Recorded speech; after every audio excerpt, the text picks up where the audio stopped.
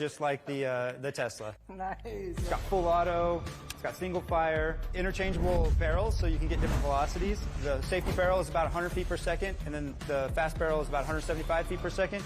And then on the XL, we wanted to add some more features to the Big Brother. So we got larger battery in this one, single shot, full auto, and 3-round burst. And then the XL goes about 160 to about 250 feet per second. That sounds really awesome, but do any of us even know what feet per second means? I have no idea what that means, but I can tell you I could go 160 miles an hour in the front straight. Well, that's what we're here today to do. We're going to put our gellets up against your race car and see who's faster. We've got our high-speed camera set up so we can see how fast the gellets are versus the race car. I don't even know who's team I need to be on right now. I feel like I have to be on yours because it's the first time a passenger's been in the car. Yeah. But I think line them up! Round one, fight! Oh my gosh.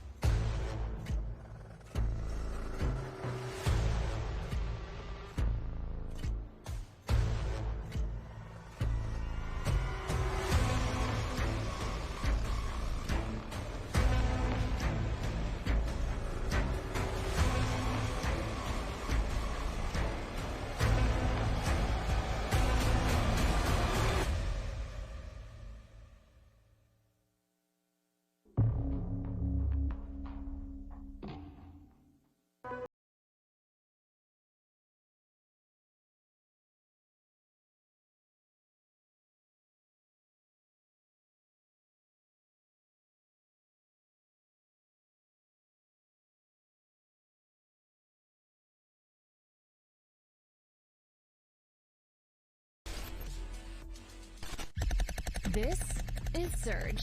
It's packed with all of the latest tech from Gel Blaster. For you, that means epic gameplay, like nothing else out there. It's designed by the Gel Blaster engineers in Austin, Texas, who have made robots, drones, and even spaceships. With Surge, they've taken the best tech out there and put it into your hands for a difference you can hear and feel. Does it hurt? Just a little. But that's what makes it so fun. Surge is packed with the best tech, like a built-in lithium-ion battery and ultra-fast USB-C charging, unlocking hours of gameplay. The high performance and precision comes from carefully tuned, ultra-strong gears and super durable internals, so push Surge as hard as you want. Want to raise the stakes? Surge holds over 800 gellets. Activate full auto mode to rapidly blast gellets more than 100 feet. Need more ammo? Reloading is quick and easy, so you can stay in the game. Gellets are simple to make. Just add water. They're super affordable too. Your Surge comes with 10,000 gellets, and additional 10K packs are less than $5. Do you like cleaning things up? Neither do we. With Surge, there's no cleanup required whatsoever. Gellets fully evaporate without leaving a mark. They're completely safe and environmentally friendly, so you can feel great about playing without worrying about the mess. Surge is even more fun with friends. Easily swap fin colors for team play, and customize your blaster with different colored gellets and official Gel Blaster accessories. Gel Blaster is always dropping mods that change the game, even when the lights go out. Surge gives you the ultimate blaster experience, period. Why settle for anything less? Join in the fun by getting your Surge today.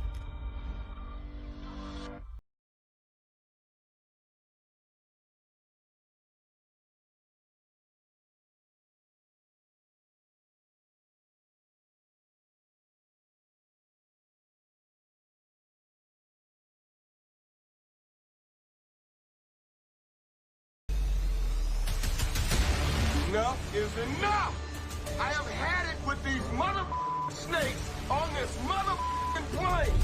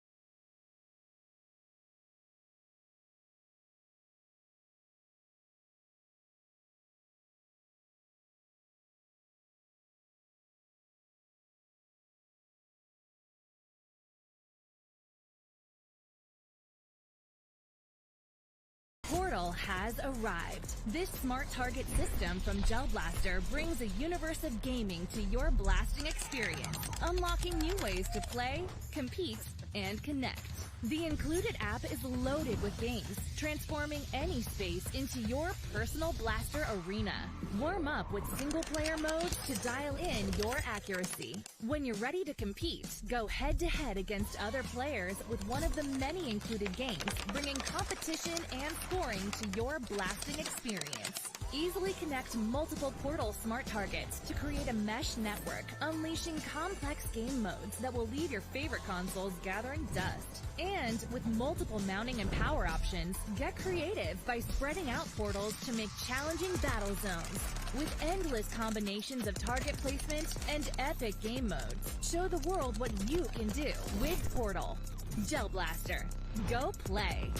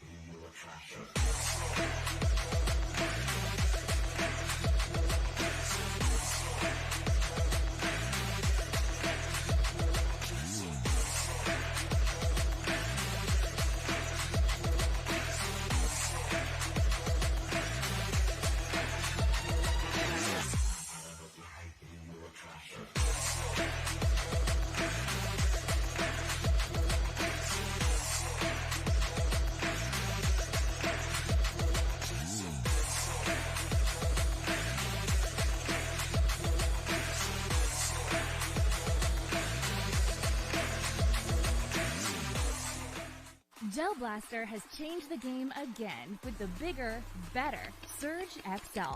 With 3 blasting modes, including full auto, you can launch up to 12 gellets per second. Use the selectable velocity to dial the power you want, from 170 feet to an astonishing 250 feet per second. The extra-large hopper holds over 1,000 gellets, which are eco-safe and leave zero mess. Features like ultra-fast USB-C charging and a heads-up battery display keeps you in sync with your blaster's power. Win the day with the bigger, better Surge XL from Gel Blaster.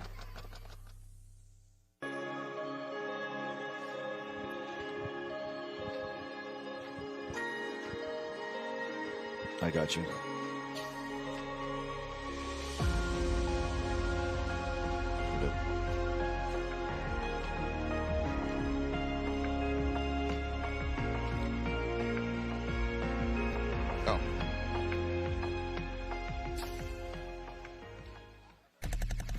Dobby's trying to get to you on the direct bat line. All of the latest tech from Gel Blaster, like a How about now? lithium-ion battery. Okay, but that is not with the holding down the talkback button. I'm going to hold the talkback button now. Over 800 gellets. Activate full auto mode to rapidly blast gellets more than 100 feet. No cleanup required. All right, maybe you're on the wrong headset. I'm going to try number 2. Gives you the ultimate blaster experience. Period. Join in the fun by getting your Surge. How about today. Anthony? I'll try it just, but.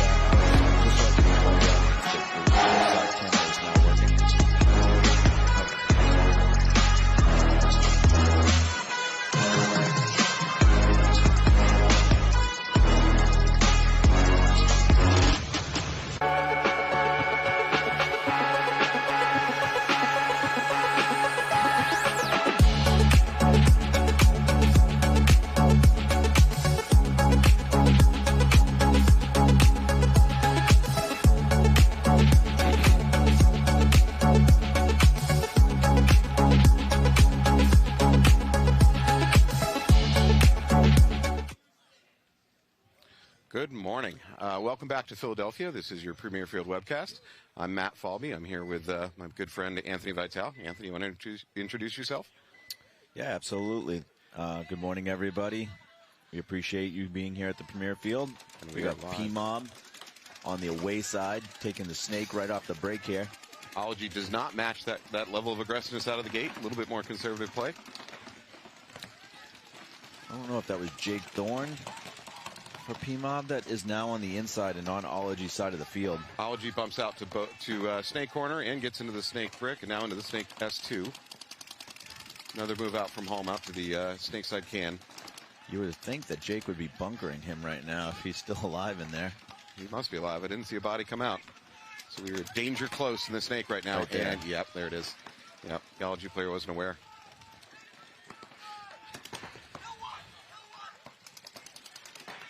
So preferred mob in good position in the snake. Looks like they're going to probably fill into S1 here from the brick. Looks like Thomas Mantoni. Interesting. Does a little bit of a looping run. Gets into the snake mini wall. And now the snake brick. Oh, double up into the snake brick. I don't think that was the plan. Thorne looked a little bit surprised.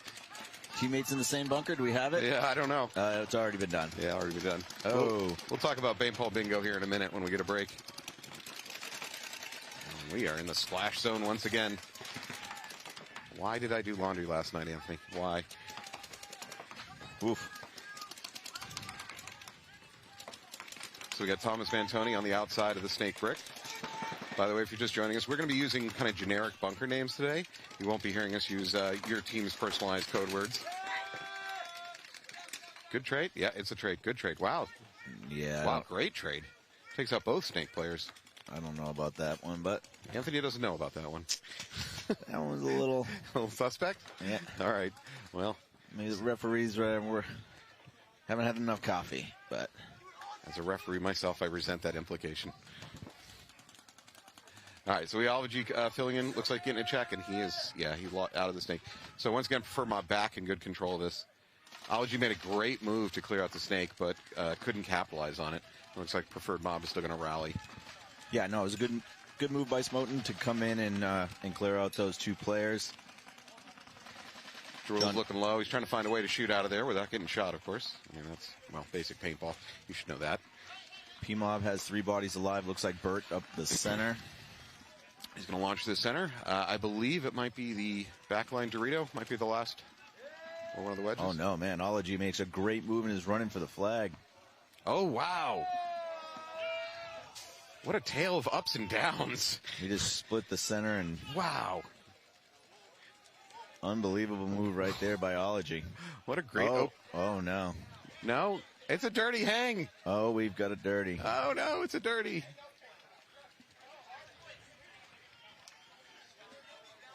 That should be a reverse hang, not a no point.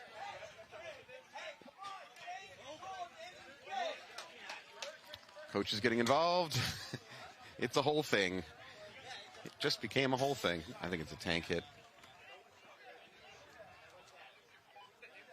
So refs, coaches having a little bit of discussion. The Ology player that hit the buzzer has what appears to be a hit on his tank.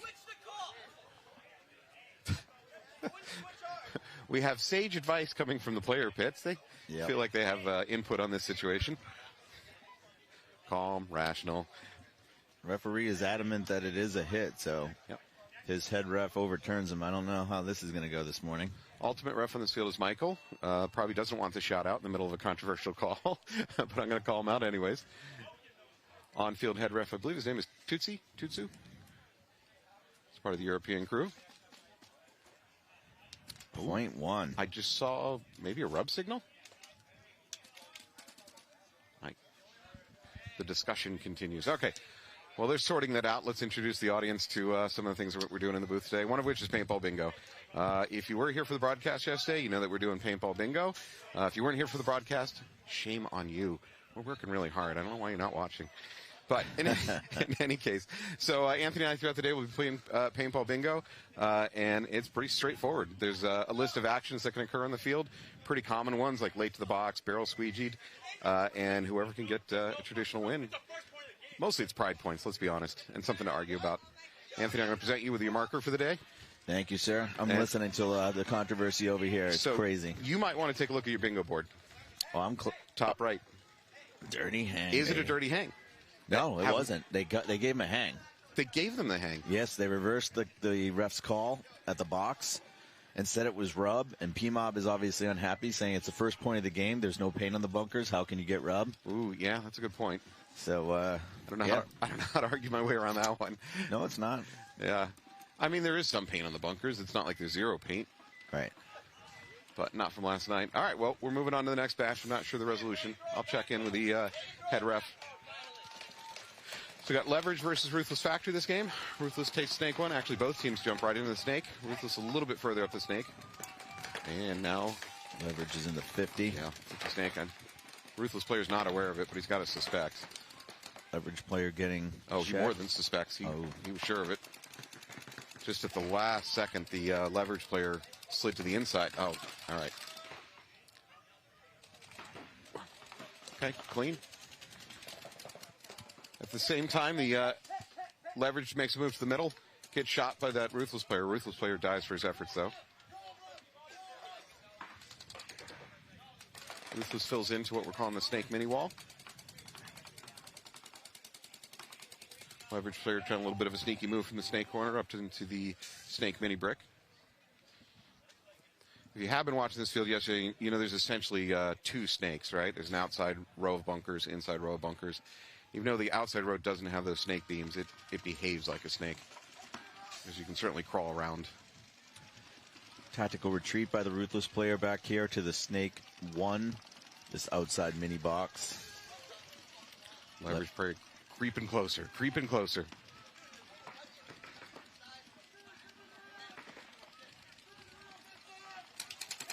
Yeah, he got him. Good play right there. Morin. That's Morin. Number 21 from Leverage. Clear in the field. Should be able to walk it in and tag it.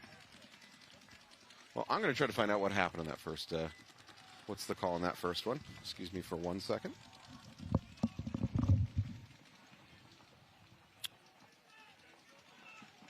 Leverage is walking in, deciding who's going to hit the buzzer here.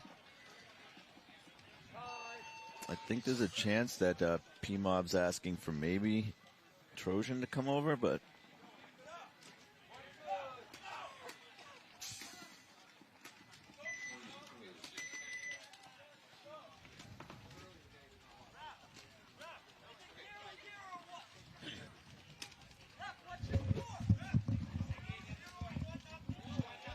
all right, I just had a talk with the ultimate ref, Michael. So the situation was that the ref checking the player that had the hang on, was it Ology? Yeah, Ology, called it a hit. They had a conference, took a look at it, both based on there not being a lot of paint on bunkers, like you mentioned, because you're wise beyond your years, and it's a lot of years, and the fact that it just didn't look enough like a hit, so they overturned that dirty hang call. So they called it a clean hang. all right, see how P-Mob bounces back. Ology is now on the away side of the field. They're up 1-0. They take the Snake off the break. P-Mob needs to mentally get over that because they are kind of a little That Dorito wedge has a really good shot, but Jake Thorne looks like he's gone through it. P-Mob also takes the center brick. That's, I think, Nate Brodell up there. P-Mob tried to make the bump over into the S2, but got caught likely by the other Snake player. And it might have been the Dorito wedge too. He was there off the break. We saw that yesterday as a little counter to teams that don't take the Snake off the break.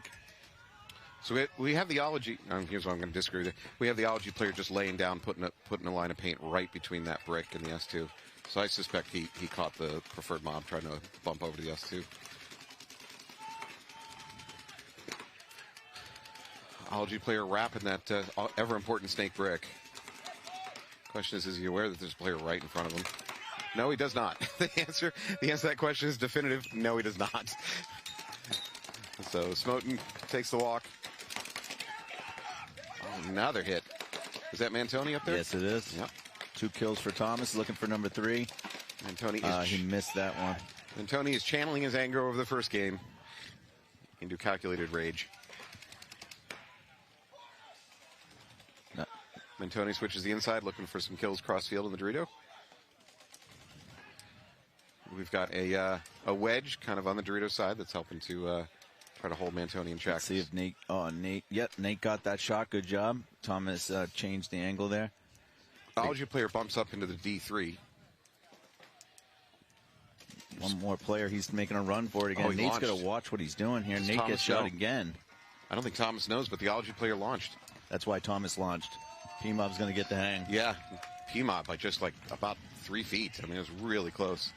Unfortunately, P-Mob isn't learning that they're getting split down the center on that side there. Yeah. So, good job by Thomas recognizing that it was a race for the buzzer. It's a good hang. No controversy on that one. All right. So that should put the match 1-1. I know on your screen it shows 0-1, but it should be 1-1. Ology did get that first point. I have been told. Let me throw credit or blame onto my resources. I have been told. That allows me to evade responsibility if I'm incorrect. Yeah, following orders. Yep. All right, so we have Leverage coming out against Ruthless Factory. Leverage will be on our right. Ruthless in the black and gold jersey will be on our left. And there's Thomas. Did you hear a regurgitating sound? Yeah. All right, you think that's Mantoni? Oh, I know it is. And he does it every tournament, so you know where he's ready to go when that happens. When he starts throwing up on the sidelines? You got to question how much he's into it if he's not throwing up. How did I not know this? All right, Leverage up into the snake brick. Ruthless, I'm not sure is aware of it yet. Ruthless really doesn't have an outside presence to stop it. Domenico here for Leverage could drop low and wrap around, well, either side, really. Nice shot there by Domenico. I believe he took out either that Dorito tower or the Dorito, the backline Dorito. So Ruthless really doesn't have an outside presence to do anything about this. It wouldn't be a bad idea for their backhand to go ahead and bump out to that snake corner. Oh, Domenico missed this move right here. Ooh, good move. All right, Ruthless, good counter. Slides from the God Bunker into that nice Domenico. That snake mini wall. Oh, unfortunate. Yeah. Just Domenico squirrels out of there at just the right time. Well, he dies for other reasons. So essentially got the trade they were looking for, but not the way they wanted it to go. Two Ruthless players walking off now. Ruthless retakes that brick. I think there's at least two Leverage players left.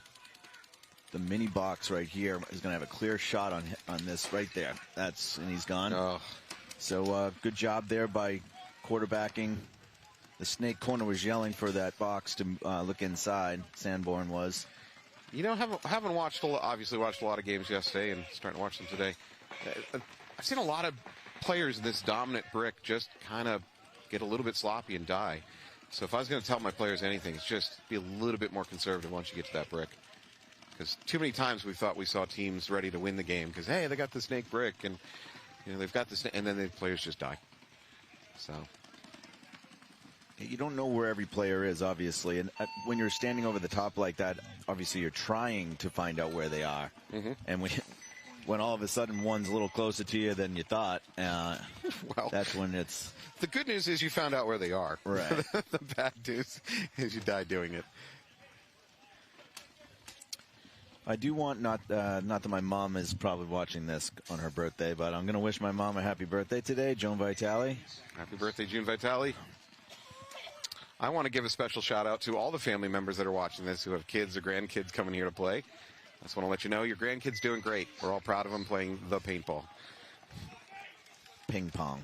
Yeah, or that. All right, so P-Mob's on the away side of the field, the right side, if you're viewing it from home. 1-1 game. Ology on our left. Ology did win both their matches yesterday. P-Mob went 1-1, so P-Mob needs this match. Yeah. Oh, I think the P-Mob, he got hit, clipped going out to the snake. Sammy Lana got shot. You know what he didn't do is he didn't take the real outside run. I've seen a lot of players going outside of that snake corner and then in. Thomas does launch, though, from the home all the way into the snake one. Gets in there. Ology goes ahead and moves from the God to the outside brick, but dies doing it. Oh, and a minor. Uh-oh, that's not good for Ology. And another body coming off.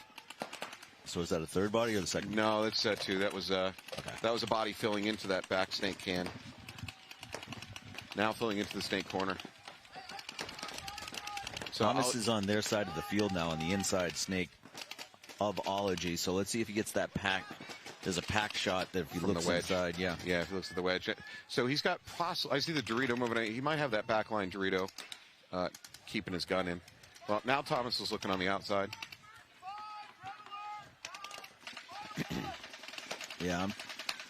PMOB needs to get up into the action a little bit here. They're too far away from their front players. So that mini break in the middle is making a move out to the God to try to counter Thomas. Dies for it. Nice shot, Thomas, there on the God. Thomas is on their side of the field. I believe that Ology still has that back tower bunker hot, which is not a great bunker to live in this situation.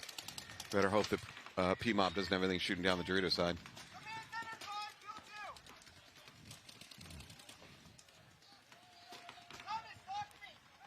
No, I believe he walked off. That might be it for Ology. And there's a towel. Still a little disjunction there from PMOB. I mean, obviously they won the point, but they had 4 bodies alive. Thomas is on their other side of the field. On the Snake side where it's clear, you'd like to see at least someone coming back him up.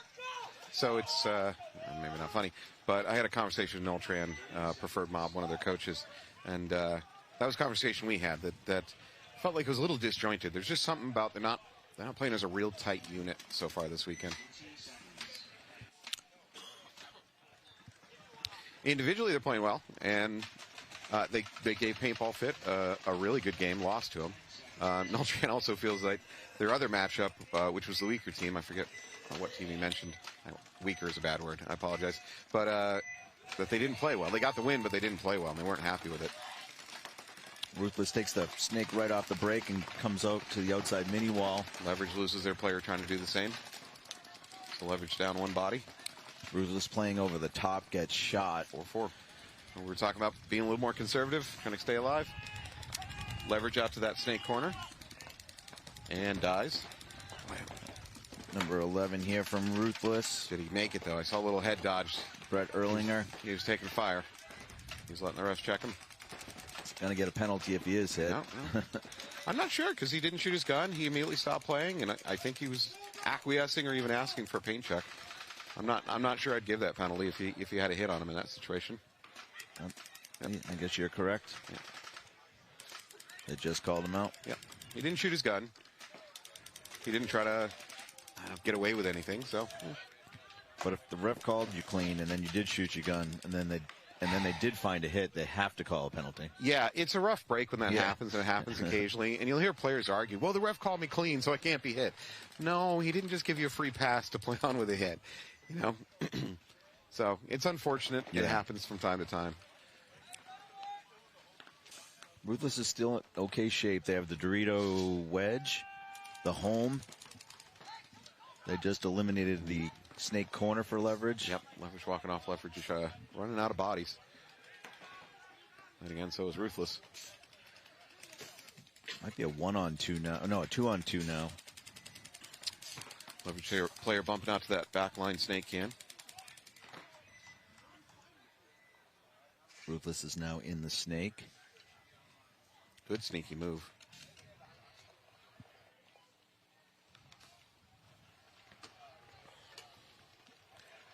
So the Snake side camp for Leverage really trying to figure out where he is. Well, he knows now. I don't hear any communication, so must be a one-on-one. So I'm not hearing anybody talking to anybody else. That's not a one-on-one. Ruthless has at least one player in the Dorito wedge. Well, and I think that Leverage has the Snake cam plus the Dorito. That might be the Dorito, baby Dorito, maybe? Oh, out the outside tape? Yeah. Montalvo is making good moves here. Yeah, you cursed him. There you go, commentator curse. Your first commentator's curse kill of the day. Congratulations, Anthony. I mean, I don't want to get into it, but whatever player is in the Dorito wedge from his teammate, he killed him. Because he was playing a 1-on-2 when he should have been playing a 2-on-2. Yeah, he didn't get support.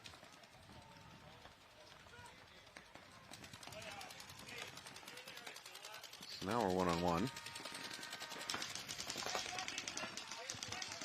Yeah, no, Seymour's doing really well, saying, hey, he's on me, so let's play a 2-on-1. Yep, 2-on-1. And now he's going to get bunker bunkered. Move. That's a 2-on-1. Yep, that's a good choice. Because even if he died doing it, you still got an extra body. So I'd be happy with that decision from Leverage. So Leverage goes up 3-0. Preferred Mob score has been corrected. Preferred Mob is up 2-1 over Ology or Ology or Eulogy. How do you pronounce it? I'm gonna go Ology. Sorry, we can't understand you in your thick Boston accent. I don't know what you're just saying. I, on the other hand, come from Ohio, which is one of the most neutral accents in the world. Or, well, in America. All righty. I think we're introducing a new view for our viewers. New angle. We'll have a man D-side camera for the rest of this event. Nice. Upgrade. Thank you to Bob Howe from Comp Sports. All right, here we go. Wow, good fast move. Ology player. Yep. For Ology player. Oh, nice shot. I think Aiden got that shot in on him. Oh, there's penalty on P-Mob. Minor on P-Mob over on the Dorito corner side. So you got two players walking off over there.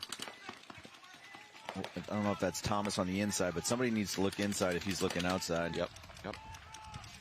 This looks like Sammy Lanner actually here on the 50.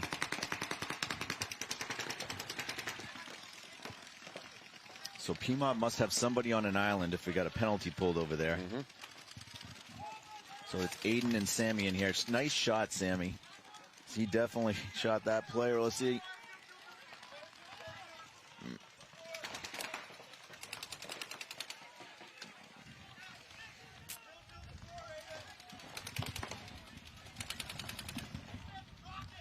Ology player in the snake content to just stay posted up on that brick, waiting for the wrap.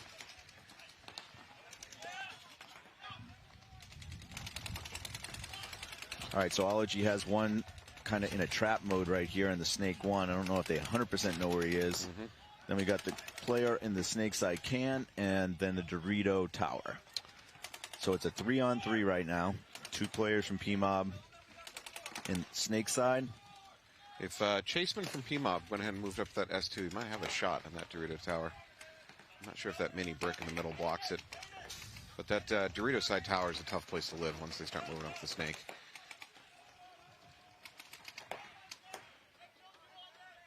There we go. The snake side can for Ology makes a bump out. Takes the snake corner. He's got to get his gun up. Yeah, he's looking to launch right here. Yep. Nobody's looking inside. He could split the difference here. About 7 minutes on the clock, so nobody's in a real hurry on this one.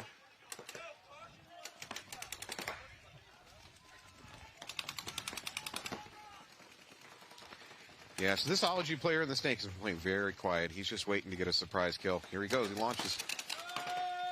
Does he do it clean? That is. When I say 2-for-1, I don't mean a penalty. That was a great 2-for-1.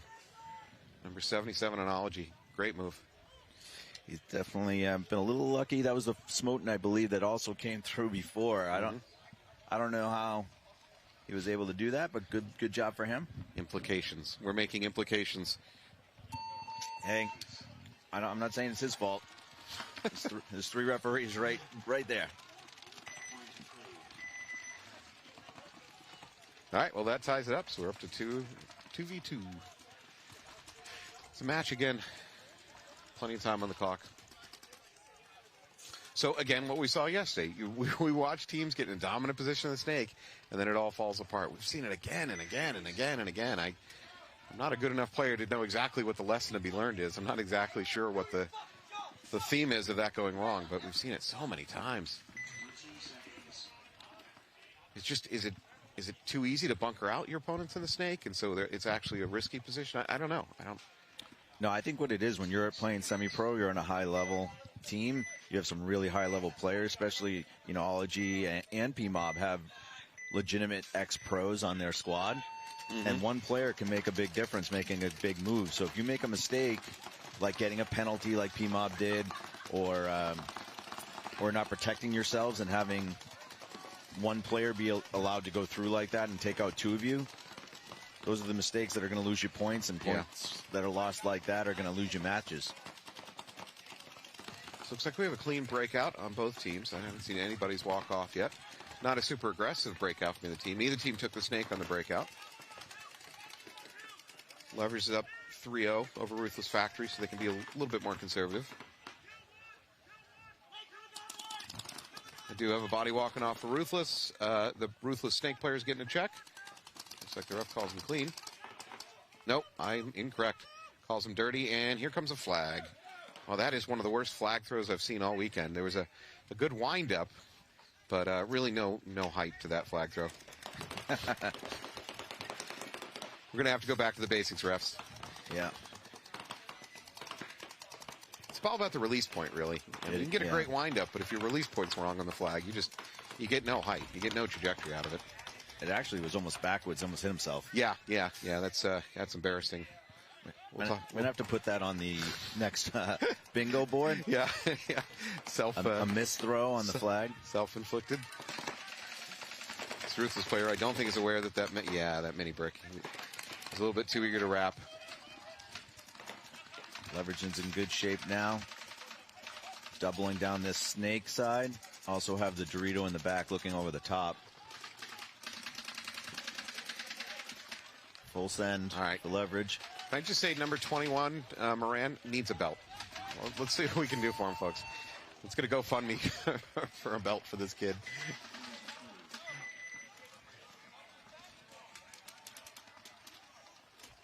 If you'd like to know what type of underwear he's wearing, DM me. I can tell you. Oh. What do we got? We've got John Derula, Jake Thorne, Peanut, Nate Brodell, and Thomas Mantoni coming out for P-Mob. Let's see who Ology has down that side. A little hard to see in the dark jerseys early on. That's the harder side of the field for us to see as well. Yeah. So it's probably a good time to admit our bias. We're both New England guys, Anthony and I, and P-Mob is a New England team, longtime New England team. So we're familiar with a lot of the players. But, Thomas Taylor does coach Ology. Love Thomas. So let's have both teams just have fun. Yeah. Shout out to Thomas Taylor in the Ultimate Taser Ball League, which failed. There's a minor on Preferred Mob. Their snake side just walking off, and their Dorito side loses a player too. Yeah. So it just went wrong real fast. Well, they do manage to clip the Ology player trying to get into that snake brick. Looks like there's 2 P-Mob left, so it's a 2-on-4, and Ology's in good spots. Up on the Dorito side, they're in the Dorito side brick. Looks like Nate Brodell's going to try and make a move up the snake side here, see if he can catch a free kill while getting into this 50. We can salvage this thing. Yeah, he's got a free one right there if he looks inside, which unfortunately he doesn't. If he does he's also got a course. Up, he's going to back up into a gun. He's also got a core sample in his barrel right now, so his first shot's not going anywhere.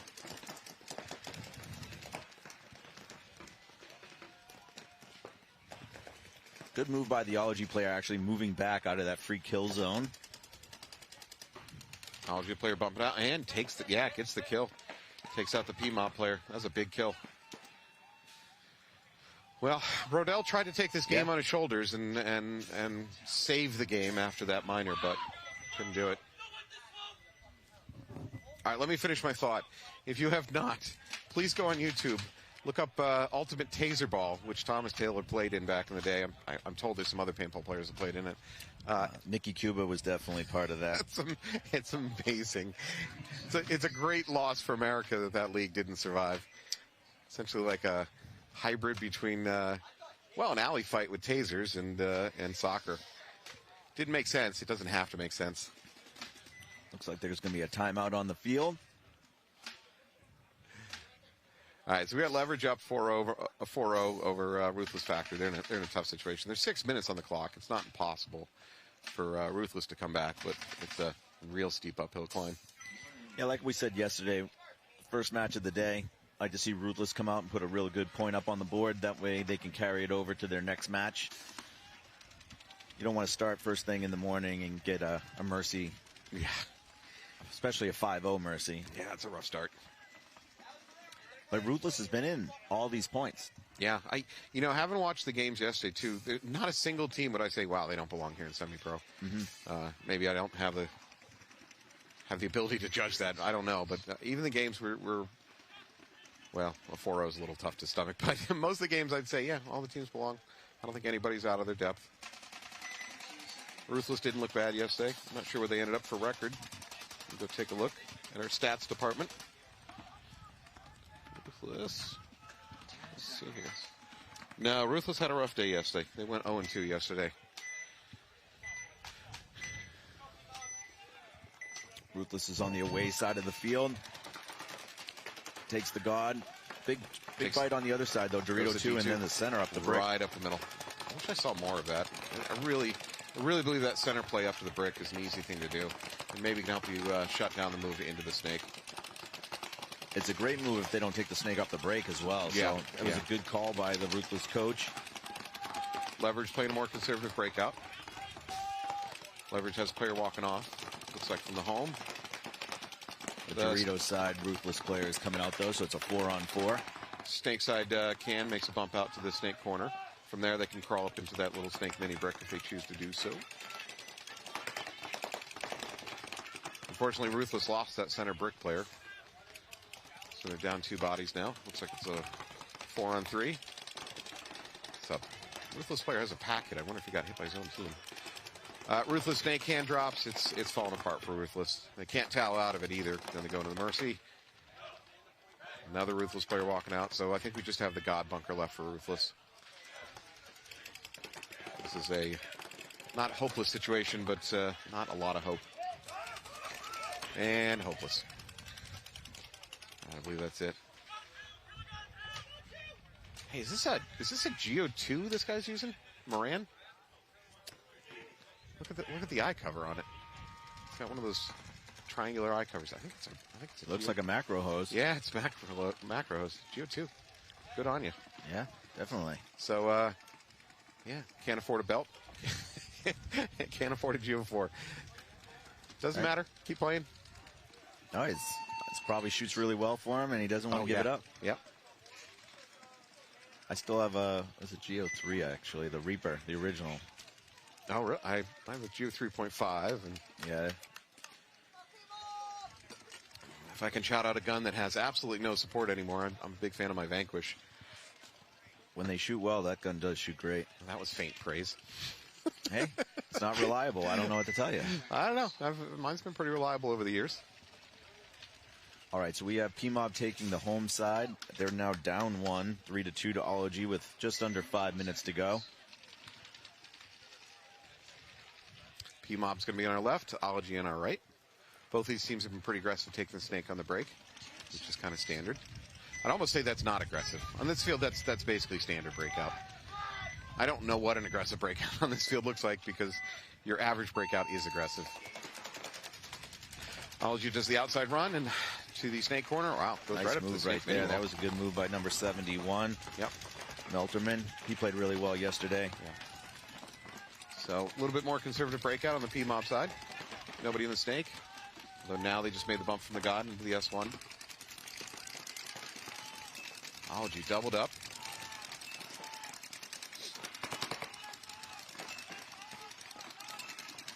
The Ology player looking to see if he can wrap a little bit. Yeah, he's played really well. Yeah, he's on. Oh, here we go. Here's the confrontation. Sammy doesn't know he's there. He does. No, he either guessed or he knows. Either way, that's a good trade, body-wise. See, So now this we're is going to be the battle right here of Thomas and Melterman. Whoever wins this battle is going to be in real good shape to win the point. P-Mob just filtering bodies through the snake. John Derula behind him. I can make an argument for if you're in this snake brick like this, leaning out, intentionally letting your opposite know that you're there, and then backing up a little bit and getting your gun ready, because you know they're going to come for you in the next 30 seconds. Or less. You know, like bait them into trying to bunker you.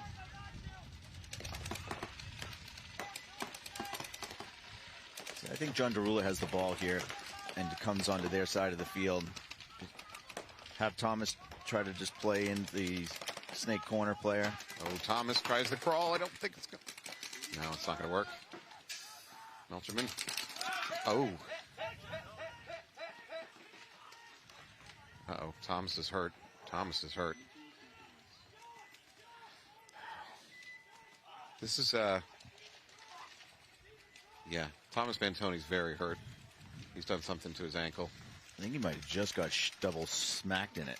Well, it looks like a hit. This is probably a crude time to bring this up, but we do have trip and fall on our bingo card. I know that feels awful to say that right now. It makes me a horrible human being, but hey, gamer's got a game. Yes. Take a look at it in a second. Number 45 here from Ology is in a good spot right here to stop the bleeding. So I think there's 2 Ology players, of PMOB players now on their side of the Doritos. Ology makes tactical retreat to the snake side can. Yeah, that's number 45. That's a good move there by Jared Demchek. What do you think the best bunker on the back line to defend from an outnumbered position is? Maybe that Dorito?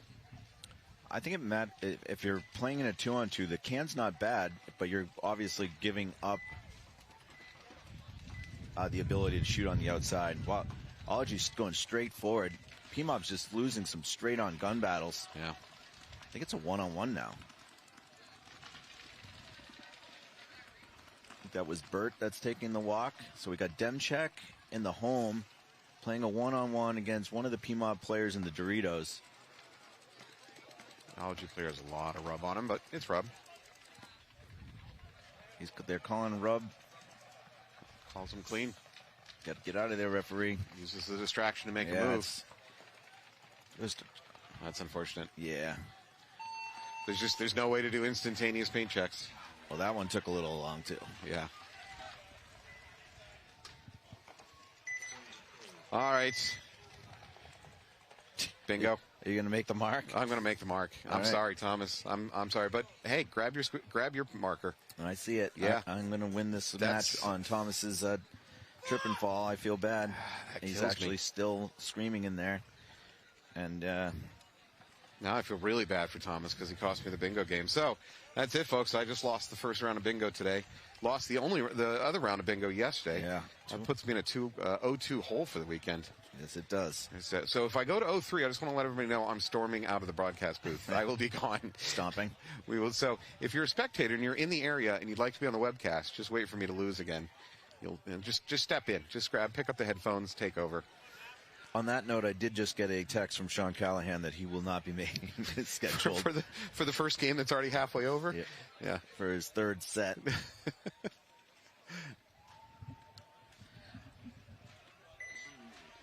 All right, so we have a minute 25. We're now in Xball with the other leverage match being over. Congratulations to Leverage on their 5-0 victory.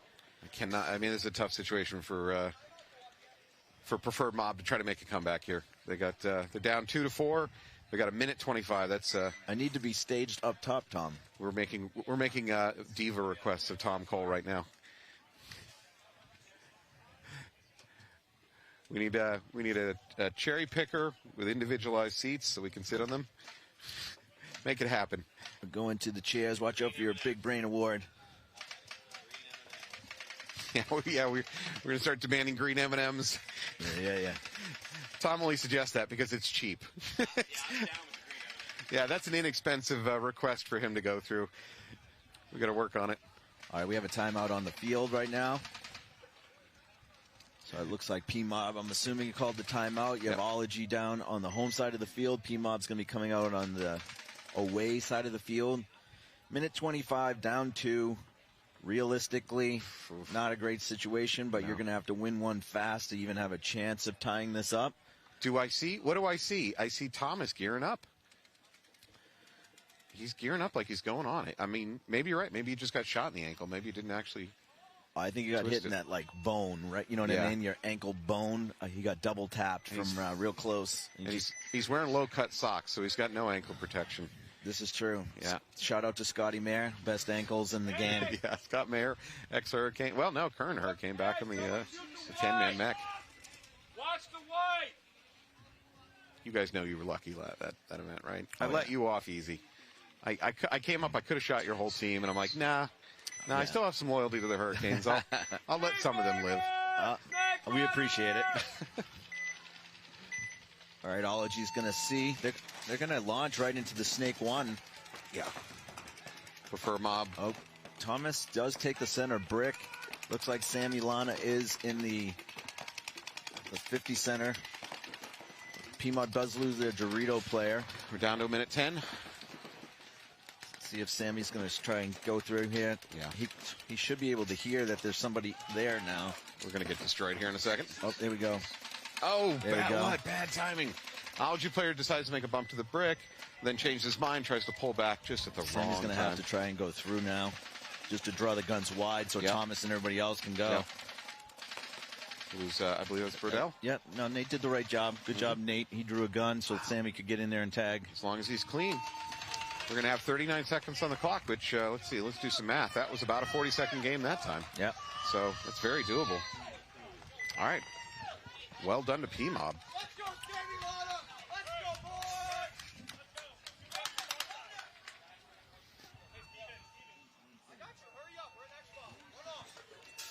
Thomas is down a loader. And Thomas is vomiting. Yeah. It's all right. Wow. How did I not know that?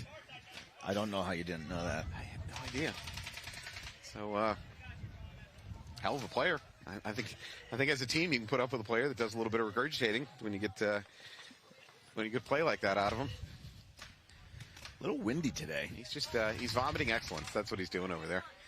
He's just getting out the negative. Yeah. Expelling the demons. So it is a much nicer day today. As our ratings plummet due to the vomit talk. I apologize. We'll shift to weather. It's a much nicer day today. Yesterday started out nice, a little bit cloudy but nice, and then we had a major storm roll in and just flatten everything. So forecast looks good for today. A little bit cool right now, a little bit of wind, but should be a much nicer day. All right, so PMOB's down one. They just won a really quick point. They have 39 seconds to tie this up. Down 4-3 to Ology. Going to make this interesting, folks. So what I didn't see is pell-mell rush of just unorganized chaos going downfield. They weren't entirely disorganized, just flinging themselves to their death. You might see that at this point, but yeah. Well, I don't think you have to. They did that game in 40 seconds, so we can do this one in 39. Just because I'm here to entertain, no, I'm going to get fired after this event anyway. Yep, that's a fact. That's a fact. Referees are human. Oh boy, here we go. If they felt like they maybe made a bad call during this event, will there be a makeup call? If I'm an Ology and I'm Thomas, I'm like, hey, don't give them anything to call a red flag on us. Yeah, the quickest way to lose this situation is not from getting shot, it's from a penalty. Correct. Yeah, absolutely true. So, Ology, don't do anything that is even close to questionable. No, I agree with you, Anthony. You are definitely getting fired after this event. Yeah. The referees are going to coup me. Yeah. Do you have a change of clothes? We can get you out of here. I'll sneak underneath the fence. Yeah, there's a back fence line. All right, we got 25-second countdown. 40 seconds on 39 seconds on the clock. P-Bomb needs this.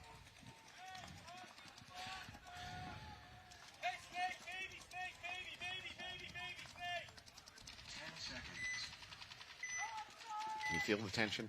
Can you feel the tension? Good match here to start off the day, though. That Ology home player has a little bit of yellow on his sleeve. I wish he'd wipe it off before the game started. I like this move right here. I think that's Meltman right up into the snake. Good defensive move. P-Mob already drops 2 bodies, unfortunately. They're still going up the middle. They take the middle brick.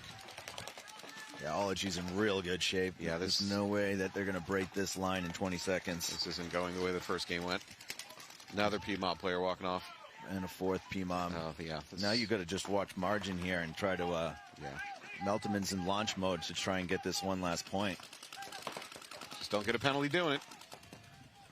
Well, don't get a major. They got it. You got it. 2 seconds left on the clock. Ology hits it. They're going to win the match either way, but helps their point differential a little bit.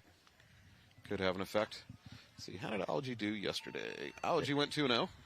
So they're in good. Now they'll be 3-0 for the weekend. So we're going to wrap up here in a second, but let's just do a little recap here that Ology played a really good point. I like that last point where they kind of switched into second gear when they knew they had an opportunity to get that extra point. Very smart play. I like the fact that they sent Meltman straight up into the snake and actually, have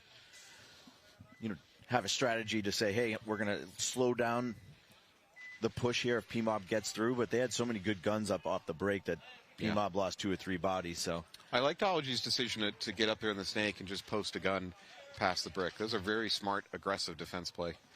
So I'm going to check on our games coming up, and then we're going to switch to commercial. So 1 second here, we have Blast Camp 787 Chaos and Newbies versus Mutiny. So we're going to go over to a commercial now, but we'll be right back right after that.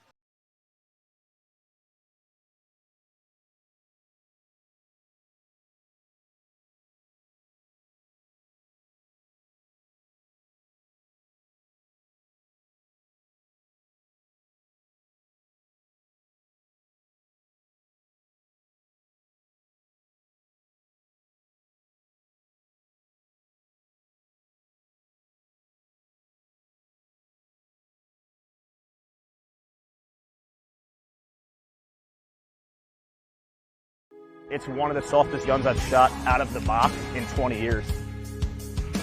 There's just no downside to this LV that they've created this time around. It's just phenomenal.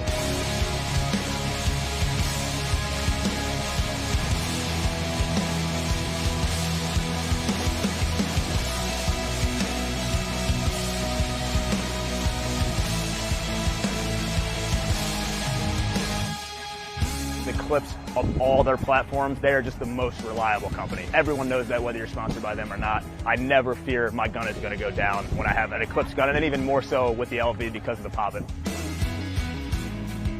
Everything is toolless now. The transfer pipe is gone, which again makes the ergonomics a little better.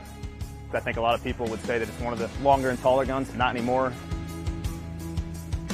They upgraded the barrel system. There's now 5 inserts, and it's a 3-piece system, which we shot them today, and they're ball on ball.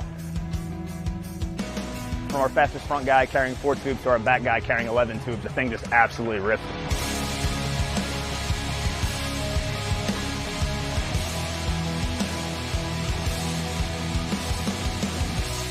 The A-Team's been around since 2004. The group we have now, though, is phenomenal. There's ex-Revo players on there. There's guys from different parts of the country, guys who played professional for Aftershock, for Elevation. The team is just a really good core group of guys. The structure we have is second to none when it comes to a paintball team.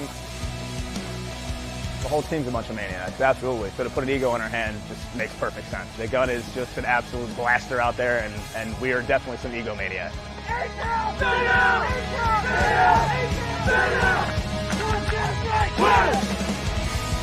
We love being a flagship team to kind of continue that nostalgic look of the LV and the Ego platform. We all love it. We all wouldn't want to shoot anything else. And it's a cut above the rest. And it shows. The performance on the field is second to none.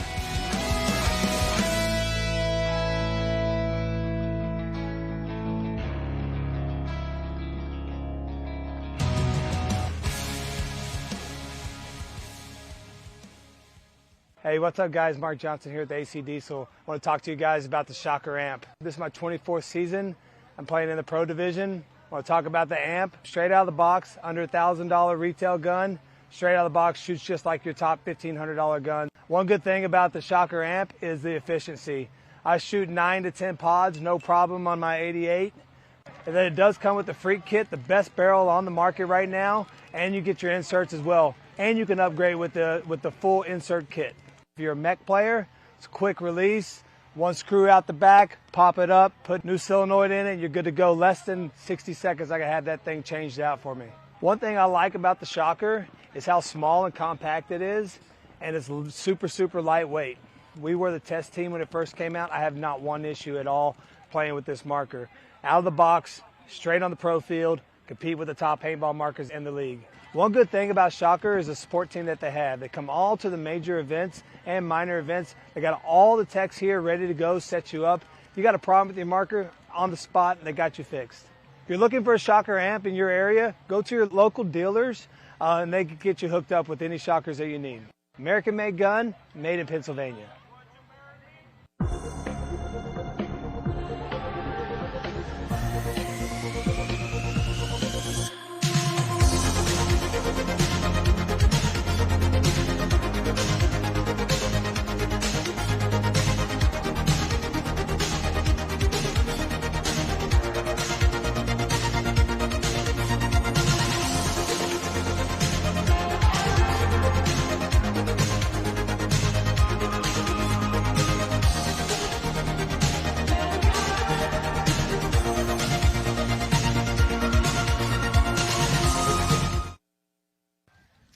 Hey everybody, we're back again.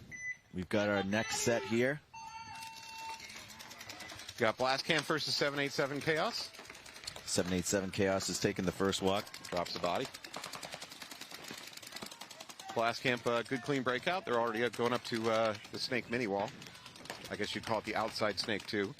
Now into the snake brick. Blast Camp's in this 50 right now. Concepcion here. Gonna challenge Blast Camp. Coming across, gets shot. Couldn't get through. I think that might have been from the God. Yes, I agree with that. Chaos has the God bunker. Blast Camp is up 2 bodies. Blast Camp in good position on the snake side, certainly.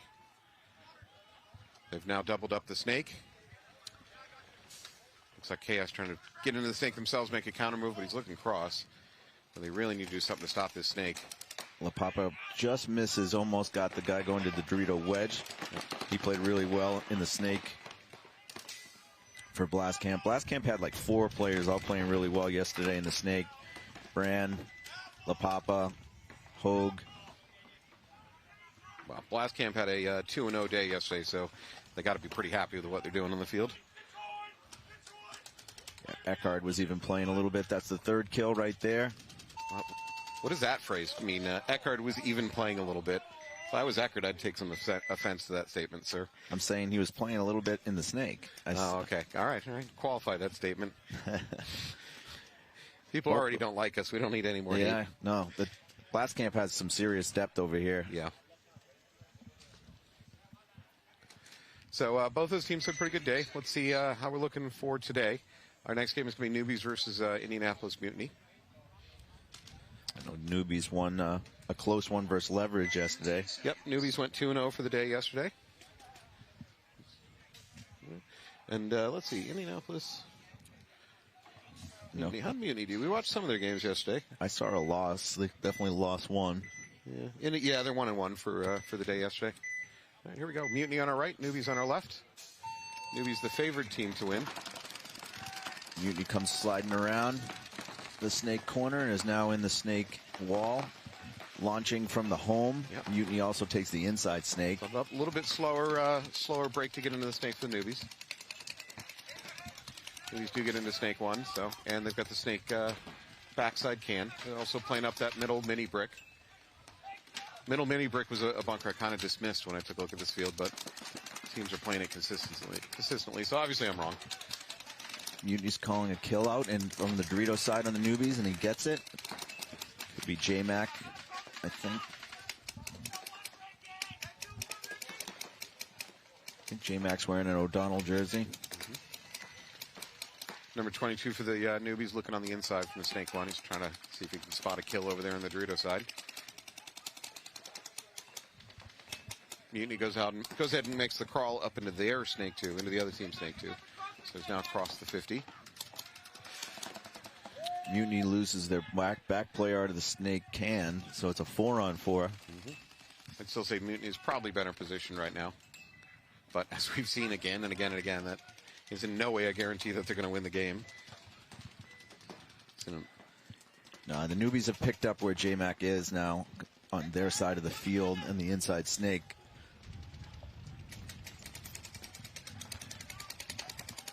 Mutiny player, I think this is Perez back here. He's doing a really good job of keeping that snake player at bay, allowing J-Mac to look inside and get a possible second kill.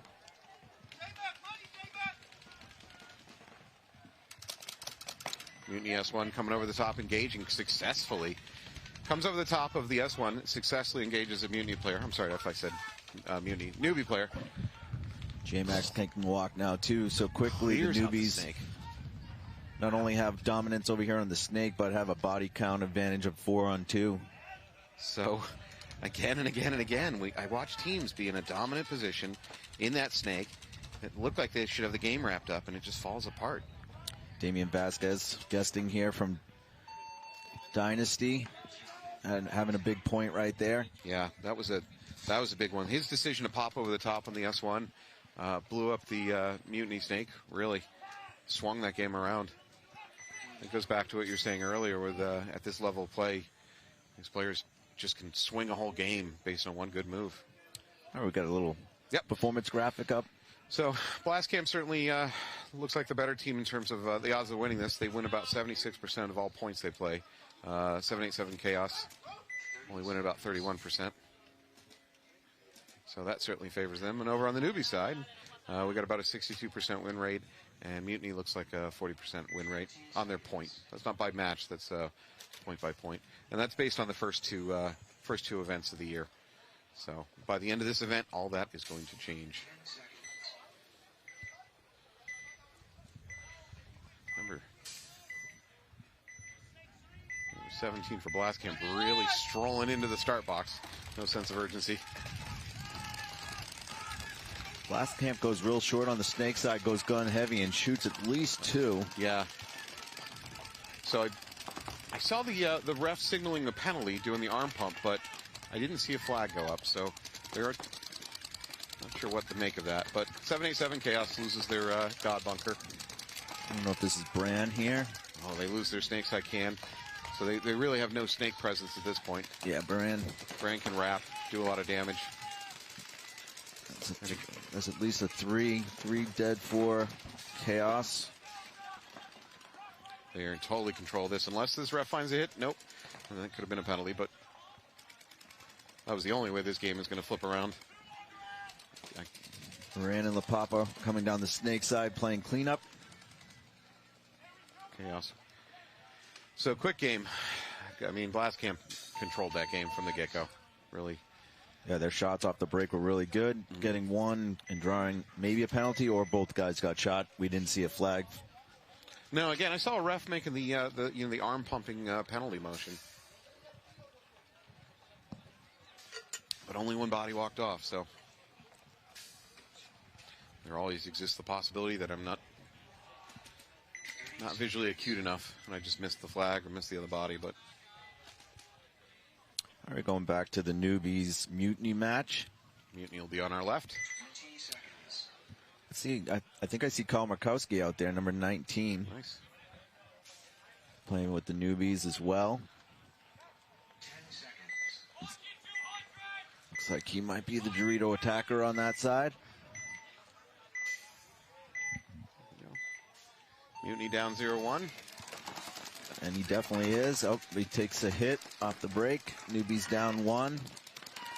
They're in real good spot on the snake. Mutiny lost their player trying to get into the snake from the God Bunker. Yep, that's J-Mac coming off. Oh, no. So the newbies wrap that center brick, take out the next God player.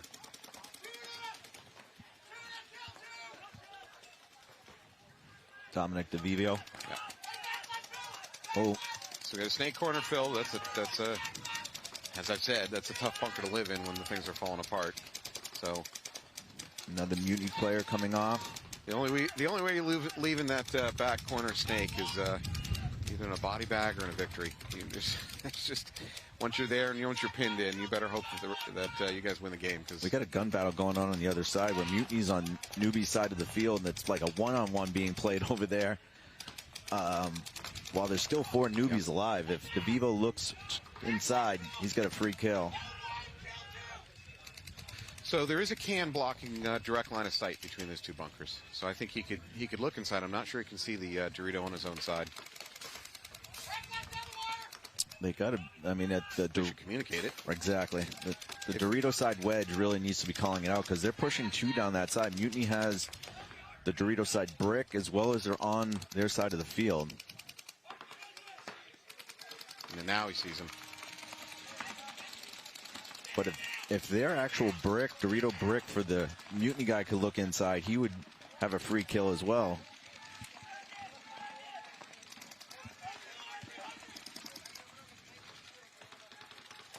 Mutiny player walking off from the Dorito side. Yeah, so it's a 4-on-2 right now. Yeah. And the Dorito brick is eliminated, so it's actually a 4-on-1 right now for newbies. And where is that last Where's that last player? Where you always would want to be. Yeah, the worst bunker on the field to live in.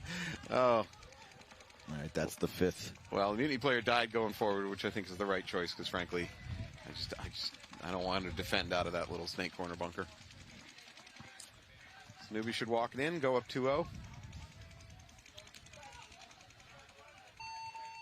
And we have a concession. That's point approved. So go back to the Blast Camp Chaos match. I'm going to check out my new bingo board. My new bingo board and see what we got. Refs. Fresh, clean bingo board. Well, starting from now.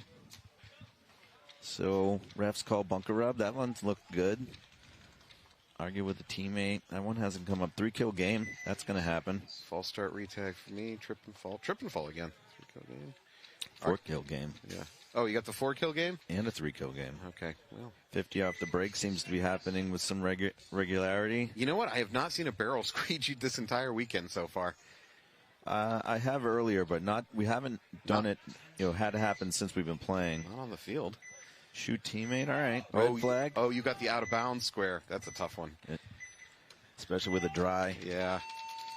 All right, Chaos is on the away side. They're taking a big bite. That's 50 off the break, baby. Yes. And he lives. Oh, damn it. No, that's for you. 50 off the break. No, I got it too. 50 right. off the break. But it's in a better position for you on the bingo card. Chaos making things happen for the bingo board. They are attacking.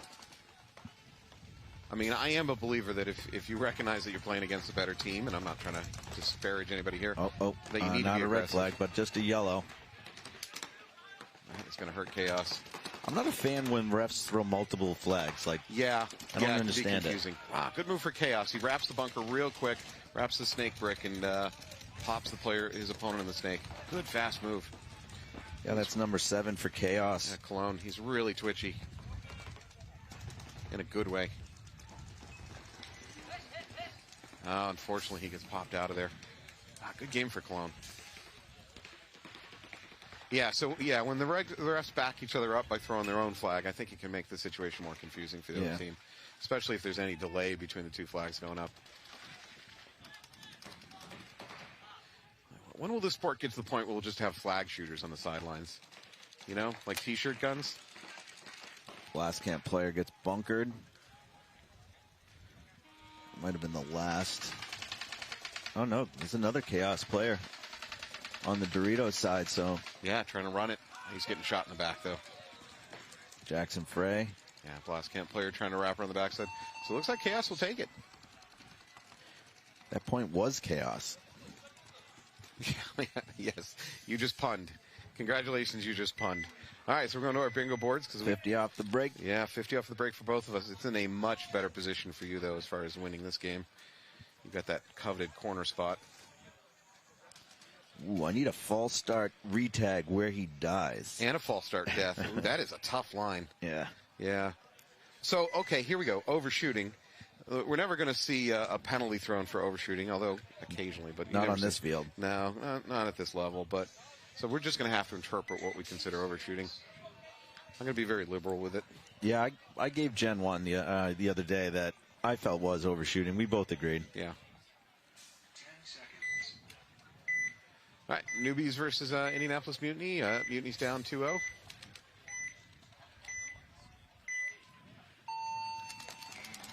The breakout. Wow, way fast, aggressive breakout up that corner. Unfortunately, they lose their snake cam player at the same time. Mutiny does lose a player as well, so 4-on-4. But Mutiny is in the 50 snake, number 9. Position. If he can get Rapp and get his gun ready, because he's got a newbie player that wants to go from S1 up, and he's a great danger to that brick. Perez is just posting up. He must know that he's there. Yeah, good communication by the newbies saying where he is. But nice moves by Perez right there. As he sees that hopper maybe in the snake 1. Yeah. Snake corner gets filled for the newbies. There's a free kill across field if the second Mutiny player can see it. Second Mutiny player in the S2, the other team's S2? Yeah. If he can look cross field, he's got a free one. But I think his job is to protect Perez, so he's probably not looking inside. Yeah. Well, Perez certainly knows that bunker's hot now because it just made a big movement. The newbie player in the S1 looks like he's looking cross field, trying to see if he can pick up a kill on the Druida side. Newbies have moved across the field into the D3 of Mutiny. Oh, Perez takes a walk. Yeah, newbies all the way back to almost to the corner on the other team's side. Don't look for the kill. Just go hit the buzzer. Nah, he's doing it right. Nice and slow. And they towel it out. It's over. Game over. Calm. Calm. Yeah, he didn't know there was a towel. He made his bunkering. I think he said that's J-Mac. He made his bunkering move after the towel was thrown, but he couldn't hear. Karmakowski really doing some damage over there, getting on the Mutiny side of the field and shooting 2 or 3 of the Mutiny players. I couldn't confirm the 3rd kill, or I'd be taking a 3-kill game right now. Right. But I'm pretty sure Carl did have a 3-kill game, but tank cover lost. I need some more Dorito coverage. Yeah, I need my... So the bad news for you is I got a 3-kill game on my board, too. But yours is in a better position. Man, you're getting the good ones. No, but then I'm getting cock-blocked right here with out of bounds. Yeah, that's true. You're kind of screwed on that one. All right, so we got Chaos versus Blast Camp. Chaos is down by 1. Big bite from Blast Camp out to the Dorito 2. But we have an elimination coming out of the God Bunker. So this is Chaos is a 25th ranked team coming to this event versus the number 2 ranked team. I mean, right now, they're really in this game. I'd be pretty happy with myself if I was Chaos. Blast Camp's now up to the Dorito 4 over on that side. He's onto their side of the field. Almost. Let's see. No, he is on their side. I'm using our Dorito view here. And gets up another kill. That's 2. Oh, you're just counting kills. That's another one. That's 3. Blast Camp player walking off Dorito side. Or maybe he's just walking because they won the game. Yeah, he's walking because they won the game. All right, we're definitely both taking a 3-kill on that one. All right. This is all congratulatory to our Dorito cam. Yeah. That I could actually see everything that was going on over there, being a midget and not being able to see over these bricks. Yeah, Dorito cam is the hero that this webcast needed. All right, back to the bingo board and 3-kill game for both of us. We appreciate the players cooperating with their game. All right, so let's look real quick. The out of bounds. Bunker Rub's looking good. Yeah. Argue with teammate is not. We need P-Mob to come back. So my right side up and down is argue with the ref, out of bounds, trip and fall. I just can't see argue with the ref and out of bounds happening. I'm not in a good position. I think we're equally not good. Still early. All right. Chaos lost that point, but they've been playing pretty well in that match. Yeah, I agree. I'd be pretty happy if I was Chaos. So we get Mutiny versus Newbies. Newbies are up 3-0. Yeah, Newbies got a really solid lineup. When you see Kyle Markowski out there, you got Damian Vasquez out there. Markowski's a name. He's done some stuff. Looks like Weston Kurtz was out there. All right, there's 9 minutes, close to 9 minutes on the clock, so there's a ton of time, but Mutiny really can't drop any more games, any more points. I would agree with that. There you go. Mutiny look like they're running for Snake 1 right off the break. Damien goes into the Snake 1. Kyle Markowski takes the Dorito side wedge. Yeah, Mutiny lost their Snake runner. Yeah, Newbies did a good job. They doubled up home. Yep. Mutiny goes ahead and fills out to that Snake corner. Makes the bump up into the the outside Snake mini brick. Call that the outside Snake 1, I guess. We also got the God Bunker. The Newbies have just Damien on this Snake side. Everybody else is home and Dorito side. So kind of surprised considering how important the Snake has been. Teams are starting to push on that Dorito side. Yeah. I think they see the Dorito side camera and they're going for it. They know they can get on air. Yeah, that's it, Ian. That's what these players are here for. Yeah, yesterday we didn't see a ton of action on the Dorito side. I mean, there was. Teams will push it occasionally, but it's been much more active today. Oh, almost got a nice shot there, Damien. The ref's going in. We'll see.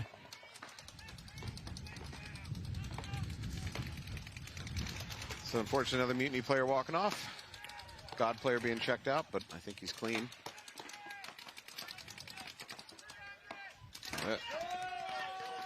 Good nice shot. Snap there by Damien. Good shot by Damien. Mutiny is there's bad another timing, one. hit on the top of the head. Yeah, Mutiny's just, this side of the field's just falling apart. Mutiny player silently pleading with the ref to check the tank of Vasquez.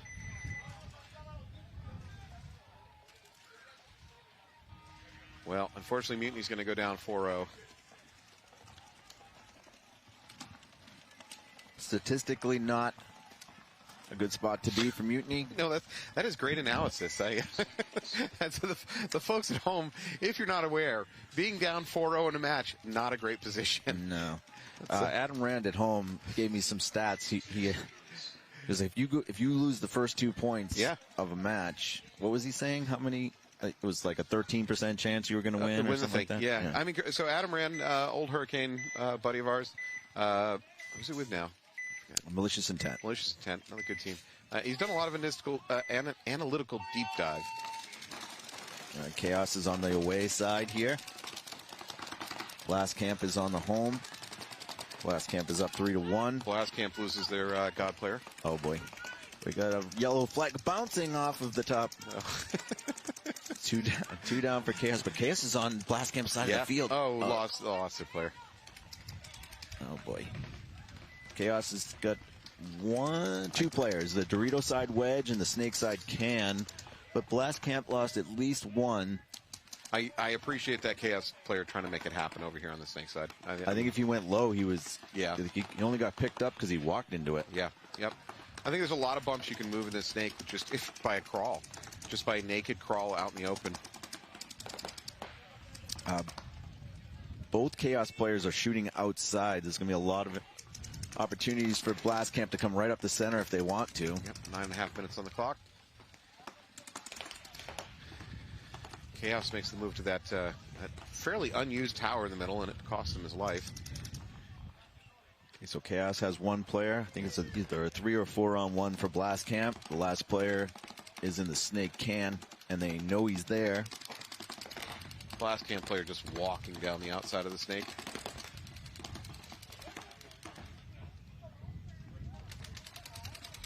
He's locked onto that backside Can. He's eliminated. Yeah, he's eliminated. I think he was trying to make a drop over the home or something. I'm not quite sure what the Chaos player was doing there, but that's it. Blast Camp was going to go up 4-1, which my analysis says is a bad place to be if you're Chaos. That's the value I bring to this webcast. So Blast Camp is currently sitting in second overall, is in command for that match. Yep. Let's see. Let's take a look at 7-8-7 did yesterday. So 7-8-7 Chaos went 0-2 yesterday, unfortunately. So they're teetering on the brink of going 0-3 for the weekend. Not really where you want to be. Blast Camp, of course, went 2-0 yesterday, so they're teetering on the brink of going 3-0 for the day, for the weekend. And Newbies also went 2-0, correct? Newbies went to Killing. Yeah, they went 2-0. Oh boy, here I go, Killing again. All right, going to look at my board real quick and see what I've got. Anything? Yeah. How we doing? Haven't seen refs call bunker rub since we started playing. Yeah. Gun down. I saw some gun down action in the previous game. Yeah, I didn't see any there. Well, previous match, let me say. Late to box. These could be tough cards. Could be tough cards. We'll see, folks. This is the important thing. I know you barely watch the paintball. You're just tuning in for the bingo. Does J-Mac have a giant hit on the front of his hopper still? See the Mutiny player right there? I think he needs to hopefully wipe that off. Could just be a bit of shiny. Or it's a sticker. Yeah. Or he just doesn't care anymore. He's daring the refs to pull him.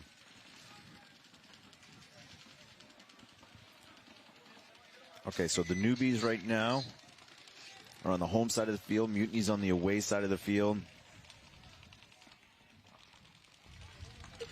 Newbies firmly in control of this match, so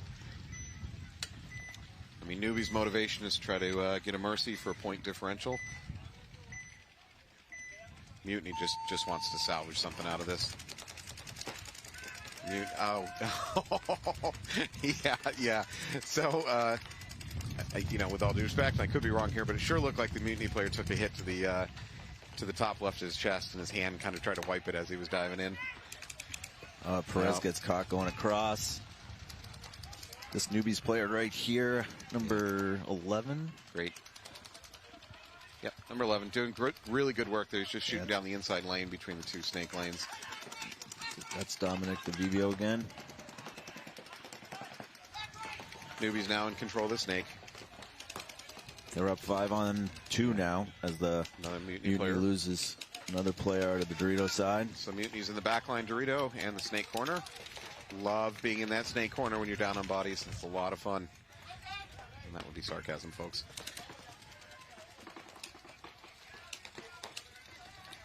Newbies are on their side of the field now. On the Mutiny player has something on top of his hopper. I'm sorry. Let me take it back. The newbie player that's across the center of the field has something on his hopper. Penalty. That's the last one.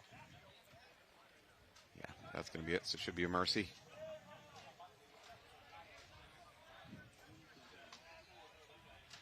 The newbie player is asking a question of the ref. I'm not sure what he's asking about. Something about a barrel. I think he's wishing he had a 16-inch barrel. 16-inch barrel. Or he's like, oh, have you seen the new Dye barrel that's coming out? Yep, I had Devin visit yesterday. Devin from Dye, and gave us a rundown on it. So yeah, cool looking barrel. All right, that is going to be a 5-0 victory for Newbies, dominating over Mutiny in that match. We're going to come back out to Blast Camp and Chaos.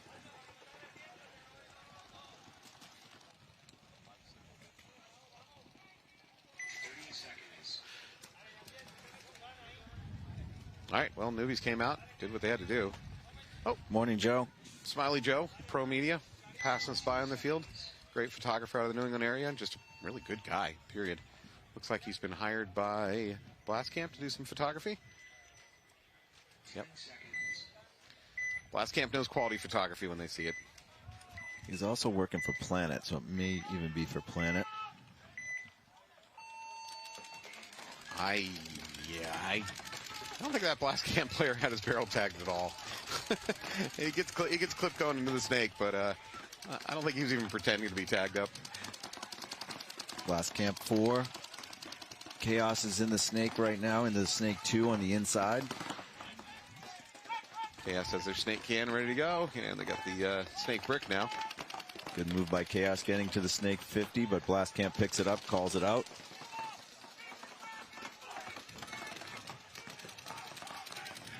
Blast Camp comes into the Dorito side wedge to counter maybe the second player that's going to come into the snake. Chaos comes flying through the center.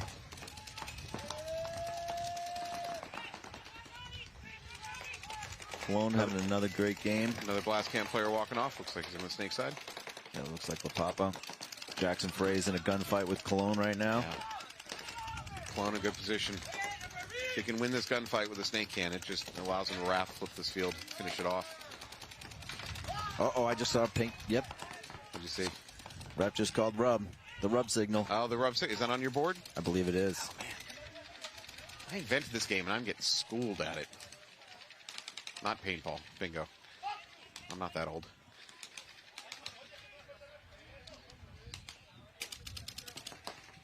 Cologne trying to catch that foot of Jackson Frey. Wow, makes a clean bump out to that snake corner. And he's eliminated by the inside. And I got him killed. Oh, I think that's overshooting as well. Oh. No. What do you think? Oh, I think you're right. How does that look? I don't know. But I think we got some rub and overshooting. You know what, though? I don't think we have overshooting on our bingo boards. No? Not this one. Okay. Oh, no, I have it. Well, I'm looking up for you. Good call. Good call, Anthony. Overshooting. I might have a down marker, though. All right, as we kind of catch up on our bingo board here, we're going to flip you over to commercial, and we'll be right back to see where we land. Thank you.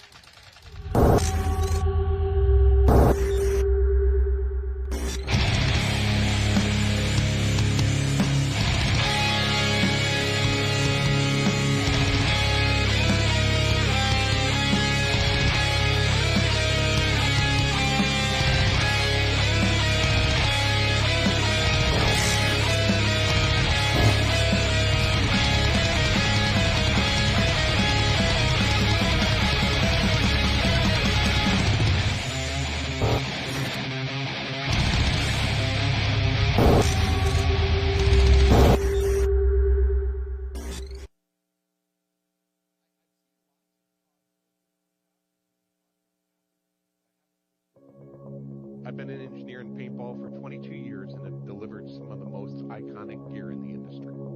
I'm the inventor of the SFT Shocker and Ion, the DLX Lux, the inline max flow, and preset system. For years, I've wanted to create a high-end regulator, and I've finally done it. And this is the Empire Flow.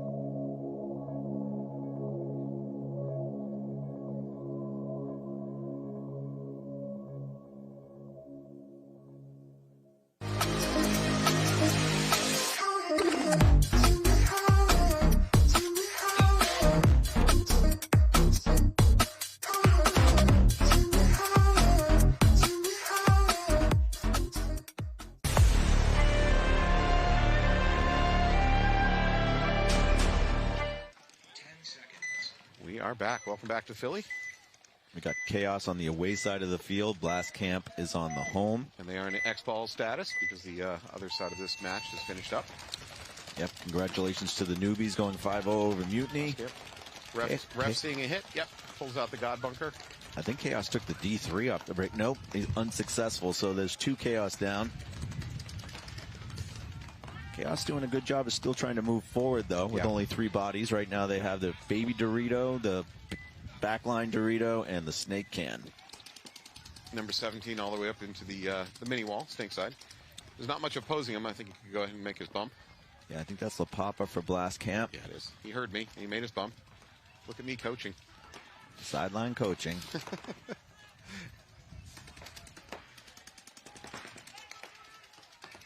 Another Chaos player's coming out, so. Making the locks. This is falling apart. But I'm with you. I like to see Chaos still attacking. I mean, why not? And another Chaos player, so they're down to just the Snake Can now. Yeah, he's in trouble. It's 6 minutes left on the clock. I don't see any point in toweling. Either way, I mean, you could towel just to save your player the pain. Oh no. So Blast Camp's on their Dorito side of the field, their Snake side. He's eliminated. That's it. I think Blast Camp's going to want to play some points now. Try to get that point differential back up. Would you towel out just to save one of your players? Just a drubbing?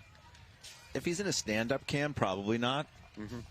Or if he's in, like, say, that little snake corner bunker? Probably, yeah. Or if he's going to just get bunkered. Yeah, when it's like 3-on-1 or something like that. I mean, you're not in a score situation where it matters all that much.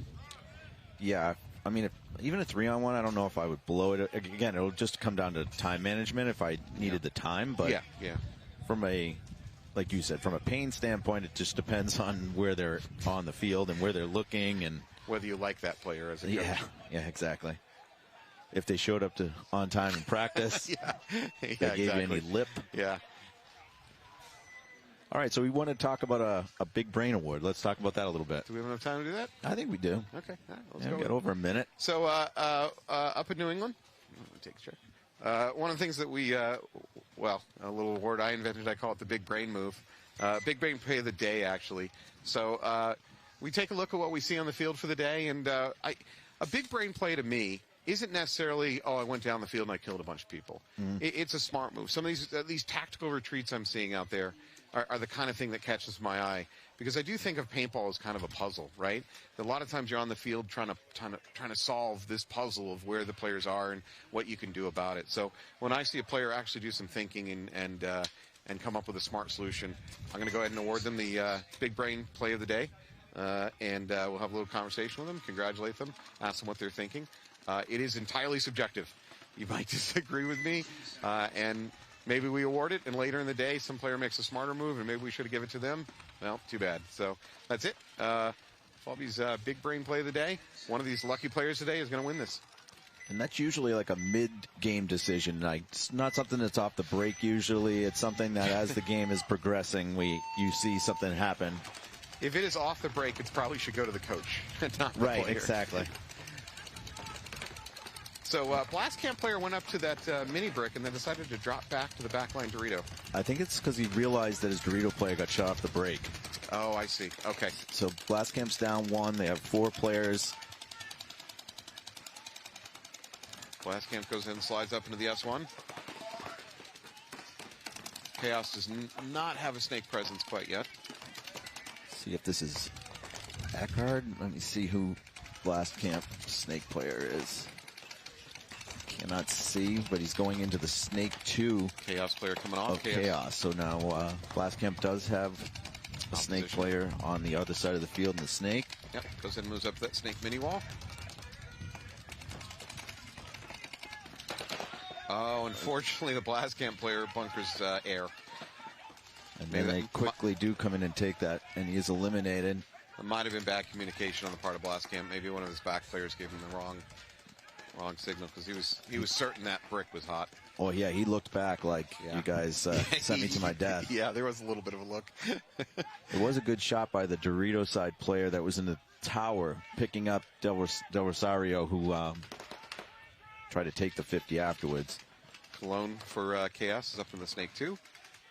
They also make a move up to the center brick. I believe it's a 3-on-3 now. You know, there's 4 minutes on the clock. If Chaos wins this, they'll bring the game back to a 3-5. That's within reach. Oh, Blastcamp player launches a Dorito 4. Chaos player comes across the field and is eliminated. Pays for it, yeah.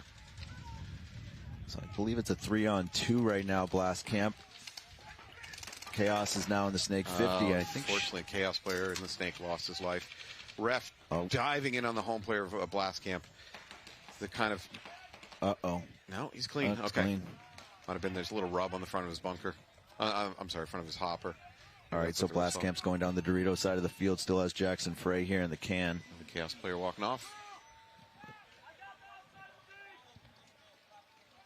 So at least 2 Blastcamp left. I don't know if there's any Chaos player left. I'm trying to check the play. Yeah. Blastcamp player trying to clear the field. Looks like he does. Yep. Hits it. All right. That should put Blastcamp up 6-2 in this match. What's 2:56 left? So we're going to come back from commercial, and Chaos is going to try to see what they can do to salvage this situation. See you in a minute, folks.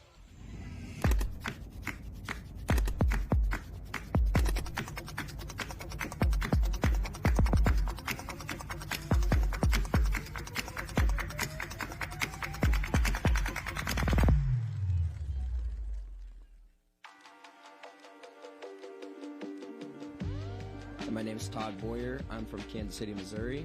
I play for Kansas City, Missouri All-Stars. Started the team about 4 or 5 years ago. Started the D4 season playing MSXL. We won the series. Won the series in D3. We are now playing semi-pro. Back in May of 2021, I opened up my own field. I took a huge risk, spent my whole life savings on building the KC Sports Complex. I wanted to build a high competitive atmosphere for people to come out and learn from some of the best in Kansas City, and I believe I achieved that by building the field. January 2nd, I went in to get my shoulder surgery. I had been having issues for about a year. I went in and we ended up finding out that I had a bicep tear, labrum tear, my AC joint had to be cleaned as well. Just dealing with that during the off season was very mentally defeating, obviously physically as well, not being able to lift your arm up. The mental thing was crusher. I'm getting off my surgery and getting PT, and I'm going to be in the gym, 3-4 days a week, getting after it, just trying to be in the best shape I can. One of the goals for the Missouri All-Stars this year for me and for the team is making it onto the pro field, winning first in front of everybody. We've started doing 3-day grinds, Friday, Saturday, Sunday. We've been doing drills. All right, guys, thanks for coming back with us. We got Blastcamp versus Chaos. Chaos is in a deep hole. They only got a few minutes left on the clock, so this is going to be a tough one if they want to pull it out. Chaos with a relatively conservative breakout. Blastcamp similar. They didn't take any big risks. Uh-oh. They got a minor. They got a minor on Chaos. It's going to make it even more difficult for them to pull this out.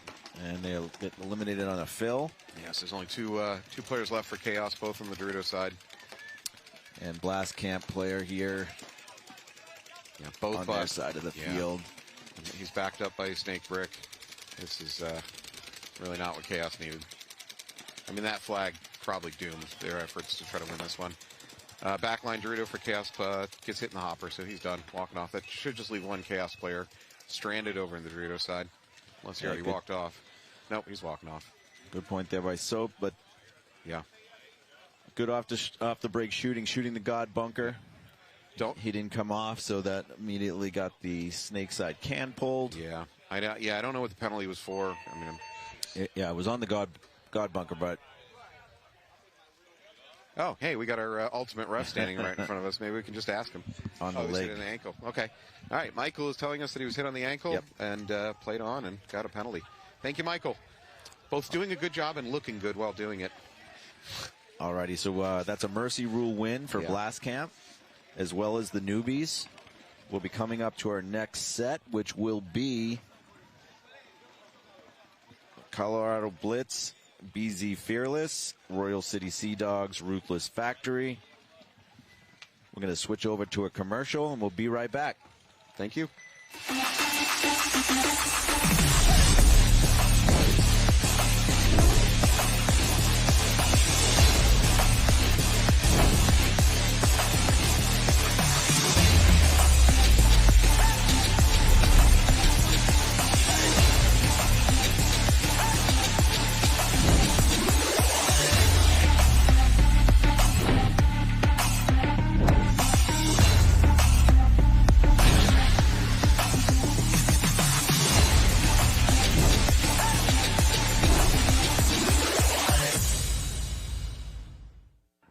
Sports Park has only been open 7 months, so we're a young field.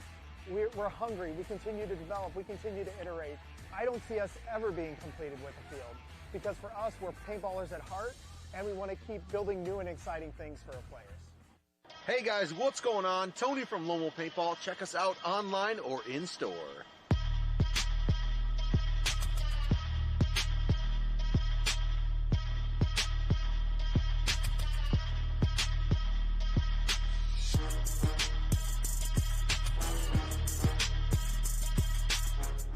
LoneWolfPaintball.com. Celebrating 35 years, Blast Camp is one of the most historic and longest-running facilities in the country.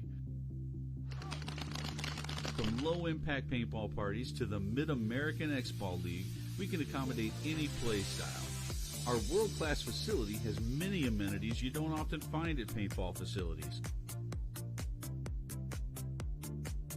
So come experience history. It's not just paintball, it's Blast Camp.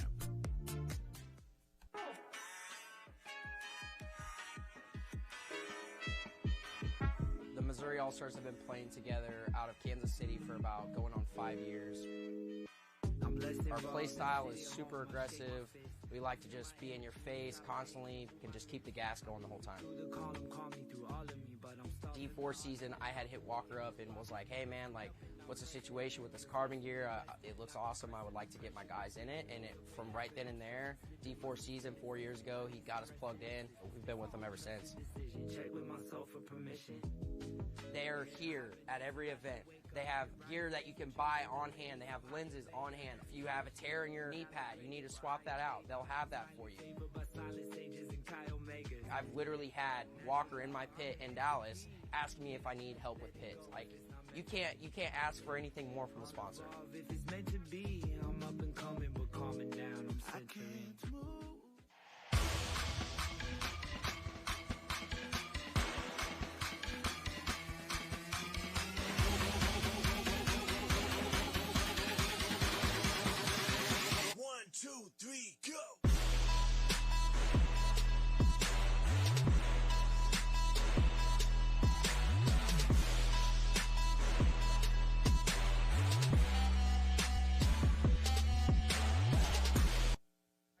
Pain pills for like a couple months, and I was like, I'm done taking pain pills.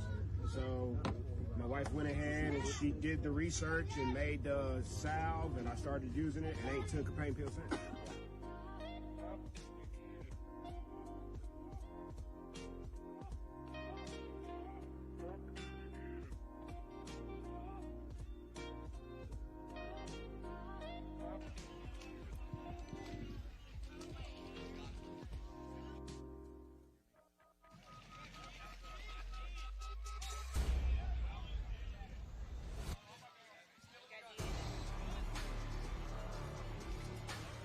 All right, I'm going to mention summer camp in this little set. So if we have that graphic anywhere. Yeah, no problem.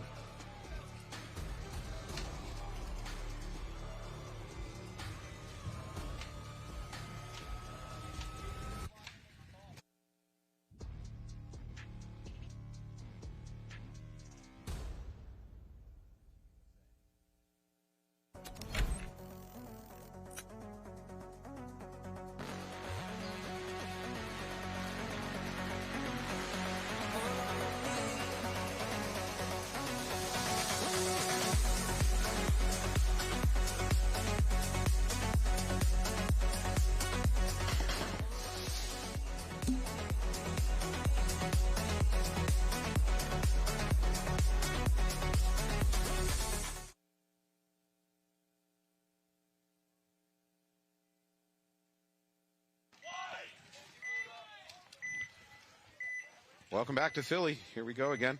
We got Colorado Blitz versus BZ Fearless. Fearless is on the away side.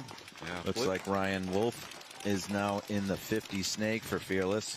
Not the most athletic move up there. He's a player after my heart, but he did get there nonetheless. I would say it was athletic, maybe not graceful. Yeah, maybe not graceful. We are in the death zone right now. I'll take effective over graceful. Yeah, we are going to get smashed here. The announcer's booth is fairly close to the net at the 50, and the paint just comes right through the net. Oh. Oof, that was an ugly exchange.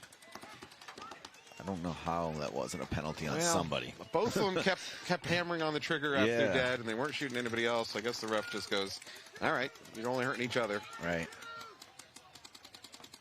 But you could either flag both of them or neither of them.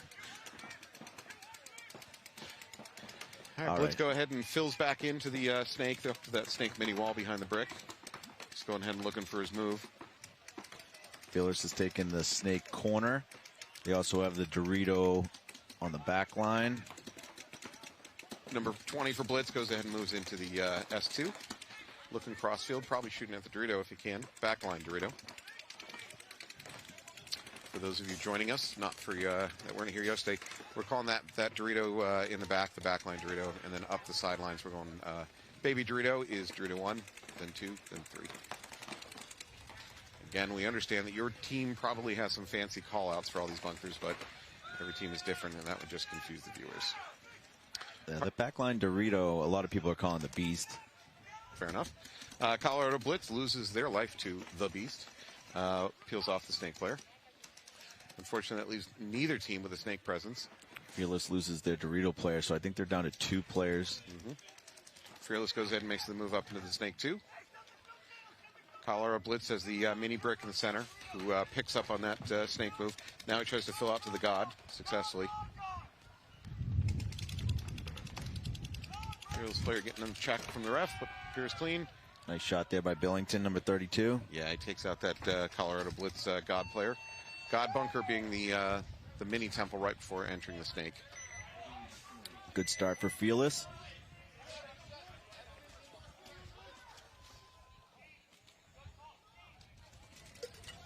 All right, good start for Fearless. Moving on to our next match, we got Royal City Sea Dogs out of Canada up against Ruthless Factory. Did you catch what city the Royal City is? I did not. I want to. Some reason the word Kitchener is stuck in my head. They might be from Kitchener. I could be wrong, which I apologize. They will get very politely angry at me, being Canadian, if I'm wrong. I'd still like to have access to the comments. The comment thread online? I don't know, man. I don't know if we want to see that. All right, Ruthless is on the away side, my side of the field. Royal City Sea Dogs on the left. Fairly conservative breakout. They do take the God in the backline can.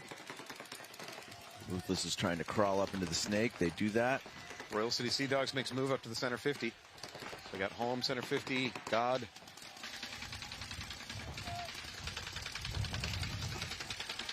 Wind really picking up here. Royal City Sea Dogs goes ahead and makes the move into that snake 1.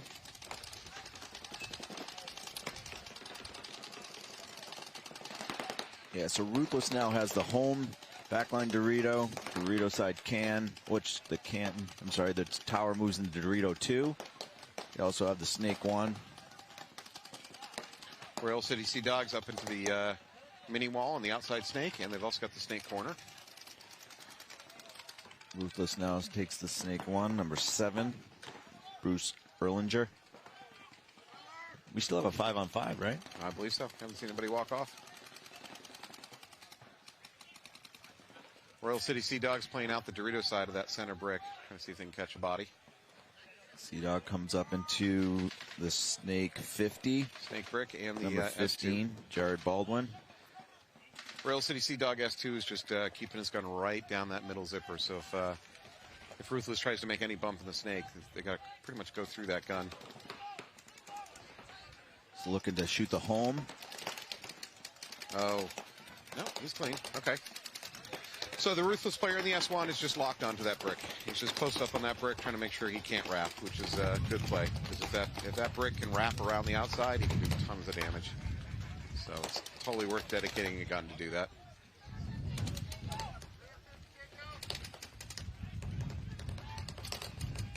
This is the longest point we've had with 5 alive on each side. Yeah, that's a good point.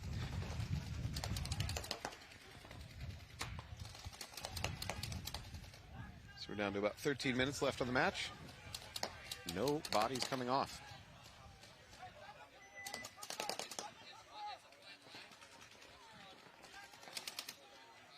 So yesterday, I watching the Royal City Sea Dogs. I thought they played pretty smart. I think they do pretty well when the game slows down a little bit and they have to think about what they're doing.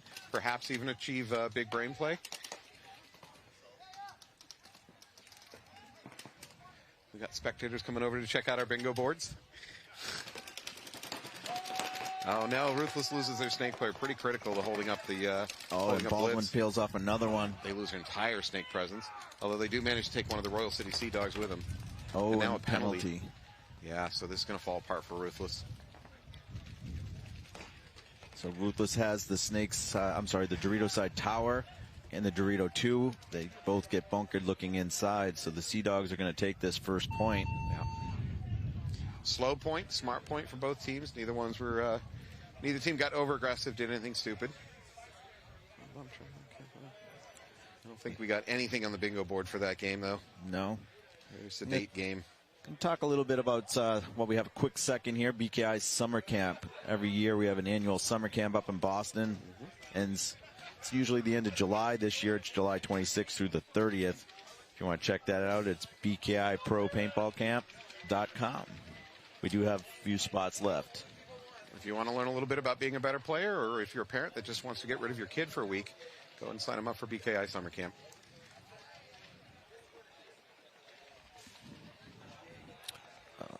Alrighty.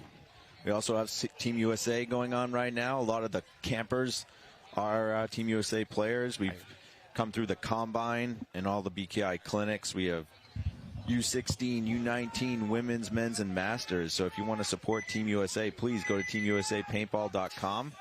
We have a lot of custom stuff there. These JT basketball jerseys and a limited goggle on sale right now for $99.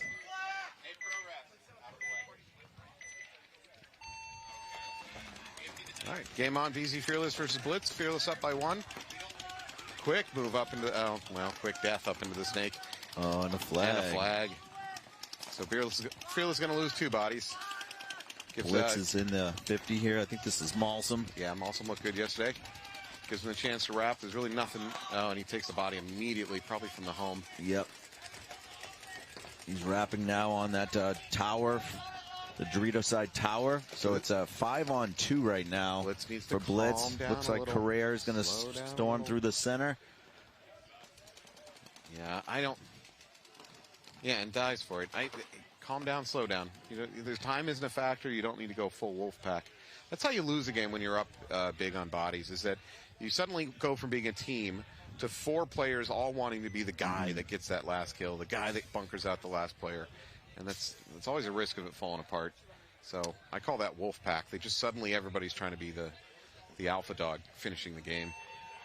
Sometimes I think it's good if you're going to draw the gun wide, and then the rest of the team can do work. But yeah, if everybody's doing that, then yeah, it's not a tactical move at that point. And it's funny because Royal City Sea Dogs, I thought watching yesterday, they played some good smart ball. They control. They would come back from down, but that was a moment in time where they just seemed to kind of lose their cohesion. But nonetheless, they won the game. So I'm complaining into the void because it doesn't matter. No. Yeah. I think Correa knew that, obviously being the last one left, a 5-on-1. Yeah. Just wanted to stretch his legs a little bit. Still early. Okay, but I'll give a but to that. But if you start running a bunch of bodies downfield, the odds of getting, say, a major actually go up. Right. When your feet are moving and you take a hit, the odds, well, at least a minor go up. But all right, Sea Dogs are on the away side of the field right now. They won the last point, I think, with 5 bodies alive. Yeah, well, Ruthless just lost their snake player. 5-on-4 for the Sea Dogs. Sea Dogs are in the God bunker looking to set up to get in the snake, and they do. Ruthless a little bit further up than Snake right now. Well, nope. Now the Royal City Sea Dogs a little bit further up than Snake. They're in the S2. He might be looking to go to their S2. Looks like Baldwin again. Oh, if he gets, no, that is not going to work. Wow, how did he live through that? Nice shot there, Baldwin. Wow, good work by Baldwin. Now yeah, he's clean. Wow. I thought for sure Subi had him.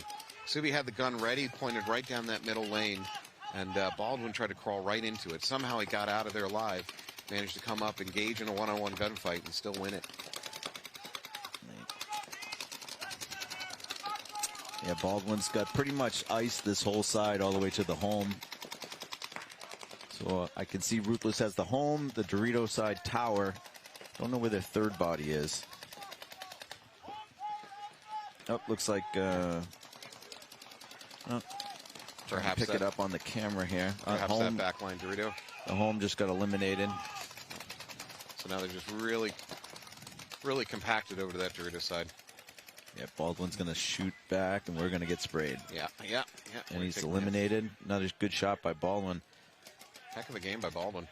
At least a 3. Let's see if he can get a 4th. Is that on your bingo board? It is on your bingo board. Damn it. I'm getting smoked this weekend at bingo. I mean, it's time for me to admit, I didn't train for this. I didn't train to be ready for this event. I didn't put in the time and effort it needed to be successful at bingo. It's coming back to haunt me. Lesson learned. Move on. It was not a confirmed 4-kill game for Baldwin, but a very good game. So we're going to give him 3 on that one. All right. Do you have a 3? We both had 3. Yeah, we already used that one. We already used it up. Okay. All right, so let's see if Ruthless can bounce back. They're going to go down 2 to the Sea Dogs with 8:47 left in that match. So we got Colorado Blitz and BZ Fearless. Back to the first match, we got Sea Dogs a little bit favored to win this because they got a 62% win rate for points they play. Ruthless a little bit lower down there at 27. Again, some of these percentages surprise me, but I watched them play, and I don't think that these teams are have any, have a low winning percentage. They just look good. So we got Colorado Blitz coming in close to 60% with a win percentage on each point, and then Ruthless a little bit lower at 30%. So Blitz is favored. We have seen this weekend that being favored to win does not guarantee a win. All right, Fearless is back on my side, the away side of the field. Blitz on the left, those sharp baby blue jerseys. 1-1. Blitz goes ahead and gets into, actually both teams up into the snake too immediately, very quickly. Blitz is posting up on that brick. I think that's Wolf on my side of the field. Just assuming the brick is hot, which is a smart play. Yep. Wolf of long hair. Speaking of Wolfpack. Unfortunately, they drop a body over there for Fearless on the Dorito side. Both snake players are matched up in the snake 2. Yep. Now, if Blitz can pick up on the location of the snake player, know that it's the S2, then I'd like to see that gun get reassigned, just shooting straight down the middle of the snake. Now, I've probably got 2 different guns shooting at this, what is an empty brick. Colorado Blitz. Yeah, Malsom doesn't know if he's in the snake 50 yet or if he is in the snake 2. Like you said, if they know that he's not in the 50, then he'll reposition his gun down the Down gut. the middle, yeah. Yeah, now he knows. Yeah. Okay, now he definitely knows. So Wolf is outnumbered 2-on-1 inside of this game within a game that is the snake. And he's getting some inside pressure as well. Yep, he's staying active, switching his gun back and forth. He makes the jump. Ooh, nuts. I don't love that. You shouldn't, because that's going to be another bingo loss for major. you. That is a major for... Ouch. There's not going to be any bodies to pull. Oof. Fearless just got a major. That wow, it fell apart. Yeah. I got to have a red flag. Yep. You do have a red flag on your bingo board. Damn. Wow. Yeah, the marker comes out, folks. Oh, man, you're loving this. Poor little red flag. All right, so let's talk about that move, because I'm not giving him the Big Brain Award for that one. So Wolf made a decision to go bunker the brick. Few things wrong with that, right? One, brick was empty. Let's start with that. Number two, he's outnumbered 2-1, which maybe he didn't know that, so I'm not sure I can hold that against him. Which means if he even if he trades, he's going to give up the snake to blitz. So that's not good. And then finally he got a major on it, so that part's not good. So some of that's forgivable, but some of that's not. Yeah, lack of information is going to hurt you. Blame your teammates. All right, so Ruthless takes positions across the back line. Sea-Dog loses their snake player. Now they're going to lose one of their middle players. Some good off-the-break shooting there by Ruthless. Let's see how they fill in the spots now. They're up 5-on-3. No, they're up 5-on-2, my friend. Wow. Both with no penalty? Yeah, with no penalty. Both Sea-Dog players relocate to the snake side of the field. Which means I believe they've abandoned the Dorito side. Yeah, one of the Ruthless players is in the center brick now, just kind of wrapping the outside of it and goes onto their side of the field under the tower. Ruthless needs to kind of even up the field a little bit. I don't know if the other four in the back line know that it's a 5-on-2. Yeah. Sea-Dogs either need to spread the field again. That backhand can maybe get back to the home. Or you just try an aggressive what the hell play and go ahead and move up the snake and see if you can catch Ruthless off guard. There we go. Ruthless player launching. Jeez. Changing his mind. Subi pulls back a little bit. Sea-Dogs try to fill in the home. Die doing it, but also kill a Ruthless player dies in the snake. So that should leave a 1-on-4. I'm not good at the maths. I'd like to see this for Ruthless player that's on the snake back here. I mean, it's a 4-on-1. And the Sea-Dog player is playing the outside. Yes. That's another kill for the Sea-Dogs. Wow. It's a 1-on-2 or 3 now. Yeah. It was a 5-on-2. I still don't think he could win this, but man, he's doing a really good job trying.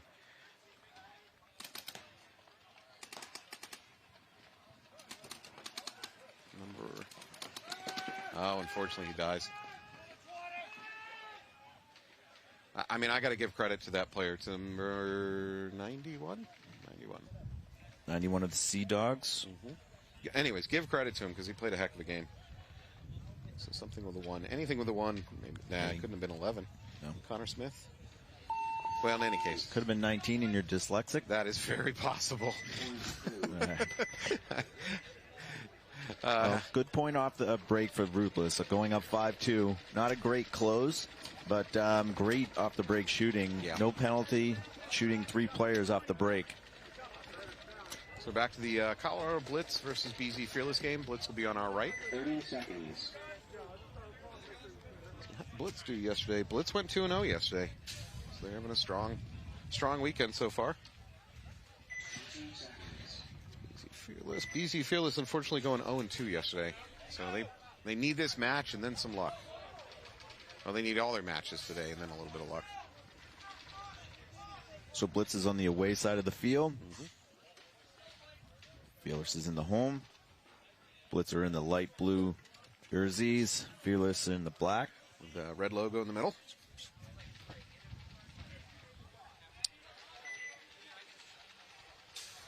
Got 15 seconds to the point. So both matches, I believe, are 2-1. Yep. All right, Anthony, you really need to see some false starting here. That would help your cause on the bingo sheet.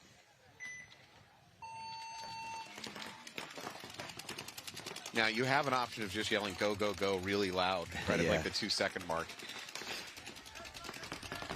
And we're not with any team, so they can't throw a penalty flag at us. Well, they will, but... Well, they'll just fire us. All right, Colorado Blitz. Another penalty being pulled on Blitz. No.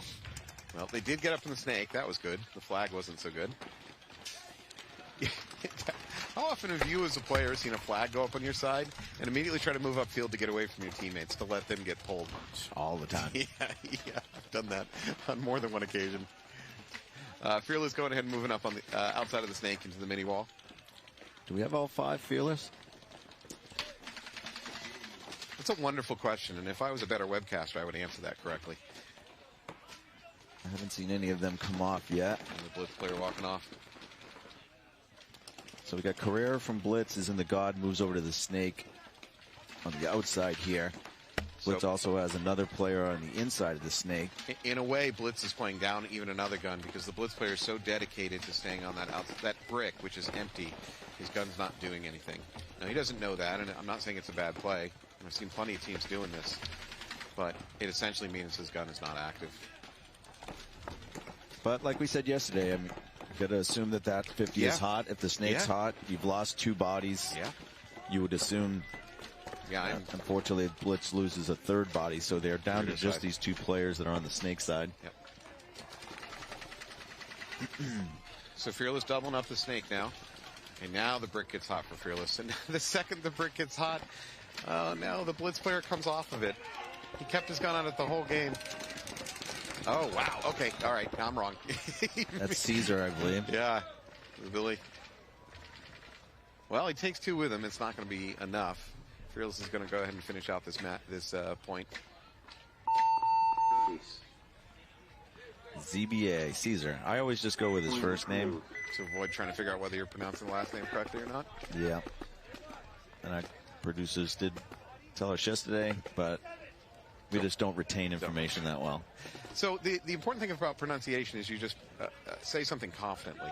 You don't have to be right. You just have to sound like you know what you're doing. Yeah. It's got me through most of my life so far. I like when the referees put smiley faces on the bunkers. Yeah, I saw that.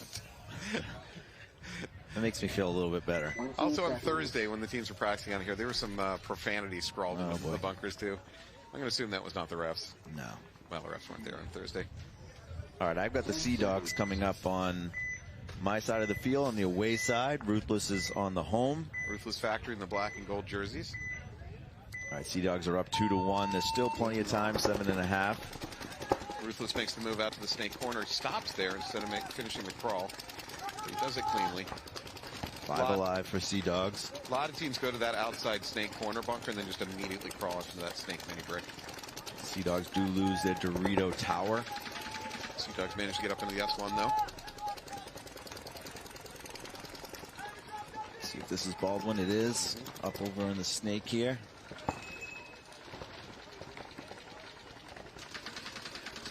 Try to get a shot on that snake corner if he can. Yep, Ruthless pretty well spread across the back line. So you got Snake Tower, you got the Dorito, you got the home, you got the snake can. They did go ahead and move up into that snake mini brick, but other than that, they're pretty much spread across the back line.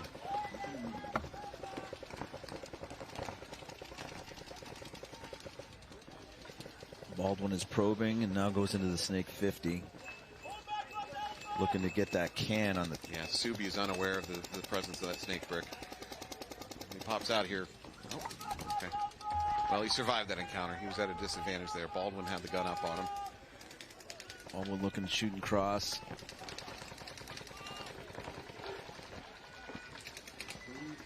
Does take 1 player out. Yep, player walks out of the, I believe, the home bunker. Ruthless goes ahead and moves from that snake side can up into the S1, but they lose another player on the back line. So they're down to 3 bodies. Baldwin shooting cross at the Dorito tower. I would say Subi needs to do something to counter this. He needs to move up, see if he can do something to pull Baldwin out of there. Because Baldwin's going to do a lot of damage. I don't know if that is Subi. We'll see. Oh, this is Subi. Yes, you're right. Jeez. Wow. That was chaos. Yeah.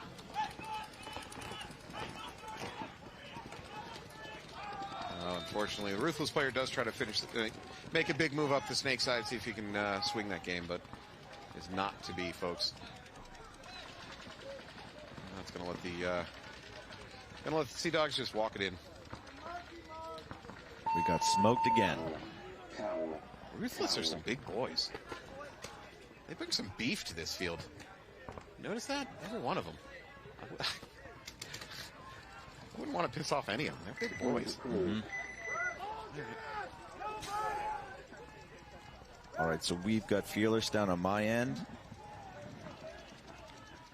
Colorado Blitz in those beautiful tuxedo prom blue, light blue, powder blue jerseys. They must have done laundry last night because they look perfectly clean.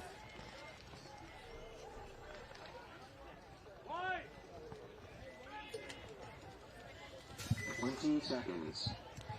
Game is tied up 2-2, 8 minutes on the clock, so it's definitely foggy. 10 seconds. 10 seconds to the point. Blitz look like they have at least a runner to the god, maybe into S1 on the break. We'll see.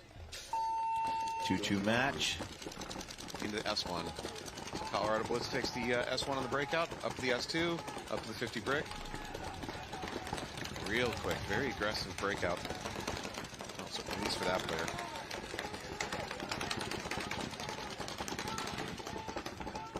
All right, Fearless has all 5. Blitz looks like they have all 5. Nobody's walking off. Blitz certainly in better position because they have a snake 50. Fearless has really nothing opposing them in the snake. They do have the insert, the god bunker, the snake insert bunker, so potentially get in there, get up close, try to trade.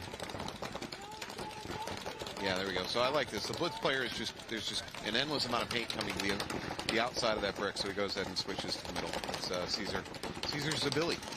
CBA.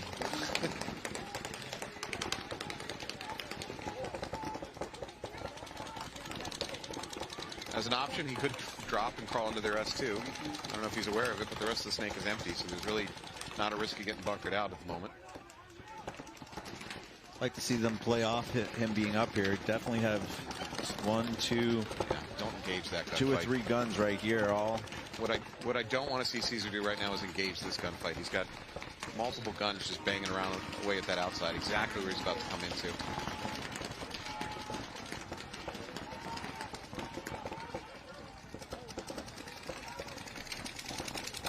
Nice shot, though, by CBA. And I am wrong. I'm very wrong. Go ahead and come out the and home. shoot. Yeah. All right, Colorado Blitz loses one of their players on the back line, though. 4 on 4. Oh, there's 2 kills. Now they're killed for for CBA. Caesar.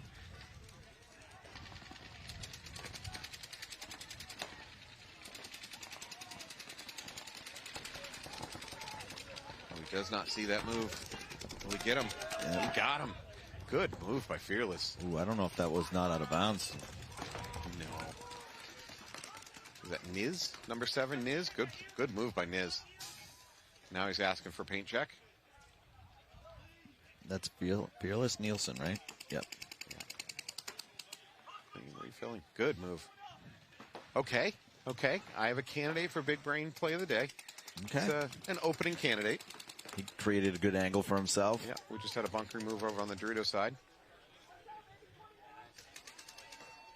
Another Fearless player coming off, so there's 2 Fearless left. See how many Blitz are left. At least 1 Blitz left. If Blitz wins this game, I have to credit Nielsen, who just died. Commentator cursed. Might it be a trade? Yeah, he. Nope, Blitz is still alive over on the Dorito side. Number 7 is just save that from being a quick death for the team. So we got Blitz already up in the Doritos. Vincent joined me yesterday in the booth for commentary. Very impressive, very good co-host, by the way. I'll take him back any day. All right, looks like there's at least 2 Blitz left. Oldham coming in here. Blitz is going to go up 3-2. They have a clean hang here. About 4.5 left. Yeah, looks like they're content to let the clock run a little bit.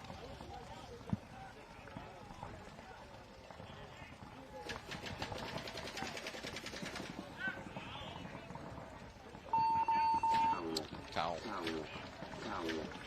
Fearless goes ahead and towels out of that one, trying to save a little bit of clock. All right, so Blitz goes up 3-2. We're moving on to the Sea Dogs Ruthless match. Sea Dogs up 3-1. We got about 5 minutes on the clock. Should see a little bit of urgency out of Ruthless, but not desperation. Although considering that they're 0-2, maybe a little desperation is appropriate. 20 seconds. 20 seconds to the match. Take a second to thank our sponsors. Thanks for making all this possible. Sponsors such as PB Warehouse, BKI. Who else we got? Sup Air. Hormesis. Yeah, Hormesis. Lots more. Die. Can't name them all.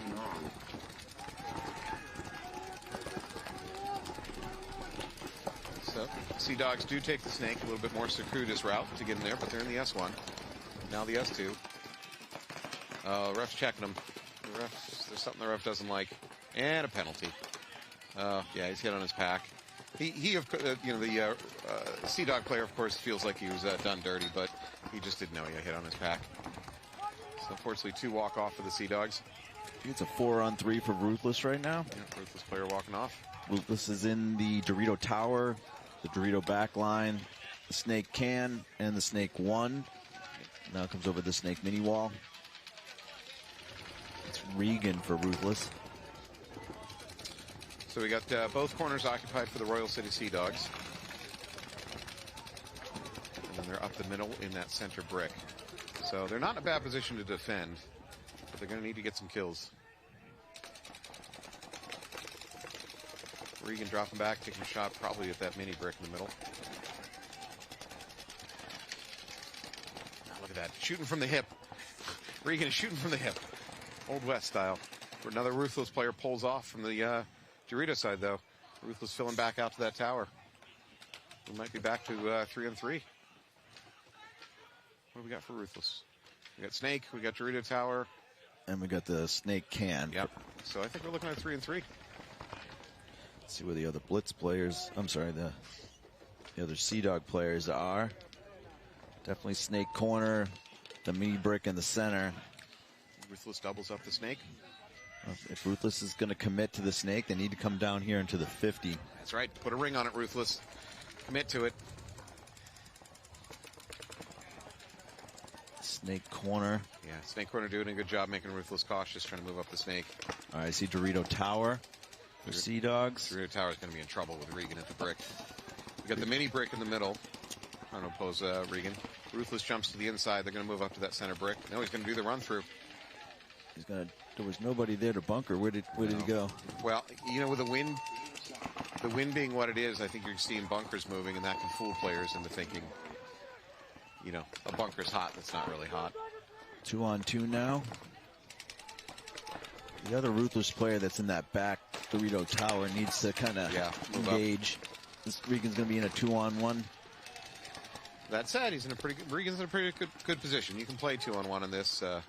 As long as you don't engage in a bad gunfight. Oh, okay. Commentator curse. Got him killed. Yeah, I've said this before. I'll say it again. You can't play the 2-on-1 right there when you have the other player back in that Dorito Tower. I mean, I don't know what the job is from that Dorito Tower when you're in a 2-on-1 situation. The last Ruthless player walks off and they towel. Yep, you've said it before, you'll say it again. It's always your teammate's fault. If you're going to play a 2-on-2 right. as if you're playing a 1-on-2, you might as well shoot your own teammate. I'll back in this one. You're correct. It's his teammate needed to get up there, get up the Dorito side, engage.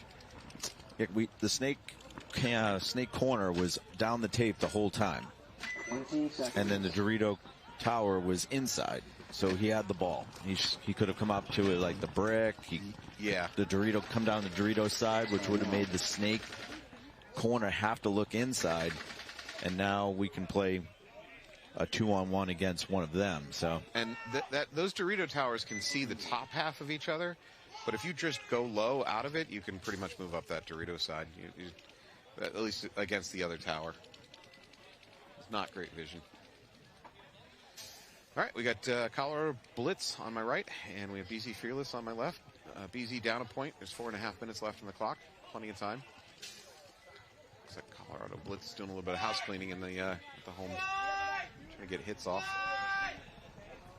Remember, as a player, tell the ref every hit is an old hit. Never works, but always keep telling the refs. 4:23 left. The Blitz is in the away start station, up by 1. What do you think they're going to do here? You think they're going to come out, play a normal point? For Blitz? Yeah. Yeah, I would say they played normal. I got to say, I haven't seen a lot of funky game plans out of them so far this weekend. Set up to like take the guard quick. Yep. I like that move with the Dorito wedge. Trying to slow down the Fearless snake. getting some ref attention, getting double ref attention. And the God, is he live? Is he dead? He's live. And he they lives. do shoot the Dorito wedge player for Blitz, but Blitz up into the CBA is right up here. Wolf is indecisive. Wolf gets his gun over onto this brick. I think CBA got in here undetected, which is nice. Yeah, I think CBA, as you're calling him, looks a little twitchy. I think he's getting ready to try to wrap. Blitz player walking off. Scordo coming out. So Billy can go ahead and take a risk like wrapping. He does have a player behind him in the snake, so they're doubled up. That's his second kill. Fearless tries to fill in that snake corner. Dye's trying to do it. Another Fearless player walking off from the Dorito side. Wolf does now know that there's a 50 hot, though. Yep. There you go. Get tight. Let Caesar come out into your gun. Yeah, Wolf is pinned. Okay, he's got a little bit of backup now into the snake mini wall. I'm sorry, mini brick. So the Dorito side needs to kind of push up a little bit. You have 2 of the guns that are left right here.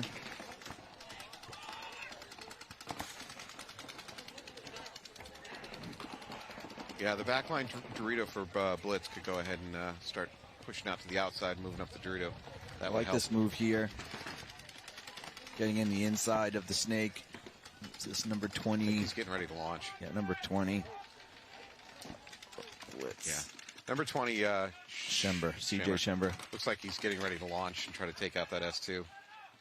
Yeah, or he's just keeping Wolf in bay. Yep, there he goes. Wolf came. Wow. That was a great Wow. anticipation by Wolf. No, oh, my God. He's got cheat codes. There's no question. Wolf is running a cheat code right now.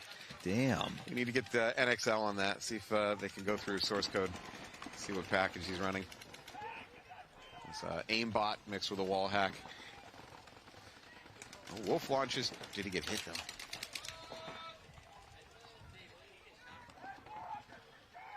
Blitz has the home. I got a Fearless player in the Snake Mini brick. Not sure where my other Fearless player is. He's in the Dorito Tower. There's a little camera room here. I think Fearless has lost track of where the Blitz players are. So Blitz is in the Dorito 4, plus this Blitz player here is the last 2, I believe. So Yeah. Chen.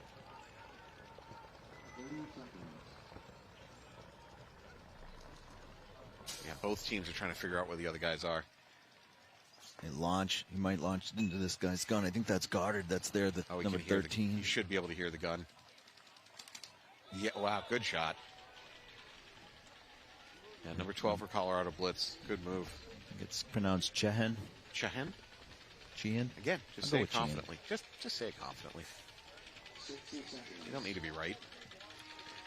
It was a good move regardless of how bad I butchered your name. See, this is why we don't want to see the comments. Because his friends at home are blasting us on the comment thread. Good read and react right there by Blitz. Yeah. Take that point. I didn't like the passivity of their Dorito player, but It seems like this has been the norm. Besides the newbies, has there been a team that's been really pushing hard down the Dorito side? I guess Blast Camp had a few Yeah. points where they did it as well. yeah, it's about to say Blast Camp. Sometimes you end up seeing a Dorito push that happens accidentally. It's not, that wasn't the game plan, it just kind of happens. You know, you get some kills, you're like, well, what the heck, keep moving, and next thing you know, that's the push side. Yeah, so let's look at what's coming up right next is the Titans Cyclone. Looked like Blast Camp was coming back up. Blast Camp versus Ology, that should be a good game. The Sea Dogs. That Ruthless going in, taking the snake one, moving it, making a move up the middle to that brick. Ruthless doesn't have a lot to lose at this moment. So Ruthless in good position over here. They got the middle brick, dead center, and they got the outside brick on the snake. I think it's going to pay dividends. They peel off the home player from the Sea Dogs.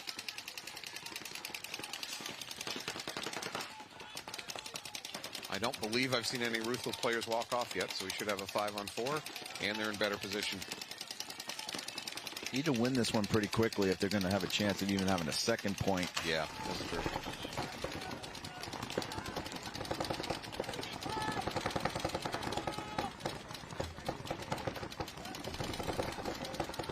Ruthless, do I see launch up the middle? Yeah, they're on Sea Dog's side, and he eliminates him. Peels off the snake corner for the Sea Dogs. Ruthless player asking for a check. Regan's coming out. Yeah. Sea Dog players. Another Ruthless player. Ooh, that Ruthless push might be falling apart. 60 seconds. Looks like Baldwin's trying to put one more point on the board for the Sea Dogs. Yeah, that's unfortunate. Ruthless player moving up to the God. I don't think he's aware of the snake danger. I think it's a 2-on-2 right now. He's going to try to fill. If Baldwin gets his gun up, yeah, that's going to be an easy kill.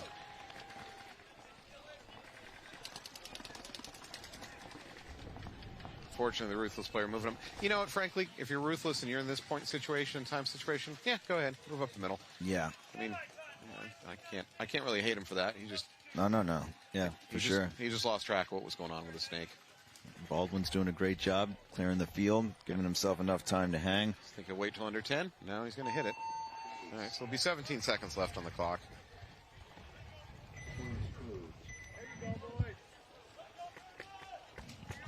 Looks like it was a good hang, so they're up 5-1. Tough weekend for Ruthless so far.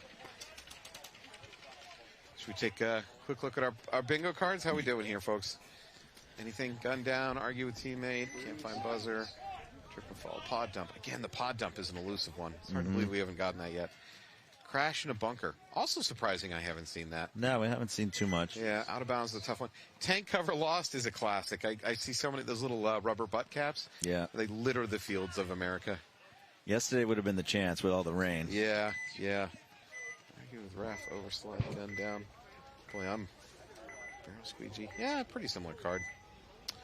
All right, here we go, folks. Colorado Blitz versus Fearless. Fearless needs this. They're down 2-4. No time on the clock, though. Fearless changes it up, puts Wolf through the center. Yep. He's eliminated.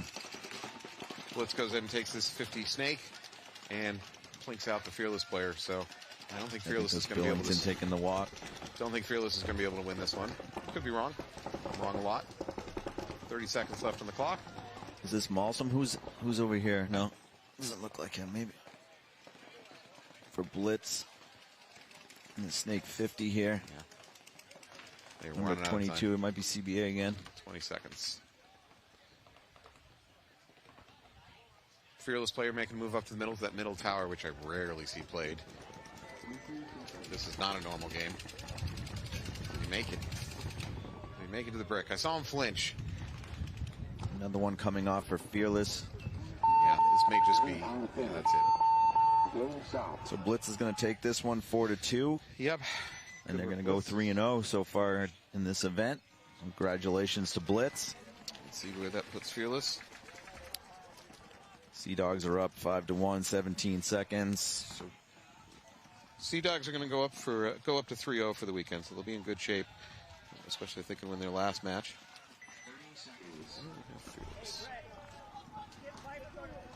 Kind of just a formality here. Sea Dogs are up 5-1, 17 seconds left. All right, Fearless went 0-2 yesterday, so they're now 0-3 on the weekend. Thank you, Laurie. Our research department kicking in again. 10 seconds. Sea Dogs, I believe, also went 2-0 yesterday, so they're going to be going 3-0. Does Ruthless even try to send, or do they just kind of spread and shoot their guns? I think they're just going to spread. No, that's something I got up the middle. They're trying to draw guns out wide. Yeah. All right. Well, they're going for it. Yeah. I mean, even going for it, there's not enough time. I don't think we've seen an under 20-second point yet on this 4 weekend. seconds. That could have been a penalty. I think the ref was a little bit nice to the Ruthless player. So Erlinger was shooting his gun from that 50 brick. Ref crept in, saw the hit that he thought he saw, called him out. Didn't call the flag. Frankly, that's fine. There's 1 second on the clock. They're down 5-1. Just get them off the field. All right, so what's the next set look like again? I think we got Blast Camp coming up. We've got, let's see, we're going to be going on to the 10:45. So we're going to have the Titans versus the Cyclones and Blast Camp versus Ology. So we got 2 3-0 teams going against each other in the next set. Greystone should be coming over and joining you, Matt. So we're going to go over to a commercial. We'll be right back. Thank you, everybody.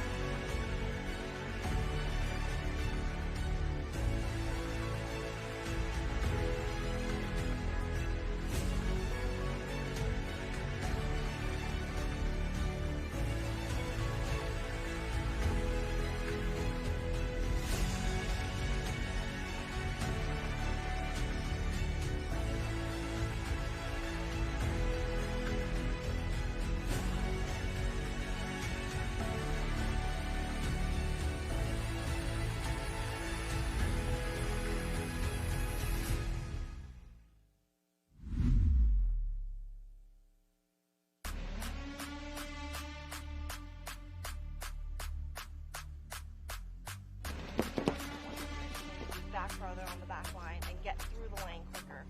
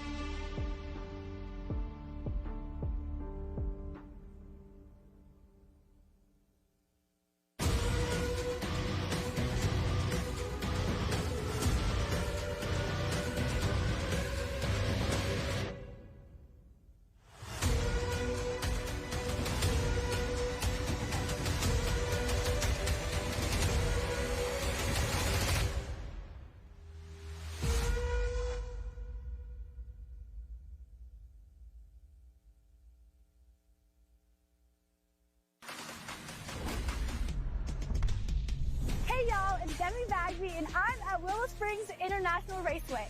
We're about to stack up a Gel Blaster Surge and Surge XL against a spec'd-out electric race car to find out exactly how fast these blasters can really fire. Let's check out the car. What's up?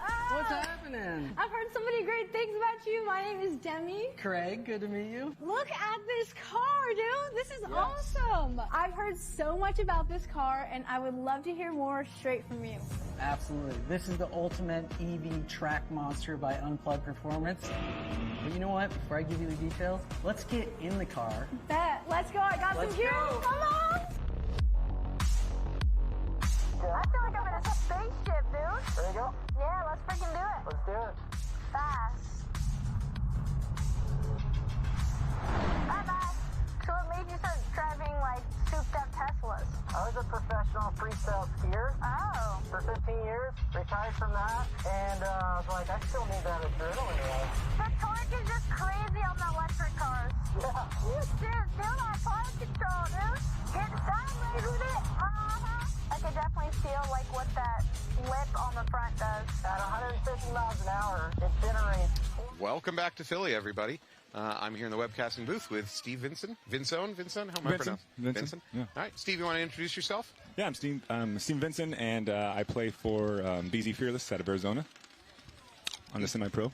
He's the best player on BZ Fearless. Obviously. He told me I had to say that. Yeah. I can get him back on the webcast. I slipped him a 20. Steve joined us yesterday. He was fantastic commentary. So I'll probably just give up and step out of the booth when he makes us look bad. I'll just give them both headsets. Call it a day. Hey, I think it's you guys making me look good, so. I don't know about that. All right, so we got Cyclones versus, let's see who we got. Manawatu Titans. Titans, again, somebody love to explain to me how they're traveling this far to the NXL and how much it's costing them. Hey, dedication. God, there must be some real sponsors over there. I was going to say, they love the sport, they love playing, so. Let's go take a look. I believe that Cyclone's on my right, Titans on my left. Both teams into the snake pretty quick. Oh, yeah. Snake 2 for both. Both of these teams really understand the importance of the snake, and they're very good at getting in it. So this is a development I started seeing today, and that is teams dedicating a gun, just shooting right down the gut, because of those little transitions that the players need to do to get the bump out. I think he just got TK'd. Yeah. The Cyclone player just got TK'd. That's unfortunate. That's very upsetting. Hey, that might be on your... that's on your bingo board, sir. Bottom right of your bingo board. It's a good, That's a good start for you in the booth. That's awesome. Do I mark it? Yeah, whenever you're ready. Oh, man. I mean, I have to be honest, that happened a couple of our games. So. Wait, were you doing the killing? Or never. Okay. I've never TK'd in my paintball career ever. Of course not. All right, one of the Titans walks off out of the snake, so Titans still have a player up at the snake 50 brick. Except that player does not have the second part of his barrel. Oh, yeah, you're right. He's shooting a stubby. He doesn't mind. What's going on there? I think he might have course sampled and bent it.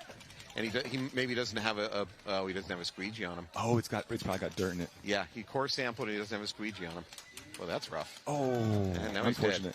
You know, when you have a gun issue like that, it completely takes you out of the game. Yeah. Do your teammates go out without squeegees?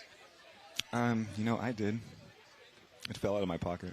I mean, the games are so fast. There's times you can't squeegee. You can't stop the squeegee. And the thing is sometimes you're getting so much pressure from both sides, risking squeegeeing, you're going to hit in the elbow, something like that. Yep. Sometimes you just got to shoot through it. Well, Cyclones are in control of this one. Another Titan walking off. Another Titan walking off. Yeah, very interesting. You know, in the beginning of the game, you would have thought that Titans had it, but Cyclones pushed back, a couple things happened, and they won the point. Again, yesterday and today, there's so many games I've watched where I go, well, that's going to be game over. They got both the snake positions, and they're dominant, and then they lose it. That's why this field's so fun, because of that reason. I've seen it again and again and again. Yep. All right, I come from the days when our squeegees were on lanyards around our neck. That tells you how long. And they were the non-foldable straight shot squeegees. The little T handles, the spring-loaded T handles. They were effective, but they were not. They were unwieldy. Yeah. It was not fun trying to squeegee yourself in a bunker with that long. There was a huge technological development when somebody designed a little breakaway function, so you could pop it off and use it. You could never put it back on, though. I think I still own 4 or 5 of those too. Are they? You just accumulate them over the time. Are they collector's items yet? I don't think they're there yet. They might be. To be honest, I've seen some players out here with them, and I feel like it's it's like that quote-unquote ag status, old school. Yeah. So I'm going to need you to really talk those up as collectible because I'm standing on a sizable collection. I got a real financial investment in them. Yeah. All right, we got Ology versus Blast Camp. This should be good. Very good game. Yeah, this is going to be great. Both teams right into the snake off the break, taking the traditional straight line runs in. Looks like Blast Camp, I think the ref might be accidentally giving away. Blast Camp player up into the 50 brick immediately. And I like that the ref did not run in there. Yeah. To bird dog the players. So that was really awesome of the ref, to be honest. Really awesome of the ref. So I thought the refs have been doing a good job not bird dogging them when they can avoid it, right? Yeah, of course. They're doing a lot of keep the head still and just track players out of their corner of the eye. And at this level, that's awesome to do because semi-pro players pick up on that quickly. Oh, yeah. So yesterday we watched several players literally staring at the refs to see what the refs are staring at. Well, Vincent getting water hand delivered to him because he's now VIP. Just going to his head. Just some of the perks of being the all-time caster here. So. Sorry, Fearless. He's leaving you this offseason. He definitely... This is my resignation notice right now. Yeah, he's definitely full of himself now. All right, Blast Camp in strong position here in the snake. I see a Ology player just locked onto the brick. Yeah, looking for a wraparound. Yeah, both teams really in good advantageous positions. If the Ology player in the snake brick picks up that there's two of them, this could turn into a really good bang-bang play. So we got one of the Blast Camp players in the S2 just locked his gun right down that middle lane, which I'm afraid the Ology player from the brick would have to wrap to see that, and unfortunately he's probably going to get shot doing it. So Yeah, I think it's going to be a tough wrap. He knows something's up, though. He's playing it pretty safe, so I think he understands that they're probably pushed up. Ology player in the snake too gets a little bit adventurous, sneaks out a little bit, trying to get a shot on home.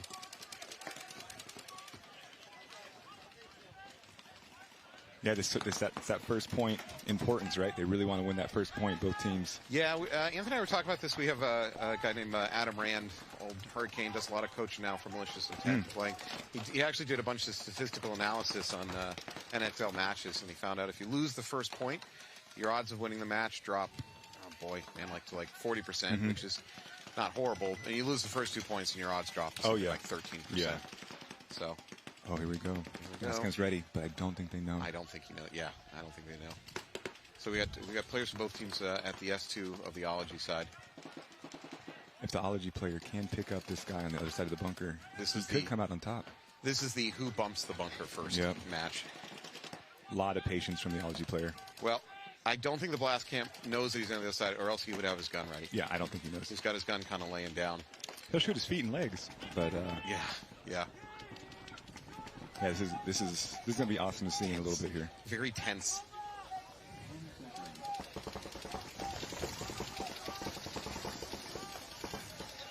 He's gonna go for that inside shot. Ology player might know. If he shoots his gun, he might know. Oh my goodness. Hopper. Yeah, Blast Camp player peeled off. You see, the Ology player is indicating to his team that he's on the other side of the bunker. Yeah. He just got TK'd. Did he? He did. He did. Oh my goodness gracious. He's in a bad place for this gunfight. Trade. Wow, what an exchange. Are they pulling a bot? Yeah, they're going to pull. I think they're pulling a penalty on that one. I mean, chaos ensued. Ology came out on top. Yep, pulling a major. Wow. That's a big loss for Blast Camp. Yeah, it is. Hey, good distance on that major flag for that ref. Oh, they got rocks in there? Yeah. The severity of the major depends on how high he throws it in the air. Yeah, that's an indicator. They track that in some of the advanced statistics. Big point for Ology because that's really going to put a damper on Blast Camp. Yeah. I mean, they'll bounce back. They're a great team. They're going to come out, angry, ready to win, but still a big point for Ology. Yeah. So there's another one where I thought, Blast Camp's in control of this situation. They're probably going to win this game. And it falls apart. I mean, maybe your strategy for the rest of the weekend should be try to look like you're losing each game. Yeah, exactly. That's a great path to victory on this field. The thing that's interesting about this layout is a lot of times if you take the ground in snake initially and then you're patient, it swings in your favor. Yeah. So it's you have to have that aggressive push to get to the snake 50 brick, but then when you're patient and kind of let the team play into you, a lot of times you come out on top. So to that point, you are right. I'm seeing teams put a player into the S2 or S1 who just puts their gun on the brick. Even if he doesn't know if it's hot, he just sits there with the gun on the brick. So snake off break for both teams, but it looks like Cyclone got their snake one guy laned out. Good Cyclone. So Manawatu Titans are in the 50 brick. Instantly wrap. Yes, peels off the snake can for the Cyclones. Cyclones are already down 1-0. Okay, at this point, if I'm Hopkins, calm down. Slow down a little bit. He knows he's got 2 kills. Yeah. He knows he's got 3 kills now. 3 kills. All he's got to do is just slow wrap it. So you have to be of that aggressive mentality to get up and do these things, but then you need to flip that switch back into calming down a little bit. I like telling my team it's just controlled aggression. Yeah, that's a good way to put it. Yeah. I like to call it Zen. Get Zen up to that too. 50 bunker. You have to be aggressive to do that, but once you get there, just Zen a little bit. Yeah. Calm down a little bit. Yeah, one of my teammates was telling our snake guy, hey, that's your Zen garden. So do whatever you got to do to get in there, but once you're there, you just calm it down. Does that mean you have little rocks and you move them around? I mean, if you have the time to, why not? Build your own Zen Exactly. garden. I guess you do it with paintballs, but Yeah. yeah. So maybe that's what's going on in this field. That the aggressive players are getting too aggressive, they're getting binged out, and that's what's winning the games. Yeah, you know, I've noticed when it's one-on-one on the snake side, you know, the crazy aggression sometimes can come out on top. But teams that are recognizing that you need to flood the snake, that craziness will get both players shot, and then whoever fills the fastest, calmly and quickly, they're just gonna, you know, they're gonna run the game. Yeah. All right, Blast Camp down 0-1 against Ology. I think they're gonna come strong here. Let's see. And I definitely see a snake runner. Nope, just stopping at the insert. Goes out to Dorito 2 for Blast Camp. Relatively pocket, but they got the lanes. Yeah, Ology, 2 players, 2 bodies peeling off. Ology player pulled out to the snake can to try to stop the bleed a little bit. Yep. Let's see. Instant 5-on-3 though for Blast Camp. Not good for Ology. No. It's all up to the snake can. Blast Camp's posted on the snake can from the 50 brick. Yeah. Now the blast. Yeah, he's There's good. a He pack. can drop low and he can wrap. He sees that pack. He doesn't see the pack in the. No, he doesn't. In the We center can see brick. it. Yeah, we can see it. Sometimes I forget how tall I am. I don't. Damn you. 2 players for Blast Camp and the snake. Yeah, that Blast Camp player is completely protected from that can as long as he stays low on the outside. Yeah, he got small. He's just waiting for it. See, small wins sometimes, my friend. 100%. Small, flexible. Okay, well, I'm not flexible, but I am small. All right, Blast Camp goes in and peels out that Full can. control. Yeah. And they win the point. Bodies up. Made it look easy. I mean, that game swung with those 2 opening Yeah, kills. I mean they had the shots. Yeah. So maybe Ology should switch to that outside run to the snake corner and then the crawl up to the brick. Avoid that firing lane. Yeah, it's interesting. We played a game earlier on another field, and just the layout of the actual ground itself gives you a little bit of different look.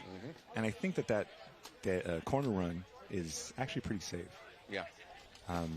So yeah, I think that would be a good switch, especially knowing that they got 2 of their guys laned. Ology's guys got laned immediately. Switching to the snake corner might be a good look for them. So the direction of the home bunker shooting that lane is the same in both cases, but as a gunner, you have a choice to shoot a little bit low to get to try to catch the player doing the traditional straight line run and dive, or you could tilt your gun up just another couple degrees and shoot for that back corner. Yeah, exactly. You can't do both.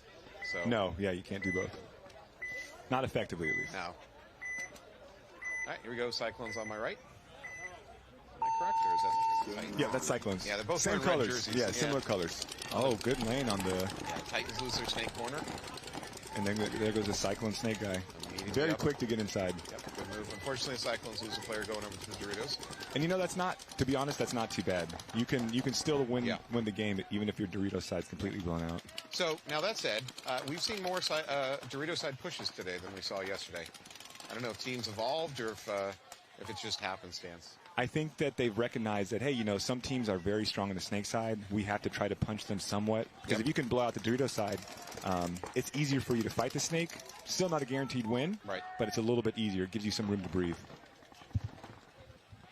And I think we might have talked about this yesterday, but I do believe that even if the snake is hot, your Dorito side, as long as they know that it's hot, can hide from it. Yes, it's very not much an so. auto kill. There's not a lot of auto kills on this field, where unless you do it by surprise. You make a move up the snake, the Doritos don't know it, you pop up. Yeah, exactly. The main auto kill is whoever gets to that snake brick first and wraps. Yeah. They just can come out so fast and see so much of the center of the field. And correct me if I'm wrong, I don't think the snake corner has a great vision on this snake brick. No, not really, unless the snake brick is playing tall. Yeah.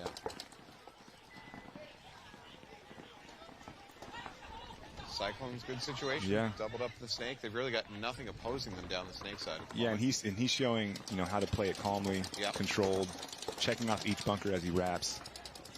And really it's going to be tough for the Titans to recover from this. Yep. This is a flat. Yeah. He got out. A good move.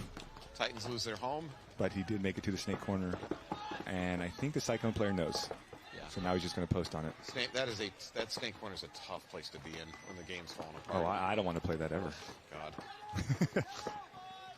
So the first time the Titan tries to wrap and take a look down the tape. Yeah, it's going to be tough for him. He's going to probably die. If he head checks it real quick and gets info, but if he comes out guns up, it's going to be hard for him to live. Yeah.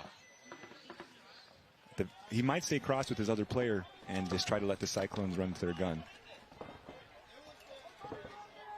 How is it closing out this field? If you got teams at each corner crossed up, how tough is it to? So if you're on the back line, break across, it's pretty difficult, simply because on both sides, Dorito and Snake side, there are so many bunkers.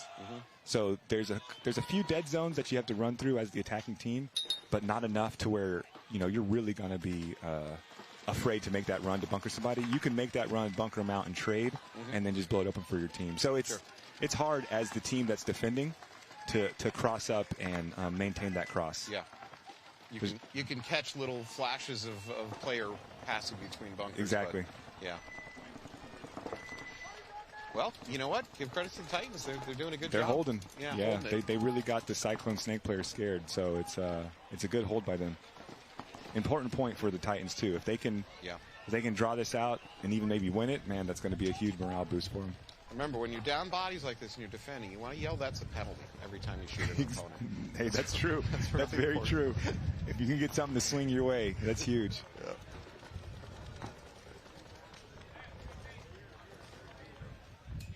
Yeah, the Cyclone Snake player is just assessing what he can do here. He really wants to open up for his team, but I think he's just getting stopped by the Titan player. I don't think there's a move he can make that's not going to be really risky. Yeah.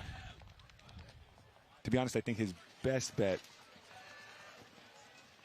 knowing that knowing that the corner guy's staying crossed, he needs to try to wrap in the little mini wall that he's in right now. He's got one pod left too. This snake player. He wants to do something. You can see him. Yeah, but what? I mean, what? There's no good move from him here that doesn't expose him to a lot of risk. He can't run. He can't race down to bunker that out. Oh yeah, I see the Titan players in the set. Yeah, the Dorito 2. I can't see. I'm wrong.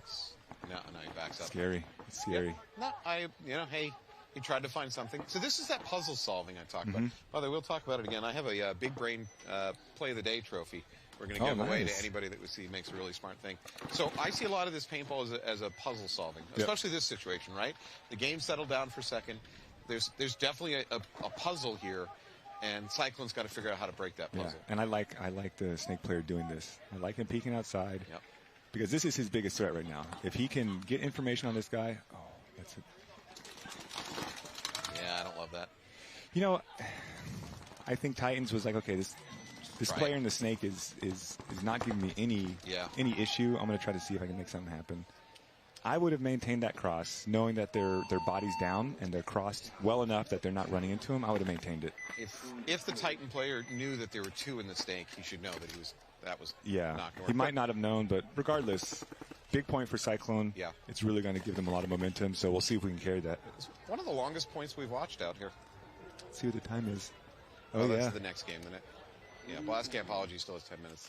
Oh, okay, I got you. Not sure where we are in the previous game. But it was a long point. Yeah.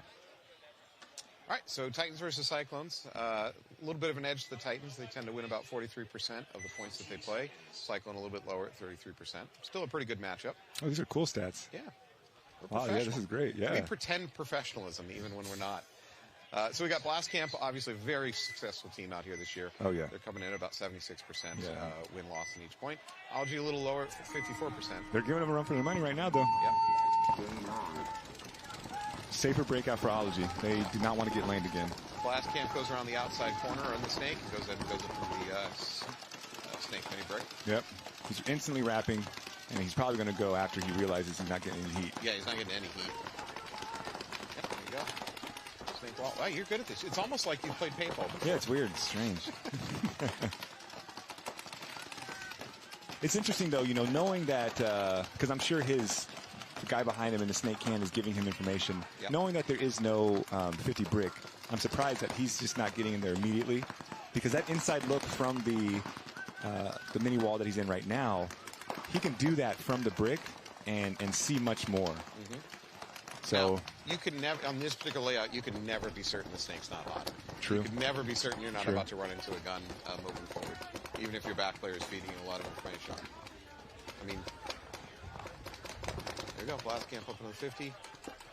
Ology's still playing it pretty safe. They don't want to lose any bodies.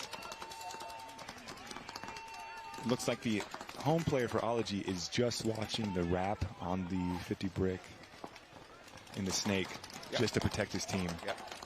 And hoping that his snake players can, you know, get some kills from the Dorito side, help open the game up a little bit for him. Smart play, because wrapping this brick is a way to end the game for Yeah, exactly. Oh, I think we just lost our home player over on blast camp. No, we lost our snake. I'm sorry, I take it back. We lost our snake player on blast camp. Our snake one. Okay, so Ology's, they're kind of doing it. Yeah, digging in their heels. Exactly. This is a big point. I mean, they're tied up 1-1. Yep. There's plenty of clock left, but it's a big one.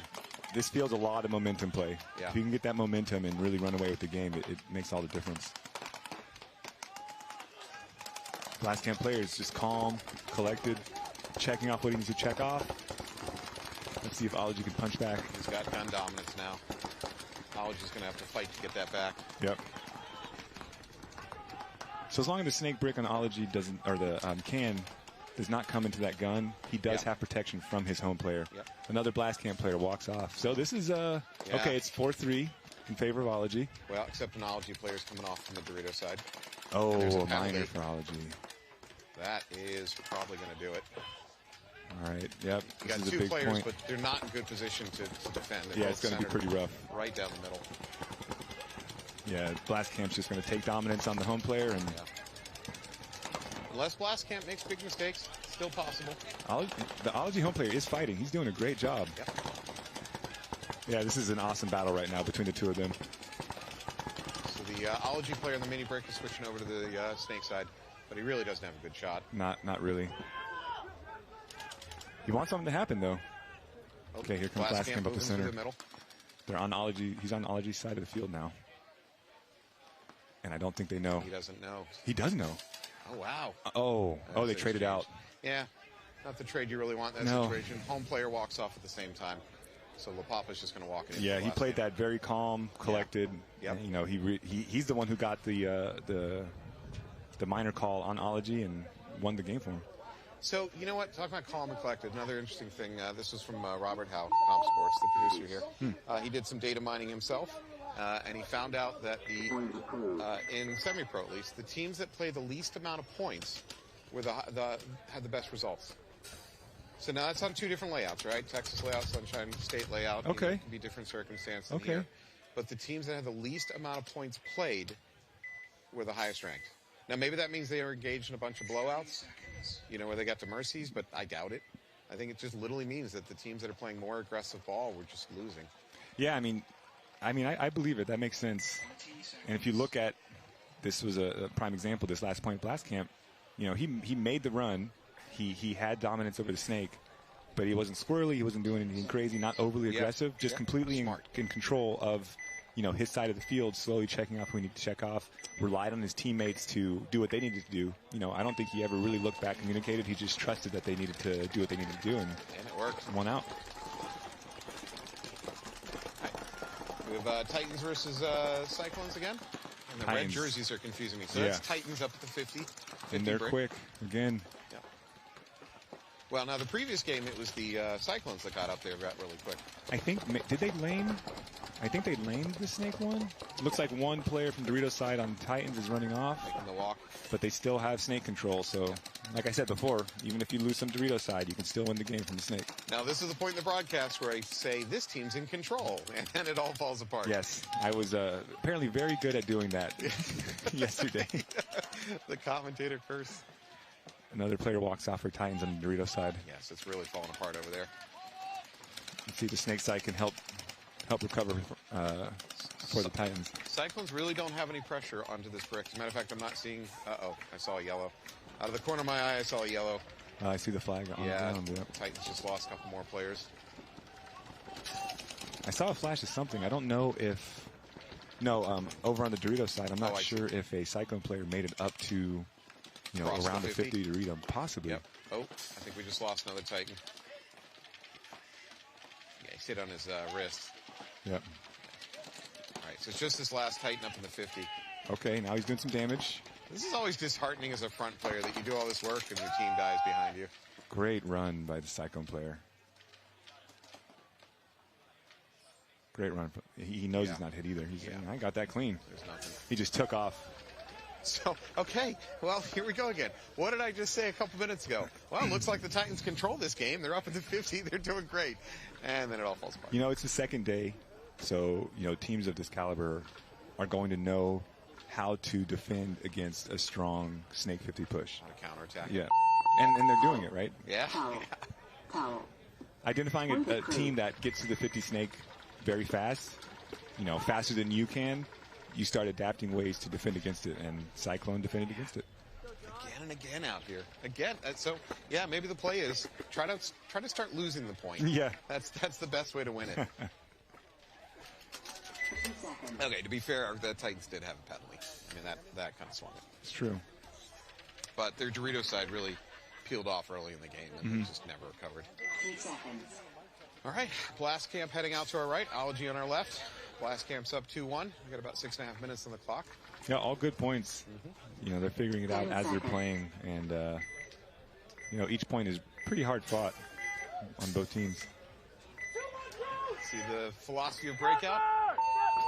Looks like we have a little bit more conservative breakout for Ology. Blast Camp goes ahead and gets into the Snake 2. You can tell he likes to run. He's fast. He gets in there. Not too much heat, so he's probably just going to keep doing it as long as he can maintain it. So Ology needs to figure out how to get a gun on that gap. Right. And stop that. Last Camp player rapping, looking for kills. Ooh, almost got picked up. Yep. So it looks like Ology's trying to defend against it, but... Still looks like a clean breakout for both teams. I don't see any bodies walking off. 5 on 5. It looks like Ology is forfeiting their 2 Snake bodies to look at Snake too much and trying to allow home to try to stop the wrap. Yeah. As I say that, the Snake can is looking... Okay, he makes it move to the Snake corner. Outside. I don't think any of the Blast Camp picked up on that. Well, no, they picked up on it. He's taking heat. Yeah, I was going to say that he had a moment, he had a little window there where he could have went ahead and crawled up to the Snake mini brick. So it took a second for the Blast Camp to pick up on that. Now that they have 2 bodies basically in the Snake 50, Blast Camp's going to have a lot of control now. All right, Steve, would you like to declare that Blast Camp's in control of this game and there's no way they can lose? Go ahead, sir. I didn't say there's no way they can lose. Even though they did shoot, they just shot off looks like a center body for Ology. Yeah, probably out of the mini brick in the middle. Yep. Yeah, there's no way they can lose at this point. If they lose, it's on you, not me. Yeah, it's on me. A great inside crawl by the Ology player. Yep. I love the inside crawl to take ground. It's great. It feels so risky when you're out there in the middle of It's nowhere scary. It's scary being in the dead zone, what am I slowly doing crawling here? up. This should not work.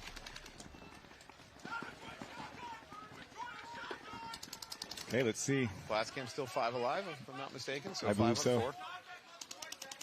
A lot of Snake control. Yeah, Ology God player goes ahead and makes move Snake 1. Yeah, he was getting twitchy. Looks like he was ready to do it. Yep. So probably what he should do is go ahead and get up to Snake 2, get his gun just posted on the outside of the brick. Yeah, he has to know at least 1 player's in the brick. Yeah. Blast Camp going ahead and moving up to the S2. Yep. Of, he's gonna get sneaky, but it looks like Ology is still doing that that waiting game that won him the first point. This is a very strong cross for Ology. Yeah, in the Snake brick. Unfortunately, 2 Ology players walking off at the same time. So there's your commentator curse. There's my commentator curse. Well done.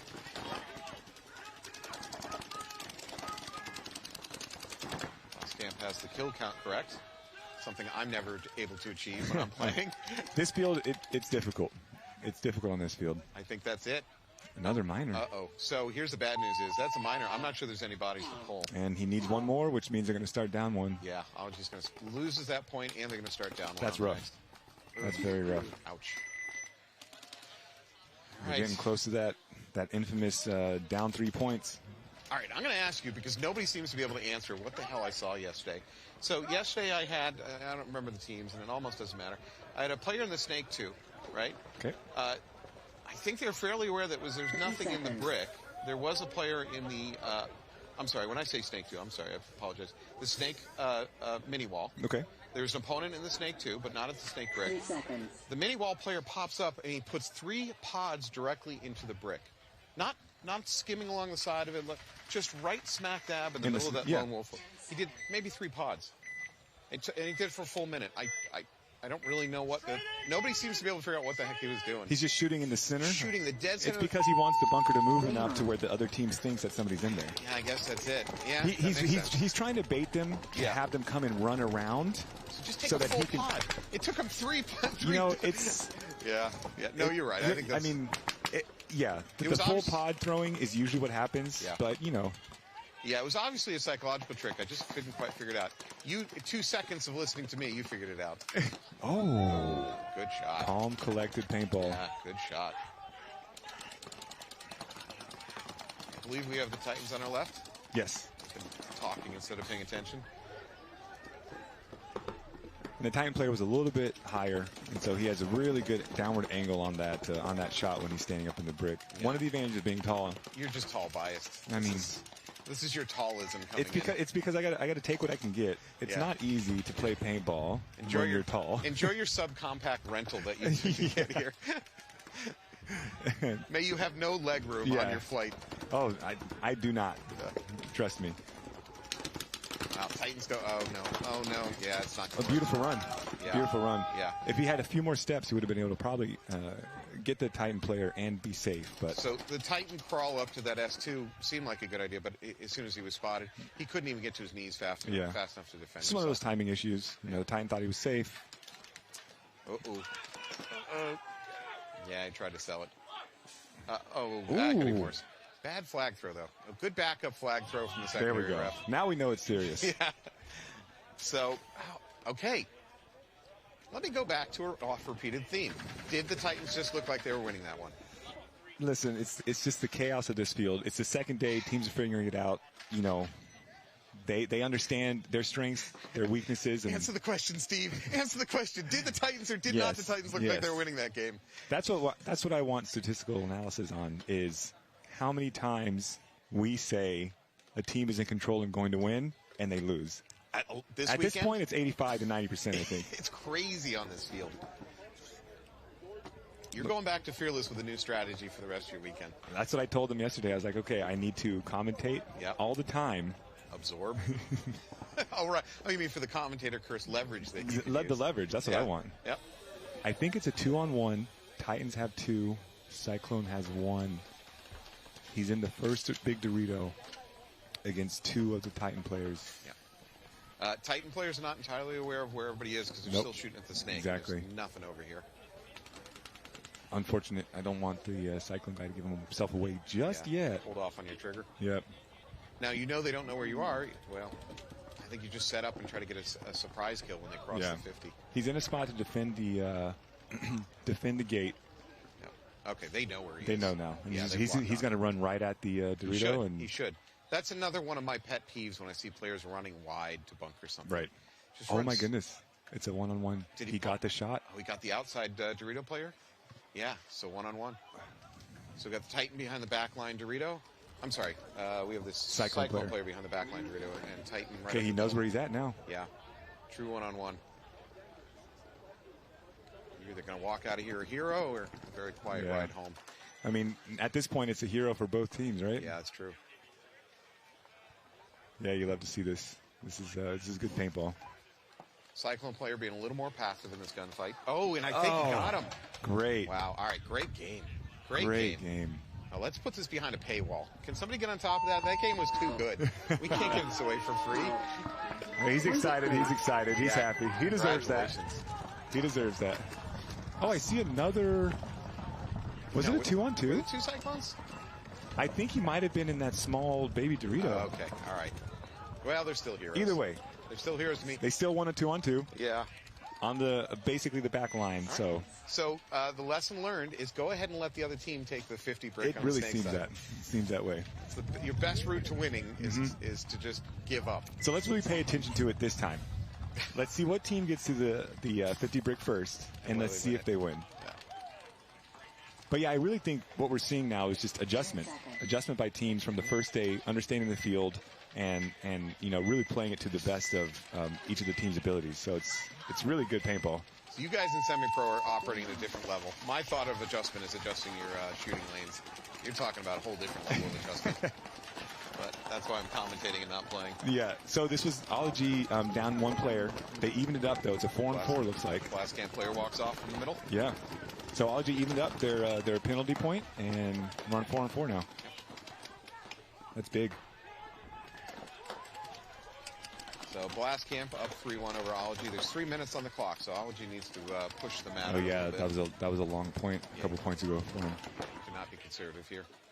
So Blast Camp knows that they're more than likely going to allow, Ology to make mistakes pushing into them. I believe an Ology player just walked off and a penalty. Penalties are getting them right now. 2 flags up. All right, Ology only has Snake Side alive right now. And now as I say that. Smart towel. They towel it out. Yeah, that's the right thing to do. It's still they're going to be in an awful position trying to bring it back forward. Yeah, that's a 3-point spread that you never want to have. Yeah. Yeah, the penalties, they beat you up.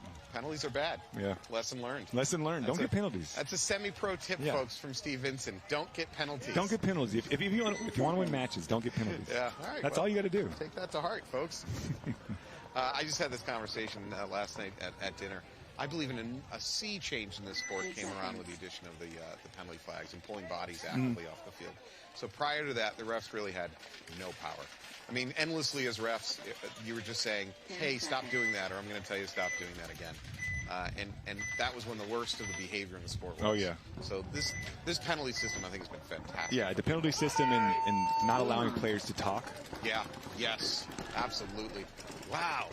Run all the way up to the D3. I don't know if it's successful, but a run all the way up to the D3 on the breakout. I don't think he's off yet. He's not pulled off yet. No, I think he's clean. Also, and Titans have to push, right? They're down. It looks like they're down by 3, so they have to push. And they are doing it. 1 Cyclone, 2 Cyclone players walk off. It's just 60 seconds, so they have to recover. Yeah. They're doing it. The match is probably not within reach, but as far as winning this point, absolutely. You know, the thing that's always interesting is you see these amazing runs by the Titan player. Yep. And you think to yourself, why didn't you want to do that run when it was 0-0? Or, Yeah. The desperate, I think a switch in your brain flips when you know you're down and it's do or die. And it really opens up the game when you just make this crazy run. Yep. If you can flip that switch when you're up points or when it's just started the game, you really can take huge advantage of catching teams by surprise. So teams are risk averse, and maybe that's because we talk about statistically, you lose your first point and your odds drop. But I actually agree with you. So I'm going to switch over to a different sport. In the NFL, somebody did some statistical analysis a few years ago and realized no one should ever punt. Don't punt. Very specific. Always run the. Unless you're your own 10-yard line. There's situations where you punt, but generally speaking, statistically they proved punting is a bad idea. Yeah. But yet NFL coaches are still loath to punt. They want that because they're going to get fired. If it looks bad. Yeah. So maybe that's a little bit of the same psychology here. It's interesting. There's so many factors in play, but I think the more you can expose your team to getting out of their comfort zone, not being afraid to go for that risk reward, you realize it starts working out really well for you. And that's something that, as a team, we're trying to really emulate, a team that's not afraid to do something crazy, not afraid to put our bodies out there, because, when we do play that way, it ends up working out for us. Yeah. Yes. And I think for the most part, it ends up working out for a lot of teams. But, getting to that point, especially when you're down, it's kind of tough sometimes. Everybody wants to win. Nobody wants to get shot. So you know, I started playing, well, so long ago, paintball guns were pump-powered. But anyways, you know, I went through that period in the late 90s, early 2000s where what I call hero ball, right? As a team, you just depended on having one or two real killers on your team, and everybody else just, you know, tried not to die. Yeah, that's very true. Yeah, that's very true. This is an era of much more discipline, much smarter play, but the much more disciplined, smarter play has made teams a little bit more risk-averse. So conservative breakout for Blastcamp. Yep. Maintaining their lead. Let's see if it works out for him. Ref going in, pulls the body up. Okay, well, 3 bodies peeled off for Ology. Yeah, there's only 2 left alive. That spot, difficult to recover. 2 minutes, 25 seconds left. Yeah. It's going to be hard. They're down 4-1. Yeah, 3-point spread. All they've got left is that can on the snake side. Ref's calling rub on that. Looks like a center player. Yeah, center mini brick. Yeah, let's remind ourselves to check our bingo board, see if we've missed anything. Blastcamp can control this. Blastcamp should just slow down. I think Titans had a 4 kill. That last point. That snake so? player, I think he had 4 kills. Okay. Are we confident enough to go for it? What's your level of confidence on that? 85%, to be honest. I'll take it. I mean, I'll give it to you, I guess, is what I'm saying.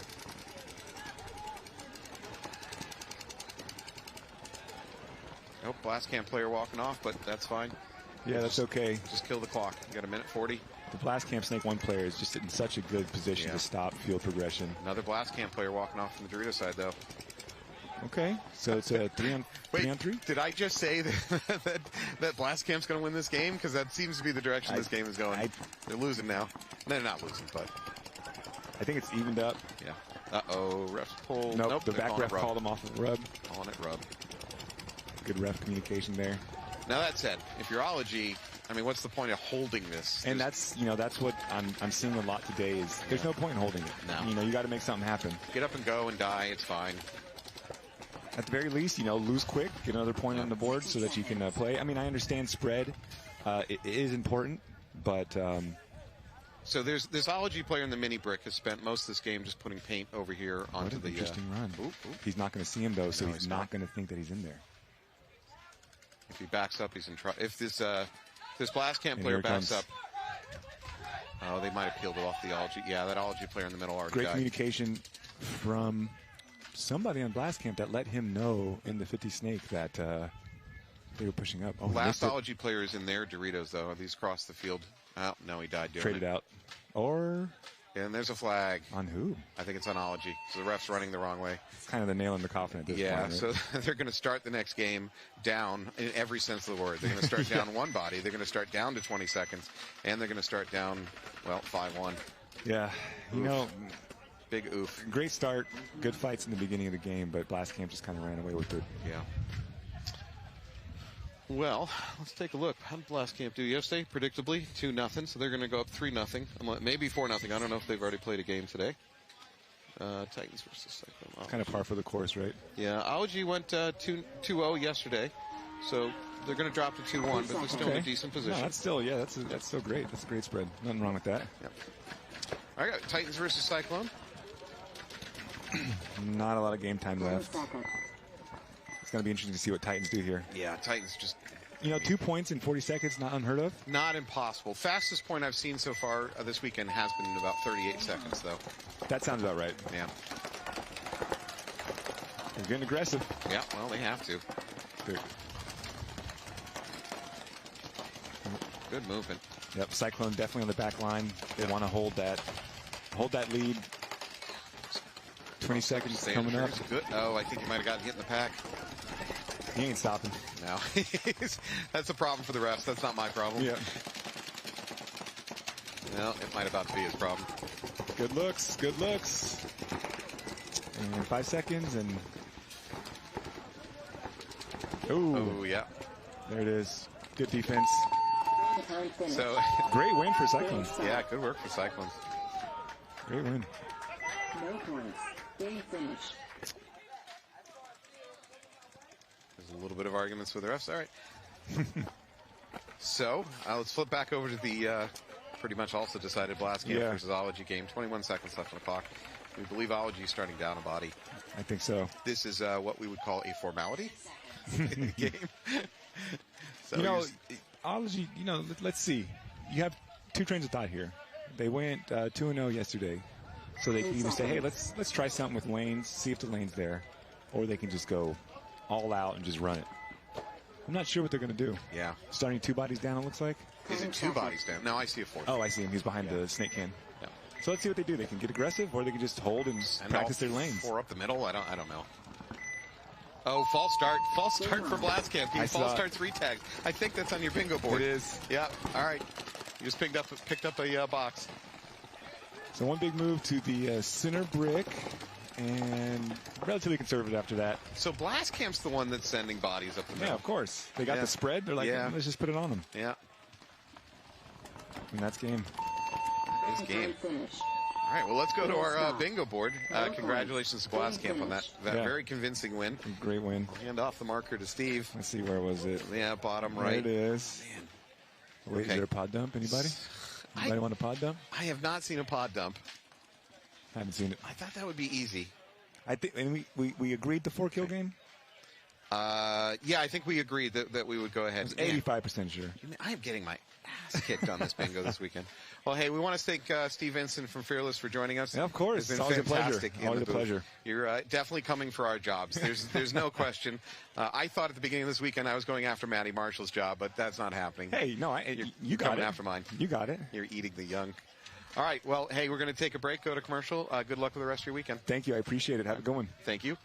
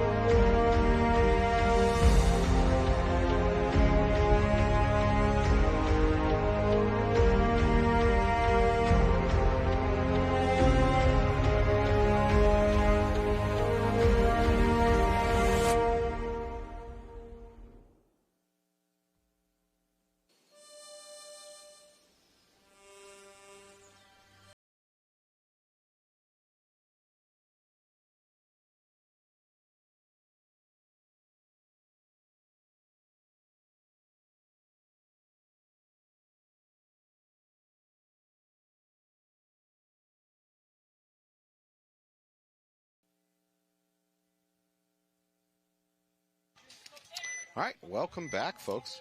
I am flying solo at the moment, so you're going to be enjoying a stream of consciousness type of webcasting. Not much of it's going to make sense, but it's what you get. All right, we got Colorado Blitz versus Nasty. Nice, strong move up the middle for Nasty. Doesn't work out, but I like it. I do think that middle brick is being underplayed. Colorado Blitz is going ahead and posting a gun up on that snake brick because just the assumption it's going to be a hot assumption that they need to be there. So I've seen that play developing more and more today, not so much yesterday. No bodies walking off yet, so we've got a clean 5-on-5 game at the moment.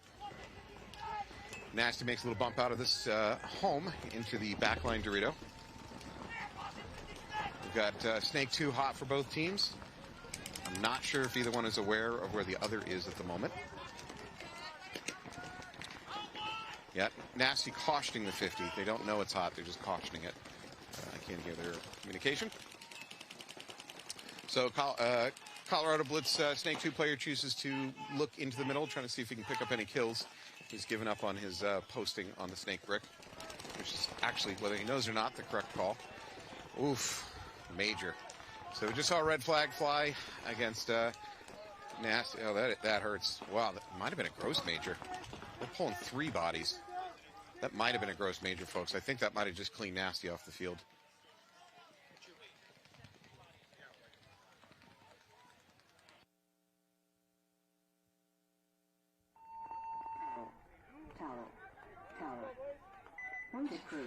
Yeah, they went ahead and toweled that out to save the clock. I'm joined in the booth by Greystone LaPointe. Hope I'm pronouncing that correctly. So we just saw now. Welcome to the webcast, Greystone. Oh, thank you. We just watched Nasty get a major. It might even been a gross major because they pulled so many bodies. You know what? I got our ultimate ref, Michael, here. Let's see if I can ask him.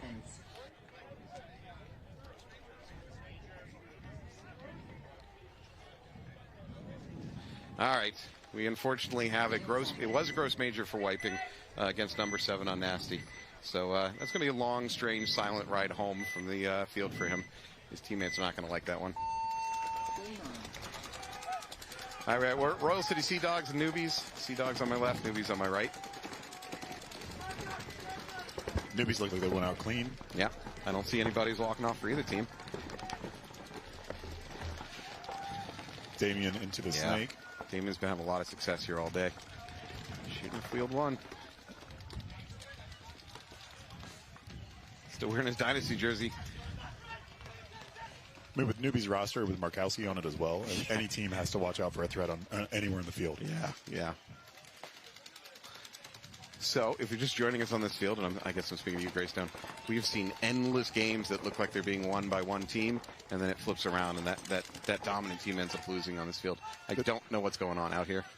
The momentum swing is a really big factor on this layout. It's not 1 in 20 games. It's points. It's like every 3rd game out here, a team looks like they've got this locked up, and then it all falls apart. That's exactly the experience we had playing the field. You can swing, and if you drop the attack on one side of the field, you can just come back on the other. It's a pretty impressively fast layout here. Yeah. Newbie's starting to push up the middle. Uh-oh. No, he's live.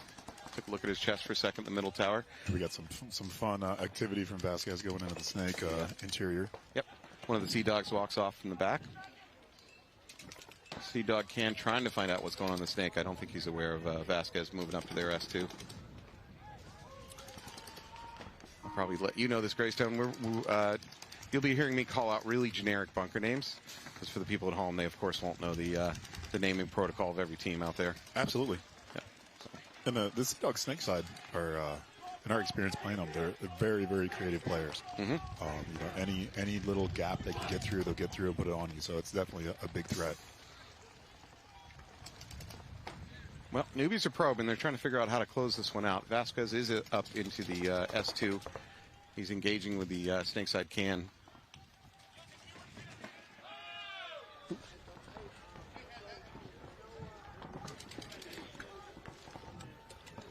Oh, Vasquez takes the walk. DeVivo filling it in, though.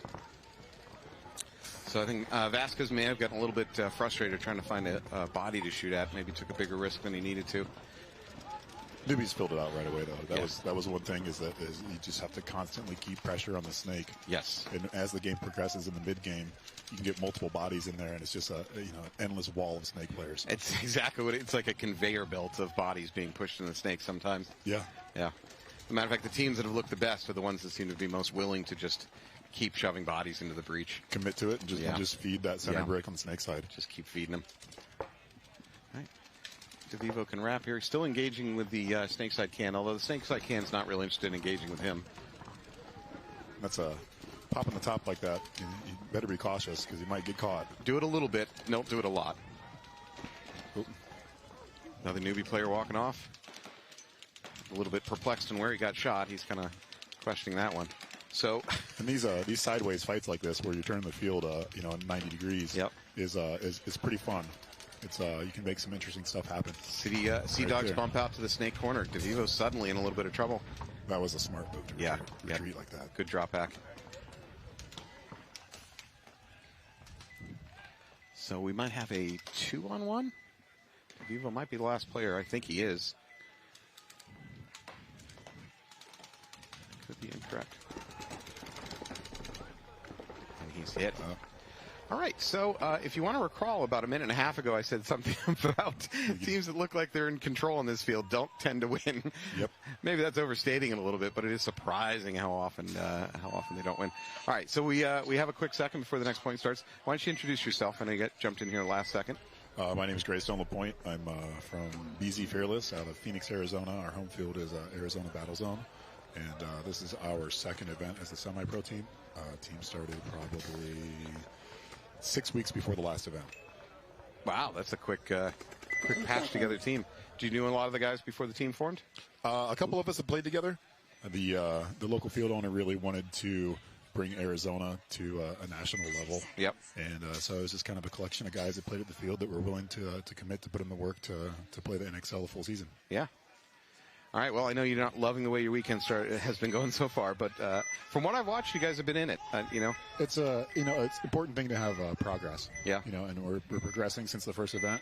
Got a win today. Move forward, build on that, and a lot of it is team synergy for us. Yeah. We're a lot of the guys met 6 weeks before the last event, so we're building that communication. You have to listen for your buddy's voice, tune out all the madness on the field, and hear those voices. Yeah, especially in modern paintball, which is much more team-oriented, much more disciplined. Building that kind of chemistry and teamwork and communication is much more vital than it used to be. Oh, incredibly vital. Yeah. It's teams that have good synergy. It doesn't matter if you have fast guys, good shooters. People that are going to play as a team and off each other are going to win every time. Yeah. Blitz makes aggressive move up here into the Snake 2. Unfortunately, they do lose one of their guys over on the Dorito side. Nasty is up into the Snake mini wall.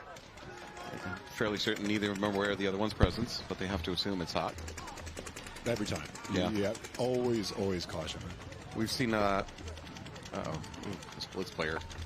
Blitz player trying to get off the field. I think he just got shot in the one place that you don't want to get shot.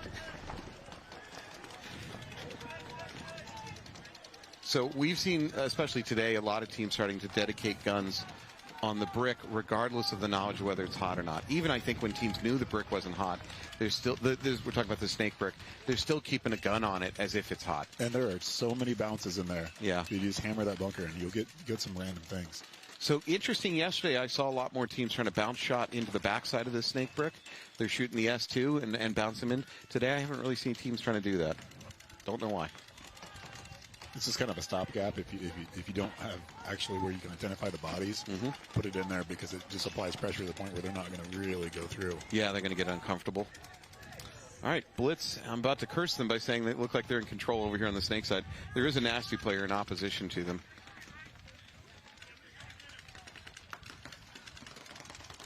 That nasty player is kind of committed to shooting the cross shot, so I don't know if he's aware that he's got two players bearing down on him. One of them taking his own snake 2 away from him. We've got Carrera in the snake playing smart. He's another Arizona boy. We do have Nasty in the snake corner. He doesn't have a great shot on the outside of the brick, but he can harass him. There we go. The Nasty player finally realizing how close he is. Now, if he tries to go do that brick, he's going to run right through, I believe you said Carrera's gun at this S2. Oh, that's an Did that work? I don't know. Shocking. Nasty corner, snake corner walking off. Nasty player making his argument to the refs. I'm not sure. He's got to capitalize on this. Yeah, the refs are going to tell him to keep playing. I don't think Carrera knows if he's there. Oh. No, that's not a major. That was just a trade. The first one you might have had an argument for major, but that one was just a good trade. And that's the thing about this side of the field is this layout is just an absolute rolling of the dice as far as your timing going through the snake. Yeah. Well, there's so much blindness in there. There can be players lurking anywhere inside of there. It's just a charnel house of horrors if you go blind through the middle of that snake. Absolutely. Yeah. By the way, I don't know if you've been out here yet, but we're doing paintball bingo. So keep an eye on your scorecard, see if you're missing anything. Make sure that you don't miss it because you're pretty darn close to winning this one. Your teammate Steve Vincent did a good job getting you in a win position. So, Nasty versus Blitz. I think we might be down to 1-on-2. It's certainly a low body situation. A lot of time chewed off the clock on this point. Suddenly, Gradestone's like, oh, I'm going to win this stuff on the bingo. Yeah, I'm walking away with a W on this one. Every paintball player is competitive, yeah. regardless of what the sport is. If there's a game to be played, we're on it. So I got a Nasty player in the snake corner, which is a bunker I hate. I want to. If I have to play that, I'm getting out of there as quick as possible. But he's searching around. Colorado Blitz player also trying to figure out where the heck his opponent is. Blitz player's being a little more passive, sitting behind that backline Dorito. The backline Dorito is surprisingly strong. Is it? In this situation? Yeah. We actually lost some of our snake bodies to that backline Dorito, and then you can switch inside and stop them from coming up onto the Dorito side. Nasty player goes in, moves up to the mini wall behind the snake brick. He's going to make the transition up to the brick. Blitz player is looking that way. All right, now they know where each other is. Blitz player takes the opportunity to move. The brick actually blinds the Nasty player. He can't see that move. So he still thinks the Dorito's hot. Oh, yeah, shooting the Dorito. Yeah. Oh, wow. Blitz player flying upfield. Blitz player should just, if he's unopposed, should just go hit the buzzer. Yeah, commit it and yeah, go. There he goes. There he goes. There he goes. Oh, it's beautiful. There he goes. Well played by Blitz. Such good timing. Wow. Recognized that he was getting no pressure, and they were just hunting for him back on the other side of the field. Well played by Blitz. So, ironically, one of the best bunkers on the field, which is this big snake brick, blinded the Nasty player, Frank, from seeing that move.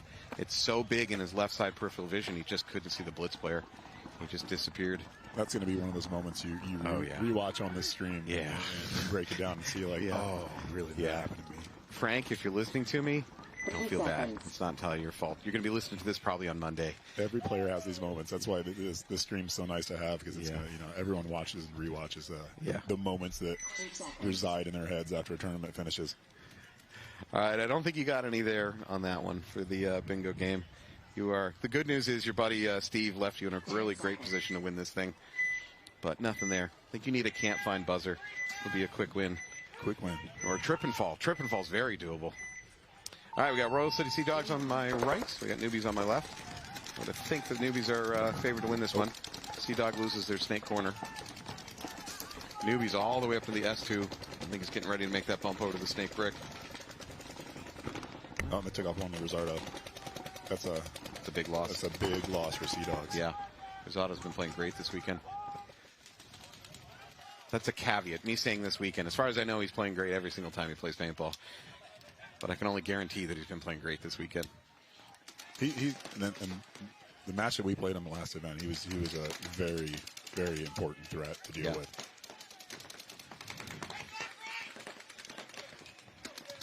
So the newbie mini brick can probably go ahead and crawl up to the mini wall or go to the inside of the snake. He's not getting any heat. I don't know if perhaps he has a better shot there on something important than moving up. Sea Dogs have a player, and I'm going to use the word stuck because I think he's stuck into that. And I'm wrong. Second I say it. Right. You've got to get out of that snake corner if you're outnumbered. Good move. Good move by that Sea Dog player. Yeah, if the newbie would just been a little bit further on the wrap, he would have caught him in that crawl. All right. Sea Dog player's aware that Snake 50 brick is hot. He's posting up on it. Just begging him to wrap.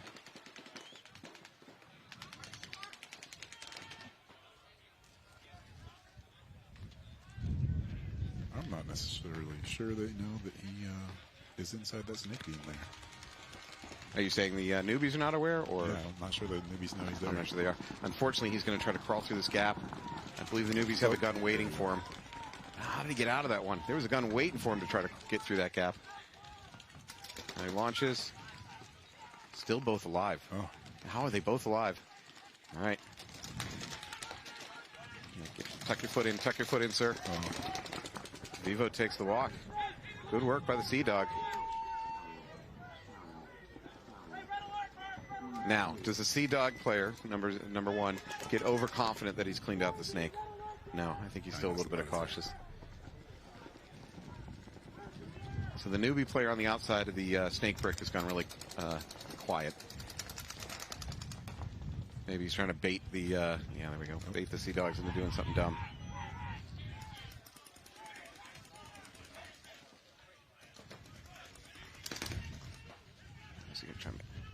That was his chance. He had a chance to make that bump up to the Sea Dog side. Time to get creative. Yeah.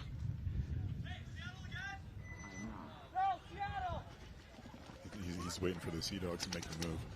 Yeah. Again, I think the Sea Dogs are convinced that 50 brick is hot. They were wrong, but it's fine to assume that. I don't mind that. I don't mind that wrong assumption. You know what?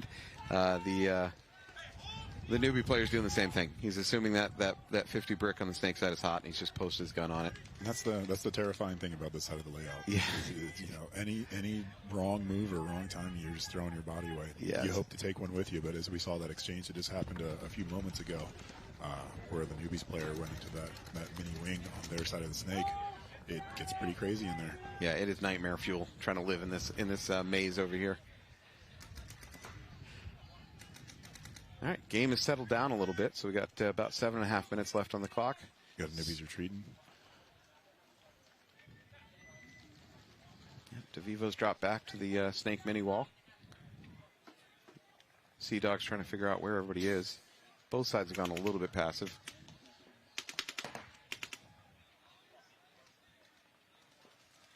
We're amazing that we're this far in the game and DeVivo still has that much pain on his back too. You know, if anything, Yeah. he's just going to grind them out till they're low. So would you back up? If you're DeVivo, would you back up, or would you try a sneaky crawl up the snake and probably try to get a quick kill? I think he needs to get a kill off the inside before he deals with the snake guys. Yeah.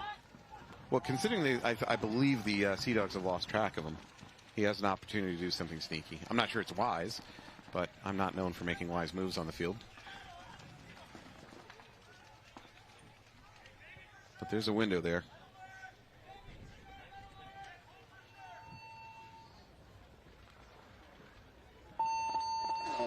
Somebody fouled. Must have been the newbies. Interesting. I'm not sure. Let's see with the score now. Yeah, newbies toweled that. They just saw too much clock ticking off and decided to bail out on that one. I'd imagine the newbies coach was over on the sidelines for the last 2 minutes talking to himself. Should I towel? Should I towel? Yeah. Should I towel? It's a tough decision, you know. And, Yeah. and if you towel in the wrong spot, the team can get kind of grumpy sometimes, you know. Yeah. Yeah. Players coming off going, why you towel that? I was definitely going to win that, man. Oh, yeah, every time. Yeah. It was only 4-1. We've all been in those situations. Yeah. You think you're going to get the glory. Yeah, in your mind, you're the best player ever. The people on the outside of the field have a better viewpoint. All right, we got Nasty on my right, Colorado Blitz on my left. Blitz in those powder blue uniforms. Beautiful. Nasty makes a run into the snake mini wall. Snake brick, and then up to the mini wall. Both teams. Real aggressive, Nasty play. So the Blitz player posts his gun up on the snake brick, just assuming it's hot. In this case, he's correct. It is hot.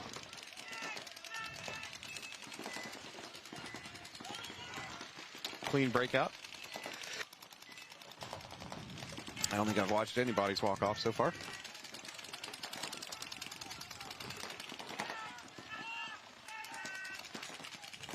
So we got Colorado Blitz in that snake can trying to support his snake player. The Nasty player is really the only. He's just sitting posted, waiting. He's got to have something happen over there.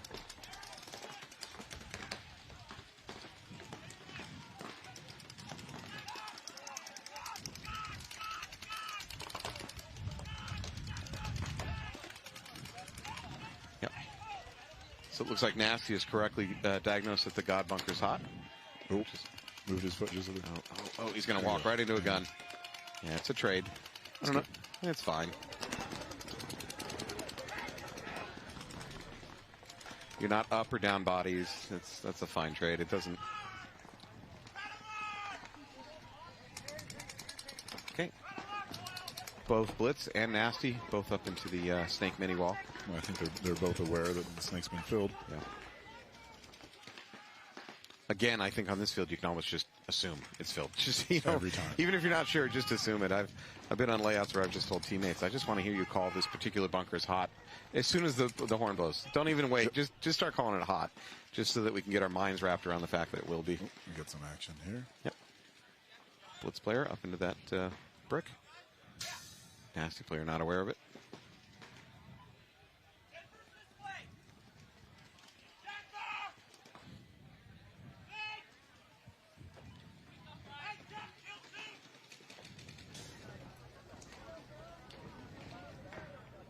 Gonna move over on the Dorito side for Nasty. Yeah.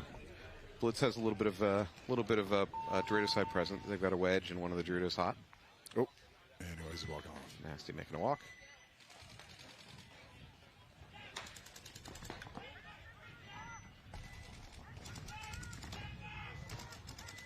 So we've watched a couple. Is this the same matchup? We watched a long, slow point? No, that was the previous one. Previous one. Yeah. So it's funny. This field has suddenly slowed down. Yesterday it was so fast.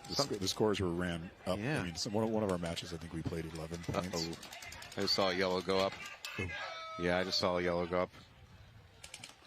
I'm assuming. Well, I don't know. I see a Nasty player walking up. Yeah, Blitz. All right, so that miner was on Blitz. I think that miner just cleaned off the field. Nasty player just kind of walking it in.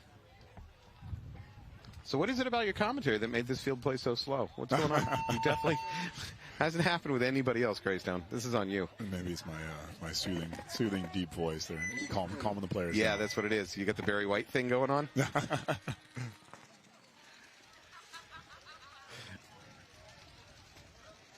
All right, so we got Colorado Blitz versus Nazi. Blitz with close to a 60%. Actually, both teams close to a 60% win percentage per point. So it's a really good matchup between those two teams. Then on the other end of things, we have Royal City Sea Dogs versus the Newbies. Again, a darn near perfect statistical match in terms of how many points won, the percentage of points won. So that jives with what we're seeing so far as long, slow points. Neither team has dominated. Well, no team has dominated the other team so far. The Newbies have so much experience. I mean, Sea Dogs do as well. Yeah.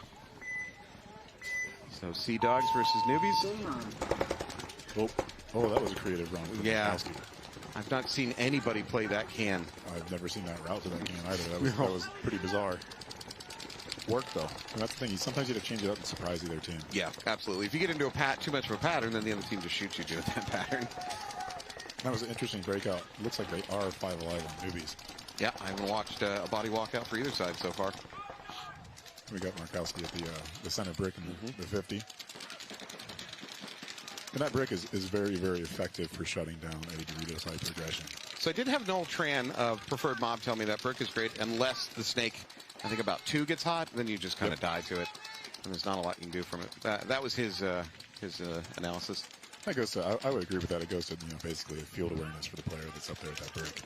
I mean, Markowski's been playing paintball for a long time, so. The name is familiar. He's probably sold a few jerseys.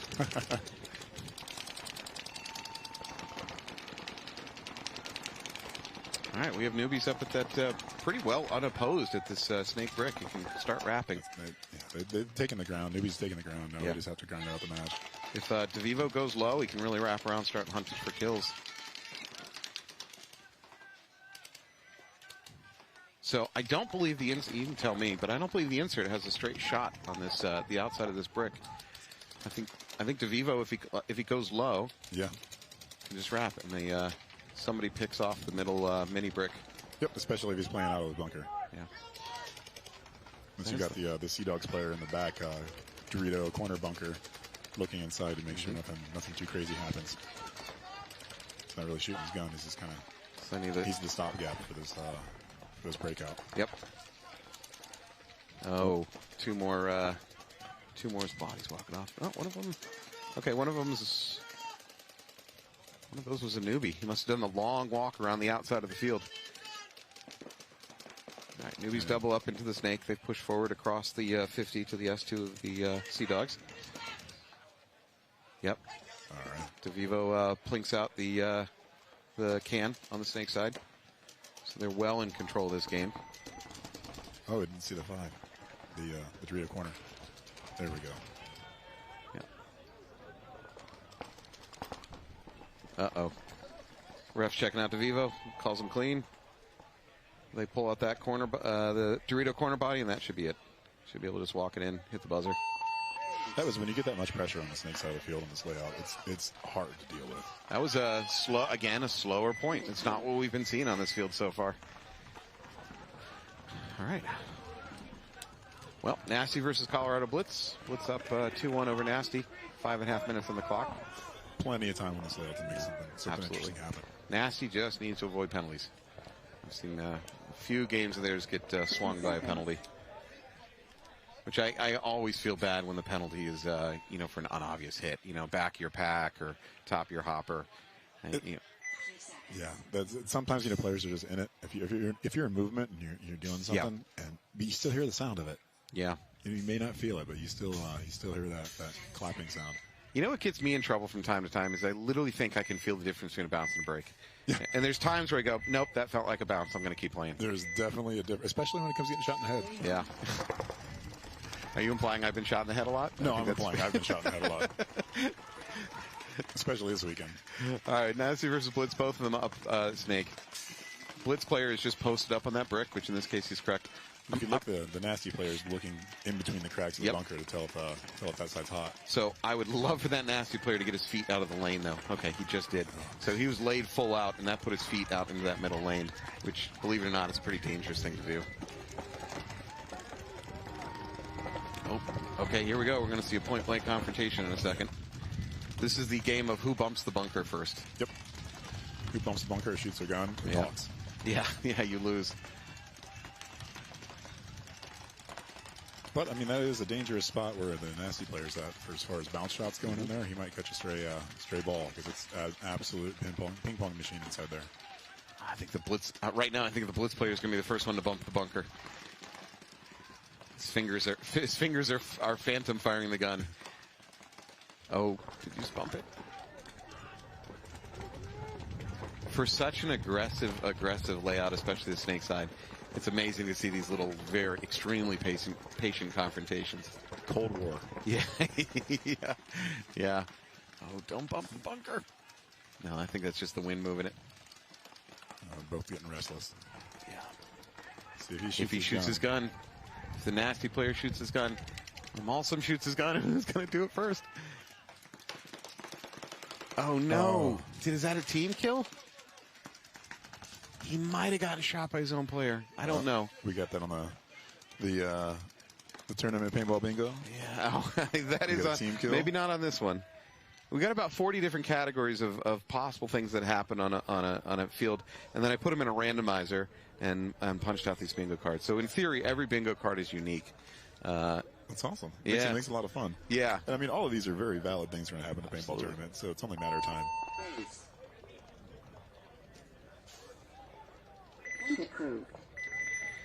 All right, well, that was an interesting and slow game. I don't know. This field has suddenly changed its tone and behavior. Wasn't what I was seeing before. All right, so we want to shout a thank you to one of our sponsors, Southland Transportation, for all your transportation needs. Give them a call if you need to get someplace.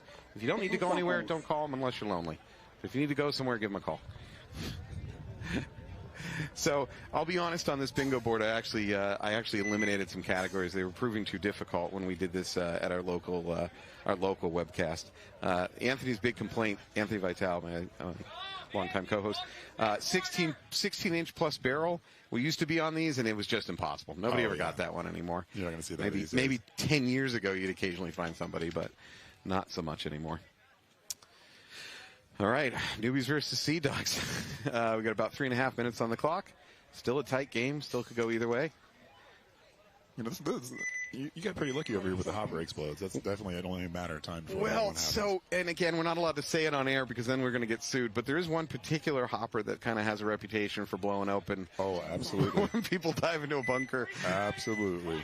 That company makes fine product, but that particular, they have a little bit of a mold problem on their shells. I absolutely love that hopper. Yeah. But it definitely explodes. Yeah. You know what? It's like a training for hopper for how to dive into a snake. That's what it should be used as.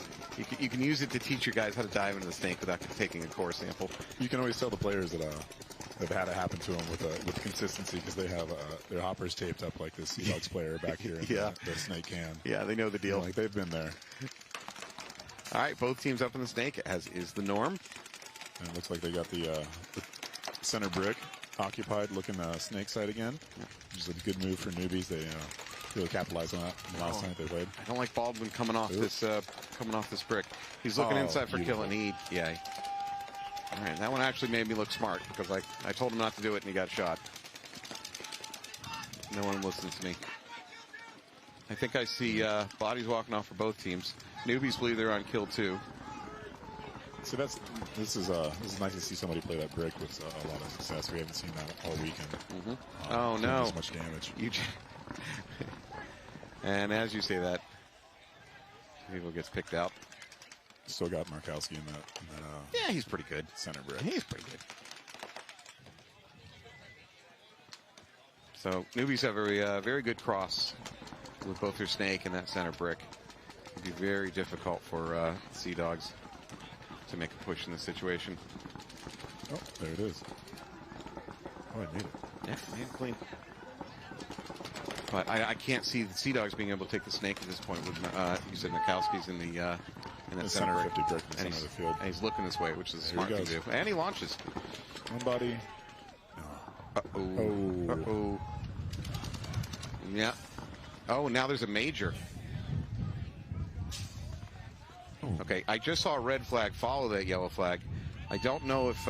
Did one of the... I think it was a mistake. I'm going to guess that red flag was an oopsie. They meant to throw a yellow and they just grabbed for the wrong pocket. Looks like Sea Dogs might have launched on that side of the field. But... Well, there is a conference on the field. There's going to be a little bit of chatter to figure out what the heck just went on. While the refs talk, I just want to thank another one of our sponsors, No Film Productions, for all your videography and photo needs. Just remember, it's still no film.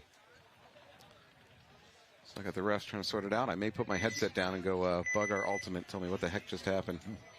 Our ultimate ref is Michael. He's been very good this weekend. And I thought he's done a very good job calmly discussing with teams what has occurred.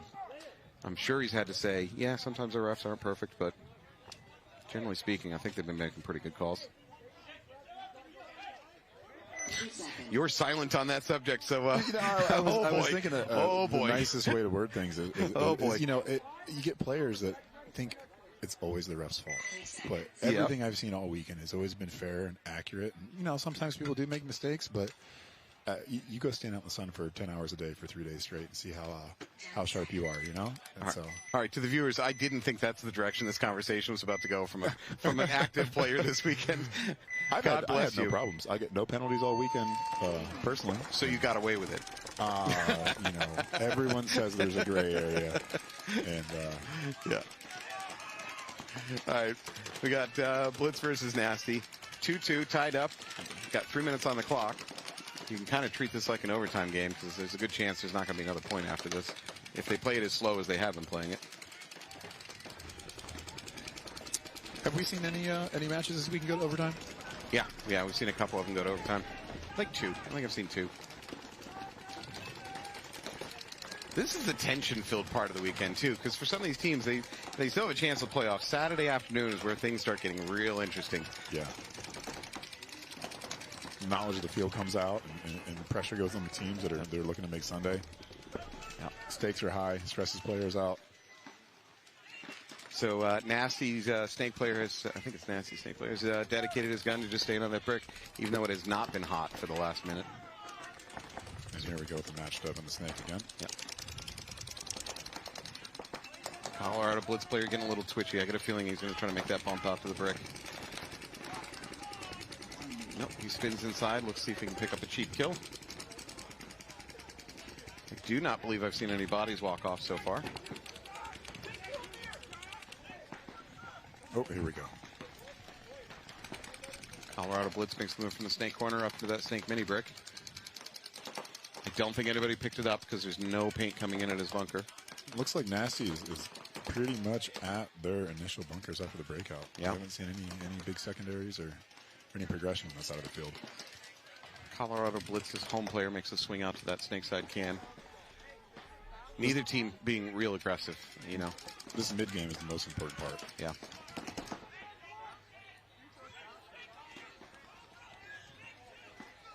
Okay. It's like Nasty, I think, has an understanding of what the snake is hot. They seem like they're doing a good job calling it out. The Blitz player in the snake, too, though, is pretty happy just shooting cross. He seems to have come off the brick, which is unfortunate because now the brick actually is hot with Bomad. I mean, obviously, both player can hear him shooting his gun. He takes him He launches. Did he get him? I think he did not get him. Bomad is clean. At the same time, another Colorado Blitz player walks off from the back line.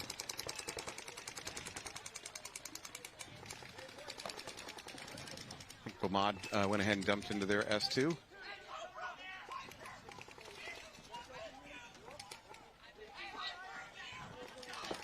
So I would say that the Blitz player is unaware of how close Bomad is to him. 30 seconds left on the clock.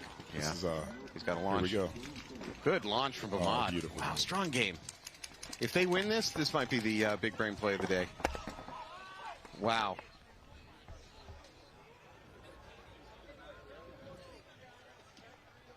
Is the buzzer not going off? Oh, he's waiting for the 10-second, I would imagine. Yep. Wow. All right. That was impressive. I got to give him up. That was impressive. So right now, I'm going to go ahead and call it. I don't know if you wear this. So we have a trophy that we will give out if we see a particularly smart play for the day. So this is the Big Brain Play of the Award. I'm sorry, Big Brain Play of the Day. And right now, I think I'm giving it to Bomad. That was excellent. And the game was on the line. He was very smart about how he attacked that. And that's yeah. It's hard to keep that much pressure when you know the clock's ticking down. Yeah. You have to make something happen. Well done. I'm going to go silent mic for a second. I can't hear me. I didn't hear you. Yeah. That's especially in a pressure like that. You know, you can go to overtime, but do you want to go to overtime? Yeah. That was great. 10 seconds. All right, congrats, Nasty, on that one. All right, Royal City Sea Dogs versus Newbies. Game on. Ooh. Oh, look at McCarski go. What was that? All the way up the Doritos off the break. That's the microwave action we've been looking to see. So Newbies need need it. it. Goes. Now he is in their Doritos already. Well, Newbies are the back's a little bit against the wall in this one. They've got about a minute and a half left on the clock. They're down 3-1.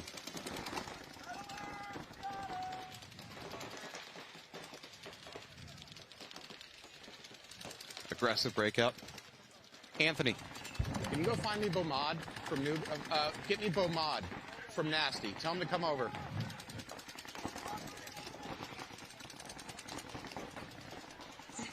Yeah, they're running out of time, man. I mean, I like their initial aggressive, but then they slowed down. You know, they might be able to win this point, but the match is slipping away. Newbies need to attack more. They do take out the God from the Sea Dogs. 2 Sea Dog players walk off. Ooh. I'm going to guess that's the Snake Can. Snake Side Can walks off. Oh, I could be wrong. They could get this point, but I don't think they're going to get the match. They might be able to tie it with 35 seconds left. It is possible.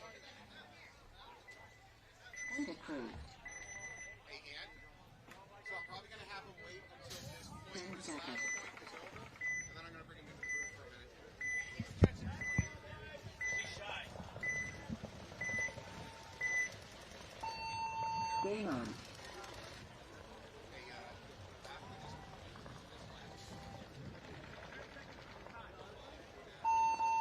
Time finished.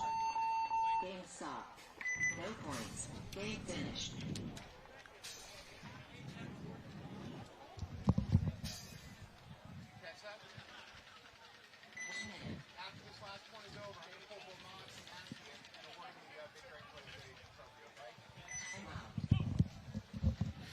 All right. Wow, that was an exciting exciting end to that nasty game. I'm still kind of buzzing over it. Yeah. All right, 35 seconds left on the clock.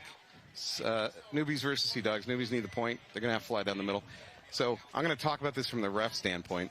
Reffing in this situation, what we would tend to do is we would tend to go ahead and start pulling bodies away from the attacking side, tilt all the refs to the side that's going to get attacked, put more laydowns in the middle, and just have your flags out and ready, because that's the thing that's going to swing the match. If you got a team flying through the middle, there's penalties to be had. Let's be really honest. And a penalty can swing them either way. It's do you want to try and draw a penalty on the other team? There is a strategy involved in that as well.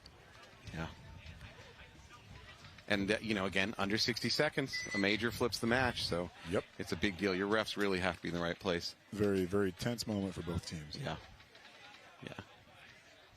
And newbies have they've got the fast guys that can get down there. But Sea Dogs can really, if they lock up the field, they're really tough to deal with. I mean, I believe newbies were favored in this game. Am I incorrect in that? Let me take a look at standings. I got to find it. No, they're pretty close. So Sea Dogs are 5th seed coming in. Newbies were the 6th seed coming in. I say seed. I really mean that they're standings for the year. So it's pretty much tied up. So all right. So this is not a upset victory. I believe these are the two teams that we looked at that had almost identical percentage of points won, if I'm not mistaken. That's why the score is so low and so close. Yeah. I don't know if you caught this earlier, but we were talking about our producer, Robert Howe, did some data mining, and he found, I was talking with Steve about this, found out that the teams with the lowest number of points played actually had the highest winning percentage. Really? So now that's on the first two layouts, and that can change based on the layout, of course, but for the first two layouts, the slower you played, the more likely you were to win your match. It's cool to see that kind of data being brought into paintball, because you can look at baseball stats all day long and find it all for information. But this sport hasn't had it yet, so it's cool to see people making moves in that direction. It's funny you say baseball, because when Rob Howe started, he's the producer from Com Sports that's running this webcast. When he started bringing me this data, I said, "You're a baseball guy, aren't you?" And he's like, "Yeah, how do you know?" I'm like, "Yeah, you're a data nerd." But that's the exact kind of guy we need to be tracking that paintball. Yeah, it's a complicated process. Yep. There's a lot more moving pieces in paintball than there is baseball. So I think what's changed is with the coaching, you now have a much more intelligent thought process going into a sport that has not traditionally been dominated by intelligent thought process. All right, here we go. This is a desperation game for the newbies. Yep, newbies flying up the middle. Vasquez makes an attempt in the snake, pays for it. We're down to 30 seconds. Oh, I don't know. Sea Dog checking himself. No, he walks off. I need to see even more aggression though out of the newbies if they want to win this. Gotta keep an eye on the clock. I mean, 15 seconds. Yeah. Fortunately, they lost. Newbies lost their other snake player. Gotta be cognizant of the clock. Yeah. Oh, newbies up through the middle. Up through the middle on the Dorito side. He has a chance, but he's 1 second. No, he's got no chance. All right. That was an exciting match. Well, that low was score, and it was back and forth the entire time. Well, hey, I should back up a little bit so I get my camera. Hey, thank you so much. Thank you very much. It was a pleasure. I wish you had a better weekend. Congratulations on the new team. I'm sure you're going to have success the rest of the year. Absolutely. Thank you. All right. Thank you, guys.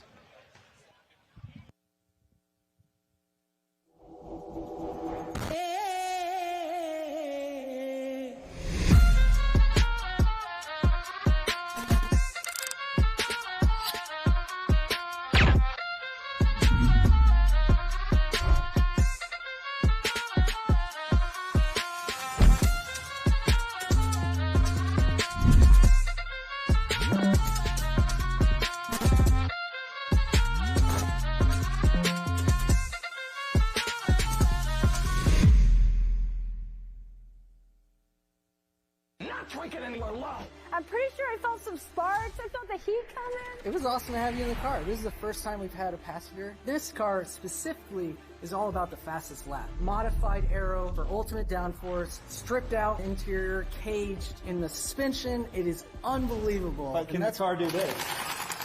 Okay, can't do that. Enough about the car. We want to hear more about the Gel Blasters. So we're a brand new company straight out of Austin, Texas. And we've had up and down. All right, welcome back for a little break. We're actually going to lunch break, but before we do, I wanted to pull Ahmad. Yes, sir. Yeah, from Nasty, who had a fantastic finish to that game, right?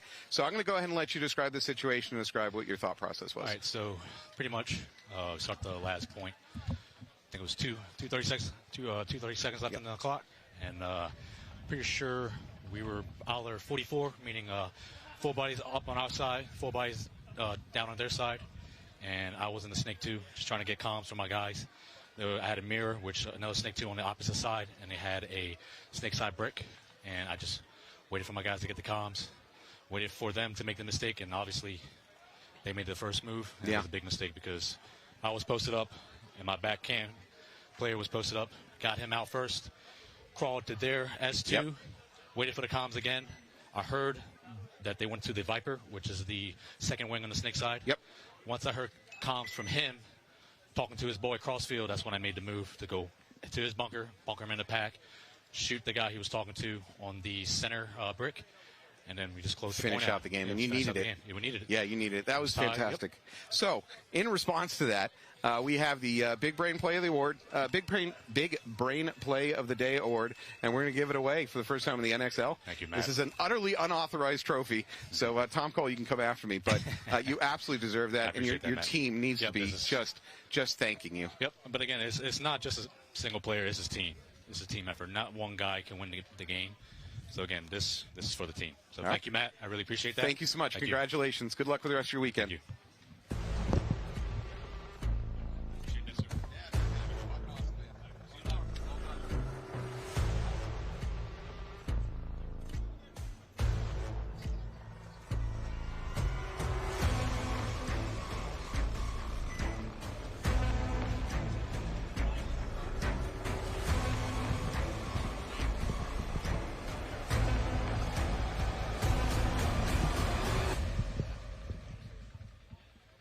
So some guys came, they swapped out. What happened?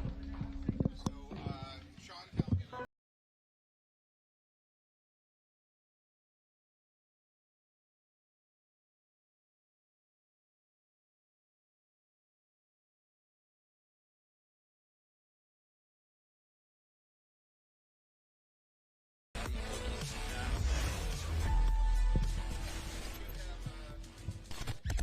This is Surge.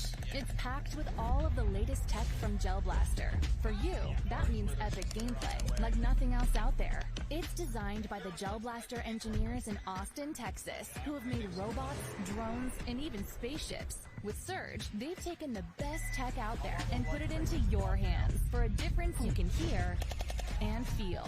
Does it hurt? Just a little. But that's what makes it so fun. Surge is packed with the best tech, like a built-in lithium-ion battery and ultra-fast USB-C charging, unlocking hours of gameplay.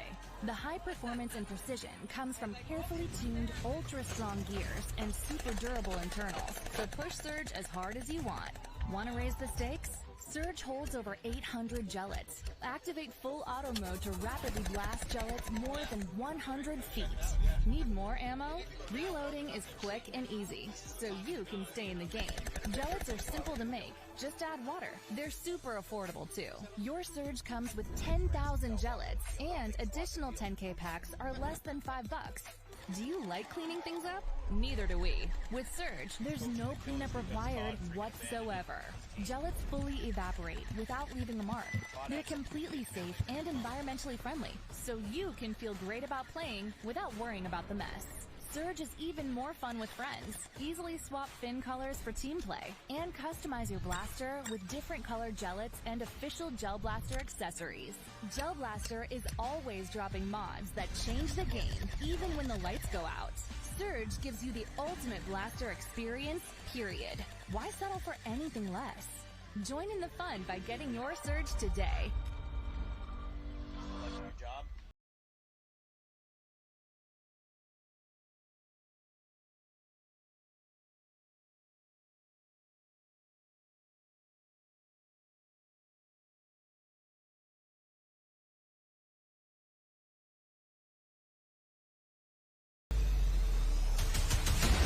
Enough is enough! I have had it with these mother snakes on this mother plane.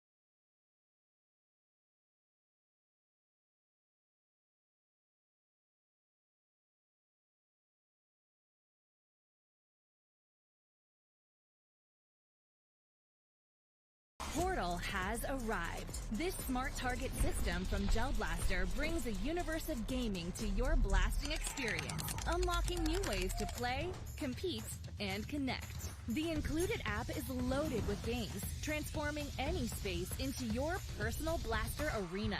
Warm up with single-player modes to dial in your accuracy. When you're ready to compete, go head-to-head against other players with one of the many included games, bringing competition and scoring to your blasting experience. Easily connect multiple Portal smart targets to create a mesh network, unleashing complex game modes that will leave your favorite consoles gathering dust. And with multiple mounting and power options, get creative by spreading out portals to make challenging battle zones. With endless combinations of target placement and epic game modes, show the world what you can do with Portal.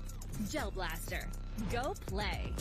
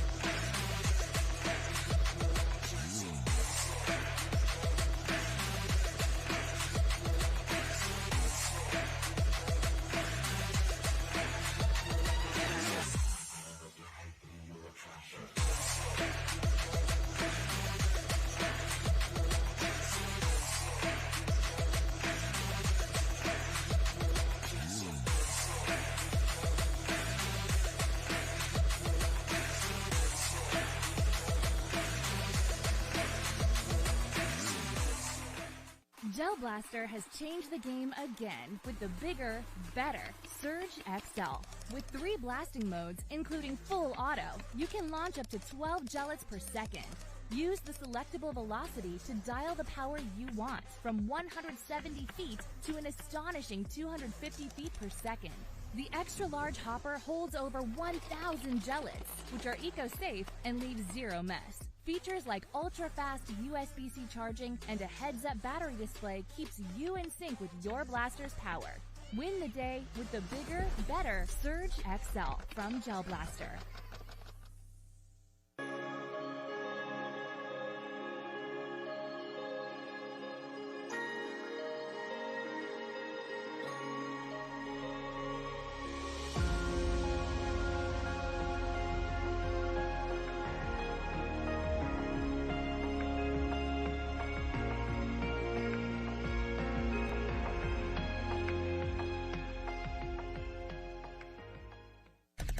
This is Surge.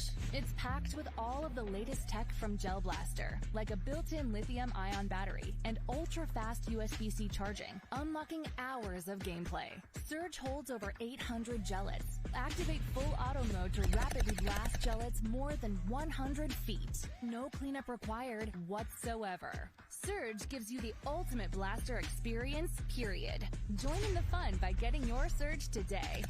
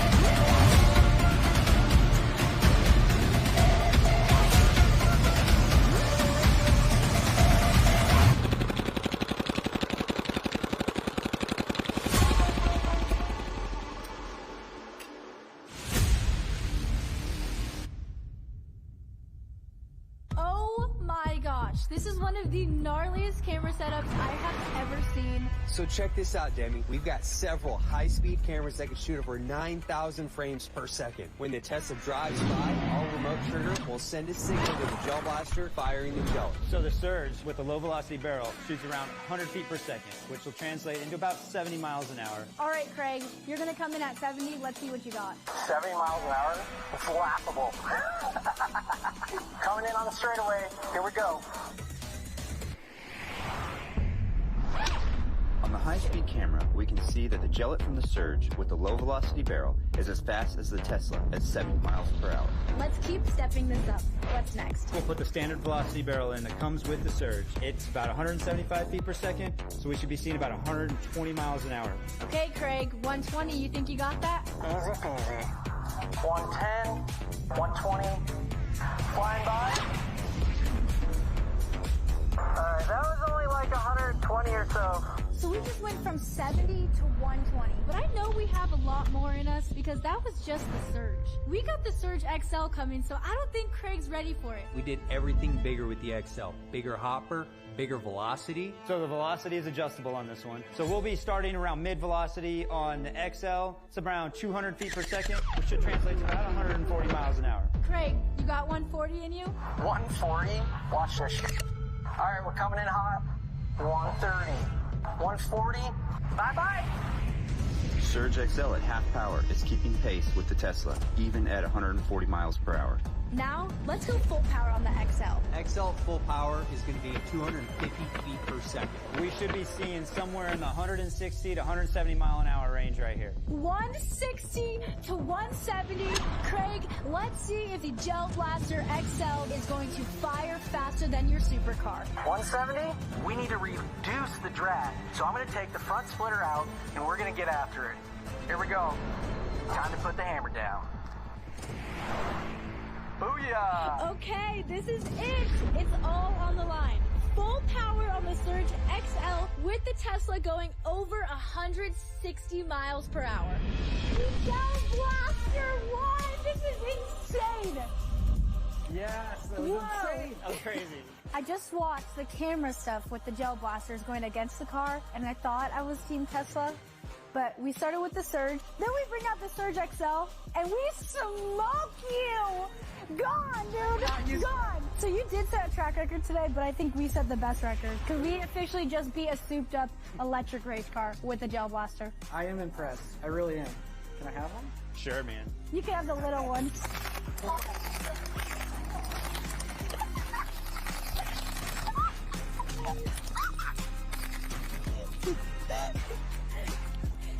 Wait, so scared! I'm not so loud!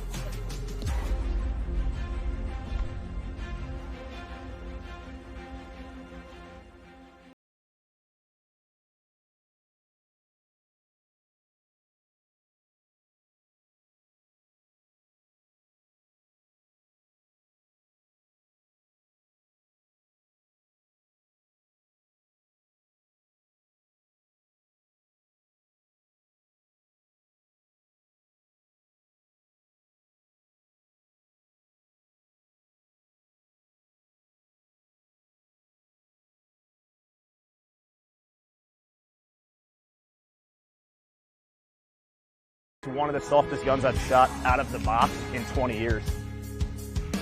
There's just no downside to this LB that they've created this time around. It's just phenomenal.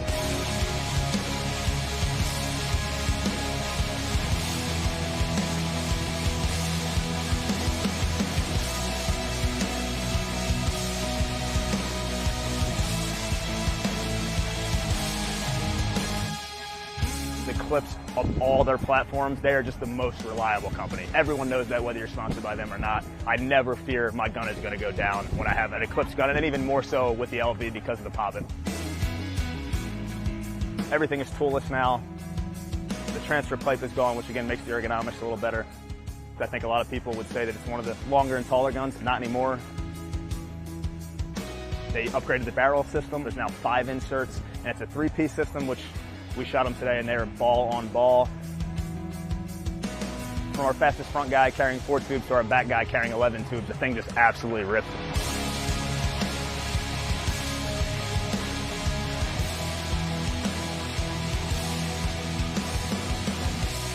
The A-Team's been around since 2004. The group we have now, though, is phenomenal. There's ex-Revo players on there. There's guys from different parts of the country, guys who played professional for Aftershock, for Elevation. The team is just a really good core group of guys. The structure we have is second to none when it comes to a paintball team. The whole team's a bunch of maniacs, absolutely. So to put an ego in our hand just makes perfect sense. The gun is just an absolute blaster out there, and we are definitely some ego maniacs.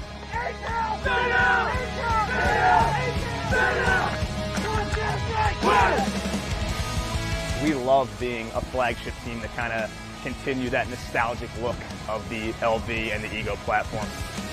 We all love it. We all wouldn't want to shoot anything else, and it's a cut above the rest, and it shows. The performance on the field is second to none.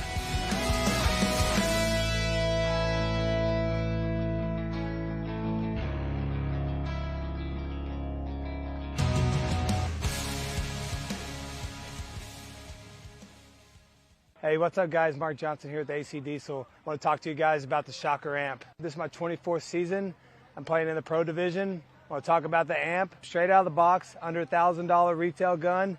Straight out of the box, shoots just like your top $1,500 gun. One good thing about the Shocker amp is the efficiency.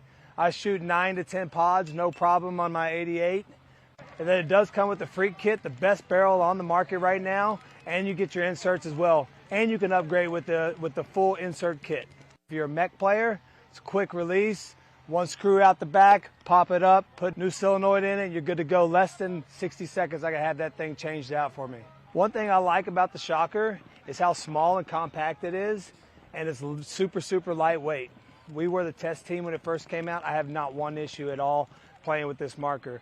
Out of the box, straight on the pro field, compete with the top paintball markers in the league. One good thing about Shocker is the support team that they have. They come all to the major events and minor events. They got all the techs here ready to go, set you up. You got a problem with your marker, on the spot, they got you fixed. If you're looking for a Shocker amp in your area, go to your local dealers and they can get you hooked up with any Shockers that you need. American-made gun, made in Pennsylvania.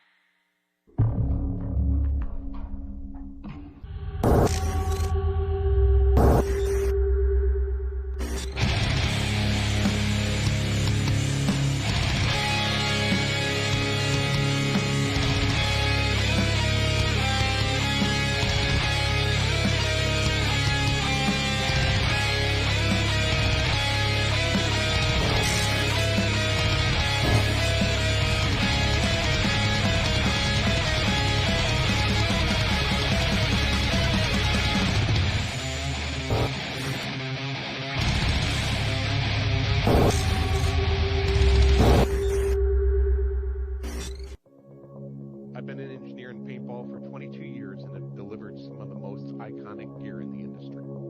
I'm the inventor of the SFT Shocker and Ion, the DLX Lux, the inline max flow, and preset system. For years, I've wanted to create a high-end regulator, and I've finally done it. And this is the Empire Flow.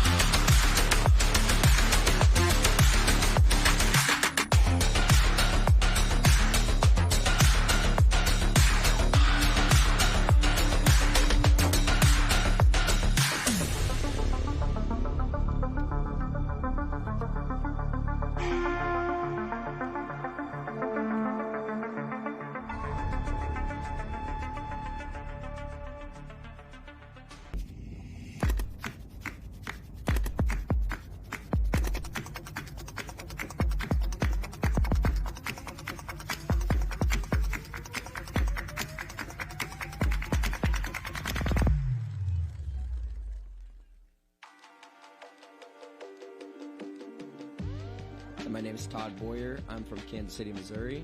I play for Kansas City, Missouri All-Stars. Started the team about 4 or 5 years ago. Started the D4 season playing MSXL. We won the series. Won the series in D3. We are now playing semi-pro. Back in May of 2021, I opened up my own field. Took a huge risk, spent my whole life savings on building the KC Sports Complex. I wanted to build a high competitive atmosphere for people to come out and learn from some of the best in Kansas City, and I believe I achieved that by building the field. January 2nd, I went in to get my shoulder surgery. I had been having issues for about a year. I went in and we ended up finding out that I had a bicep tear, labrum tear, my AC joint had to be cleaned as well. Just dealing with that during the off season was very mentally defeating, obviously physically as well. Not being able to lift your arm up, the mental thing was crusher. I'm getting off my surgery and getting PT, and I'm going to be in the gym, 3-4 days a week, getting after it, just trying to be in the best shape I can.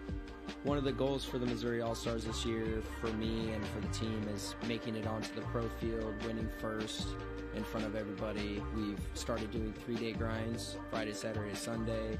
We've been doing drills. It's just one big, giant, cultured family, and we love the vibe that we got going on.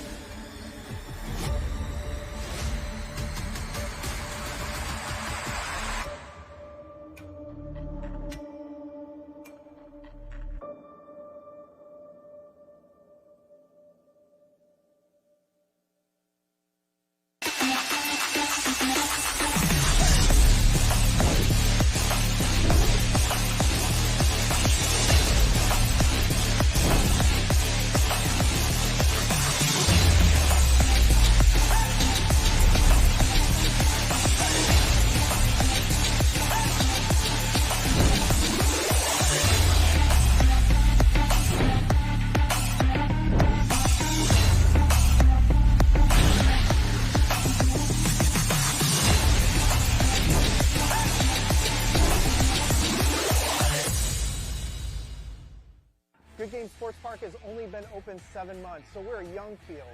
We're hungry. We continue to develop. We continue to iterate.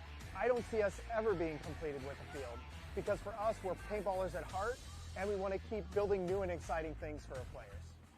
Hey guys, what's going on? Tony from Lone Wolf Paintball. Check us out online or in store.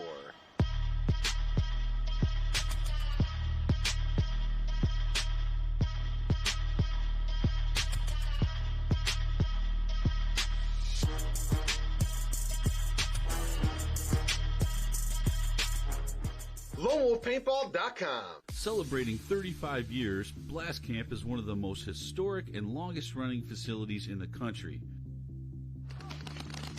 From low-impact paintball parties to the Mid-American Xball League, we can accommodate any play style. Our world-class facility has many amenities you don't often find at paintball facilities. So come experience history. It's not just paintball, it's Blast Camp.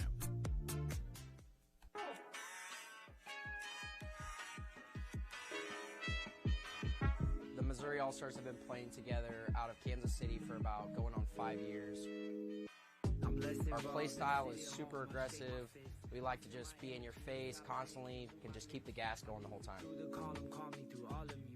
D4 season, I had hit Walker up and was like, hey man, like, what's the situation with this carbon gear? It looks awesome. I would like to get my guys in it. And from right then and there, D4 season 4 years ago, he got us plugged in. We've been with him ever since. They're here at every event. They have gear that you can buy on hand. They have lenses on hand. If you have a tear in your knee pad, you need to swap that out. They'll have that for you.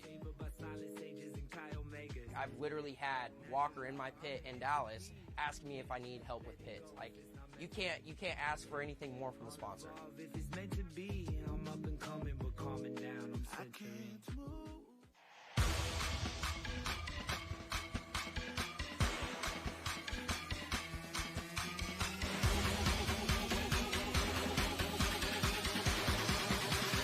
One, two, three, go!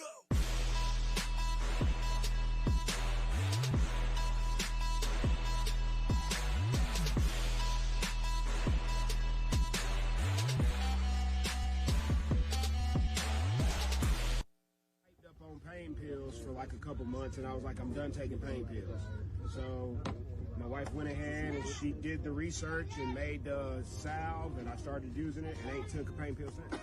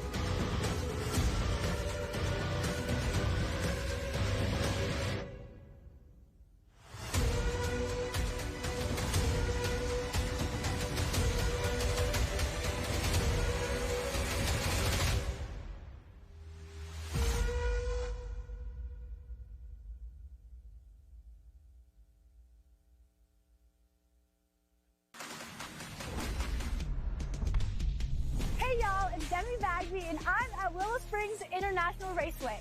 We're about to stack up a Gel Blaster Surge and Surge XL against a spec'd-out electric race car to find out exactly how fast these blasters can really fire. Let's check out the car. What's up? What's happening? I've heard so many great things about you. My name is Demi. Craig, good to meet you. Look at this car, dude. This is awesome. I've heard so much about this car, and I would love to hear more straight from you. Absolutely. This is the ultimate EV track monster by Unplugged Performance. But you know what? Before I give you the details, let's get in the car. Bet. Let's go. I got some gear. Come on. I feel like I'm in a spaceship, dude. There you go. Yeah, let's freaking do it. Let's do it. Fast. Bye-bye. So what made you start driving, like, souped-up Teslas? I was a professional freestyle skier. Oh. For 15 years, retired from that, and I was like, I still need that adrenaline rush. The torque is just crazy on the electric cars. Yeah. You should feel that fire control, dude. Get sideways with it. I could definitely feel, like, what that lip on the front does. At 150 miles an hour, it generates 4,000 pounds of gas force on the car. Whoa, that's how you put in reverse? Yeah. That's crazy. Wait, what? How fast was that? We beat this track record by 3 seconds. On your warm-up lap. Oh my gosh, my chest is beating. Oh. What's up, guys? How you doing? I'm Demi. Vincent. Great to meet you. Hey, Joe. What's up? I want to hear all about these gel blasters, but first, we got to talk about that car ride. Yeah. That was insane. We were getting sideways.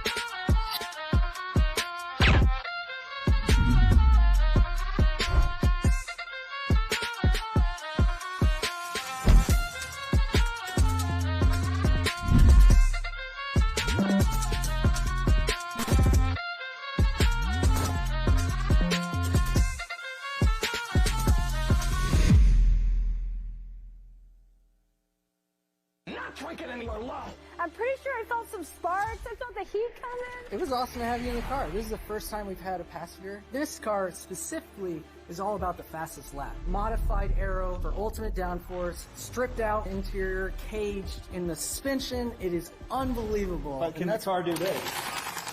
Okay, can't do that. Enough about the car. We want to hear more about the gel blasters. So we're a brand new company straight out of Austin, Texas. And we've had a phenomenal year with a couple of really cool products. The first one here is the Gel Blaster Surge. This one we got started off with. And this one right here is the Gel Blaster XL, the big brother to that bad boy. The cool thing about Shannon, you gotta get it back. He deserves it. That was rad. Super fun, right? So we had a lot of really neat features in our blasters. This was our first one, the Surge, and we had lithium-ion battery in it. You said battery? Just like the Tesla. Nice. It's got full auto. It's got single fire, interchangeable barrels, so you can get different velocities. The safety barrel is about 100 feet per second, and then the fast barrel is about 175 feet per second. And then on the XL, we wanted to add some more features to the big brother. So we got larger battery in this one, single shot, full auto, and 3-round burst. And then the XL goes about 160 to about 250 feet per second. That sounds really awesome, but do any of us even know what feet per second means? I have no idea what that means, but I can tell you I could go 160 miles an hour in the front straight. Well, that's what we're here today to do. We're going to put our gellets up against your race car and see who's faster. We've got our high-speed camera set up so we can see how fast the gellets are versus the race car. I don't even know whose team I need to be on right now. I feel like I have to be on yours because it's the first time a passenger's been in the car. Yeah. But I think... Line them up! Round one, fight! Oh my gosh.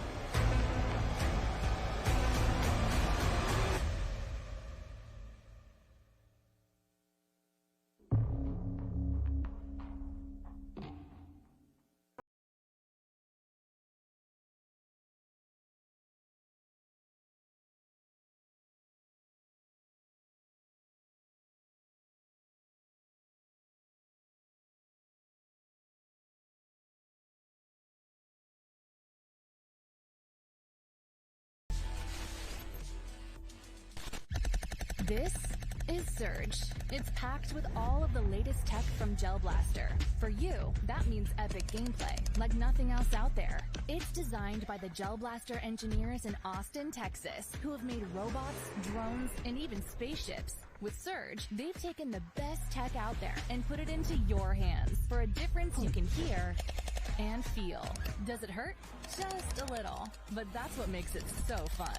Surge is packed with the best tech, like a built-in lithium-ion battery and ultra-fast USB-C charging, unlocking hours of gameplay. The high performance and precision comes from carefully tuned, ultra-strong gears and super durable internals, so push Surge as hard as you want. Want to raise the stakes? Surge holds over 800 gellets. Activate full auto mode to rapidly blast gellets more than 100 feet. Need more ammo? Reloading is quick and easy, so you can stay in the game.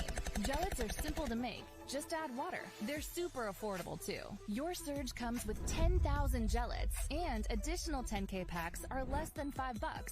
Do you like cleaning things up? Neither do we. With Surge, there's no cleanup required whatsoever. Gellets fully evaporate without leaving a mark.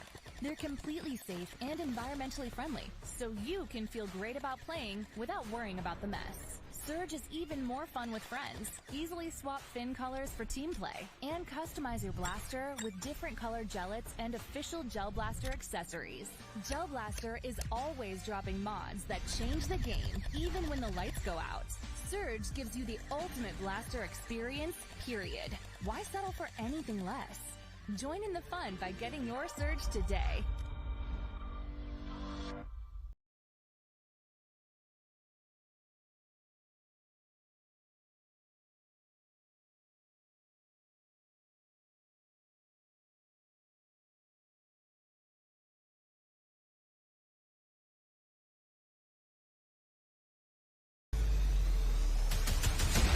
Enough is enough! I have had it with these mother snakes on this mother plane!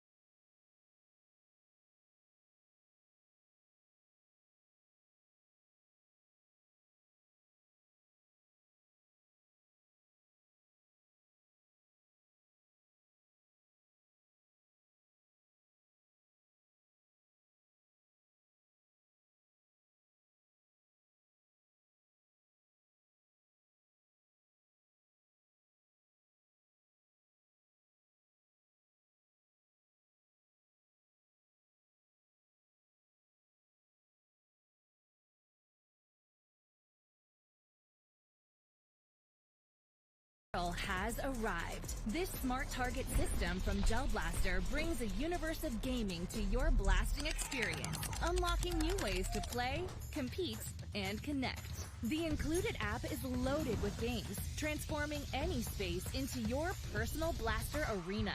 Warm up with single-player modes to dial in your accuracy. When you're ready to compete, go head-to-head against other players with one of the many included games, bringing competition and scoring to your blasting experience. Easily connect multiple Portal smart targets to create a mesh network, unleashing complex game modes that will leave your favorite consoles gathering dust. And with multiple mounting and power options, get creative by spreading out portals to make challenging battle zones. With endless combinations of target placement and epic game modes, show the world what you can do with Portal. Gel Blaster. Go play.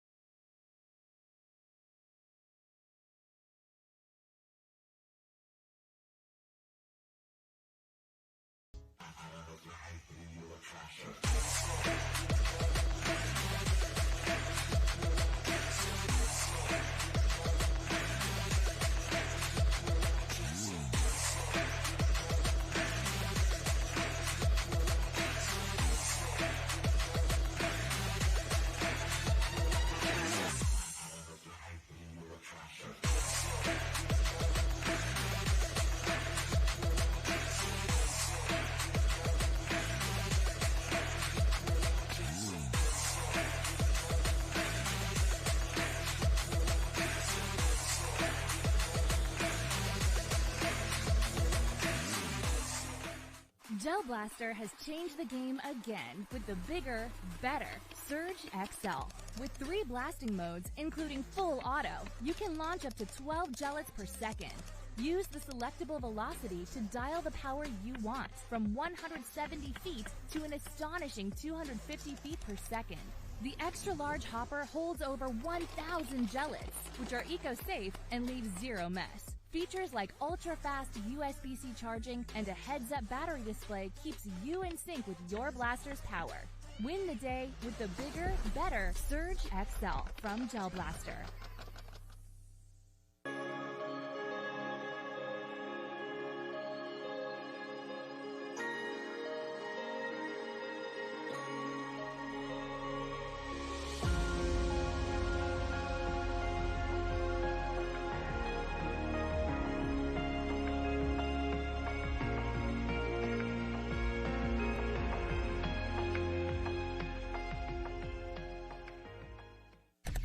This is Surge. It's packed with all of the latest tech from Gel Blaster, like a built-in lithium-ion battery and ultra-fast USB-C charging, unlocking hours of gameplay.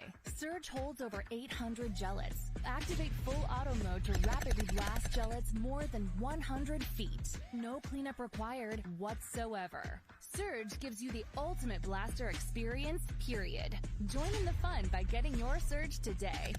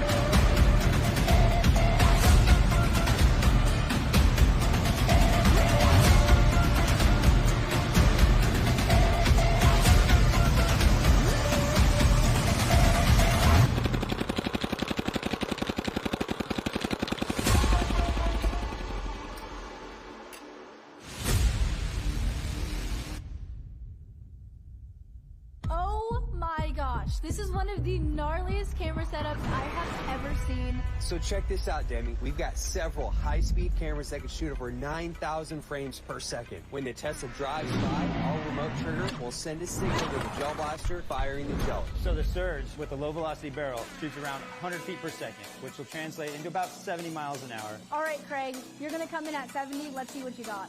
70 miles an hour? It's laughable. Coming in on the straightaway. Here we go. On the high-speed camera, we can see that the gellet from the Surge with the low-velocity barrel is as fast as the Tesla at 70 miles per hour. Let's keep stepping this up. What's next? We'll put the standard velocity barrel in that comes with the Surge. It's about 175 feet per second, so we should be seeing about 120 miles an hour. Okay, Craig, 120. You think you got that? Easy peasy. 110, 120, flying by. Alright, that was only like 120 or so. So we just went from 70 to 120. But I know we have a lot more in us because that was just the Surge. We got the Surge XL coming, so I don't think Craig's ready for it. We did everything bigger with the XL. Bigger hopper, bigger velocity. So the velocity is adjustable on this one. So we'll be starting around mid velocity on the XL. It's around 200 feet per second, which should translate to about 140 miles an hour. Craig, you got 140 in you? 140. Watch this shit. All right, we're coming in hot. 130. 140. Bye-bye. Surge XL at half power is keeping pace with the Tesla, even at 140 miles per hour. Now, let's go full power on the XL. XL full power is going to be at 250 feet per second. We should be seeing somewhere in the 160 to 170 mile an hour range right here. 160 to 170.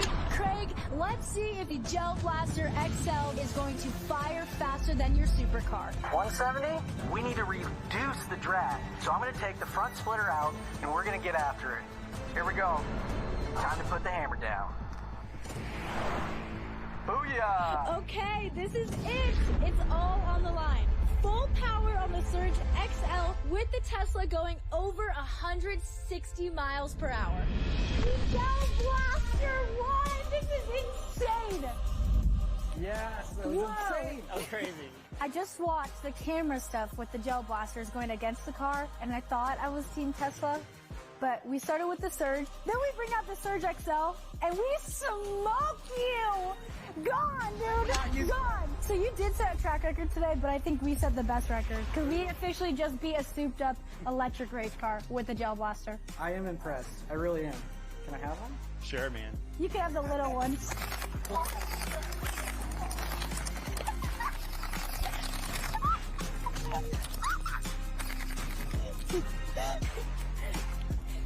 We smoked them! That's wrong!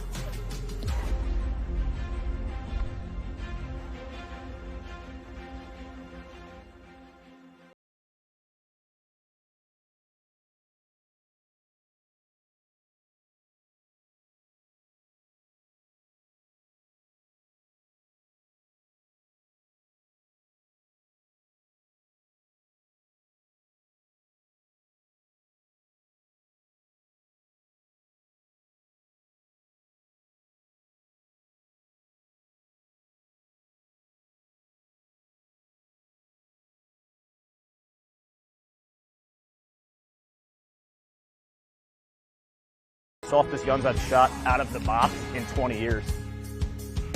There's just no downside to this LV that they've created this time around. It's just phenomenal.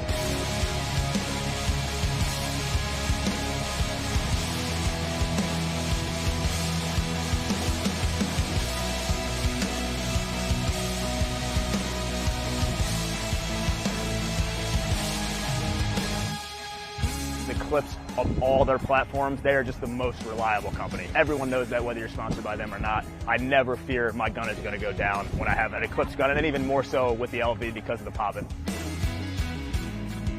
Everything is toolless now. The transfer pipe is gone, which again makes the ergonomics a little better. I think a lot of people would say that it's one of the longer and taller guns, not anymore.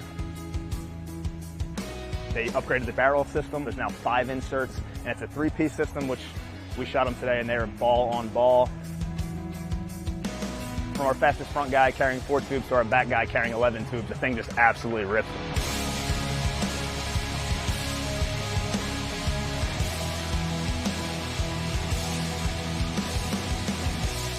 The A-Team's been around since 2004. The group we have now, though, is phenomenal. There's ex-Revo players on there. There's guys from different parts of the country, guys who played professional for Aftershock, for Elevation. The team is just a really good core group of guys. The structure we have is second to none when it comes to a paintball team. The whole team's a bunch of maniacs, absolutely. So to put an ego in our hand just makes perfect sense. The gun is just an absolute blaster out there, and we are definitely some ego maniacs.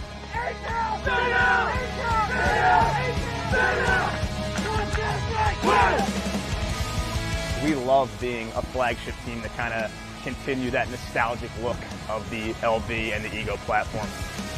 We all love it. We all wouldn't want to shoot anything else, and it's a cut above the rest, and it shows. The performance on the field is second to none.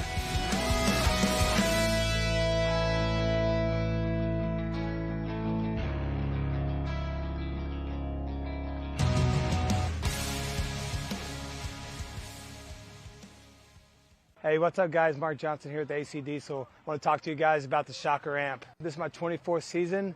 I'm playing in the pro division. I want to talk about the amp. Straight out of the box, under $1,000 retail gun. Straight out of the box, shoots just like your top $1,500 gun. One good thing about the Shocker amp is the efficiency. I shoot 9 to 10 pods, no problem on my 88. And then it does come with the Freak Kit, the best barrel on the market right now, and you get your inserts as well. And you can upgrade with the full insert kit. If you're a mech player, it's a quick release. One screw out the back, pop it up, put new solenoid in it, you're good to go. Less than 60 seconds, I can have that thing changed out for me. One thing I like about the Shocker is how small and compact it is, and it's super, super lightweight. We were the test team when it first came out. I have not one issue at all playing with this marker. Out of the box, straight on the pro field, compete with the top paintball markers in the league. One good thing about Shocker is the support team that they have. They come all to the major events and minor events. They got all the techs here ready to go, set you up. So you got a problem with your marker, on the spot, and they got you fixed. If you're looking for a Shocker amp in your area, go to your local dealers, and they can get you hooked up with any Shockers that you need. What's up, guys? So we're back here on the Premier Field on day 2 of the NXL Mid-Atlantic Major. I'm Jen Falk from the Heroines, WNXL player, as well as a divisional player here at the NXL for this event. I'm joined today with my good. Actually, we need to. I wonder if we're going to keep this bingo going. I was going to say we need to. Sounds like everything got look, right marked now, off. I'm getting beat, but that's all right. So I've got young Hosky here from the Killers with me to commentate this one. For this one, we've got the New Jersey Jesters taking on Level. It looks like we got about 15 seconds on the clock. So welcome, Hosky. I guess I should use your real name. Go ahead and introduce yourself. Yep. Ryan Hoskinson. Not many can pronounce it on the first try, but Hosky usually gets the job done. Perfect. All right, so let's see here. Looks like we're looking at Jesters here on the screen. Jesters are going to take Snake off break with K-Cav. And it looks like Level's going to go around the Snake corner straight into the Snake little brick here. So both teams pushing the Snake. It looks like K-Cav for Kevin Cavanaugh for Jesters going to go ahead and get into Snake 2. The blue-haired man. The blue-haired man, indeed. Looks like Level's heavy on the Snake side. They've got 4 bodies over here. Home, Snake insert, Snake can, as well as the Snake. It looks like there was a big move just there on the Dorito side for the Jesters. Unfortunately, we can't see the D side very good, guys, but we're doing our best. The camera can. We cannot. All right, looks like one body is coming off for Level on the right. I believe he was in the Snake insert. Jesters has 4 players at the 40 and 50-yard line. Perfect. Looks like they got somebody in here with Kevin in the Snake Mini W right next to him. So it looks like they're double teaming the Snake right here.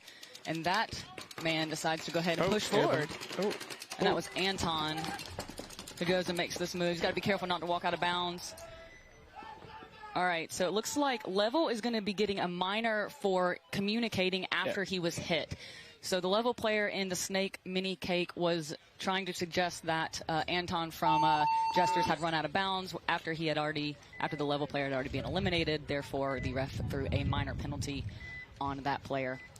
I think they had a body to assess, though, so there won't be a body down on the next Looks flight. like the last body coming out for Level was Nick Carney.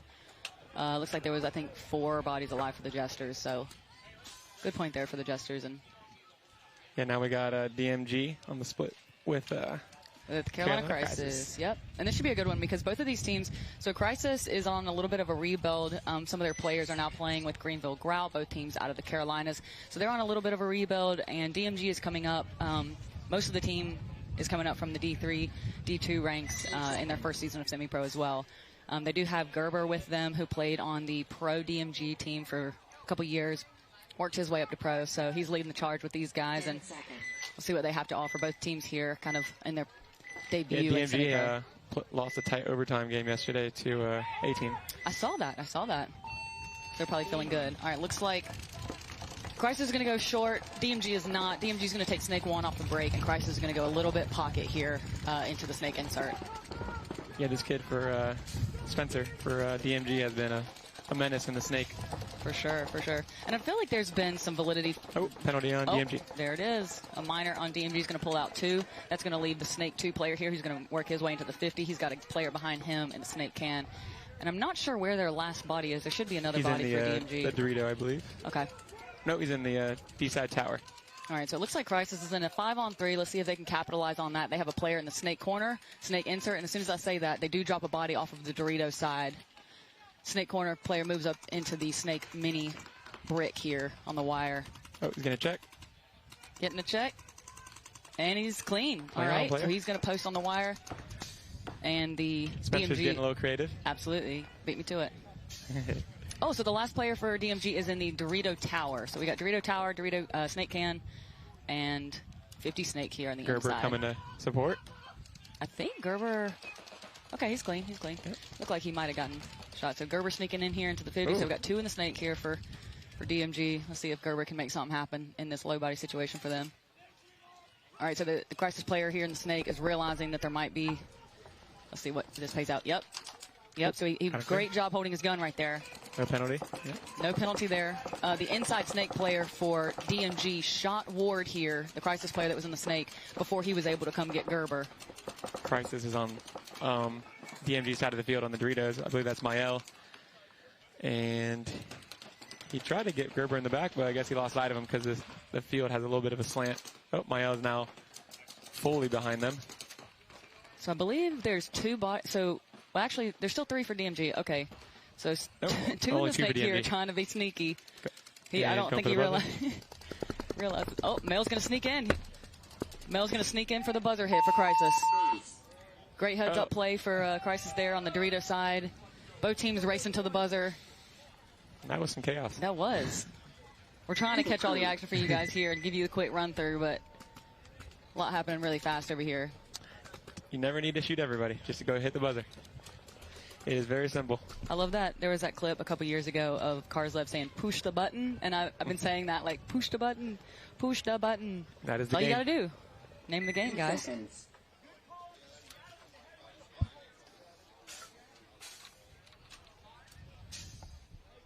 Got the wind picking up a little bit.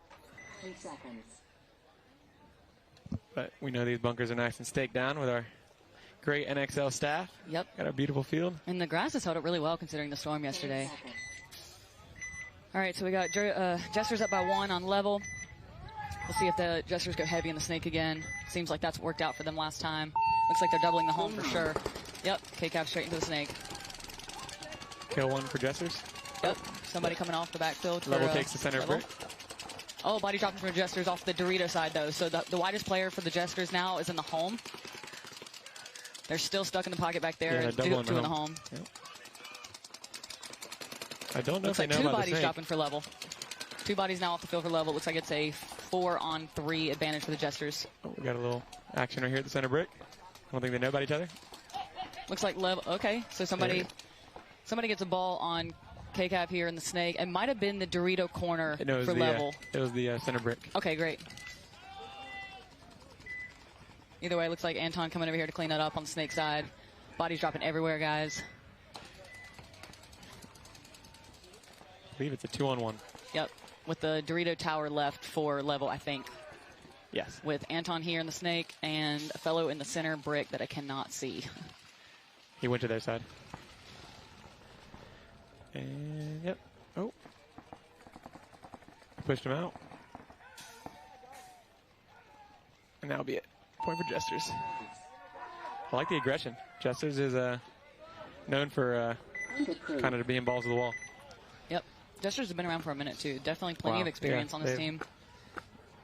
10+ years, I believe. Yep. We got the man in the banana suit running pods over here. Keeping things light out here. I actually walked past him earlier and I was eating a banana. And I was like, sorry, man. Nothing personal. Nothing personal. All right, so we got Zach Baker coming out now he's dumping pods on himself. Oh, the man. Look at him go. He's got a little pep in his step. Looks like for Crisis, we're going to have male spinning, of course. We got Zach Baker, Ethan Giglento, Brad Kennedy, I believe. Let's see how Crisis responds here. I mean, DMG responds here. DMG going to go straight into the Snake. Yeah, that kid Spencer is relentless. Yep. Looks like Crisis does another pocket. It seemed like it worked out for them at least a little bit the last point, so we'll see how that holds up. Spencer likes to go in and look inside right when he gets in, but now he's trying to get to that 50 brick. And It's holding up again. Yep. They should know that there's no one in the snake. Yep. Oh, big fill from the home out to the snake corner for DMG to get some backup back here on the wire behind Spencer. Looks like he is asking for a check. I'll tell you what, Husky, and you probably have more experience. I've been playing the Dorito side, but that little cake can get tight quick. Which one, in the center? No, back here in the snake corner, yeah. Yeah, I've been stuck back there a couple times just trying to save the point. Certainly, and I've been, like I said, I've been playing the Dorito side, and I'll get to that Dorito 3 and look on the inside and shoot either side of that little cake. So it that has little good shots through the middle of the field, though, early. Absolutely. If you want to catch some delays. Okay, body coming off for Crisis, off the right. Another body coming off for Crisis out of the snake insert. I believe it's a 5-on-3, DMG advantage. DMG's... Okay, Crisis fills the snake. DMG is now aware of that, I believe. Crisis is pushing up the D side, though. I think they are in the D4, perhaps. Maybe the wedge on the inside. I can't see. All right, we got some action here. We got 2 in the snake for DMG, 1 for Crisis. Let's see if he can make the move. Brad Kennedy, I believe, here is going to take out Spencer, but he's going to get shot by the follow-up, whose name I think is covered. Might be Baird. I believe that's Baird for DMG. Yep. Brought a lot of pods to go to the snake. I know. You guys played Texas, right? Yep. And were you playing front snake? I was the 2. Okay. I was going to say, I actually was playing snake side that event, and it was a lot of, like, sit on the cross, which was very bizarre. I was taking, like, 7 pods to the snake 1 to sit on the cross. It was so strange. That's why I had a good time in Europe with the 4-pod limit. I thought that was a lot of fun. Yeah, I'm going to be going over there for Paris later this year for Women's Team USA, and it's going to be, and we actually have the 2-pod limit for the Team USA stuff, so it's going to be super, super interesting. That's even more fun, I think. For sure. So it looks like DMG's going to tie that one up. There's still 11 minutes on the clock. Plenty of game time left.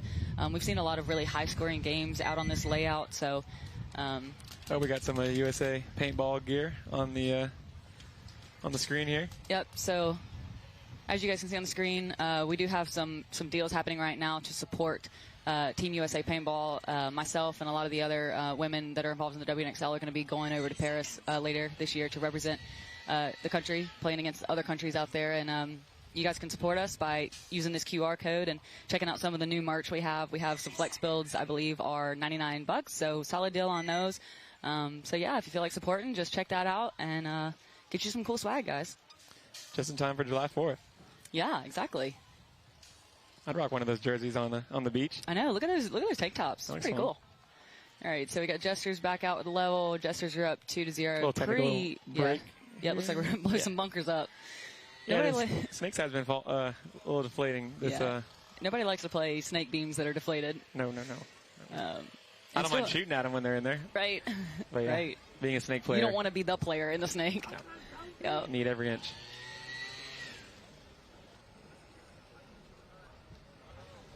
So still a ton of game time left here. 12.5 minutes. Those are some quick points by the Jesters, so we'll see if Level can come up with something to stop. I think the Anton K-Cab push over here in the snake, it seems like Anton's kind of getting control of the wire here and dinking him out.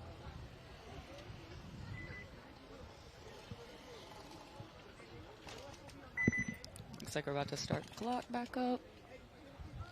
Beautiful weather there today, though. Absolutely. I'm enjoying the breeze. Very breezy. It's cool. It's shady. Not too bad. Oh, K-Cab doing a little switch at the last second. Trying to play some mind games on right there.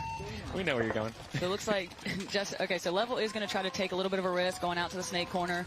It looks like it pays off. He does make it. K-Cab does go straight to the snake 2 again. No surprise there. 5 alive for both sides. Yep, looks like it. And I believe Jester's doubled the home, trying to produce a kill, and first body drops for Level. I'm not sure where that was from. I believe from off the D side somewhere, but yeah, there's always that kind of like risk reward versus, do you keep 2 at the back center trying to get the kill, or do you try to, go ahead and get that body out wide? I think there's validity to both, but what's your take? I mean, if you're going to double up the home, I think it's worth it to put the guns on snake. I mean, because this snake is clearly a valid issue every point. It's a madhouse over here, guys. If you know they're going snake off break, might as well put a couple extra guns that way. But other than that, no, get wide and the Dorito side can steal some points. So absolutely. Don't forget about it. As we saw with Mail earlier from Crisis, kind of sneaking in there, despite the fact that DMG had kind of taken over the Snake. So here we got KCAV and the Snake 2 for the Jesters, and Anton still here on the wire. We got Joe Biondo in the Snake 1 for Level, trying to hold off the 50 Snake presence here. And we still have a body alive in the Snake corner for Level. He is looking inside.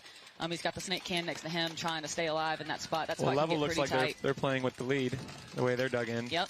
And Jesters, I mean, they really don't need to do much more. They Yep. got all the good spots, and they can just. Not afraid to keep, foot on the gas. Oh, KCAV's going to go that inside route. Jester's player on their side of the field on the Doritos. Okay. Jester's player is on the Level side of the field in the Doritos. I don't think they know about him. Yep. KCAV has moved here into the other team's Snake on the inside here. Looking to get some kills off the inside, perhaps off of the Dorito tower. I'm not sure if that bunker is live, but they do have a body here in the Dorito 1. Level does, looking inside for the presence of these two Snake players. Joe is expecting someone to come to him. Yep. But Jester's at the 50 brick in the center. On their side of on Level side of the field on the Doritos. Level side of the field on the Snake. So Jester's is Did they foot on the gas. know? Did Jesters know that Biondo is here in Snake 1? I think it's a safe assumption. Okay. Another body did come off for Level. That guy came out of the Another Snake side Snake can, corner. and another one drops. Oh, that's because the Jesters are now in Level's Dorito 3. Yeah, it's a 5-on-2. I think if I'm Level's coach, I'm just toweling it. Hey, great kill there. Oh. Hey, patience paid off for Biondo here. Oh, but look at this center run right here. Oh, minor. And a minor. Okay. But buzzer. But is that guy... Oh, he's getting checked he at the doesn't buzzer. know. Wow. Oh, Okay, so Joe. great play by Biondo, but looks like Jesters are going to steal it through Head's got to be on a swivel. Yep, exactly. And correct me if I'm wrong in terms of Snake side over here, but it seems like it normally pays off to have, the two bodies kind of up here for that exact reason. It's trench warfare. Yep. One guy ideally can get a kill maybe inside before going for the trade. But I think we've been telling Seabass for us just to go take out his matchup, and then we're going to be right behind him to clean it up. Banana Man back out there picking up pods. Yep. All right, so we got DMG on the right here. See Hatch, Stollard. I'm trying to see who else is walking out. If they're going to resend Gerber again. For the left, we've got Crisis. Let's see what we got out here. It looks like we're going to be having Ethan Glinto in the front Snake. I see Lucas Spencer's not in, so. Oh, Spencer. Yeah. I'd send him, man. If he's doing work, let the man ball. Gerber is back in behind him as well. Crisis goes Snake off break. I think he might have been shot. No, he's clean. Crisis takes Snake 2 off the break. Baird for... So it was Baird, not Spencer. Okay. Yep. So we got Baird in here in the front Snake for DMG going to the little Snake brick, making his way into the Snake.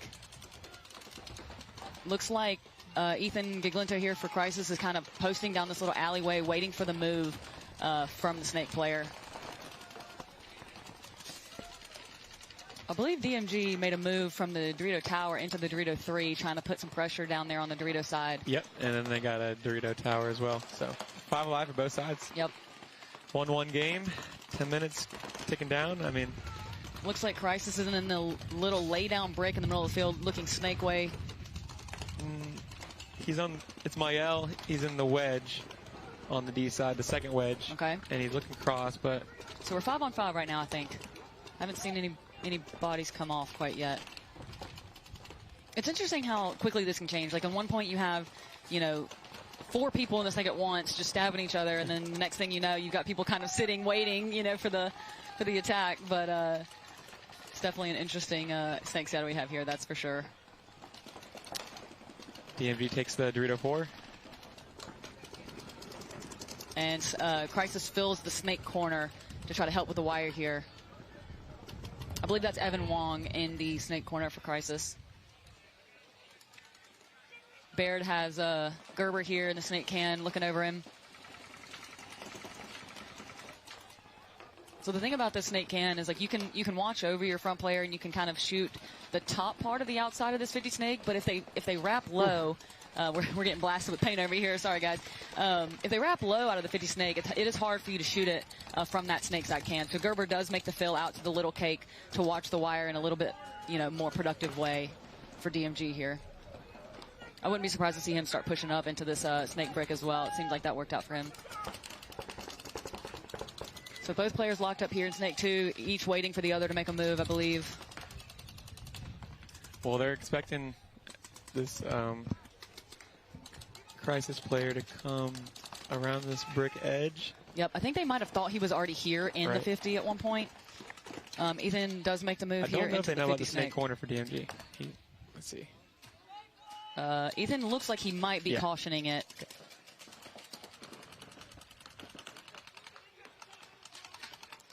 It's funny because you get in here and you want to talk, but then you think, well, I don't hear them talking. The player behind Ethan in the snake side brick for Crisis is getting a check, and he's clean. However, he is looking inside, so he's not necessarily looking over Kill Ethan. one for DMG. Yep, body drops from the center for Crisis.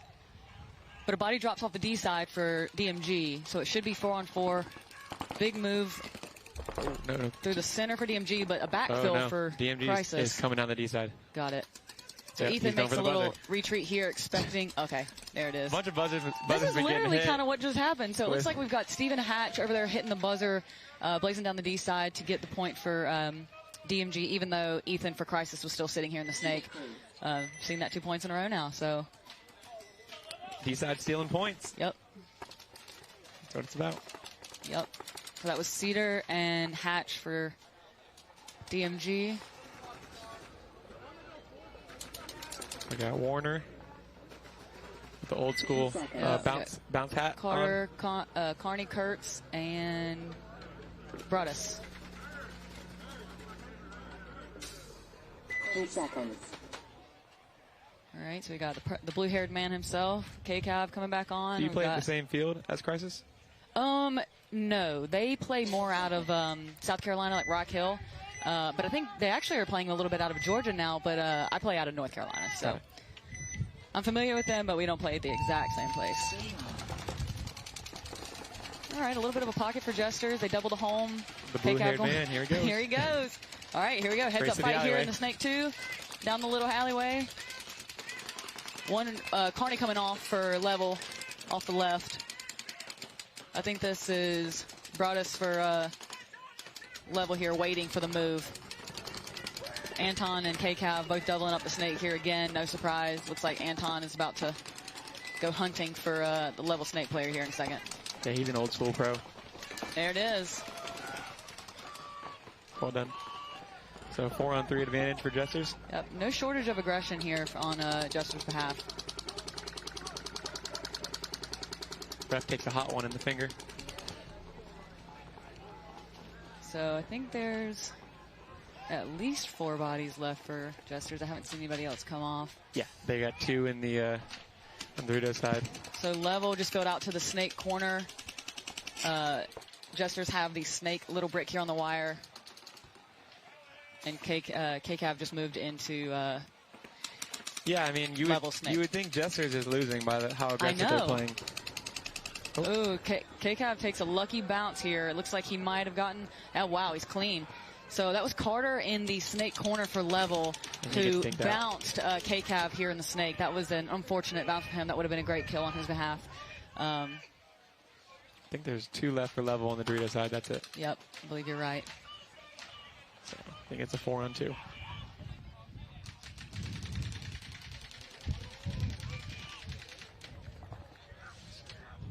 Yeah, Warner takes a bounce in the Dorito tower. He has no idea his snake side is blown. He's about to catch a couple in the back. Oh, desperate Phil back to the home.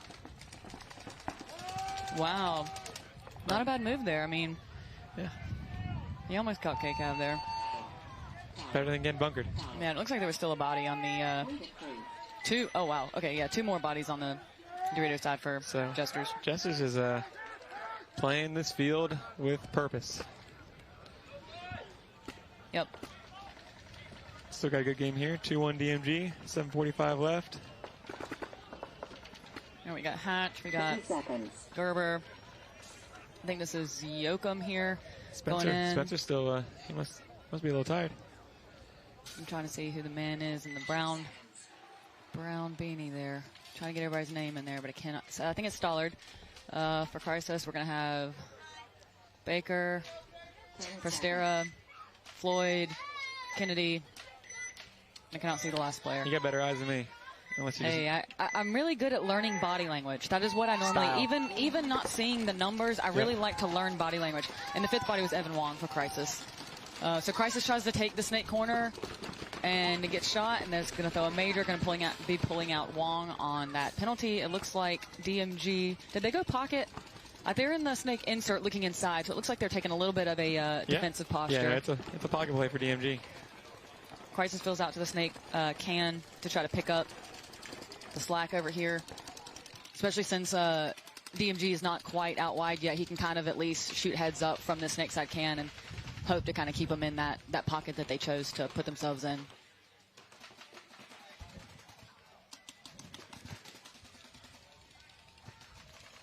So we've got a Dorito corner, a Dorito 1, and a snake corner for Crisis. Yeah, I think if they lose another body here, it's might as well towel it. Yeah, Dorito 1 makes a big move to Dorito 3. Yep.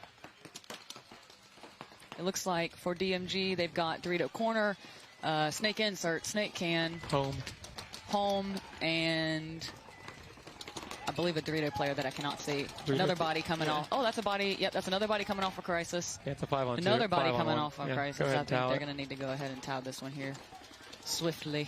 I don't like being stuck in the snake cake corner, especially in a 5-on-1. Yep.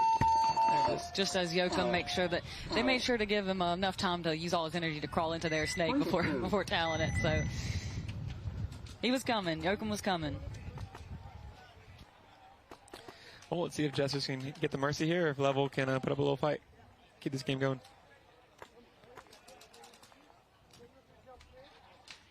Body language still looks alive. Yeah, I'm super curious to see if they continue to do this double push with Anton and KCAV here on the snake side for the Jesters, despite being up 4-0. If it ain't broke. Amen, brother. Don't fix it. I feel that. 10 seconds.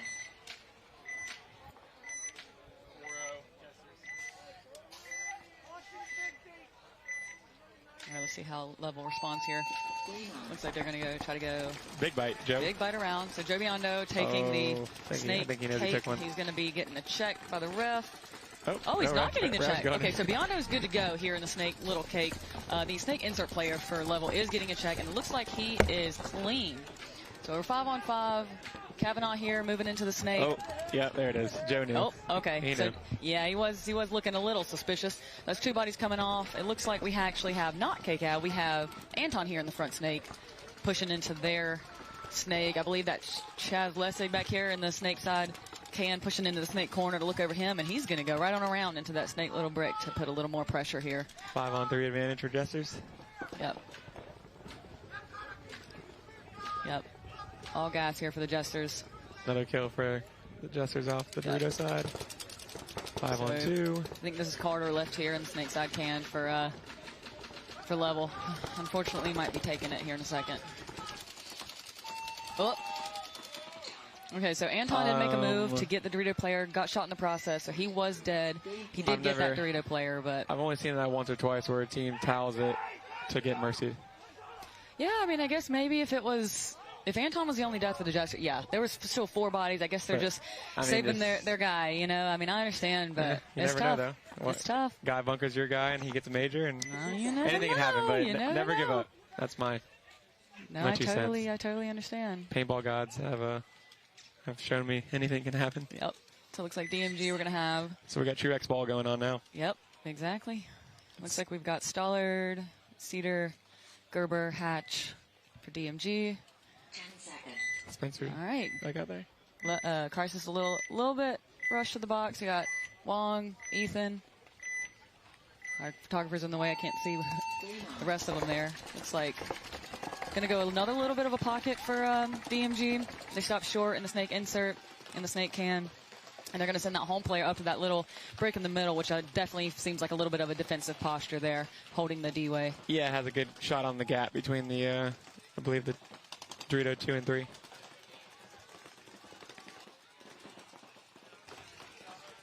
right, so we got Ethan here in the Snake 50 structure for Crisis. Let's see if he can take advantage of the fact that DMG are stuck in the pocket. It looks like Gerber has maybe a gun issue or a loader issue. He was messing with it. So Ethan getting a check here in the 50 Snake, though.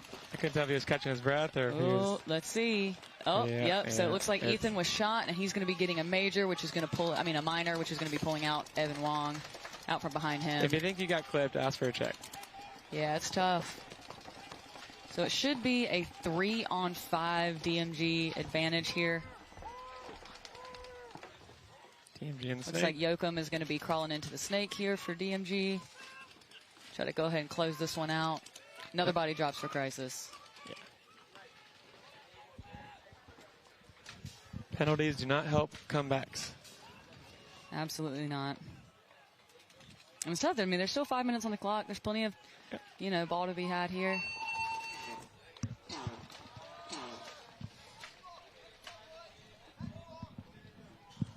So I think during the Xball, we're gonna get some commercials going. So we're now in true Xball. We're gonna go to a commercial real quick while we have this 2-minute break between points.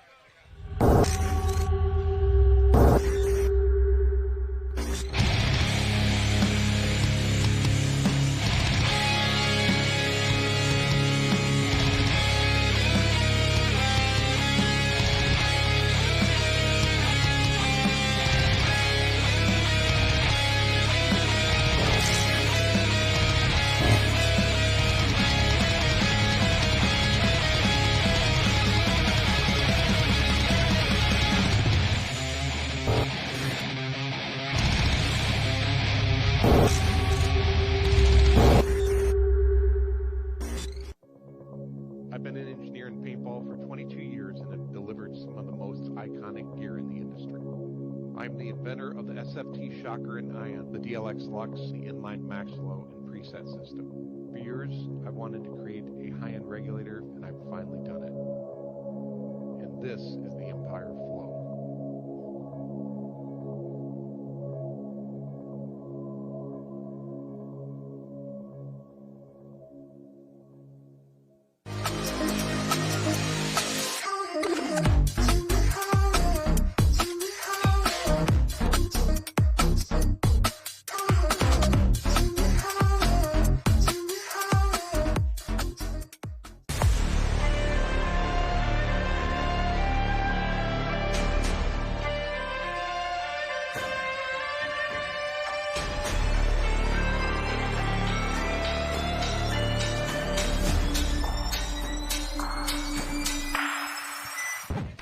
So we're hopping back into this match. Oh. Wait, nobody's on the box? No one's on the box for Crisis. All right. So DMG is playing against nobody. It looks like I don't know if this is a forfeit or... looks like... This is interesting. Interesting. So Crisis is very... They're standing by their pits. I'm not sure if it's confusion. I don't know if they got an Xball announcement. Yeah, I don't think they realize they are very confused. So DMG going to be spotted that point. That's going to put DMG up 5-1. It's weird because the Crisis players are standing here by the pits looking like they were ready. I'm not sure. Looks like DMG's going to stay on the field. That's on the coach. Yeah, I get it. I heard the Xball announcement from the refs. Timeout. Well, timeout could have been used a little earlier, but... All right, so we're in Xball. We're going to roll a quick commercial for you guys and be back shortly.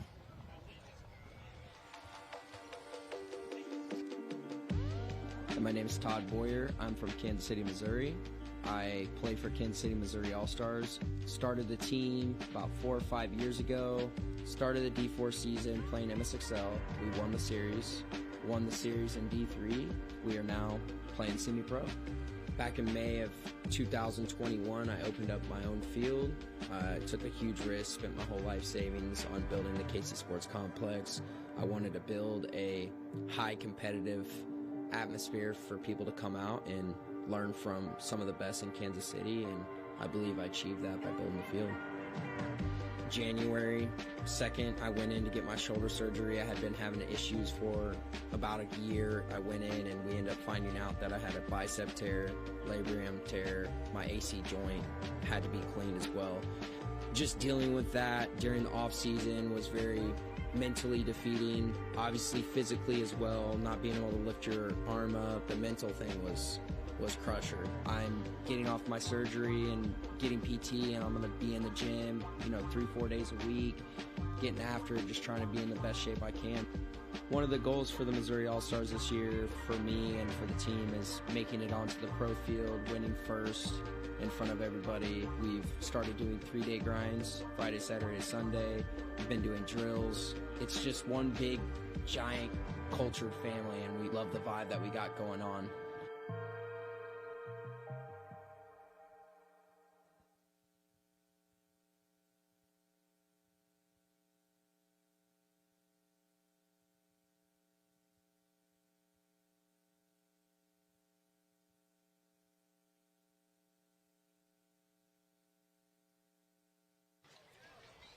All right, so we're back here with Crisis and DMG. DMG up 5-1 with 4 minutes and 40 seconds on the clock. It looks like Crisis is on the box. They are ready. Yeah, they're ready to go. Timeout wasted. And all right, so it looks like they need about 4 points, about 1 minute and some change each. So we'll see what kind of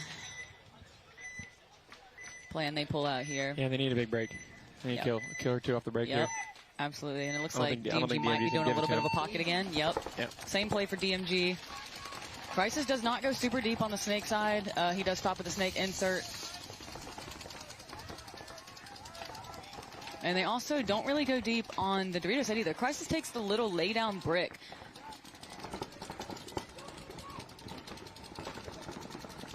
So Crisis not totally playing like they need 4 here. But I guess, for their sake, maybe they just want to.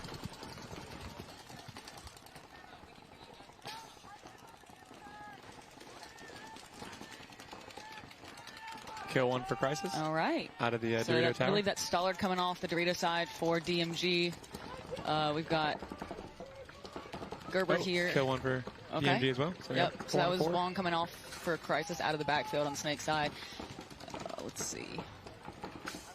DMG still has Yoakum here in the center, lay down brick, holding the D-way. Gerber behind him on the snake side, holding it down over here. Looks like this is Brad Kennedy for, or maybe it's Hyde. I'm not totally sure. I can't see very well for the snake here on Crisis. Looking inside to try to produce a kill off the Dorito side, it looks like. And as soon as I say that, he goes heads up. Clock's ticking, though. So it is, if they want to come back, they need to pretty much win this point in the next minute. Okay, that was John Ward. John Ward. A lot of these guys were in black beanies. I'm trying to remember which one's which.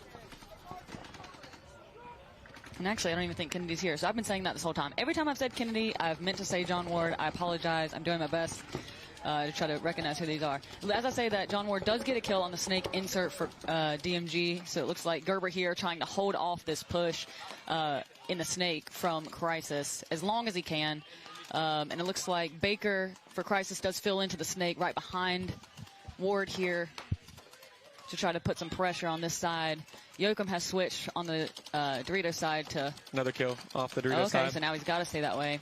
Big fill off Dorito side for Yoakum out of the center for DMG. Is Crisis pushing through the center as well? It's not sure. Yeah, so we got a 3-on-1, I believe. Yep. So I believe it's just Gerber left here in the snake side. Oh, he's dead. Okay, so it looks like Crisis will pull this one out. Buzzer, buzzer, buzzer.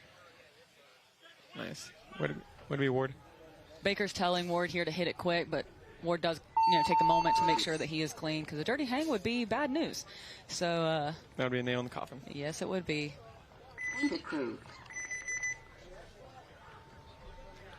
And then we're gonna go back to a commercial break. Oh. Yep.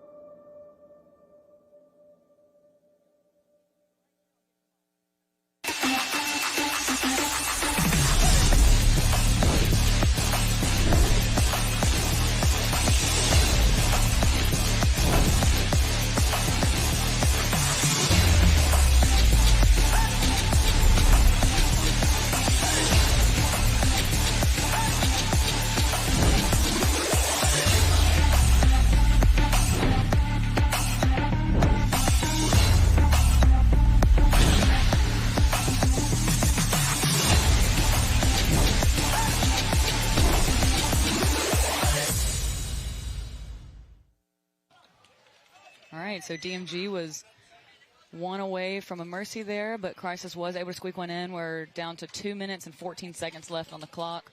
I think at this point, Crisis is just trying to go for maybe like a margin situation. And they're 0-2. They need to. You're right. They need to tie it and go to overtime and try to win it. Yep. So, but it's possible. 30-second points. Especially with once you get down to under a minute, you know, a major is an automatic swing point. So you never know. Looks like we got Hatch, Gerber, Yoakum back out for DMG. I know DMG's been practicing with Impact, so I know they got the pocket play dialed in. For sure, for sure. Looks like we got Baker, Ward, Giglento back out here for Crisis. All right, we got about 20 seconds left. Do you think DMG just keeps rolling the pocket for this one? Well, they got Spencer back in there. So, true. I mean, in my opinion, the best defense is a well set up offense. Understood. So if Spencer gets into this 50 snake and causes a little ruckus, I could see them killing at least a minute off the clock. Yep, and at this point, you're just thinking no penalties. All right, so Spencer goes snake off break, and Ethan tries to go to the snake mini W here on the outside, and he does get clipped in the back. So there's one down for Crisis. Looks like Ward is going to fill in right behind him. Another kill off the D side. Another body dropping off D side for Crisis. Another one coming off for Crisis. I believe that was Prestera, and can't see the other one. So it looks like they've got Ward left here in the snake, and then Baker in the snake can, trying to hold it down. Spencer goes into the 50 snake here and looking for the kill. Yeah, the final one. And it looks like he's going to get it. Clean. Nice. Spencer going to get the drop on Ward here in the snake, and Baker was also peeled out. 5 alive for DMG. Pretty good showing from DMG there. Yeah, they've definitely been improving through the year. I think they missed Texas though, so they are back with a little more practice. So that puts us at 6-2 DMG. So that's a 4 point. So we still got a minute and 30 seconds left on the clock. So they're going to be coming out for one more point. We're going to throw it to commercial real quick on our last little break here. Good Game Sports Park has only been open 7 months, so we're a young field. We're hungry. We continue to develop. We continue to iterate. I don't see us ever being completed with a field because for us, we're paintballers at heart, and we want to keep building new and exciting things for our players.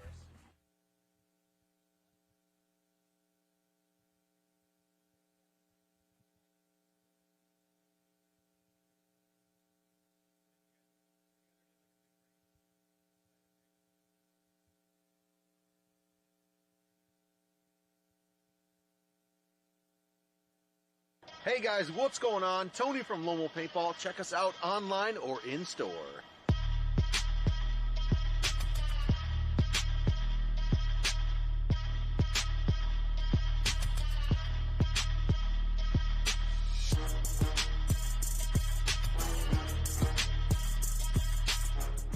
LoneWolfPaintball.com. Celebrating 35 years, Blast Camp is one of the most historic and longest running facilities in the country.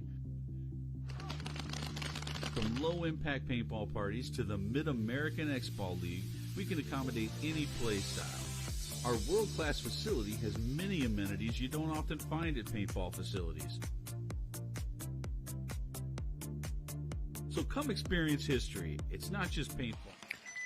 All right, so here we are back at the 10-second countdown for DMG and Crisis. There is a minute and a half on the clock. DMG up 6-2. So let's see what the Crisis tries to do. Any crazy moves? Pocket. Looks like Crisis does take snake off break and is pushing up into the snake 2. He knows he's got to go. He makes his way into the snake 50.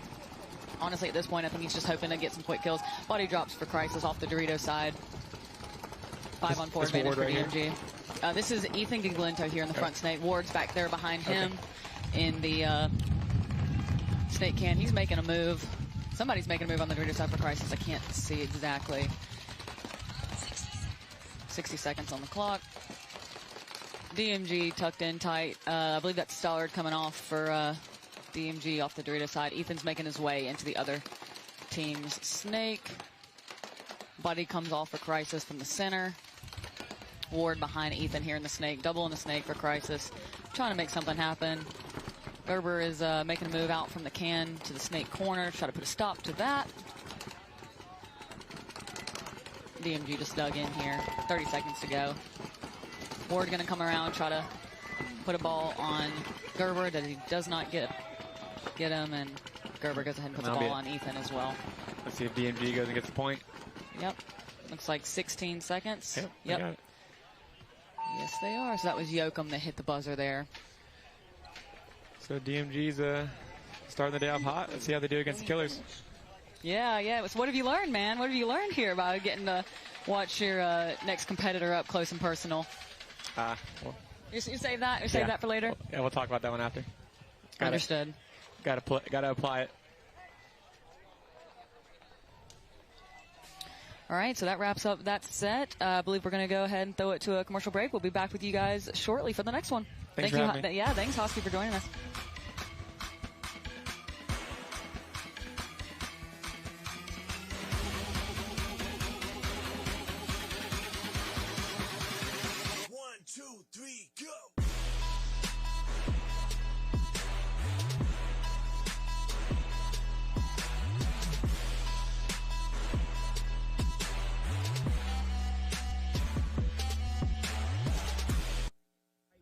Pain pills for like a couple months, and I was like, I'm done taking pain pills.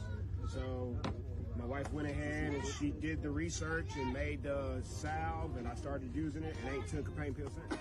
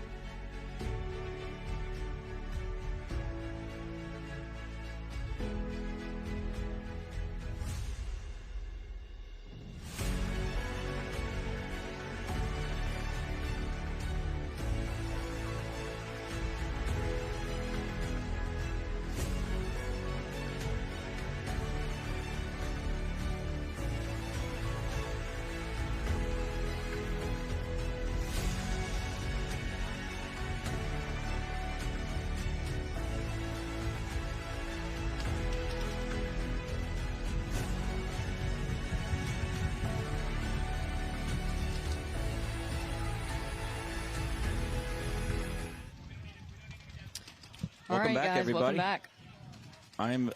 I was told to give you an amazing introduction, but you would just hear. I was. People are familiar with me now. Yeah. I'm not going to lie. Me and Hosky kind of forgot about the bingo, so we'll have to pick it back up in this match. I'm all about the bingo. All right, guys. So we've got Greenville Growl on the right here and GG Factory on the left here. Growl out of Greenville, South Carolina. GG Factory out of St. Louis, Missouri. If you go by these stats here, Jen, we might have a good equal match. Absolutely, and a lot of these GG players were on Distortion previously, definitely not new to the semi-pro division. And the same thing for Growl. Some of the Growl players are from Carolina Crisis before they started kind of doing the rebuild. So definitely some experienced players here in this matchup. Yeah, and the graphics showed that the 18 Padres who practice together every once in a while. Yes, they do. Padres from New Jersey, Battle Creek, and then 18 from kind of like the Maryland in our paintball area. Definitely familiar with each other and probably going to be a little bit of a grudge match. So for Growl here on the right, we're going to have Callahan, Bendig, I believe Lyle Wilkes. Trying to see the other two bodies, but they're hidden. 10 seconds. For GG, all I can see at the moment is Jordan Kohler on the Dorito side. All right. Looks like heavy guns for Growl off the break, doubling the home. And that was Zach Fries, was the other player for Growl, who takes the snake can here. So Growl does get wide into the snake corner with Callahan. Risk reward there. Meanwhile, it looks like GG went a little bit shorter on the snake side, the snake insert and the snake can. Yeah, Growl moved up to the Dorito wedge. On this field, it's been a staple move to get up to that Dorito wedge. Absolutely. That bunker is very good both ways. I believe you have a decent hold on the Dorito side as well as you can catch some people lacking in the snake. It looks like Callahan is going to make the move. An interesting move from the snake corner up into the snake one. He's got Freeze behind him and the snake insert. And a move out wide from Wilkes on Growl to get out into the snake can. Looks like a body does drop for Growl, though, off the Dorito side. That is going to be Robbie Bendig taking the walk. GG looks like they still have 5 alive. Yep, they are still over here in the snake insert, snake can. It looks like they're in the Dorito 3, as well as the Dorito wedge for GG. You got Kohler over there pushing the Dorito side for GG. Callahan here in the 50 looking to do some work here. I believe GG knows he's there. It looks like the snake insert for GG is going to be posted up here on Callahan and the snake, hoping to catch him before he's able to make a move. Looks like he wants to make a move himself to kind of match Callahan. That's exactly what he does. He leaves the snake insert and goes into the snake 1. Snake 2 posts up here waiting for the move from Callahan. Zach Freese does move in the snake behind Callahan. Looks like Callahan's about to wrap. Not sure if he knows that they've made the move. Oh, he does now. Okay, so Callahan knows that GG's in the snake 2 right here. He tucks in tight, waiting on him to kind of show himself again. Freeze is here behind Callahan and the snake. It's a little bit of backup. Looks like Jordan Kohler's still over in that Dorito side brick, now looking on the outside. Yep, and that's an interesting thing is like you can quickly turn the field either way. When one team has control of one side, you can easily take, not necessarily easily, but you can take advantage of the more exposed side because Growl did lose their first body off of the Dorito side. So there's definitely an opening, I think, for Kohler to take advantage of that. Growl has one body looking Dorito way, and that's going to be the Dorito wedge with Marches back there. So Freeze tries to make the inside move on our snake player here for GG and does not trade. So Callahan is still going to be... Wow, so Callahan gets the drop on Wink for GG. Callahan chopping up another body off the Dorito side.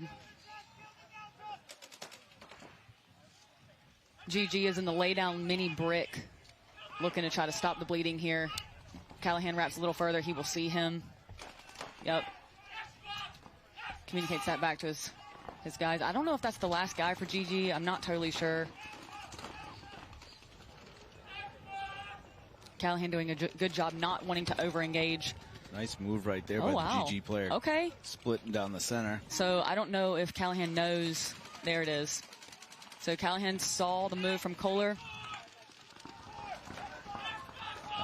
I think we have a 2-on-1 player, here. yeah.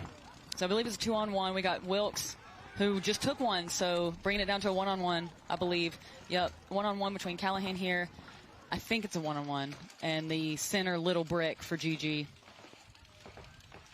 I will say it was impressive there to see Callahan have his head on a swivel to catch Kohler, because a lot of Snake players, they'll get in here and they'll be head down and not see the moves. We just had that happen in the last match. Points were stolen on the Dorito side because the surviving Snake player was head down. So big move by the GG player there, winning a 1-on-2. Yep. See what this player's name is so we can give him some props. So Wink was in the Snake. Kohler was on the Dorito side. Their jerseys are very dark. It's hard to see the name. I'll have to walk by us here shortly. It's not big enough to be Kerr. Yep. Might be Unger? No. 6. I don't see a 6. We don't have a 6 on our list. Who are you, number 6? It might be another one. There's 2. It was 2. All right, it might be. Let's take a look. Let's take a look. Loeffler is what the jersey says, but we don't have that here on our roster, so he might be wearing a fringe jersey. Might be the owner's jersey. That's Dustin's. Could be. I know Clay Long from KC Missouri All-Stars is playing with GG, so it could be him wearing another jersey. It didn't look like Clay, though, so I'm not totally sure who that was. Actually, now that I'm looking at his face, I believe that's Brian Gonowicha. So, former Aftershock player coming out here to play with GG Factory. Had plenty of spins on the pro field with Aftershock. Pulling that one out like a former pro would right there. So, it looks like we got Padres on the box here against Annapolis A-Team. Coming out for their first point.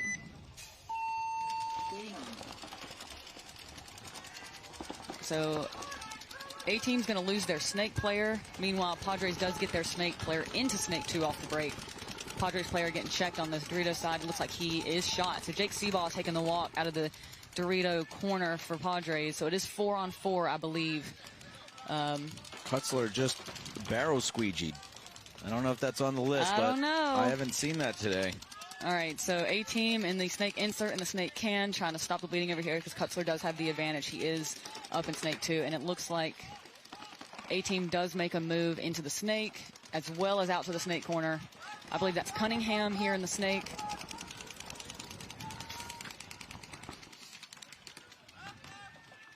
And Geringer in the Snake corner for A-Team. Padres lose another one off the D side. Yep, so it looks like Cunningham and Kutzler are going to trade out here in the Snake. So that is going to be... There's 2 Padres left. Okay, so we've got Steve here pushing up the Snake side for Padres, and that might be Skelton over there in the Dorito corner holding it down for them. We definitely do have a Snake player here for the A-Team. That's Stambaugh, I believe, Ian Stambaugh. Nice snapshot right there by Winnick.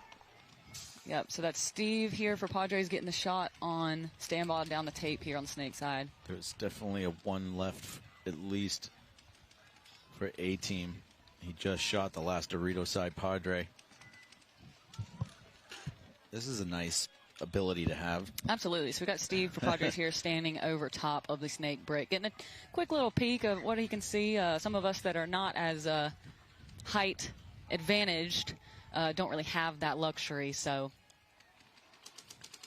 definitely a good thing to have in this moment. I think Steve might think it's a 1-on-1. He's looking for that body. It is a 1-on-1. All right, so we got player for A-Team. That's going to be Hartman that is moving down the Dorito side. It is a 1-on-1 between Hartman and Steve. I would not be surprised to see someone run for the buzzer. Both players are on the opposite team side of the field. Looks like Steve is going to win that gunfight. Point goes to Padres. I like that he made a move to the Aztec, knowing that that's one of the best bunkers to fight out of. Yep, especially when he does have that height. He can come over the top. Yeah, he's got all the options to him right there. Yep. That was good one-on-one play. Yep, he's definitely been one of the more clutch players for Padres in the last little bit. Just from what I've seen, he's always seems to be alive, making moves like that for them.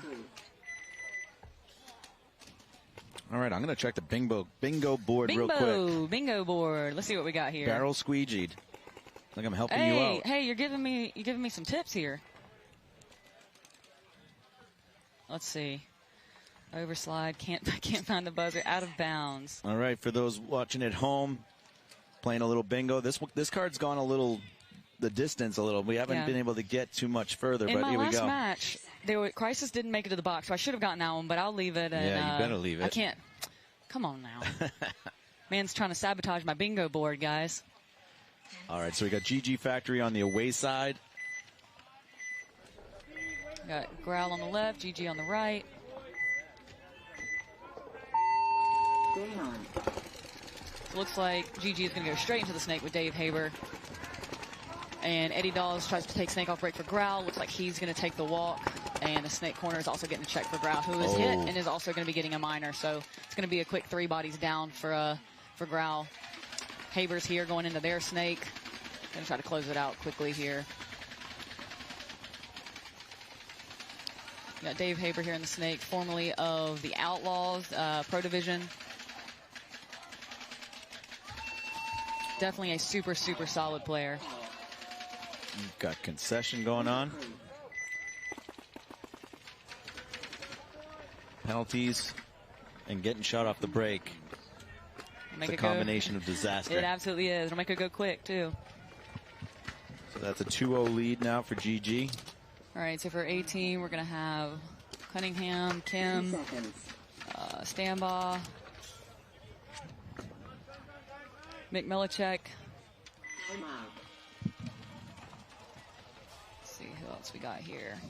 And we're going to have Christian Terry coming out for A-Team.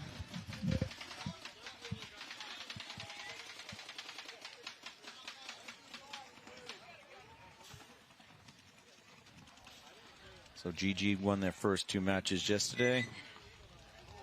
And Growl lost their first 2 matches yesterday, so. What about A-Team? A-Team is going to be sitting at 2-0. 2-0 as well. So both A-Team and Padres 2-0. Yep.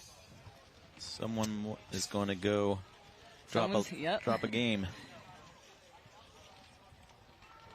Yep, so last point, A-Team sent Kim to snake off break, and he did take the walk. We'll be curious to see if he tries to do that again or if they end up going a little shorter and try to work him out. It looks like, I don't know, do we consider Kutzler here late to the box? Almost. I'm going to need him to go a little slower so I can get my bingo going. Still 20 seconds to go. I think he's got plenty of time. They stopped time to blow up a bunker. So we got a little technical timeout. A lot of the bunkers just got deflated a little bit. We have some overcast clouds coming through. All right, so on the box for Padres, we're going to have Kutzler, Steve, Skelton, Paluski, and it might be Roros. I can't see exactly who it is.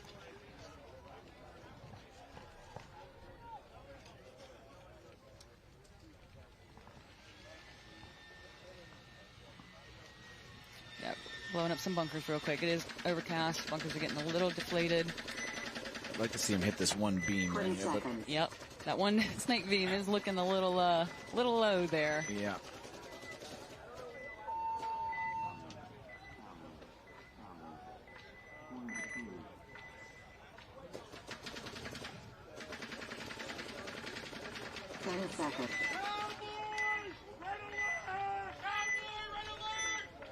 See if Padres go snake off break again. I think the last couple times I've been watching Padres, Kutzler's been going straight into the snake over and over and over again.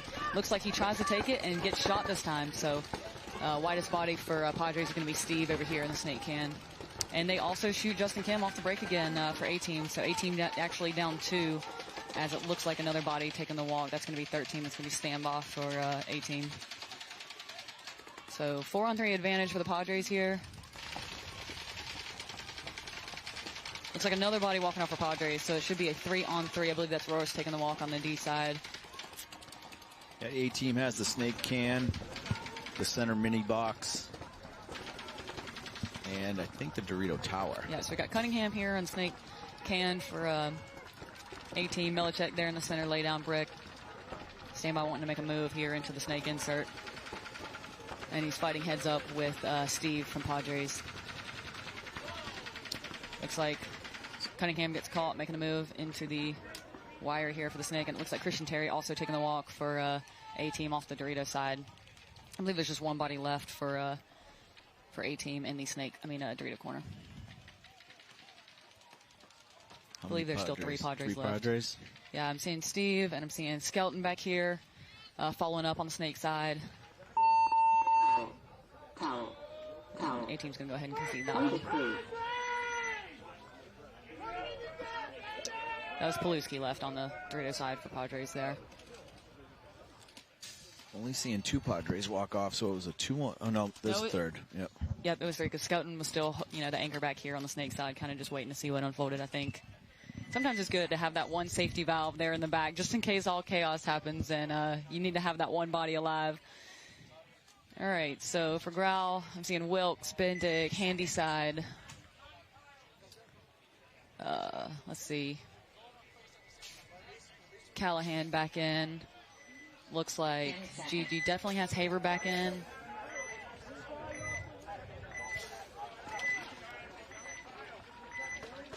Let's see. So GG up 2-0 on Growl. Growl going to have to answer here. Does not stop the aggression from GG though. They're going to send Haber straight to the Snake too. Callahan tries to make a move into the Snake but gets shot. 5-on-4 advantage for GG. Haber's going to go ahead and get another shot off of Handy side in the home, and is going to make his way into the Snake 50. That's 2. So Wilkes makes a move out here to the, as soon as I say that, he gets his eye dotted here by Haber. That's 3 kills for Haber right here. Looks like he's got Mike Kerr behind him and Snake. Great low crawl there from Haber to not get shot in the process from Bendig there in the center. Quick concession there from Growl. Growl took it from Haber for the chance for a 5-pack. Yep. Do we have a 4 on here? Yeah, I've already got a 4. I see a 3 kill, 4 kill. It's no 5. Darn. Almost. So yeah, I saw Gonowicza, Kohler, Haber, and Kerr on that one. We got A-Team coming back out on the left. I'm seeing Melichek, Stambaugh, Justin Kim back in for another spin. I think that might be Brody Lewis on the box. I can't tell 100%. Let me see what number he is. Let's see. For Padres, we got Paluski, we got Royce, we got Skelton. What number is Brody? Brody is number 7. Yep, it is Brody. And then Steve coming back out for Padres. Brody Lewis we'll see next week. He's coming out and trying out for Team USA. I think, let's see. I think Christian Terry is also back out there. So Brody and Christian, the 2 new pickups for A-Team. They came from the NRG Elite Camp out of Virginia, joining A-Team this season. So first year here in the semi-pro division, and definitely some young athletic kids.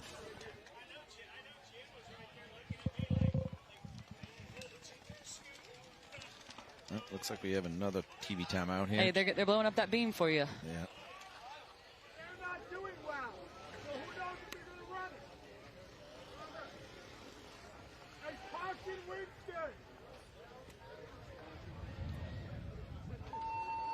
All right, so Padres are up 2-0 with 11 minutes.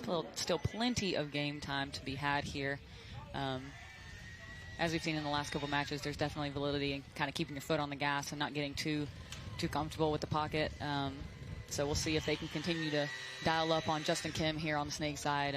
He's 0 for 2 on the Snake off break. So we'll see if he makes it this time, or if he holds up, goes a little shorter, tries to work his way in. Like I said, there's still 11 minutes on the clock, so plenty of time to do what you need to do. But with Kim, Brody, and Christian in, it makes me think they are going to go for something a little bit aggressive. 10 seconds. And we'll see if the center 50 brick every once in a while it's been mixed up, as well as going to the Dorito 3. Absolutely.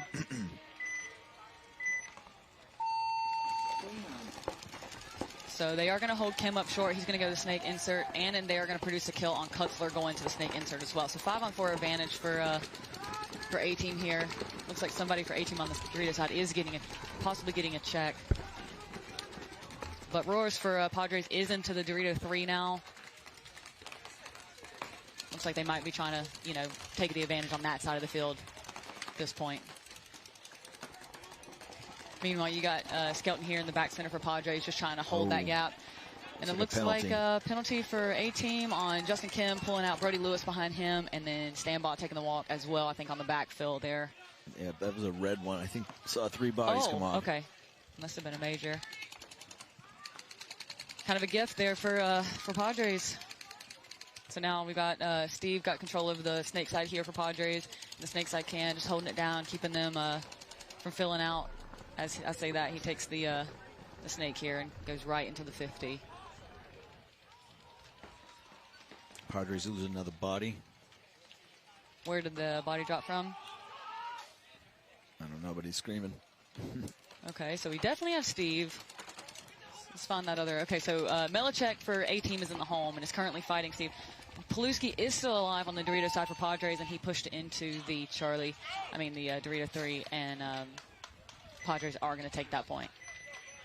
Great point there. The major penalty definitely hurt, obviously. Yeah. And I'm not sure if that was something that, you know, was on Kim off the box or if that was something that was later on. But, yeah, that's a tough break for A-Team. Yeah, they had shot one off the break. They were in good spots. Yep. All right, we got Unger, Kerr, Kohler, Gonowicha, and Haber back out for GG. They're currently up 3-0 on Grau. Grau has free, spin dig, Wilkes, Eddie Dawes, and Marchese. So both matches right now are a little lopsided, 3-0. Yep, still 9 minutes in this game. I think it's just a matter of holding off, kind of things getting out of hand and kind of fighting back here. You got plenty of time to work with. They are going to go ahead and send Haber right in, though. And they also send Kohler to Dorito 3. However, Mike Kerr is going to get a minor, which is going to pull out Haber. 3 bodies left for GG. However, Wilkes tries to go through the center for Grau. He is going to be taking the walk as well. So 4-on-3 advantage for Grau here. We got Eddie Dawes in the Snake Mini W for Grau, pushing his way into the Snake 50, hoping to catch them slacking. I'm not sure they know he's here. They do now. He tries to get a shot here on the Snake can, who now knows he's here. Looks like Eddie's going to push into their Snake, try to get the drop on somebody. Now the lay down brick for... the Xbox is looking this way, but... Yep, that center lay down brick is looking for Eddie here in the Snake, but not sure how much he can do from here, just kind of preventing him from... Okay, so looks like body dropping for GG out of the can. It looks like Eddie Dawes is going to win that fight on that little brick there in the center. So solid point there from Eddie Dawes wearing a Mark Henley jersey. Got Freeze here following up behind him. Interesting because GG was up 3-0 and they decided to send Haber to the Snake and Kohler all the way to the Dorito 3 off the break. I don't hate it. You know, foot on the gas, but it's definitely interesting to see kind of the decision that these teams are making when they are in this type of advantage. Little jarring going back and forth there, and I see Jordan Kohler pointed to the scoreboard, so I'm assuming that... Exactly. There's plenty of game left, and, you know, sometimes that's how it goes. So we got Brady Lewis coming back out for A-Team. I'm seeing Melichek, Cunningham. Matt Foreman getting a spin for A-Team, as well as Josh Pike. Josh Pike, formerly of 187 crew, formerly of Baltimore Revo in the Pro Division. Definitely plenty of experience there. Coming down to play with some local guys out of his area. I think Padres have spun the same players almost every time, I believe. All right, so Mick Melichek for A-Team taking the center brick off the break. A-Team does lose their 2 on the Snake side. Yep, so that's going to be Cunningham taking the walk for A-Team. Melichek does pick up the Dorito push for Padres, so they lose their Dorito attacker. So Padres take a little bit of a different approach. They're going to send Kutzler to the Snake corner here instead of straight into the Snake. I think all the points I've seen, Kutzler's been going straight in, so they definitely decided to change it up there. Not a bad move. Kutzler's going to make his move straight into the Snake now. Looks like they did kill Foreman out of the home. That was Kutzler, actually, that shot him. Okay, so Kutzler getting a kill from back there. Brody Lewis here in the Snake insert just trying to hold it down. Looks like Paluski is walking off the Dorito side for Padres, so it should be 4-on-3 at least. Advantage to Padres. I see 3 Padres for Oh, sure. okay. So it looks like Melichek is going to get the shot in on Klutzler as he makes the move into that 50 snake. A lot of times the players will make that move in kind of like sitting up a little bit, which allows them to drop that paint in there. If you're crawling in tight, they might not be able to see you. But looks like Xball is also taking the walk off the Doritos side for Padres. So I believe that's going to leave 2 Padres left. I think 2. we got Steve over here in the snake can. I believe Skelton's alive back there somewhere. I'm not totally sure. We got Mick Melichek for A-Team here in the center brick. Brody Lewis in the snake insert. Is there another player for A-Team that I cannot see? I only see 2. I just see Brody. Okay, Todd Skelton is definitely in the Dorito corner for... Okay, so Steve for Padres did take the walk, which I believe it leaves Skelton in the Dorito corner, who's going to get shot by Brody Lewis. Running it in to hit the buzzer and save some time on the clock. So that was a 3-on-2, it looks like. Skelton and Steve versus Pike, Brody, and Melichek there. And I think to what you were saying earlier about, teams throwing in that center break move definitely catches people off guard if you're not expecting it. Yeah, right on cue they did it, and it was very effective. So we'll see. I'd like to see A-Team spin that whole line again. Yeah, absolutely. Let's see. Argue with ref, out of bounds. I'm trying to get some more bingo going here. All right. Pod dump, Hopper explodes. I saw a Hopper explode earlier, not on this field, but not uncommon. Opponents at the same bunker. I need a false start. I need to look for an opponents the same bunker, because that's definitely something that I think happens in this Snake 50 situation right here. Yeah, it happens a lot, actually. Crash into bunker. That's a good one. That's a good one. All right. So Growl down 3-1 against GG with 8 minutes. Still plenty of time. GG's been aggressive. Let's see if they continue to do so. They're also going to change it up and send Haber out wide to the corner, making his way up into the little brick. And hey, there you go. Growl taking that center brick. I think trying to catch him slipping here. Haber's going to have to get real low here. Yep, but as you can see, Haber is not new to this. He understands that he's got to be that low in order to kind of survive some of these situations. So Haber here posted on that inside lane in the snake. Eddie Dahl's over here in the snake mini brick on the wire here in the snake. And who's in the center 50 for Growl? So that's going to be Lyle Wilkes. Yeah, definitely has that height advantage. I think that's something we're seeing a lot, is the player that goes up there is definitely normally a little bit taller of a player to try to shoot down on these snake players, but Haber was just so low. But a lot of times where Haber's at right now, he'll try to make that bump into the 50 a little tall, and that's normally where this catch happens. And it looks like Wilkes is signaling to Eddie here to kind of bait Haber into making that move. A body did drop off D side for GG. I believe it was Kohler. I'm not 100% sure, but it looked like him. Snake side 2 for GG backfills into the home, I think, to pick up that gap, because they've got the snake hand behind Haber here. What's the technical if someone's sliding back into home and their feet touch the start box? Are they considered out of bounds? So just there, Haber moves into the snake 50. It looked like he was pretty low, but Wilkes is calling for the check from that center brick. But as I was saying, Haber knew he had to go low. A lot of people getting caught in that gap, not being low enough. And it looks like Haber's going to sneak up here on Eddie, and he is going to get the drop on Eddie and stay alive. And now he sees that center brick. And it looks like Haber might be clean. Wow, excellent move by Haber there. Just incredible move. You can see that experience kind of coming in from playing in the upper divisions and in pro, not slacking anywhere, playing super tight, playing super technical. Another body walking off the Dorito side for Growl. I believe the last play for Growl here is in this center little brick, and that's going to be Robbie Bendig trying to make the move here, try to catch Haber. Robbie making the move to the outside little brick. They didn't see him come over here. Exactly. This is a great move here by Robbie Bendig. If he can catch Haber right here, that's going to be huge. Oh, they got him now. I wonder if they know that I think it's just Bendig here. I'm not sure, but I'm almost positive this is the last body for Growl, and I don't know if GG knows that. And here goes Robbie with a great move. Great move by Robbie Bendig. Here he goes. He takes 2 out in the snake. He gets Mike Kerr and Dave Haber, and he's still alive. And shoots the third person over in the Dorito so side. This was at least a 1-on-3, 1-on-4. It was a 1-on-4. A very close. Great play there by 21 for Growl, Robbie Bendig. Incredible move there. Didn't pay off quite as good as he must have hoped, but in a 1-on-4, not terrible. Point approved. So GG's going to go up 4-1 there. Yep, that was a really good move. Like you said, didn't go exactly the way he wanted, but he gave himself an opportunity to win the game. Absolutely, and it certainly could have been a lot worse. And I think that's one of those things that you see on, at this level is a lot of players might have just stayed in that little brick and hoped to get the drop on Haber, but he definitely, knew what he had to do and tried to pull it out. So it looks like we're going to have, they might be spinning that line that you said, Ant, on the A-team side. I see Foreman, I see Brody. See Josh Pike? 10 seconds. No, I don't think so. Cunningham, Melichek. Yes, Josh Pike. Yep, I think it is the exact same line. I think you're right.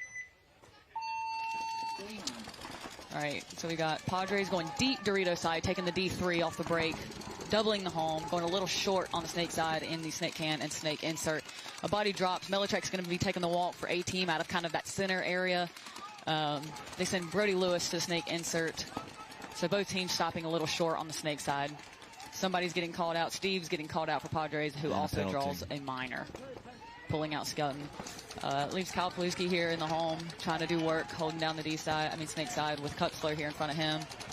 I think you're going to see Brody Lewis try to come inside and go to the snake. Yep, and it looks like Cunningham filled out to the snake corner and was getting a check, but it looks like he is clean. Brody moved into the snake mini brick as Kutzler moves up here for Padres onto the wire here. Padres are up 3-1, so it is in, A-team, the ball's in their court to try to make something happen here. I think just Padres putting themselves in a posture that, they can hold off.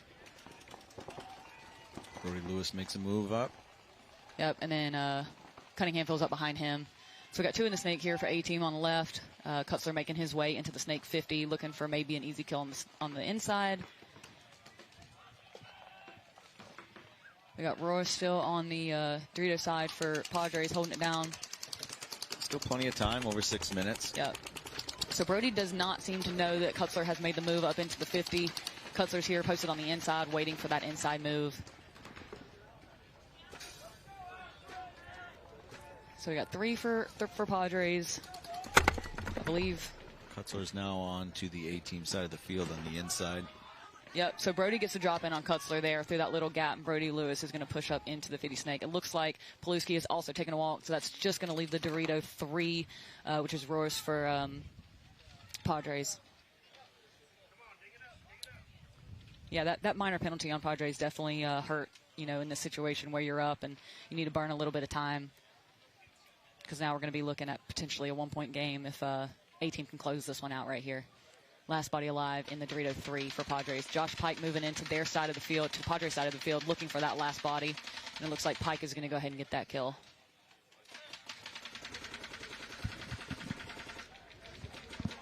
Looks like the A-team might have found 5 players that are working well together here. We'll see if they roll this again. Yep. And like I said, I think it's, penalties don't help. So penalties help if you're the team that needs the points and you're coming to push. But, yeah. So it looks like GG coming back out. We got Wink, we got Gonowicho, we got Kohler, we got Unger, we got Kerr. 3 seconds. All right, so GG up 4-1, 5 minutes on the clock. It looks like Ralph is going to need 3 points to tie with 5 minutes to work with. So let's see if they can either shoot some bodies off the break, take some ground. 10 seconds. They have Callahan back in. I wouldn't be surprised to see him try to get into this 50 pretty quick. No Haber for GG, so I would not be surprised to see them go a little shorter. Kohler's going to go straight to the D3 for GG, but they're also going to go to the snake little brick here as well. I believe that's Wink. Yeah, going really low. Yep. Callahan is also in the snake 2 here for Grau, with Freese behind him. One body coming off the Dorito side for Grau, but I don't know if they know yet that Callahan is here in the 50 snake. If he can go ahead and catch them by surprise. Right now, he could actually probably make a little bit of a move. Yeah. Only the home looking his way. If he could put that make home that in. little Haber move where he comes low and just one hand stabs. Exactly. Yeah, because the home, from the way they're sitting right now, I think that they can see the outside of this little cake on the 50, but I think that's the only gun he'd really have to get through. And I think Callahan's starting to realize that. They picked him up. You were right. The home saw him. Is that two or that's still the only body? Only one body coming off for ground right now. Correct. So GG's in the Dorito 3, the little Xbox, the home, the snake can, and this snake mini wall right here. Yep. See if this is gonna unfold here in a second. Unger here for GG definitely is aware of Callahan here, and I think he's listening to his gun. He knows he's close by. Freeze making the move behind Callahan over here on the snake side. Wilkes makes a backfill from the center, lay down brick to the home for Growl. Making his move out snake side. Okay, so we get a kill off of GG here in the center, so Growl might be putting something together. Ooh, okay. Callahan definitely aware that Wink is here right in front of him. And now the home has switched for GG, so now would have been the opportunity for Callahan to kind of make that move, but GG did a good job, though. They switched the snake side cans to be heads up once the home looked away. yeah, but I think this is where you use that move you were talking about, though, that kind of low move. But the thing about it is that I think Callahan knows that if he starts to crawl, if Wink happens to come out on the wire, I mean, he's toast. So Wink waiting for that inside kill. Does he get it? Wink definitely keeping his head on a swivel here, waiting for the move from Callahan. Meanwhile, it looks like Zach Freese for Growl is going to go the inside route to see if he can go get a drop in on Wink. But the snake can definitely is aware of that move. Looks like Mike Kerr is pounding that through that gap just to make sure that. Yeah, he's communicating that right now as well. Yeah. Very close quarters here on this layout. 2 minutes on the clock, so Growl's going to need to put something together here. Meanwhile, GG is doing exactly what they should be doing, playing it slow, make them come, hold the zones. Kerr's bunk is getting very tight when they're okay. Growl making Dorito. A move down the Dorito side. It looks like he's clean. Lyle Wilkes ends up dying, so GG gets the move here on Wink, gets the kill on Wink. 2 in the snake for for Growl. I believe it's just Kerr left. And they're going to go ahead and take him out. That was an interesting turn of events, I think. Seems like GG kind of had things under control, but they were a little on their heels, even though they had they had 5 alive. They were in pretty good spots, but between Callahan and Freeze, they were really putting the pressure on this side. Yep, and I think one thing that kind of happened there is Wilkes made a move down the Dorito side, which I think distracted GG long enough to where Wink was realizing what was happening. He kind of turned his gun, and then that gave the opportunity to Callahan there to take him out. So not a bad decision by Lyle Wilkes to make that move down the Dorito side to be at least a little bit of a distraction, if nothing else, knowing that the time is running out and got to make moves. So a little bit tighter game there, but still a little bit needed from Growl to pull it back. But they should feel good about that point for sure. Definitely. That was a solid point. Yeah, but Growl's still down 2, so I think GG's still sitting pretty good with the amount of time. They did a good job burning the clock. On the other hand, tight game here, 5 minutes left. Padres up 3-2. Center player for A-Team getting a check. He's clean, so 5 alive for both teams, I believe. Both teams kind of hold up in the snake. Both teams going to the snake can and the snake insert. Nobody wanting to risk snake off break, I think, at this point.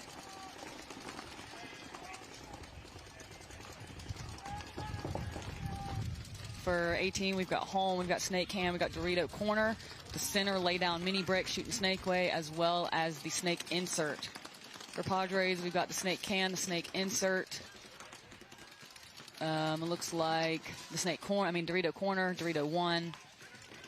And I'm guessing the home, I cannot see, but a good 5-on-5 break here. Yeah, Padres are up 1 with 4:20 to go.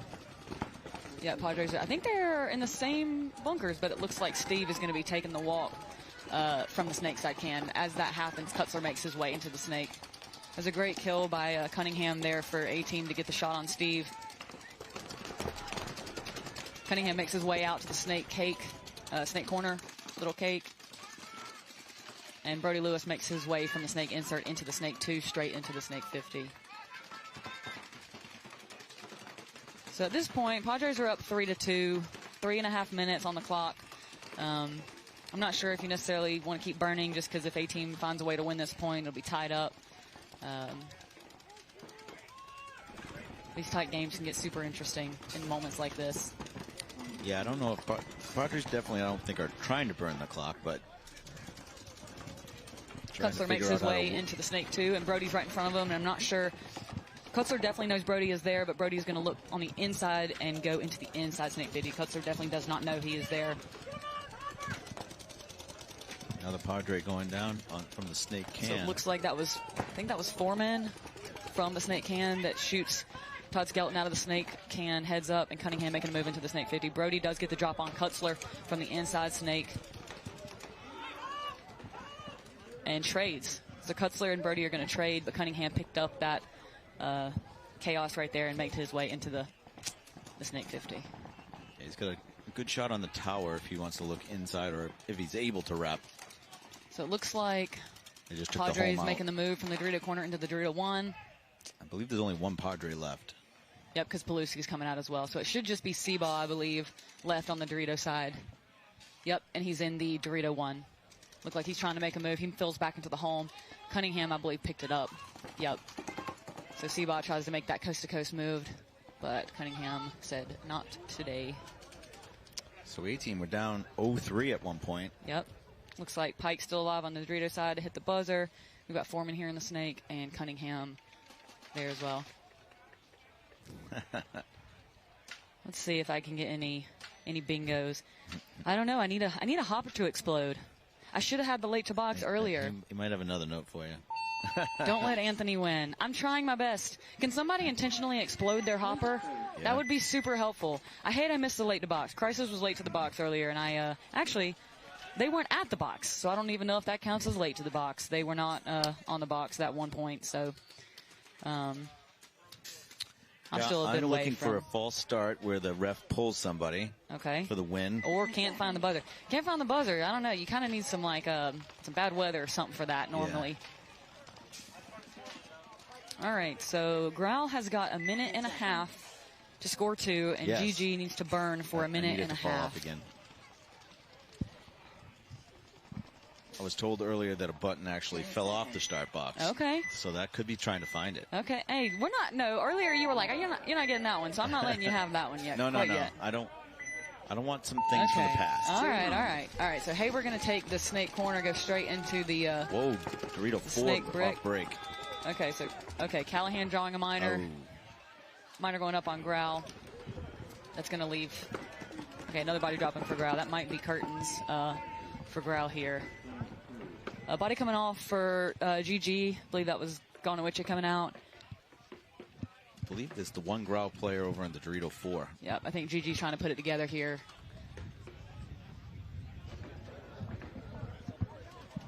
Haber still pushing in the snake. He looks like he's looking for that. Yeah, so it looks like Marchese here in the center trying to make a move. He's going to backfill into the Dorito wedge. There might be two. Oh, yep, one just came off. There's one more. Looks like, is there a penalty happening? It looked like the ref might have been. Not a penalty, but Haber did pick him up on the move. Okay. So that will be the last. I don't know. There's bodies still coming off for. I mean, there's 2 bodies left here. Looks like we've got Unger and Haber still alive for GG, but 3 bodies had come off for GG. I'm trying to win some bingo, man. He says there's no honor in bingo. I'm trying to win this one, but I need somebody to go out of bounds. Maybe argue with the ref. Sorry to the refs for needing that to happen, but I need somebody to argue with the refs from a bingo here. All right, looks like GG is going to get that point with 7 seconds, so that should be it for that game. GG going to take that one 5-2 against Growl. You've got almost an overtime point coming up here. Now you got 1:55 left in this match. Padres and A-Team are tied 3-3. A-Team was down 0-3. You had a similar situation just like this. So. Yep, absolutely. Absolutely. So do you think the momentum goes to the team that's coming back, or the team that's 3-3, no momentum? I think right now, I feel like the momentum is on A-Team side. I think they're feeling it. So. But this, like you said, this is exactly what happened to us. We were down 0-3 and came back, and then ultimately we ended up losing by 1. But I definitely feel in our situation, we definitely felt like we had the momentum. Just like little things here and there that didn't go our way there at the end. But we'll see what Padres decide to do here with our 1 minute and 55 seconds left. They're going to go a little pocket. However, they are going to take the Dorito 3 off the break. So they're deciding to push a little on the D side. However, Steve for Padres is going to be taking the walk out of the can. That's a uncharacteristically early death for Steve on Padres. Definitely a very clutch player. Somebody you definitely need to be staying alive in a scenario like this. So it's going to be up to Skelton here and Kutzler to hold it down on this side. Meanwhile, you've got A-Team. A-Team is sitting in the snake insert, kind of posted. He doesn't necessarily look like he wants to make a move. He's playing very tight in there. I believe that's Brody again. I think they're spinning the same 5. As I say that, Cunningham moves out to the snake corner to shoot the wire. I think expecting Kutzler to come up in this 50 snake here. Okay, now both Brody and Cunningham looking like they might want to make a move. Brody does come into the snake insert. Oh, Yep. I'm sorry, the snake. 1 minute to go. This could be it right here. Brody's in the snake mini W, and Kutzler matches him up. So both players in the same bunker here on either side of the field. That Dorito tower is terrible. Yep. So the Dorito tower, when he shoots over here snake way, it blows paint all over our setup here in the booth. So pardon the interruption. Kutzler's looking for a kill on the inside. He's got Skelton right behind him in the snake insert, watching over his back. Both teams kind of looking for that same thing. We got Brody up here with Cunningham behind him. And on the D side, we got to fill out to the Dorito corner by Pulewski. Meanwhile, Roros is looking on the inside. A-Team also has the Dorito corner. Both teams are really playing for overtime. It looks like that is the case. I mean, there's 15 seconds left on the clock unless something crazy happens, a major of some sort. It looks like, was that Brody that just took the walk? Yep. So Brody takes the walk. 7 seconds to go. The Padres going to try to. All right, so Pulewski makes a move to the center, but not enough to hit the buzzer. Pulewski goes to the center to take out that lay-down break. That was Melichek there, but not enough to hit the buzzer because Cunningham was still in that snake corner and I believe got a ball on Pulewski there. Not a bad, move to recognize the countdown and seeing that you might have the opportunity to take it, and I think that's, a pretty good decision there on Pulewski's part to try to make something happen. Yeah, we're going to be back for some overtime. We're going to do a quick commercial because we are in Xball now, so we'll have a 2-minute break, so stay tuned.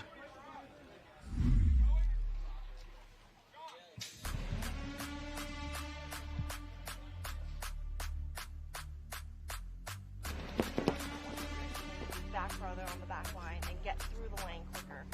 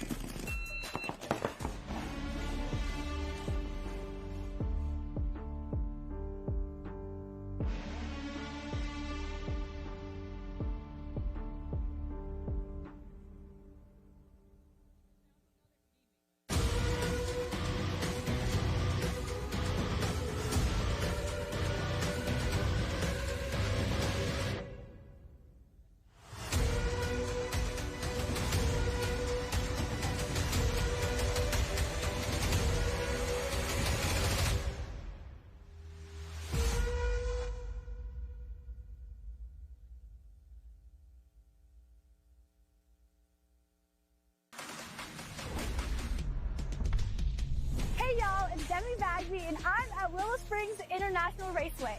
We're about to stack up a Gel Blaster Surge and Surge XL against a spec'd-out electric race car to find out exactly how fast these blasters can really fire. Let's check out the car. What's up? What's happening? I've heard so many great things about you. My name is Demi. Craig, good to meet you. Look at this car, dude. This is awesome. I've heard so much about this car, and I would love to hear more straight from you. Absolutely. This is the ultimate EV track monster by Unplugged Performance. But you know what? Before I give you the details, let's get in the car. Bet. Let's go. I got some juice. Come on. Dude, I feel like I'm in a spaceship, dude. There you go. Yeah, let's freaking do it. Let's do it. Fast. Bye-bye. So what made you start driving, like, souped-up Teslas? 10 seconds. Sorry, I forgot to unmute myself. All right, so we're back here for the overtime point between Padres and A-Team. It looks like A-Team spun that same line again. Both teams going to be going short into the snake insert. Looks like first body's going to drop from the Padres Dorito side. That's going to be Rose taking a walk. I think he tried to go deep off the break, which had been working for them, so not a bad decision to try to get that ground quickly. You can definitely do some work from that Dorito 3, especially if they go short on snake side. You can kind of do some containing from there on the snake side can. All right, so we are in overtime, 3-3 match. If you're just starting to watch us, Padres are on the away side. A-Team's on the home. Both of these teams are 2-0. Both of these teams are going to want this win right here. Looks like Padres are also in the Dorito corner. He's going to be making a move upfield into the Dorito 4, perhaps. He's going to be getting a check from the ref. I believe. Can't see all the way over there. One of the A-Team players is taking a walk, so okay, it's a so 4-on-4. That's tough if you're the team that, you know, you have that body advantage in overtime and you kind of want to capitalize on that, but that's how paintball goes. Seems like A-Team's a little bit on their heels. Yep, so we've got... Padre player just made a defensive retreat. Yeah, back to that Dorito wedge, Jen.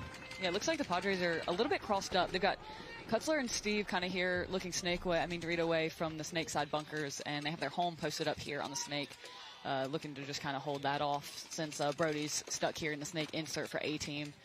I think Todd Skelton over here on the home is doing a good job holding him in there. Brody seems to be looking Dorito way. Yeah, he's right now he's shooting cross-handed, so I think he was shooting this way and is trying to catch some people over there. That's the thing about the snake insert bunker is a lot of time it's used as kind of the doorway into the snake, but there's some really good cross shots from that bunker as well, especially when people are making moves deep Dorito side. Looks like Kutzler's getting a check from the ref for Padres, and he is going to be eliminated, so that's going to be a 4-on-3 advantage for A-Team. So the last three Padres are in the Dorito wedge, the home bunker, and the snake can. And it looks like A-Team's got the Dorito 1, the home, the snake insert, and the snake can. We've been seeing Cunningham come out to that snake cake or the snake corner there. We'll see if that happens, and they can start working Brody down the snake side. Yep. Looks like Brody's trying to fight to try to get in there. But it's the Skelton and the home for Padres holding him out. I think Cunningham's in a situation where maybe he doesn't want to risk, bumping out to that snake corner knowing that Skelton's there on that gap from the home. I would not be surprised to see Steve from Padres try to make some type of move here, as he seems to like to do. Paluski is pretty deep on the Dorito side now. I think he's in the Dorito 4 for Padres. The A-Team player is launching. Another uncharacteristic death for Steve. Coming out of that snake can. However, Skelton does get a ball in on that Dorito player for... I think that was Josh Pike, but there's another A-Team player on the tape over there. Yeah, but Skelton did just make a move down the Dorito side, and he's going to be getting shot as well. So I believe that that's it, and Brody's going to come run it down for A-Team to take the win in overtime. So there you go. I mean, that was the answer to your question. I mean, Padres were up 3-0 at the start of this game, and A-Team had to try to find some rhythm and find something that worked for them, and it was definitely this line here that they spun for the last, 4 or 5 points. Yep. Because they put up the 3, and then they had the 1 that went to the stalemate, and then the overtime point. So sometimes that's how it goes. You have, a line that you think is the starting line, and you mix it up, but when you get into that rhythm, it's just something that, sometimes it just clicks on all cylinders, and it works out. Yeah, the coach definitely found some chemistry and some combinations that worked right there. Yeah, because I mean, I don't think that Brody and Foreman were even starting originally for A-Team, but you know, they were down and it was time to put somebody new in, and I think that that's a situation where sometimes it's just the right change and it works out in the long haul, even if it wasn't Plan A. So great comeback there by A-Team to secure that one. So now we have 18 that'll go on 3-0. Padres 2-1. So they each have one more match left. I think we're going to be kicking over to a commercial soon. But I want to say thank you to Jen for coming out. And you'll see some Matt Falvey coming up soon. I mean, I'm just upset I didn't win bingo, but thanks for having me. It's always a good time here. Hope to see you guys soon. Yeah, maybe tomorrow, but hopefully not, right? Hey, hopefully not. Hopefully I don't have the time to get over here. But if for some reason I do, catch me back here, guys. Alrighty. Thanks again, guys. We're switching the program.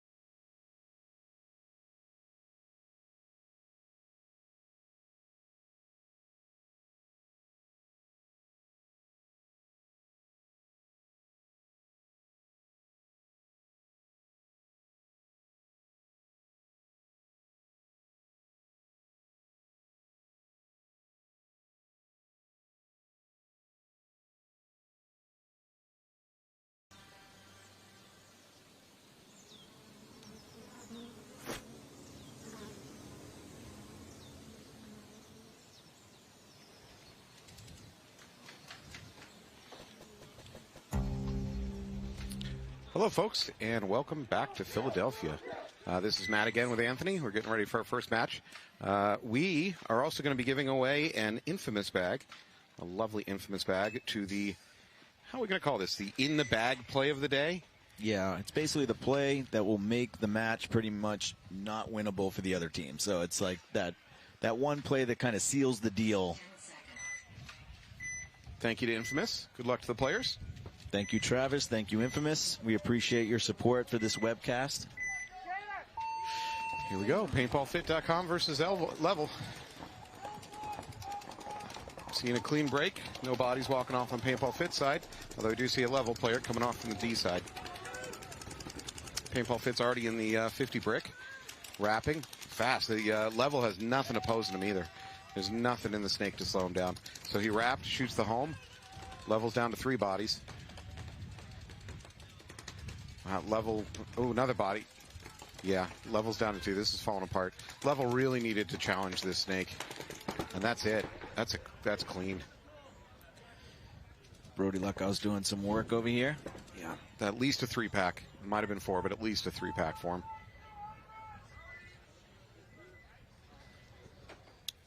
All right, well done. Paintball Fit made it look easy. I don't love the fact that Level didn't really challenge the snake.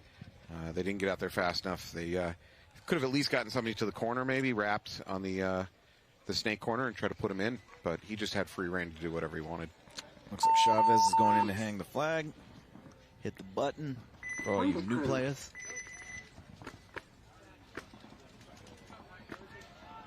Very dominant first point right there, putting a little exclamation point on Paintball Fit. They've already, I think they mercy ruled their first 2 matches. I know they've won their first 2. So let's look a little bit at the head-to-head here. Paintball Fit, a strong win percentage in this one. 80% win on points. Level a little bit lower. Well, a little bit lower at around 27-28. So Killers also 62, 63 something-ish for winning percentage change points. DMG down at 22, which makes sense because Killers come into this event the number 3 overall team for the season, and Damage comes in the 26.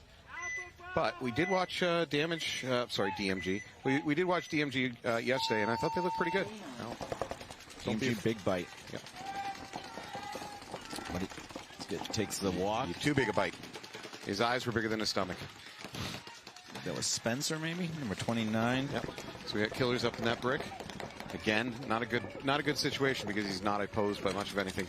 The mini brick. Oh well, I was just about to say the mini brick in the corner was trying to slow him down, but mini brick just died out of the middle. I don't know if this is Sebastian Lopez or not right here in the snake. No, now he's got backup. This backup is going right by him. That's usually Huska. Oh, that's his front up then. That was your commentator friend from earlier. So Killers own the snake, completely own the snake. They haven't even taken out a lease. They just own it, lock, stock, and barrel. They finished all the payments. So Huska's up in the DMG side of the field, while Sebastian Lopez is over on this side, kind of keeping that snake can in. So you can go ahead and see that Killer player at the S2 if he wants. He could bump outside to the, well, yeah, he could bump outside to that mini wall if he wanted to. Unfortunately, there's a yellow on DMG, so it's about to get a whole lot worse. There's one DMG player desperately trying to run up the Doritos sideline to get away from the mess, and one of the faster refs has to track him down and pull him. Huska took one in the back of the head. From his teammate? I think it might have been. Yep. Like they say, you always hurt the ones you love. Yeah, he is not slow happy to walk off. Yep. Hopefully he's okay. All right, well, dominant win by the Killers, really from the get-go. I think they had enough to pull that last player, but if that last player got shot before they got there, does that mean they're going to start short, or are they going to be good? It's kind of up to the refs, I suppose. All right, so Killers are going to win that first point. We're going to be back to the Paintball Fit Level match. Level's going to be on the home side. Paintball Fit is going to be on the away. Level is currently 1-2 on the weekend, if I'm not mistaken. And let's take a look. Paintball Fit.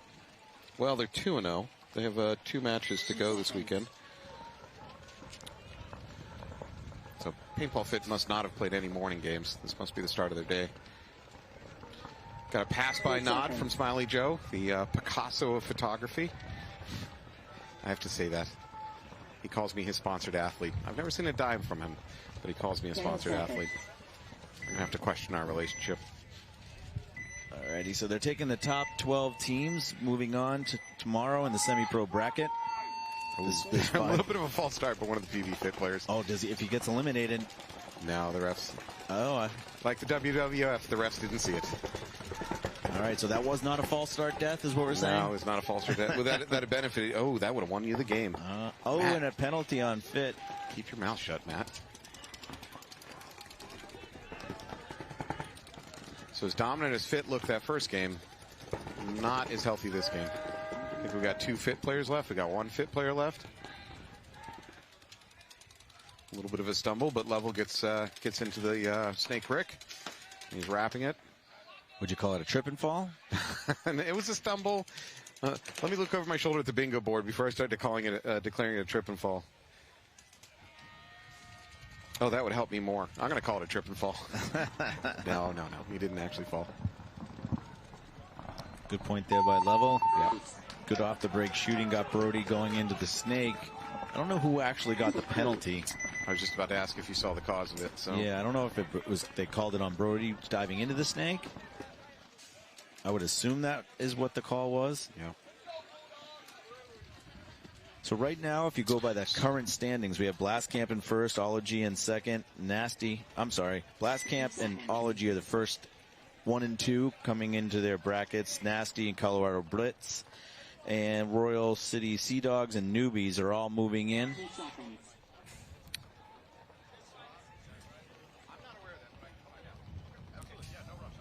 So it looks like those 6 are the 6 that are going to advance from the morning round, but we'll see.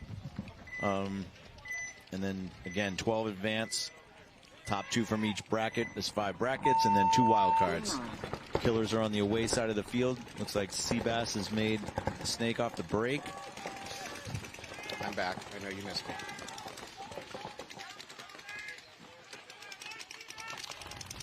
See a body walking off on the other side, so oh yeah, you've got actually 2 bodies coming off from Killer's side. Yeah, you got the DMG guys on their side of the field already. Yeah. DMG is roping people. Only Seabass here in the 50, I believe, is the only one left. And he's not aware of the snake being hot in front of him. And that's going to be it for him. It's barred clean. Refs seem to think so. So DMG making a big bite down on that Dorito side. Caught the Killers off guard. And are quickly going to even this up. So today we're seeing more action down the Dorito side than we saw yesterday. You know, it may be because teams are sensing that there's not a lot of defense going on over there. Oh, wow. I think there was one last Killer left. I spoke too soon. Oh, no. Bard gets caught in the open. Oh, my God. That was 4 bodies walking off for DMG.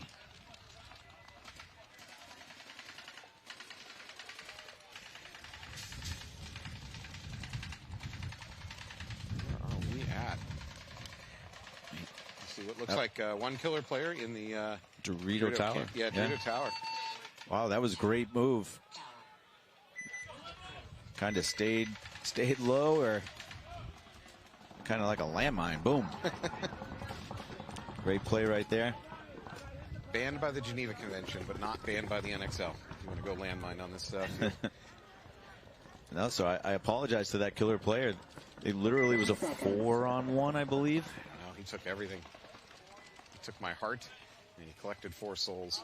And there were so many bodies in front of us walking off, I couldn't see. I just assumed that they were walking towards the flag, but he was peeling them off. Yeah. So the Killers survive on the back of the back Dorito Tower player there. That was a great play. Yeah, again, 2-0 Killers. And they're now in command of the game. It's a 1-1 paintball fit level.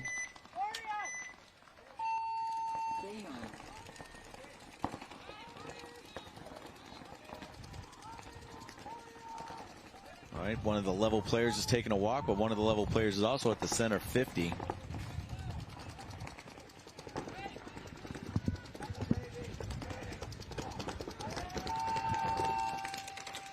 Another level player is coming off that tried to go in the insert, plus the center 50. So there's just 2 level players, one in the Dorito in the back, but I think that Chavez over on the Dorito side is really peeling players off. He's on their side of the field. PB Fit goes ahead and makes the move to the snake all the way to the 50. Just smooth, clean run all the way. Wow, passed right by it. He didn't like even Stewart potentially. Yeah, he didn't even care that there were other bunkers to take. He just went by them all. Oh, he's going to blow up that can. He's going to turn onto the Dorito. Dorito can't know he's there. Yeah. Wow, good move for Stewart. Yeah, the catalyst was Chavez over on the Dorito side. Made a great move, shot a couple players. All the guns turned to him, and Stewart just read and react and came and took the last 2 out. So great teamwork there, Chavez and Stewart.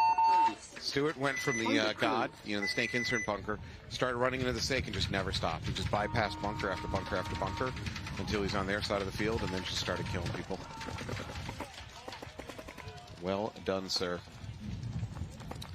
If I wore hats, my hat would come off to you. Not with this hair. No, sir. It's too good. Got to show the strengths. That's all I got. All right, DMG's coming out on the away side of the field. The Killers are on the home side. Killers are up 2-0. Still plenty of time, 11:51. 10 seconds.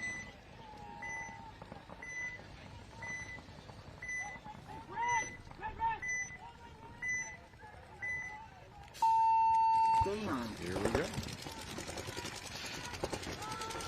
Oh, nope. DMG player tries to wrap around that corner and slide up into the snake brick and does not do it. One of the Killers is taking a walk too, so it's a 4-on-4. Killers have taken control of that big snake brick at the 50, though. He misses a chance to catch a DMG player making the fill from the corner into the mini brick. His gun was pointing that direction, but I think it was just a hair too late. Good job by, I think that's the insert player that shot the Dorito wedge for DMG. Yep, DMG blocking off. We got the God for the Killers. Yep, he goes ahead and moves up into S1. There is some opposition here from DMG. He tries to wrap, which, oof, that was awful close. DMG player tried to wrap his mini brick. Almost paid for it. That's Gerber Marvin, yep. The Killers make a call. He's in the snake, which is somewhat vague and probably not very helpful.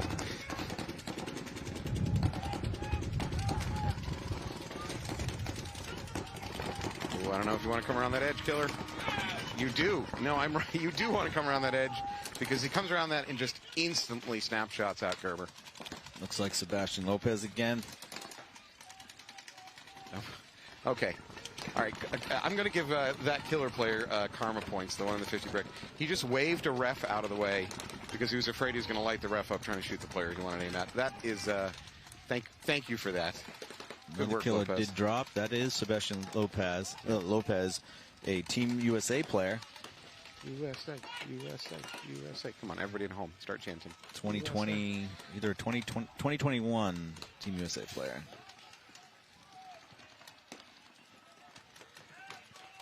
So Killers just need to squeeze down on this. I don't know how their Dorito side is doing, though. I've seen a few bodies walk off.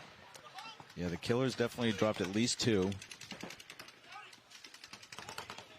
DMG is, I see only 2 DMG players, I believe. DMG has no presence over here on the snake side, so there's not much they can do to slow it down. They need the Killers to make a mistake, basically, and just lose their lives.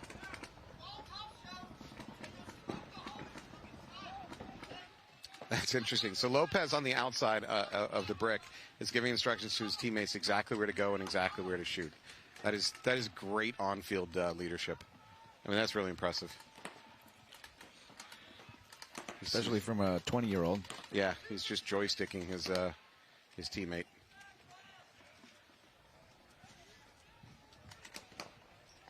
Game has kind of settled down. What are we doing in time? We got still got 9 minutes. Certainly a lot of time. Killers taking this one slow. They're up 2-0. I believe DMG might be into their Dorito 3. At least the Killers seem to think so. So DMG makes the bump from their home over to the snake side can, which is good. Helps oppose. Oh, is this too much? It's not too much. So he makes the bump out to the corner. The DMG player does. Killer player getting a look from the ref. Ref calls him clean. That's the last DMG. Yeah. Right there in that baby. Yep. All right. Killers are going to go up 3-0. Let's take a look. Killers were 1-1 coming into this match. DMG was coming in at 1-2. So both these teams really need to win. I'm not sure the overall standings where we're sitting at and what exactly these teams need to be able to move on to the finals. Is 2-1? I'm sorry. Is 3-1 going to be enough to get in the finals? Is 2-2 with a high point differential? 3-1 should get you as one of your top 2 in your bracket, and that'll move you on. 2-2 with a high differential might get you a wild card. 10 seconds. So taking the field, we got Level versus Paintball Fit again. Paintball Fit's up by 1 point, 2-1. 12 points on the board. I'm sorry, 12 minutes on the board. Excuse me.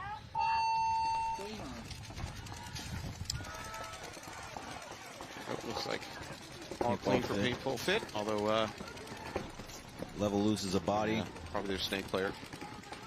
Johnny and Colt are both doubled up in the home. Snake player, lose another Level player, lose another Level player. It's just a conveyor belt of Level players coming off over here. Trent's taking a walk. Yeah, their snake side's wide open. Stewart can wrap here and shoot that mini brick if he sees it. He's going to have to come up a little bit higher to see that butt pack. Now he sees it. Scotty Stewart sees it and eliminates him. So that should just leave 1 Level player. Looks like we got 4. PB Fit still alive. Chavez is down on the Dorito side. Uh-oh. There's 2. Yeah, there's a major going on over there. Wow. 3 flags go up as majors. They still have enough. Fit should still have enough. It's about to be a pole party. Chavez looks like he got a major. Or they pointed to the wrong team, potentially. Wow, if Level just got a major at the end of that point, they're going to be starting 3 down. Well, I'm sorry, they're going to be starting 2 down. Yep. Uh-oh. Well, we'll find out. So it looks like the referees are pointing to Level that they'll start with 3 for the next point. The refs are going to have a discussion. By the way, there comes a time in every professional webcaster's life where they have to own up to their mistakes, take it on the chin and move on. I got to admit, I've been calling our ultimate ref Michael all weekend. Apparently the name is Mikhail. Yeah, so I apologize. I'll go ahead and hang up my headset and move on with my life. I used to like that show when I was a kid, Mikhail's Navy. Mikhail's Navy. Not sure that's what he's named after. No, probably not. So, according to our crack research department, they are going to have to start down by 3. 1 minute. With 3 bodies. So they're starting with 3 bodies, not down by 3. Manny. Uh-oh. All right, we got a timeout coming up. Yep. We'll just reiterate that the next time Level comes out, they're going to have 3 bodies. The major was on Level and not Paintball Fit. So they got awarded the point, so they're up 3-1, and they'll start the next point up bodies 5-on-3. That's kind of worst case scenario. You lose the point, and you're going to have to start, almost not a guaranteed loss, but... No, definitely not a guaranteed. But, yeah, it's a tough spot to start for sure, especially against a team the caliber of Paintball Fit. Yeah. Yeah. So now we got the Killers, Maddie, over here on the way. What do you got down there? So we got DMG off to my left. Trying to see if they got a snake runner. I'm not sure. They don't look like they're prepped to run to the snake, but I could be wrong. Oh, the Killers look like going to start on a knee. You love this. I know. It's such a weird thing. So DMG goes to the insert bunker, the snake insert, which is also called the God. Actually, so does the Killers. Killers getting a check in the back corner. Killers lose their snake corner. I believe I'm watching a Dorito side corner player walk off also. Killers are down to 3 bodies. Yep. Dorito wedge, the snake, Killers and the snake side can is where the 3 Killers are. Killers move up the middle. So DMG goes ahead and takes the snake. You have a head count on DMG? Well, they started with 5, so I'm going to go with at least, at most 5 players. If they have 6, something has gone very wrong in this game. No, I have not seen any of the DMG players walk off, so I think we're still at 5. Another killer comes off, so it's just Seabass here in the snake, and then the snake insert God bunker. DMG are up in the S2. They got the insert snake bunker, the snake side can. Snake side can bounces out to the corner. The insert moves up to the middle brick. May have immediately taken out the killer snake upon doing that. And that is it, folks. So DMG is going to get on the board. Bring this back to a 3-1 match. So that's a win that goes to DMG because of great off-the-break shooting. They immediately peeled off 2 players just in the first 5 seconds of the game. On both sides, too. So they got the snake corner, and they also got the Dorito front attacker. So good job by DMG. They said, are you doing pocket play? Well, you are now. So we're not letting anything get outside. Still need a false start death, Matt. Oh, I don't know if you're going to get it. I've had a talk with the refs to not allow it. Can't find buzzers, never going to happen. Man, did Jen do anything for me out here? Anything at all? She got you barrel squeegee. Oh, God, that's nothing. That's the easiest one out there. It hasn't been. So why are both of you against me? Oh, here comes a little. This is a future WNXLer, one of the fast. I think that's the Blanco's sister, number 3. Fast pod runner. That's what you're looking for in a pod runner. Lifting capability and speed of legs. Yeah. Enthusiasm always helps. Yeah, it doesn't hurt. And willingness to work cheap. All right, so we got 3 players. Wow, he's going 50 center. Not going through this 50 center. This is a what the hell point for level. Why not? Just go for it. Oh, no. What the hell? So level should probably blow it now. Level's down to 1 player. Level's down to no players. I'm okay with that. You got 3 players against a team like Fit. You're probably not going to win it if you go out and play vanilla. They did get a penalty, though, so it's one of those things where you got to be careful. Fit or level? No, level got a penalty. Oh, jeez. Luckily, they had a body to pull, or they'd be in the same situation. Oh, man. Level, what are you doing to me? All right, so we're back to the Killers DMG, and that puts Fit up 4-1 now. Yeah. We've got about 7 minutes on the board. DMG's going to have to get busy if they want to pull this one back. 10 seconds. Almost 7 minutes, though, right? So that's pretty good. A lot of time. See if they can take the momentum of what they just did, what they learned from those off-the-break shots. Yeah. 10 seconds. So it'll be interesting to see whether or not the Killers do a little bit more conservative breakout. Do they feel like they got their hand slapped on that last game? Yeah, no, I feel that they're going to do the same breakouts. I don't think that 1 point doesn't make it stop doing what you're doing. At least on the snake side, they went more conservative for their breakout. Killers go to the insert and the snake can, but they don't try to make the corner and they don't try to make the snake on the run out. They do. DMG does get shot off the Dorito side. Yep. Snake can's being nope, checked. Not going to happen. Killer tried to make the move into the snake, and the second he stepped out, got shot in the butt pack. Good shot by the home player for DMG. Yeah. Uh-oh, there's a minor. Oh, was that arguing with the ref? I think it was. I think you might be right, because he didn't pull another body. Arguing with a ref. Yeah. Oh, no. Is that on your board? You know it is. Oh, no. Oh, it's on my board, too. Okay. No, that's only on my board. Well, I'm just telling the truth as usual.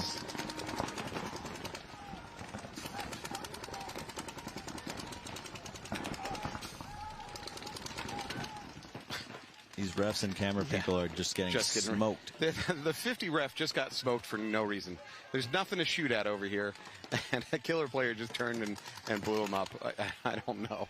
It's so frustrating as a ref. All right, so DMG has 3 players. There's a home, Snakeside can, and the Dorito 2. What do the Killers have left? Well, Killers have lost this entire Snakeside, which allows DMG to do pretty much whatever they want. We got Marvin Gerber in here on Snake 2. Killers holding on to this Snakeside can, which is important. It's about their only counter to the snake. But he's looks like he's committed his gun to the cross, so they're definitely gone on the defense. Killers also in Dorito side. Looks like the baby Dorito, perhaps, or the D1, as the cool kids like to call it. Who do we got here in the 50 snake? Oh, Killers try to bounce out to that outside corner snake. I hate that bunker. Calling for a foot shot? Yeah, could be. Although there's a ref right on top of him. But if there's a chance you hit it, you call it out. Matter of fact, To all players listening, please stop just yelling he's hit. Please be specific in what you shot. It greatly increases the chance that a ref is going to go and check and pull it out, right? So just stop saying he's hit. Start saying where he's hit or where you think he's hit.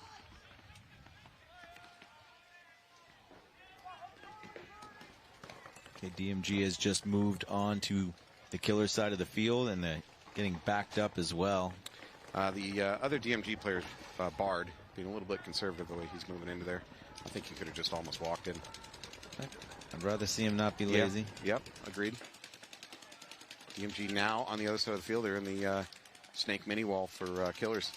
Shooting cross. Probably going at that baby Dorito.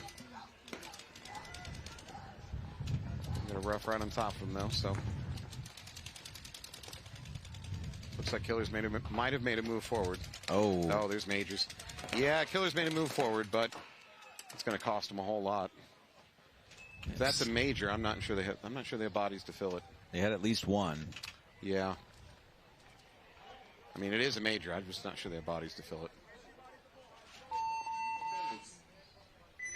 Well, if he had to hit the buzzer, then they had enough bodies to pull it, or they would have stopped time. Good point. Good point. Look at you. Big brain on Marvin. Speaking of which, I think Marvin did just hit the buzzer. Oh, really? That's Pulp Fiction reference that went just perfect for me. This is my day, folks. This is peak webcasting you're watching right here. So I'm being informed there's a chance that they did call time before Marvin did hit the buzzer, so maybe they didn't have enough bodies to pull. You mean towed? Yes. Oh, so there's I'm being told by my crack research team that there's a chance the refs are looking at one of the guns too. See maybe whether it's shooting over the 10.5. Technical drama. So they've stopped the time. This game has 8 seconds. I think they're letting the pod runner get off, maybe? Is that why they stopped? No, they're testing some gun. Okay. I mean, when your pod runner's a 6-year-old girl, I think the refs are going to let the game wait the extra second. Just let her get off the field. She's fast. Yeah. But yeah, they are checking the gun. I'd like to go ask Mikhail what the call is, but after I screwed up his name, I'm not sure we're on speaking terms anymore. Potentially. 10 seconds. All right, we're back to the match. Paintball Fit is on the away side of the field. Level is on my left, which is considered the home. Looks like they're going to double up home again. Yeah, Paintball heavy Fit. guns. Brody's in the insert bunker. Yep. Level to the God bunker, the snake insert bunker. I believe there might be also 2 guns behind the home over there. See a number 8 on Paintball Fit. I don't know who that is. Unless it's 81 and it's Jacobson. Yeah, that could be one after that 8. So clean breakout. I didn't see anybody walk off for either Jacob Johnson over playing the Dorito. As soon as I say that, there is a level player jogging off. I believe he might have either been behind the backline Dorito or that Dorito corner tower. Neither team is pushed into the snake, which is kind of a surprise. That's been the center point of this field the whole weekend. Brody does a different approach, comes right up to the center. Oh, no, through the center. Not up to the center, through the center. Did he take someone with him, or was it bad information? I don't know. Is he playing that tower? I don't see him walking off. I saw him get hit. I'm pretty sure he's walking off. Well, to the refs see him get hit. That's what's more important than whether you saw him get hit. True, but yeah, he's in the back line walking off. Jacob Johnson, I believe, just made it out to the Dorito 2 for Fit.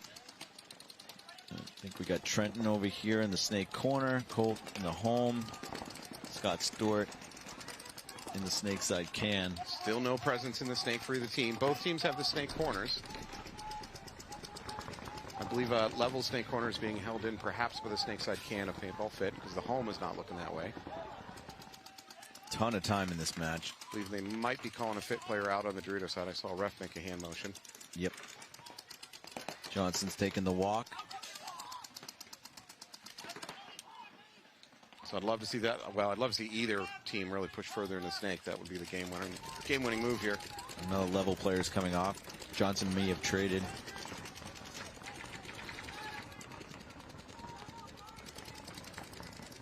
That Stewart does come up into the snake, followed up by Trenton. Snake corner is eliminated. Yeah. Stewart Still coming. insert the God bunker for level. I think he might have just taken one in the hopper. No, I'm wrong. Still in there battling. He's locked on to Stewart. Nice snapshot by Stewart. Yeah, good shot by Stewart. Although Stewart's acting like he might be hit too because he's not going to hit the buzzer. Oh, no, he's just tired. Okay, well, these are finely tuned athletes. They don't get tired. He was just hoping that someone was closer and would go do it. Yeah. Really, because I play the opposite game. I always try to race in front of my teammates to hit the buzzer.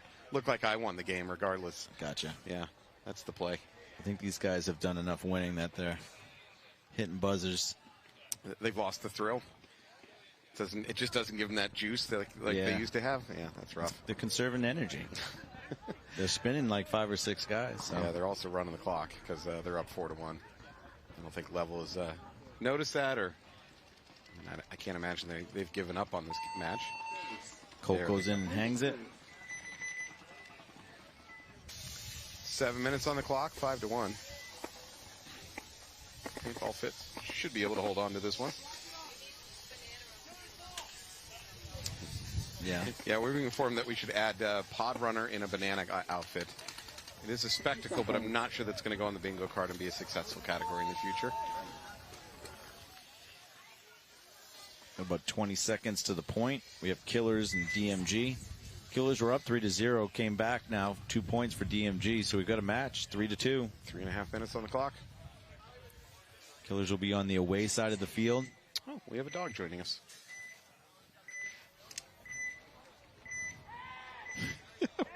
Hi, buddy. How you doing? Killers go right into the snake. Sorry, I'm going to play with the dog. You can do the webcasting. I got you. Good boy. Looks like Seabass is back in the snake 50. Shoots the snake can out. Can I keep him? Can I keep the dog? I don't think the owner's going to be happy about that. He's unattended. Yeah. Possession is 9/10 the law. Looks like a service dog. He has a backpack. Does that make it morally wrong if I steal a service dog? Any dog you steal is bad, but the Killers are coming off on the Doritos side, so right now I think there's 4 Killers. Maybe only, that's another kill out of the insert, so at least 2 kills for DMG. Yeah, DMG's got nothing over here on the snake side anymore, slowing down the Killers. Sebastian. Killers all the way to their S1, the other team with DMG. Yeah, I think that's Hoska that's in there. Yeah, he's going to turn and just start blowing it up. Hoska's trying to get a drop on the home, I believe. Ooh. Yeah, he got him. Good tag team going on here with Hoska and Seabass. Yep, there it is. It's a song reference for older viewers. All right. If you know who tag team is. That's going to be it. Towel? Yeah, they toweled out. A towel I kind of disagree with it because the killer was definitely ready to hit the buzzer. Let him hit the buzzer, and then there's always a chance he's dirty. So the Killers come back 4-2 now. Back to the Paintball Fit game. Fit is well in the lead on this one on level. There's 7 minutes left. They're in danger of mercy kill at this point. So again, this is the afternoon bracket for the semi-pros. We're going to start getting down to the nitty-gritty of what teams are going to make the playoffs. They're taking the top 12 teams. There are 5 brackets right now, so top 2 from each bracket. That'll consist of obviously 10 teams, and then 2 wildcard teams that will be taken overall. 10 seconds. So Paintball Fit coming into this was 2-0, and Level is 1-2. If Level loses this match, which it looks likely that they're definitely eliminated. Levels off the break here. They come to the snake corner. Paintball Fit a little bit more conservative in the breakout, and it pays off because they get a kill. Yeah, we had an overslide. Is overslide bunker on the? Good question. Overslide. There was on it. Oh yeah, there is. All right, we got one of those. I like that.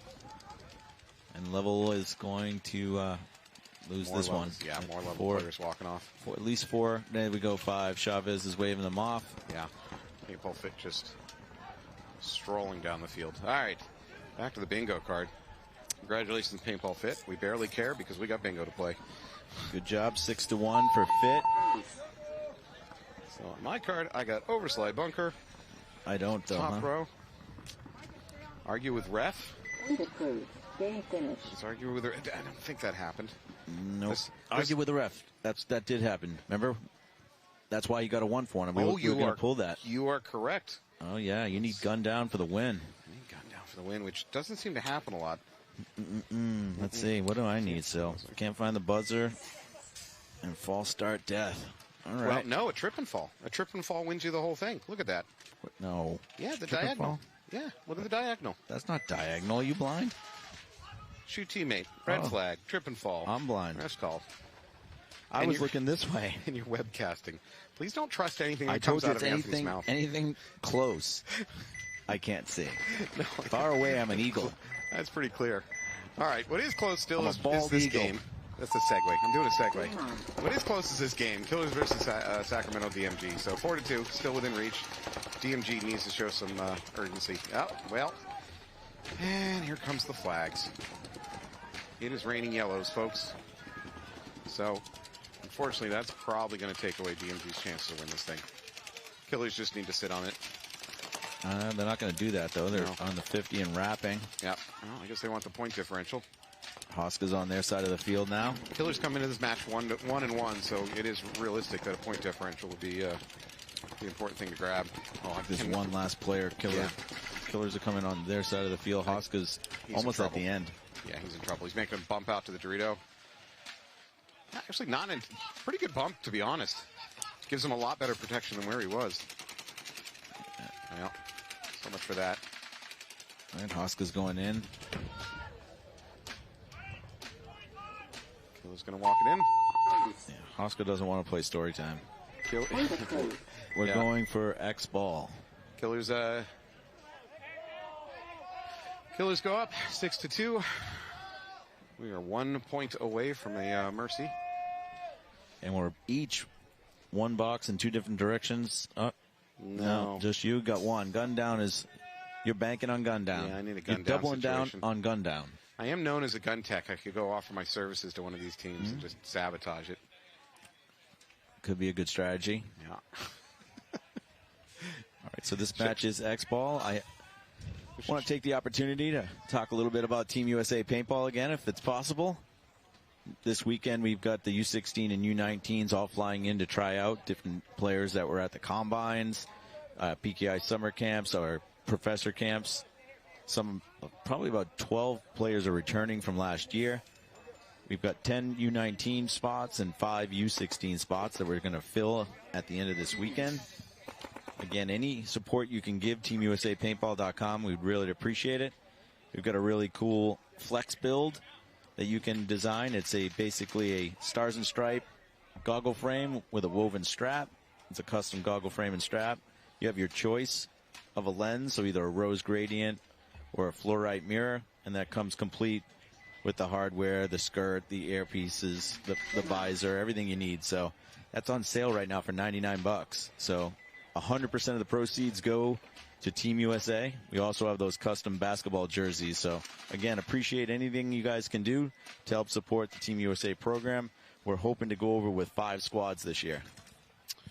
So speaking of the BKI summer camp, I have been guilted of a round of crab rangoons last night at dinner to shout out James Wilcoxon for winning the street ball tournament. Yeah, Paint the World. Yeah, Paint the World street ball tournament up at AG Paintball this spring. Gets him a entrance to your BKI summer camp for a week. So he's your problem now. He's no longer our problem. Yeah. Thank you so much. The Paint the World program does a great job up there, giving having people donate old equipment so they can get equipment into hands of paintball players that can't afford it. So Mike Barney does a great job in that program. So I want to shout out to Paint the World. Again, appreciate everything you guys do up there. Shout out to another one of our sponsors. It's No Film Productions. They're available for any kind of photography or videography needs that you have. Remember, there's still no film. All right, so we got the Killers on the away side of the field now. DMG has 1 minute and 12 to score 3 points. Good luck. Let's see if we got any teleportation skills on this one. 10 seconds. 10 seconds to the point.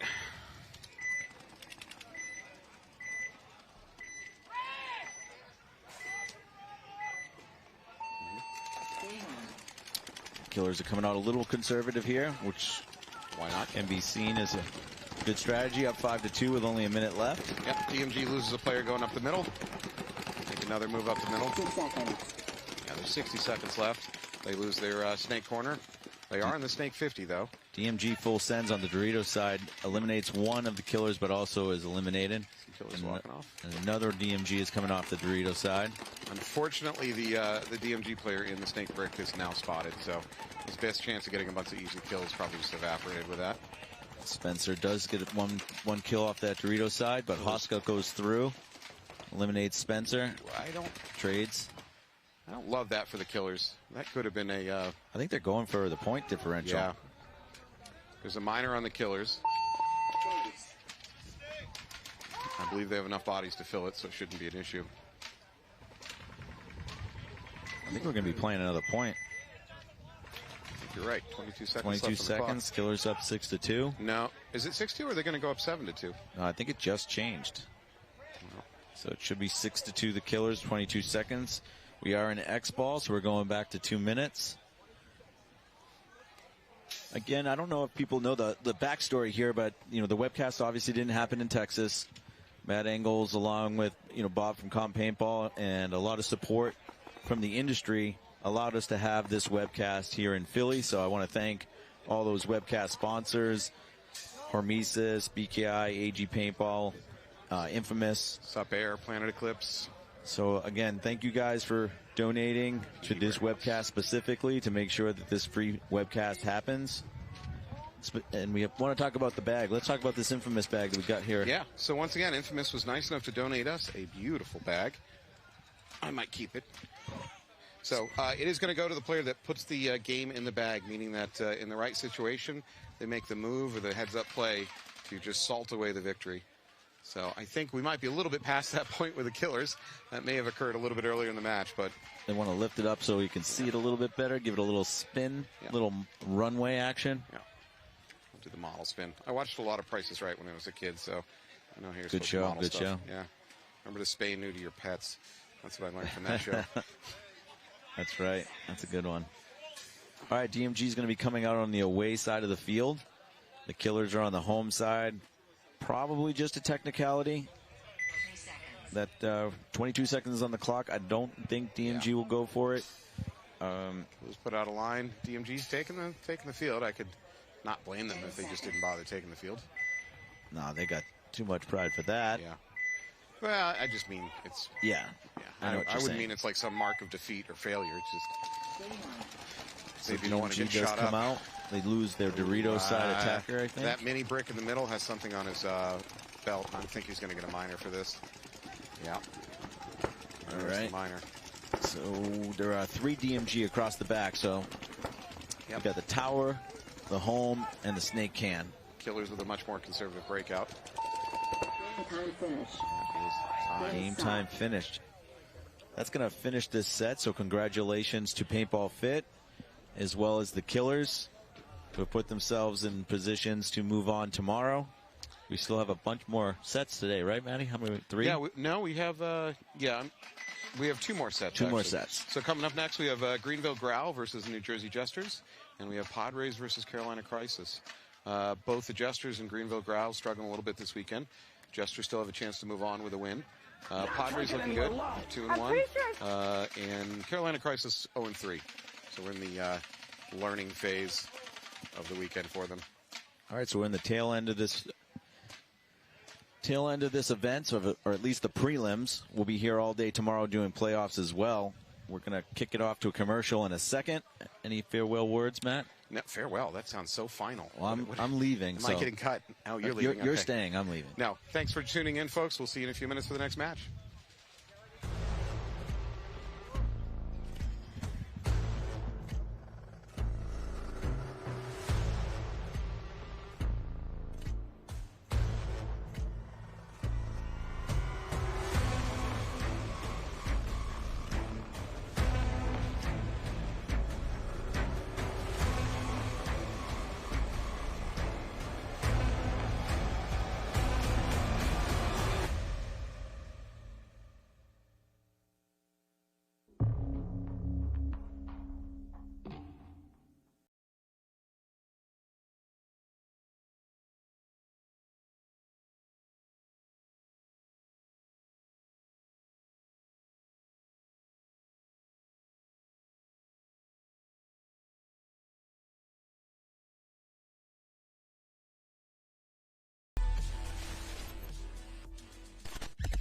This is Surge.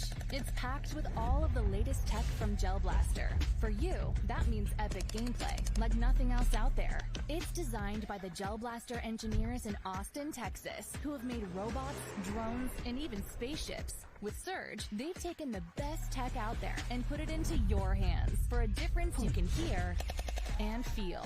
Does it hurt? Just a little. But that's what makes it so fun. Surge is packed with the best tech, like a built-in lithium-ion battery and ultra-fast USB-C charging, unlocking hours of gameplay. The high performance and precision comes from carefully tuned, ultra-strong gears and super durable internals, so push Surge as hard as you want. Want to raise the stakes? Surge holds over 800 gellets. Activate full auto mode to rapidly blast gellets more than 100 feet. Need more ammo? Reloading is quick and easy, so you can stay in the game. Gellets are simple to make. Just add water. They're super affordable too. Your Surge comes with 10,000 gellets, and additional 10K packs are less than $5. Do you like cleaning things up? Neither do we. With Surge, there's no cleanup required whatsoever. Gellets fully evaporate without leaving a mark. They're completely safe and environmentally friendly, so you can feel great about playing without worrying about the mess. Surge is even more fun with friends. Easily swap fin colors for team play and customize your blaster with different colored gellets and official Gel Blaster accessories. Gel Blaster is always dropping mods that change the game even when the lights go out. Surge gives you the ultimate blaster experience, period. Why settle for anything less? Join in the fun by getting your Surge today.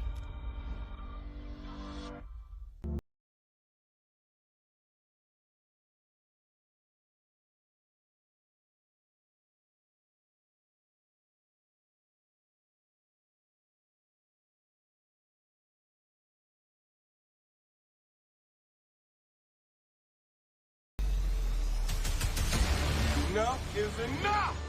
I have had it with these snakes on this plane!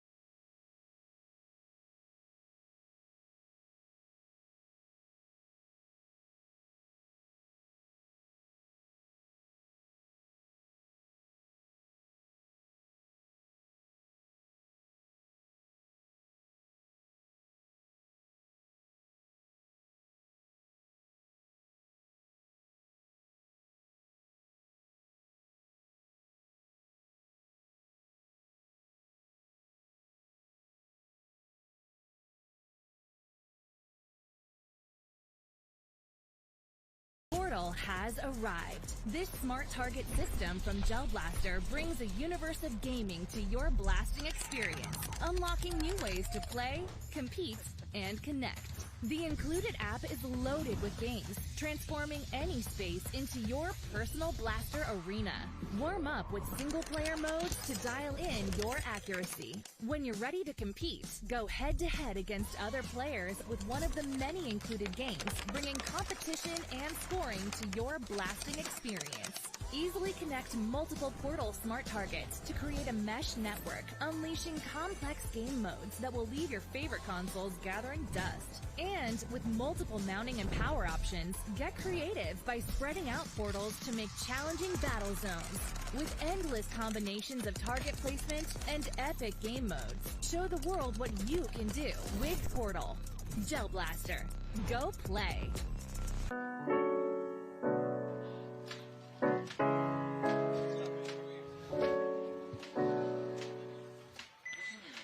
Hello and welcome back to Philly. Anthony has stepped out of the booth. I'm joined by a new member of the webcast, perhaps permanent, depending on his performance. Go ahead and introduce yourself. What's going on, everyone? Walker here with Carbon Paintball. Stoked. How's your weekend going over there in Carbon Land? It's good. It's good. The trade show is awesome, honestly. It's not raining like it was yesterday, so there's definitely a lot more people here today, which is great. Yesterday was biblical. Yeah, but there's a lot of good games going on right now. I'm walking around after I played the morning set. So. Oh, you played the morning set. Who'd you play with? I am with Ology.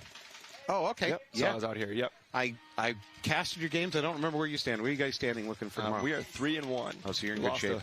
Lost the blast camp, but looking to. There's no shame in that. Yeah, no. I feel good about it. Yeah, well done. All right. Hey, so I've already prepped him on the basics. He knows what's at stake here. He knows that he should let me win if he ever wants to be on the webcast again. All right, so we got Greenville Growl up versus New Jersey Jesters. Both really good teams. Yeah, Jesters straight in the snake. Actually, Growl is straight in the snake too. They're both going to the S2s. By the way, we're just going to use generic bunker names, right? Because every team has all their fancy call-outs, and the audience will be utterly confused. Growl right now looking at the 50 snake is going to hopefully get a 2-pack here if they don't even know he's here. Yeah, Jesters get ready to launch. He's considering it. Now they know he's there. Yep. So I see one body walking off on the home side. Looks like the Jester's still 5 up. Yep, Jester's 5 and 4, and there's a minor. Ooh. Uh-oh. Jester's up 5 on 3 now. All right, Jester's running down the field here. Oh, Nobody's shooting at him. What a mess. Oh, but he doesn't. Is he alive? Is he still alive? The refs are going to have a say about that. He didn't even know. He was just kind of standing there on the other side of the field, too. Is that on the bingo board? I know. I've never seen that. I could not conceptualize leaping on top of the bunker. That is an unexpected one, folks. Looks like they still got one body, maybe. Yeah. Over there, alive. I don't know. I've lost track. That was such a mess. Yeah, I think the Jester's got one. Just there we go. All right, there's a We towel. got a couple walking off. Here we go. What a mess. There's your entertainment value, folks. It certainly is. Never a dull moment on the semi-pro field, though. That was great. So I'm going to have an opposite reaction. That is, if you watch the D5 teams, that stuff's wacky, man. They're not following the script. I think you see even more craziness if you watch the lower you go into the divisions. That's very true. Yeah, and I say that as a low-ranked player. we don't know what we're doing out there. Just having some fun. Yeah. That's what it's about. Yeah. Coaching? What's coaching? I don't know. All right, so we got Padres versus Carolina Crisis coming onto the field. The refs are doing a little bit of maintenance, getting the bunkers inflated. Let's see how we doing. Padres looks like they're 2-1 coming into this match, and Carolina Crisis 0-3. So maybe this is learning time. But the Padres want this one, right? I would say so. They're gonna say, yeah. Yeah, 2-1. If they can take this, they should be safe going into the playoffs. Yeah, they're playing really well. I was watching their games earlier. They got the talent here. Yep. I do not know where they're out of. What was that? I don't know where Padres are out of. I don't have any. Oh, they're out of Battle Creek. Oh, Battle Creek, Michigan? No. Oh, sorry. That's where all the cereal's made. No, no, that's their home field. Oh, okay, all right. Yeah, this is a home event for them. Yeah. Here we go. Oh, interesting run to the snake. That's the first time I've seen that. Straight up the gut. And then and take a dog leg. And that's interesting. So what that does is it minimizes his time running through that lane, right? Yeah. So the Padres are going to put a lane right on the outside of that insert bunker. And what he did by running straight and then taking a hard left turn is just minimize the time going through that lane. Yeah, it looks like it's 5-on-5 here too. But honestly, the Padres, maybe they bounced a couple of these Crisis guys or something, but they're up the gut guy. Yep. Got checked twice. The wind is really picking up too. This Crisis guy here at the 50 Snakes just kind of hanging out. Chilling. He's not really sure. No one's giving him any comms yet. So I got to say, I almost endorse that because today we've watched a lot of teams get up into the snake, look real strong, and then just get sloppy and die. Yeah. So I can kind of advocate for a little bit of passivity. Yeah, it needs a little bit of discipline, that's for sure. Now it's like getting ready to launch. Here comes the Padre player. Oof. Couple to the noggin. Yeah, he gives a nod. It's a respectful nod. He has no problem with that, but yeah, definitely hurt. Both teams back in the snake. Yeah. So that's what we've seen the best teams do out here today is that they just keep filling bodies in the snake. Doesn't matter how many you lose, you just find another body and shove it into the snake. Yep. All right, they're mirrored up in the S2. Both are looking crossfield, seeing if they can pick up an easy kill. Looks Look at the Dorito side's pretty static right now. Oh, Carolina Crisis player saw that. Ooh, that's got to hurt. I mean, literally, I think he just took a barrel into the chest. Yeah. That's what happens with that big bunker, those big bumpers there. Yeah. Kind of come around, there's just a wall. So the Padre player caught a glimpse of the Crisis player jumping over there to the brick, and he just launched. Oof. Crisis is down 3 players now, so I think it's a 3-on-2 in favor of the Padres. Yeah, Padres have that can. Snake side can. Crisis guy in the back center's got some gun issues. Oh, is it a gun down? I think it's the loader. But he's... No. Tell me it's gun down. Oh, he's swabbing. Yeah, he's squeeging. Maybe it's just some broken paint. Man, I need gun down. Gun down is the win. Gun down is the win for me on this bingo. Oh, man, I have it, but that doesn't do anything for me. I am, well, you need to trip and fall. Can't find the buzzer. That's, all right. That's on my bingo card here, folks. Let's see if I can make it happen. If you don't know it by now, we barely pay attention to the game. Just enough to win at bingo. Crisis guy in the can walks off. Yeah. Padre player looks like he's shooting at maybe that Dorito corner. I think that's everyone. Yeah. There you go. Padre should be able to walk it in. Good first point there. Yep. So 2 games, 2 real interesting close-up gunfights over here in the Snake side. Well, we've seen a lot of close-up gunfights, but those were a little bit on the extreme side. Yeah, the Padres, Battle Creek, that's what I was just saying, New Jersey paintball field. Yeah. And they're also sponsored by Carbon, Powerhouse, Gen X Global, and then Fight, and they wear weapons jerseys. Yeah, all those sponsors. Any of those good sponsors? How would you feel about that? I mean, actually, a bunch of those companies are really good, but there's definitely one that sticks out, yeah. you know what I mean? Which one would that be? Maybe CRBN. Oh, yeah, I've heard of them. Drop the vowels, yeah. You know? Were vowels expensive? Is that why you guys did that? It was, yeah. That's definitely what happened. I was just like, man, we cannot afford to buy another vowel. Oh, our graphic design department should turn the screws on us here. 2 seconds. All right, so we got New Jersey Jesters and Greenville Growl taking the field again.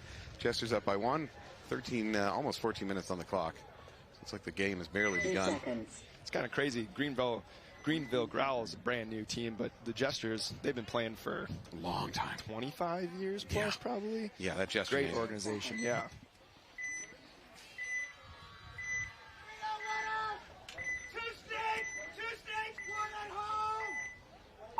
Got the calls on. Yep. Jester's making a little bit of a circuitous run into the Snake. Ref Say he's good. Clean.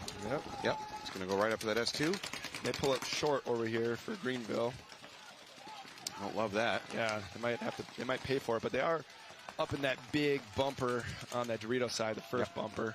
5. Well, as soon as I was about to say 5 alive, one of the Growl players drops, takes a walk from the can. They fill in the can. Looks like that's Wilkes. By the way, that is always dangerous when you see a teammate die out of a bunker and you go, hey, I should probably take that bunker. Yep. It's as long as you know the situation. Maybe it's not a bad idea, but... Yeah, it's questionable. Yeah. All right, Jester players starting to wrap the outside of the Snake. Just taking a look at that God bunker, that insert. Yep. He's got a clear shot to him here. Jester's kind of starting to move up the field in the middle. So, you know what? If I'm that Jester player and I have that little of a vision on him, I think that also means he doesn't have great vision on you. Yeah. Maybe you can make that move up. Oh, but they do miss the Greenville player on the inside. But he's got a buddy next to him here. Hopefully they can put something together. But he doesn't know that he went to the Snake. So today, as a trend, I've been seeing teams put players into the Snake and say, I don't care whether that brick is hot or not. Just put your gun on it as if it is. Oh, man. 2 players walk off right at the same time for Growl. That just pretty much opens up the Snake side. I'm not wrong. Something's got to be going down on the D side. Growl is dropping. This happen too. Yeah, Growl dropped back to that Dorito. They drop back to the Dorito tower and the Dorito. Ooh, right off the top of the head. Yeah, Jester. Snake player. Full Jester player. What do you call that hair color on the Jester player? Cyan? Cyan? Wow, fancy. Yeah, that was too aggressive. Yeah, it was a little bit aggressive there, but he did get a kill during that situation, but hopefully his homies can kind of pick this up. He's still got 2. Oh, all right. Looks like towel out. Towel. All right. Number 72 is the last guy in for Growl. So Growl drops to 0-2 on this match. We got Carolina Crisis and Padres coming back out to the field. Padres up by 1. 12 minutes on the clock. That's a ton of time.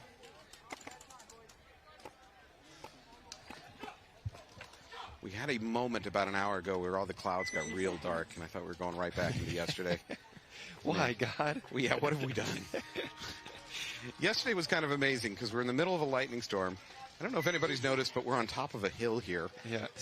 Out in the open, surrounded by metal poles. Seemed like a really bad situation. You haven't been in this long enough. That's just super normal, right? Yeah, I suppose that's true. I was like, yeah, we should take shelter under our 20 by 30 tent. Yeah, our pop-up tent? Yeah. That will protect us from everything. All right, Padres with the snake off the break. Right into the snake.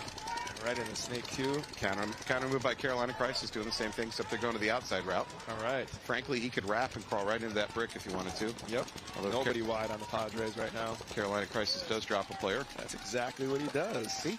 I know what I'm doing out here. You know what you're doing, yeah. I can't do it, but... Those that can't make a big push on the Dorito side. We got a D2 and a D3 now, I believe. Yep. So we got the Carolina Crisis player up at the 50. He's just wrapped around. He's on his stomach, wrapped around the brick, and he's looking right down the middle, right down the gut of that snake. What he's hoping to do is catch the Padre player trying to make a bump over. Yep. And the Padre player is all crossed up. He thinks he's at that little cake right now, a little wedge, but he's on the inside, you know. Mm-hmm. But if he just kind of hangs out and tells his buddies what's going on, they need one more guy in the snake, I think. Ooh, Padre player's getting ready to look around the corner. That could be his death. What's going on? Oh, that is his death. All right. Good move. That's another thing we're seeing today that I didn't see yesterday. Players doing that, just getting into the snake and then posting their gun. Little traps, yeah. Right down the gut, looking for the transitions. Now this Crisis player here in the 50 snake, he's just going to keep shooting at that can and then hopefully shoot at that home bunker. He's getting checked right now. Getting a lot of attention. That's not looking good. I just saw yellow laundry go into the air on the Dorito side for Crisis, so they're going to lose a couple bodies over there. I'm seeing at least 3 bodies walking off at the same time for Crisis, and one Padres player. Yeah. Well, the Padres are coming down that D side right now, and I don't think anyone sees them doing that. Yeah. Well, there's nobody left over there. I think that flag took care of any resistance down there. Yeah. Oh. Yeah. Our Crisis snake player shooting backwards. Yeah, he's about to get shot in the pack. Oh, he's still clean right now. Still alive. No, he's not going to. Yeah, there we go. You can't run down the outside of that. A little bit of miscommunication there on the Padres, but they definitely put it together. Yep. Still had 3 bodies alive there. The Crisis camp changed a little bit because, from what I understand, the Greenville Growl guys, they got about half the old Crisis. Oh, really? Semi-pro. Yep. But they're sponsored by Dye, Adidas, Monarch, and HPS. Mostly Dye, though. They're head to toe. Mm-hmm. Looking like a good team. So I can speak for New England. Up until a few years ago, Dye really didn't have a great presence up in New England. It just seemed like the teams had mostly switched to Planet Eclipse just because of the locale. But Dye DSR came out, and players started giving it a try, and we're really impressed with the DSR and the M3. Yeah. So Dye's clawed back some of the marketplace up there. Definitely. I was shooting the DSR for a while with the IM kit. Great gun. Yep, shot great. I am a gun tech for AG Paintball, so I see the ugly side of all this too. So I know which guns are good and which are not. Dyes are working pretty well. All right, Growl right now just shot one guy off the break for Gestures. Oh, Gestures, yep. Gestures drop off. Growl looks like they still got 5 alive. They're not in the snake, but neither team is in the snake right now. As I say that, their snake corner goes in, makes the bump, and their God bunker. So they go from nothing to doubled up. Yeah, the Dorito guys are just shooting heads up right now, and that's fine, but they got to win that side because snake side, they're about to lose on there. Yeah. Ref goes in and makes the check in the snake, calls him clean, backs out. The Growl is doubled up in the snake.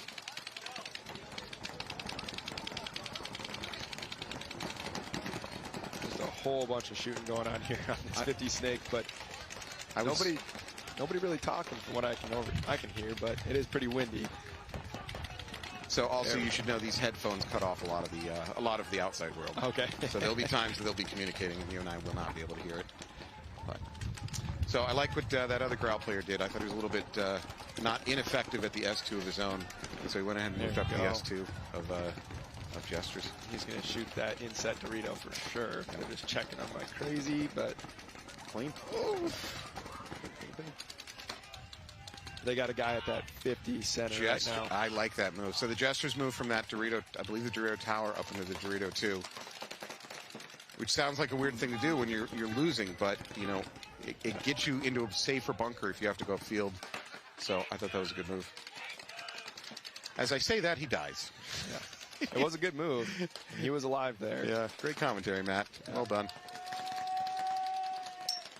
Growl going to lose one player in the snake. That is Wilkes. You got insert and home left for the Jesters. I think that might be it. Oh, and the Jesters looks like he might have took one. I take it back. Insert and home. Okay, now you just have the... just the home in the corner, looks like. Yeah. Growl's going to put it together. Oh, but maybe he gets clipped. Oh, wow. 50 snake gets shot. That's not a great situation right now. They also have a player coming off the back row, so I'm just seeing the insert bunker. Yeah, we're kind of looking around Pop here. The Growl. I'm not sure what else is out there. Might be a 2-on-1. Can we just Apple AirTag all these players and put it on some kind of map? Wouldn't they make our lives a lot easier? It's a top-down GPS. Yeah. We have the technology. Shouldn't even cost that much. All right, it might be a one-on-one here. It might be. Both players are trying to find the other one. The Growl player makes a drop back to home. Now he's swinging out Dorito side. That's what it's looking like. Yeah, they found each other. So Growl player looks like he's probably back in that Dorito tower. Jester player working that wedge. Yep. Working this wedge, and if I was him, I'd probably try to get into a Dorito. Yeah. But just move. Whatever you do, shoot and move. Shoot and move, shoot and move until the other guy has lost track of you, and then you get a surprise shot on him. You can come to the Matt Falby Clinic of Paintball for $19.95.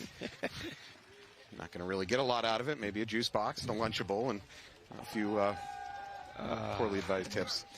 The Growl player, pretty bummed there. Yeah, takes a drop. Jester player, on the other hand, is a little bit excited. Yeah, he's excited. Yeah, good for him. All right, so Jesters are going to go up 3-0 on that one. Man, Growl doesn't look like...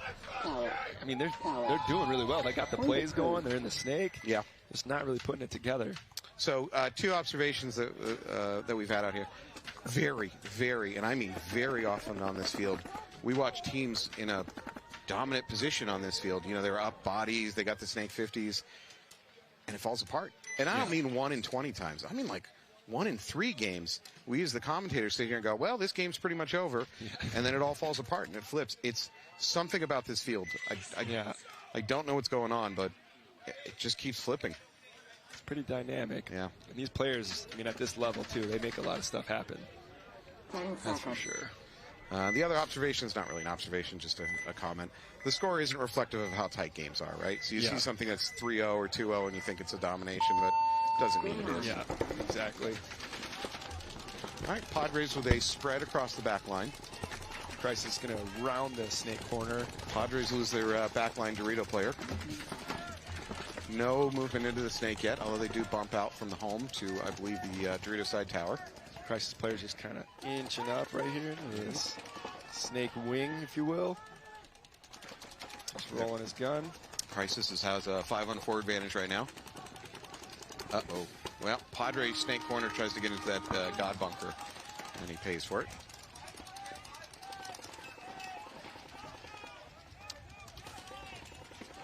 Padres religious? Is that what they're called? Padres? No, just curious. I'm not sure about that. That gives them some kind of divine advantage. This is a bunch of badasses, if anything. That's what I do know okay. about them. Yeah. Do they have father issues, maybe? Is that what we're talking about? Have you heard their chant? No, I have not. Oh, man. Is it safe to say on air? Not necessarily. Okay. I'm not good at it. I've heard it quite a few times, but they got a pretty standout chant.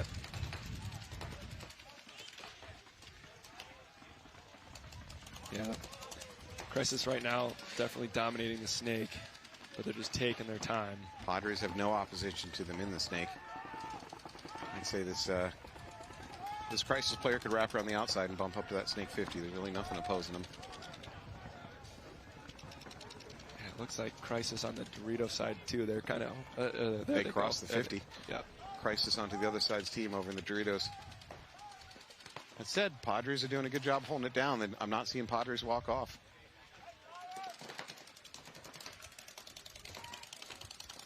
Now the Padres are going to communicate. They got a 50 snake threat, and yes. There we go. Wow, there you go. That was a great communication, because then the home bunker just went ahead and shot that shot. Yeah, unfortunately, the home bunker walks out for Padres. So Padre snakeside can holding it down.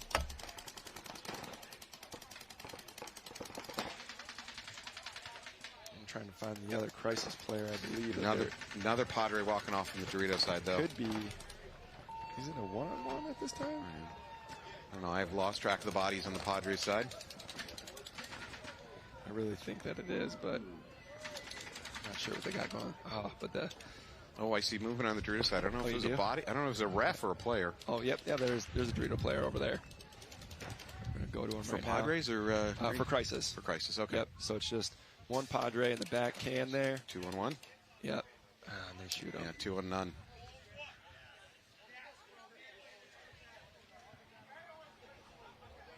There you go.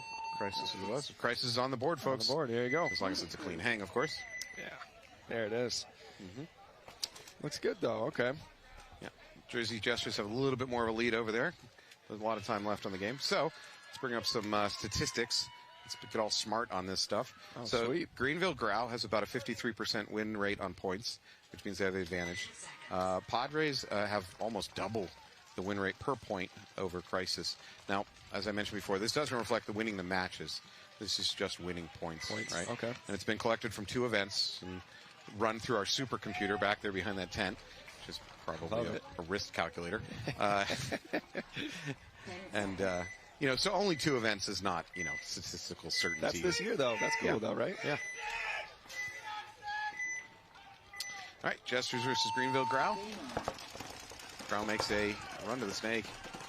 He's a little bit slow through that snake, but Growl makes it alive. Yeah, Jesters lose one of their players. Oh, Jesters going to lose 2 of their players on the snake side. Greenville Growl is in this now. Growl. They can put it together. Oh, they just let a free fill out. It's not going to help. I didn't see any Growl players walking off, so I think they're still 5 alive. Looks like it. Growl's got 2 all the way up in the 50 snake, and they're just going to keep going. Yep. On their side here. So we do have the snakeside can. That's about the best thing to try to hold this snake in check. However, and you probably know this, you can drop low and wrap on the outside of that snake, and that can can't see you. Yeah. So get your gun low, wrap. You can shoot across field. And that's what he's doing. Well, he's getting low and he's crawling. Snakeside can is gone. Just got that Dorito tower. Another Jester walking off, so there's not much left over there. They're going to finish him off. Although, that Dorito tower does take a body with him. It does. It looked like the ref was reaching almost there. I am not a huge fan of that Dorito tower. I don't think it has a lot. During mid-game and early game, I don't think it has a lot to shoot at. Sure. So. All right, well, Greenville Growl is on the board. 1-3. Got 7 minutes left on the clock. All right, I like it. Looks like a full HK Army team there as well.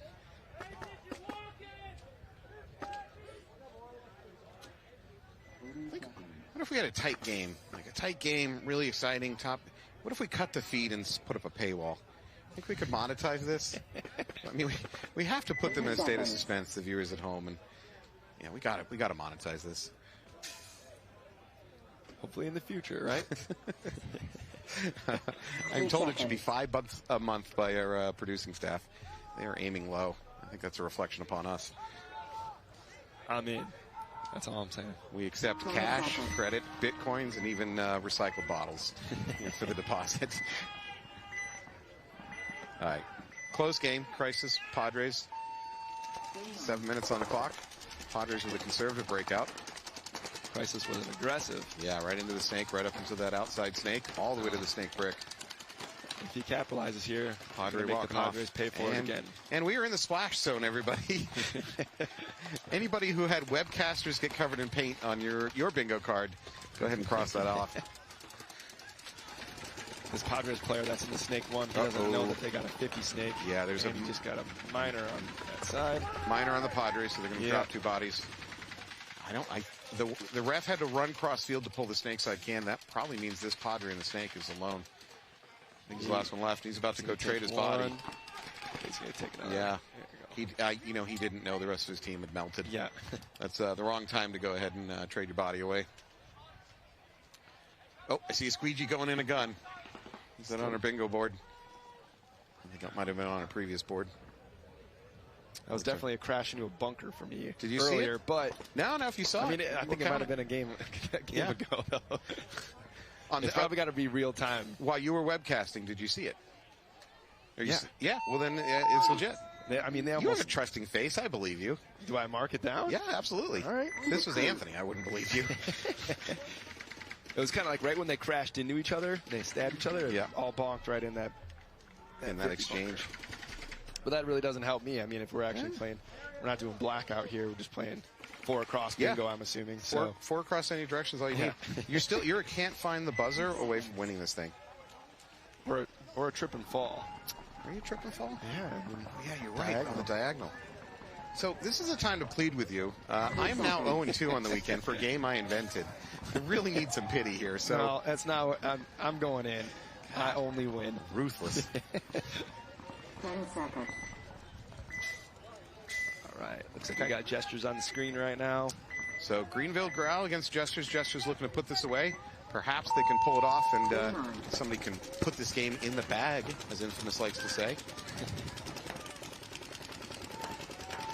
It's like a 5 alive. 5 alive, both sides. Yep. Pretty traditional, excuse me, breakout. Nothing really going on crazy right now. Everyone rolling their guns. A little bit moving out to the Dorito side from the Gestures. It looks like one gesture down here. I think he was on the Dorito side. Yeah. So Growl moving out to the Snake. Growl going ahead and moving up the Snake into the Snake mini brick. First of either team to have have their toe in the Snake. Gestures going to put this away. 6 minutes on the clock. I like that. Gestures up into the Snake 1. Growl up into the Snake 1 and 2. Now the Snake 2.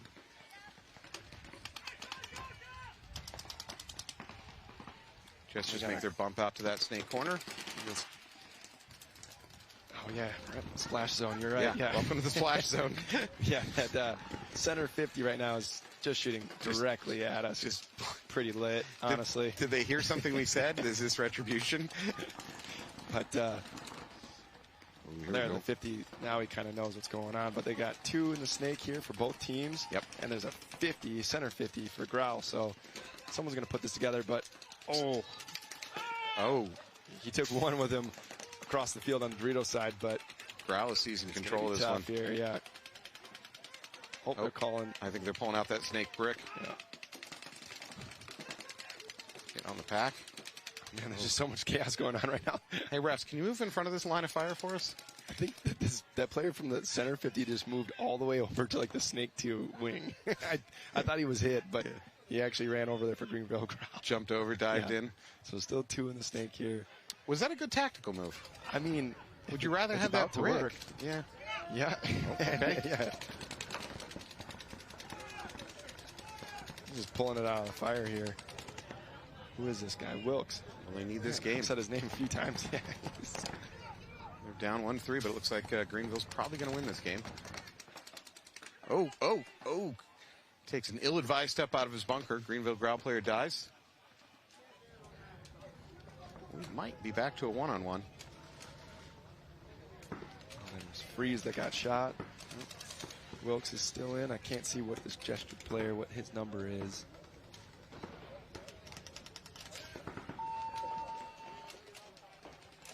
Oh, he takes, Growl player takes the walk. Yep. Uh-oh, wait. Gesture player, is he talking trash or is he banging the refs? I think he's talking trash. Okay, I respect that. Yeah. He's just kind of kicking it right now.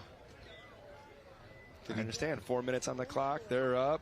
He's just going to take a little break because he was tired. You're not entertained. There you go. Well, okay, let's be honest. Let's see. I can't see his damn number. You know what? He just put that game in the bag, right? He just took them up 4-1 when Growl was on the doorstep of winning this one. Can we catch the name of that? I'm going to let you hold down the booth for 1 second. Yeah. All I can see, I can't see his number on his back, but it just says NJ, New Jersey here, but on his shoulder. But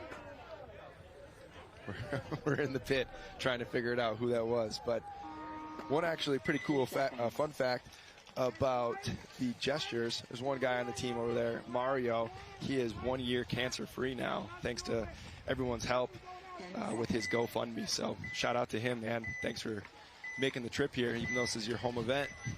All right, our crack research compartment, consisting of me running over to the pits, just found out that was Jake Snyder. Jake Snyder for the Gestures.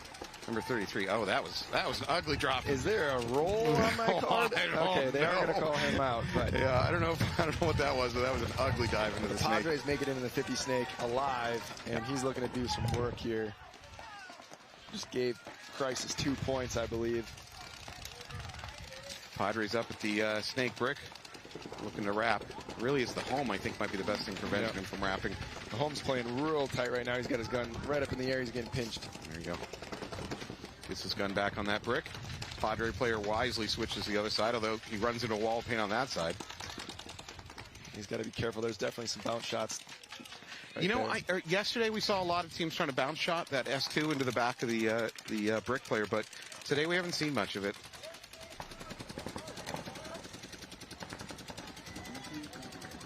Padres just walking up the field. There we go. Just the home player gone. Yeah. 2 Crisis players. Padres made that look easy. Wow, they have a fan section.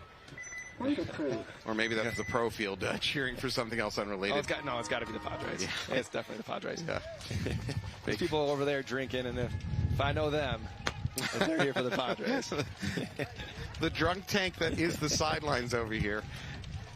Strong presence for the Padres. 2 seconds. All right. Well, Padres go up 3-2 if I'm not mistaken. We've lost our graphic. You checking the bingo? Yeah, I'm just checking real quick. We're on a time. Like I said, we're on a timeout, so we have a minute to argue about this. There was a possible sighting of a gun down earlier, which would have won me the game, but you backed off that real quick once you realized the bingo situation. I did not. Yeah, that's not even true. You're like, oh my God, it's a gun down. I think it's a loader. Yeah. And then one glance at the bingo board, and you're like, nah, he's probably fine. It's a squeegee situation. It's not a gun. At best. Yeah. But yeah, the trip and fall. I mean, he didn't trip. That was just an aggressive slide. Yeah. Okay. Oh, you mean that drop into the snake? Yeah. Yeah. If his intent was not to drop there, then that would have been a trip and fall. I think the trip and fall could be like off the start gate. Otherwise, if they hit a bungee, that's what I'm looking for right now. Okay. You want me to date myself, which you probably don't need to. You know I'm old. But I played in the era when we had the connecting tubes between the bunkers. Oh, yeah. Between the airball bunkers. Yep. Which was just a minefield of tripwires waiting to drop you as you run upfield. In theory, it's so cool, though. I mean, you just turn one blower on each corner. Poof. Yeah, it was. It was. You really don't have to work. Yeah. And then we went to those little fan units that were in each individual bunker. But if a battery died in the middle of the game, or more often, if you slammed into them hard, the fan unit would pop out, and suddenly you were just screwed. All right, so we got Gestures versus Growl. Gestures with a big lead here. Up 3. Only 4 minutes on the clock, so they got to make something happen here. Good move by the Gestures. Gesture slides in the S2, gets his gun up, looking down the middle of that gut of the snake, and immediately peels off one of the Growl players. He's just shooting like crazy on the inside right now. Looks like the game is 4-4 right now, if I'm not mistaken. This Growl player just made the move. It's clipped. Yep. Growl player's dropping. Looks like that was freeze. It's going to take the walk. 3.5 minutes on the clock. I mean, if Growl wants any chance of bailing us out, they need to be aggressive here. Even dumb aggressive. Trying to pull back 3 points in 3 minutes. Fortunately, it looks like the Gesture player's up into their snake, too. He's looking cross. Trying to see if he can pick up an easy kill. Got a move here coming up the sidelines by Growl. Watching him. Oh, no. Oh, wow. Was that a one ball? Yeah. Man. I believe it's by the Gesture player that's kneeling down, who's having a very good game.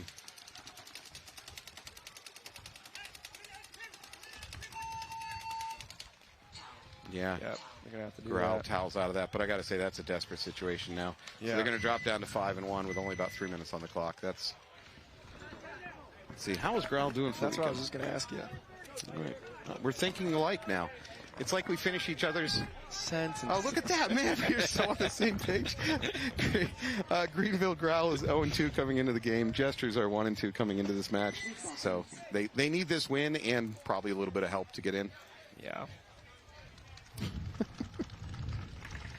You seen that with that Tom Cruise and Ben Stiller?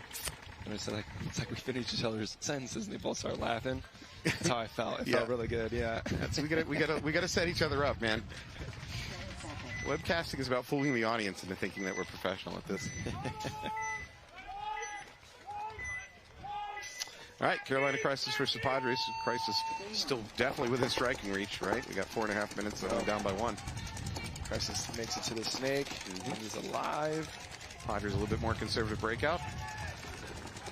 Their lead is not big enough for a conservative game plan, but there you go. 4 minutes on the clock, too. I mean, plenty of time for something to happen here. 3-2 game in favor of the Padres. Crisis is doing the point the gun up the gut of the snake and wait for the other team to make a mistake and run into your gun thing, which is a good move. Yes, yeah, pretty fair. Fair play. He's going to get to the 50 snake here. Bounce the Dorito sides are just shooting straight up at each other. It looks like maybe D2 to D2. Would not, no, don't stand high. Drop low, wrap, shoot the home.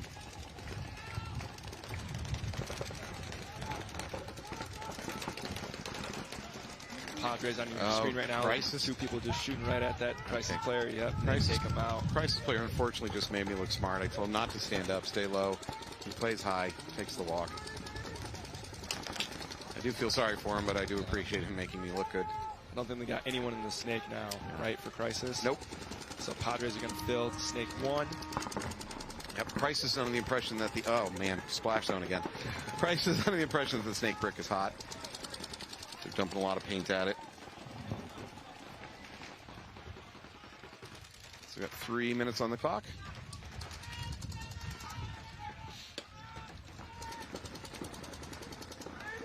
Padres are kind of just sitting here communicating in the back, looking for something to shoot at, but they do have a player up in that snake too. Yeah, Kutzler up in snake 2. He's gonna look down the middle, see if. Remember when no. Okay, so the home for Christ just putting a stream in between that brick and that S2, and good for them because the Kutzler was thinking about moving and he decided otherwise. Remember when I was talking to you about like just some guys are just like real mean dudes? Mm-hmm. That's one of them. Oh, really? Yep. Now, what do you mean by mean? Oh, he's just a mean guy. Really? He's just a badass. Does he kick dogs? Is that no, kind of mean? No, okay. Badder than that. Wow, you know what I'm saying? Worse than that. Yeah. He straight up pulls the tags off pillows and say you're not allowed to do that. He shot one player up the gut for Crisis. Multiple Crisis players walking off now. He's got a buddy that's coming up the snake side here with him now. Gonna fill right next to him. Run. Oh, but he does not see that. Crisis trying the big move. No, doesn't quite make it. I think he shot his gun too early. So the Crisis player came from that snake can, tried to wrap around the outside and run right up the tape line to bunker out the Padre. But he started shooting his gun about 20 steps too early. Yep. And that gave away the move. He did not take the body with him. All right. That was a good point, though. Yeah, really interesting point. Good work by the Padres. Although now I'm looking at it, I don't think Padres lost much in terms of bodies. Would they have maybe one walk-off? 1, 2, 3, 4 that were still alive at least. Yeah. Good point. All right, Jessers versus Greenville Growl. Greenville Growl is an A deep hole.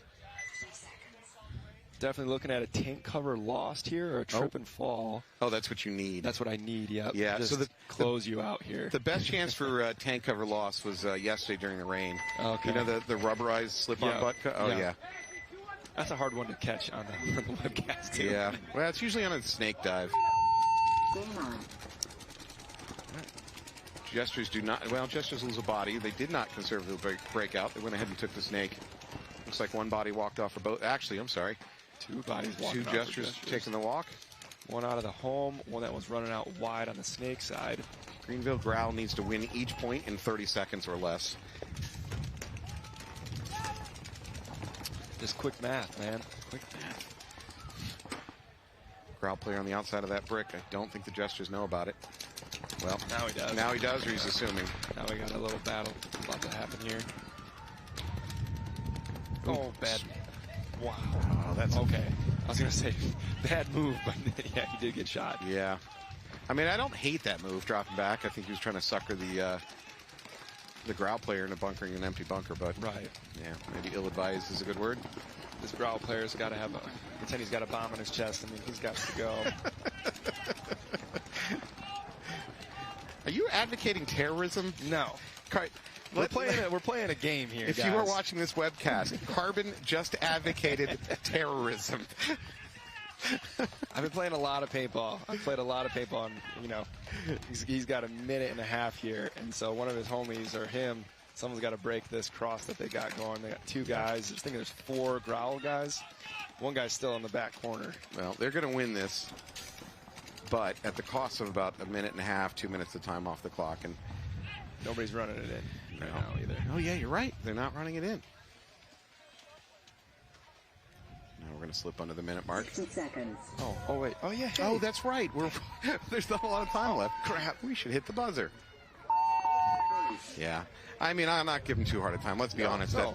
The difference that was a good point. They just needed that play. Extremely fast. Well, but they needed that same play 3 minutes ago. You know what I mean? Yeah. Like one of the different points that they were playing. All right, we want to recognize that Padres and Crisis coming up. Also, Southland Trucking, thank you for your support of this webcast. If you need to transport anything, legal or illegal, I mean, we're not asking questions. Just give Southland Trucking a call. They'll get you there. Shout out Tom, man. Appreciate it. Thank you to Southland Trucking. Thank you for helping support this webcast. Someone believes in us. That someone is Southland. All right, Crisis versus Padres. Crisis still within striking distance. They need 2 points. All right. Wow. Crisis. Snake wedge. Take one to the arm. I think he took one to the arm. I think he just put his tank over it. Yeah, ref caught it. Ref, merciful ref did not throw a flag on that one. But I would say the tank definitely accidentally landed on top of that hit.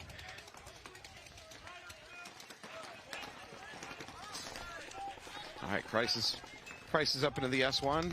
Padres up into the S2. I think that's the only kill we've seen so far, so it might be 5-on-4 for the Padres. I believe so. Crisis is going to put some pressure on here, but he does make it alive out to the Snake corner. So the Crisis player has some backup here in the Snake. Squeegeeing his gun. I wish his gun was down. I'm going to keep an eye on that player. Oh, man. There we go. So I mentioned this earlier. Stop just yelling, "I shot a guy" to the refs. Be very specific where you shot him.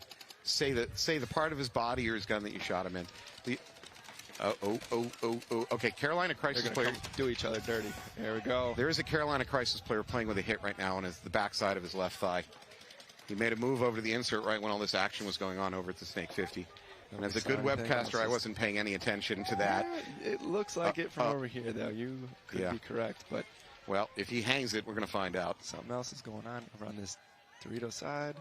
He goes down the Dorito side, wraps. Might have gotten a kill or just clearing it out. So this might 25 seconds left here. Might be a dirty hang. That's what, the ref's about to look right. Oh, yeah, you were right. He's like, hey, what? Look at this. Where were all you guys? He calls it rub. Now, okay, I like arrest, but how do you get rub on the back of your thigh in a circular formation? Yeah. I think it was during the move, like you said, when he was kind of going across the field. I watched it blossom. Yeah, the Padres are pointing at him right now, like, wait, what? Man? Yeah, I watched it. I watched it blossom when he was making the move over to the insert. And now, to be fair, he didn't know. So it's not like he's trying to cheat. Yeah. He didn't know. That's not how the rules work. It doesn't matter whether you know. If you're playing on with a hit, it's a penalty. But he inadvertently got away with one there, in my opinion. Yeah, that happens. Yeah. All right, we are back to the Greenville Growl New Jersey Jesters game. Jesters up 5-2. We have identified a Jesters player that probably put the game in the bag for them. His name is Jack Snyder. For the Jesters, looks like they're a GI team sponsored by Virtue, DLX, Lux, Carbon, Empire, Sandana, Dizana. Looking like a damn NASCAR. Look at you plugging. And you know how to plug. Oh. Yeah. It's a little too aggressive. Right over the top, yep. Well, that's it. I like seeing Grau at least go for it. Yep. Jester walking off. 30 seconds here. Yep. Watch a little bit more madness. So it should be 4 and 4. Grau's still going. Going on the B side. Huh? You got nothing to lose. Keep going. Another Jester walking off. Another Grau player walking off. Should be a 3-on-3. Now a 3-on-2. Maybe a 2. 3-on-2 in favor of Grau. Grau's going to go through and get a couple. This is the thing I know we hate to talk about, but I think it's going to be a moral victory. That was dirty. I liked it, though. Yeah. Let's see if anyone's just going to 2 seconds. No, can't quite get to the buzzer. And that will be it for that point, for that match. Yep. Jester's taking that one. Pretty convincing. They played really well that match. Definitely in the snake. Making their presence known in the snake. Yeah. Off the break. I mean, what I'd say 90% of the time, I think. Yeah. Yeah. All right. So we got 24 seconds left. Carolina Crisis backs against the wall. Padres up by 1. Padres probably stand to benefit more from a win here. Oh, we're getting... I thought I was getting looked at. Were you rooting on a Padres player? I was not doing nothing. Oh, you were. Blatant bias. Webcasting bias. There's no bias. It is the ugly side of the sport. We don't talk about it, but we all know it exists. Are they sponsored by Carbon? Yeah. That's the question that we got to ask everyone. It's blatant then. Carbon has now been involved in both webcasting bias and advocating terrorism. That's not even it. One match. I'm at a paintball event. Just having fun with my friends. Oh, man. Hey, enjoy that FBI investigation over there, Carbon. Yeah, right. Crisis could tie this up, though. They really could. Yeah, they could. 24 seconds. 3 seconds. It's going to be tough. So I talked about this earlier. When you're in this situation as a ref, you should be moving all your players over to the Padres side of the field, because it's likely Crisis that's going to be trying run-throughs and maybe even not accusing, but they could be doing the dirty run-throughs. So you want to shift your reffing resources over to the Padres side of the field. I'm going to take a wild guess, though, that the Padres are about to go crazy, too, and they're going to do something nuts just to put the pressure on. They got to keep their foot on the gas. Yep. No, Padres come out relatively conservative. Oh, they got just 2 in the hole. Yep. But they're going to let the Crisis player get all the way in the 50 snake. That's not what you want to do. Down to 15 seconds. Yeah, I don't think he'd win it at this point. Oh, yep. 2, 3 bodies coming off the field. 5, 4, 3, 2. Holla. There you go. Oh, they can keep shooting. Padres win it, thanks to all the Carbon equipment that they are currently sporting. That's I guess, with you the heard it conversation. here first, folks. I did not say anything. Oh. All right, well, that was a great match. I was enjoying watching that. So good for Padres. Padres is going to help them a lot moving on into Sunday. Definitely. So unfortunately, we lose the Padres as viewers for tomorrow's webcast because they're going to be busy playing. We need all the viewers we can get. They might still have their cheer section, though, so that'll sound really good for you, though. Yeah, that's true. The drunk tank over there that is their cheering section, they're going to start fires if Padres lose. Man. That's a dangerous. We need a back exit. All right. Well, hey, I want to thank you so much for coming. Yeah, absolutely. Man. I hope you had a good time. I hope you enjoyed yourself. You did not win the bingo for Anthony, so that's important. I appreciate your failure. I will watch the webcast, and if I do see something and I watch it back, I'm going to call you. Yeah, all right. I'm going to get called out a lot. Well, thank you so much. We'll be back in a minute with an interview with our in-the-bag player.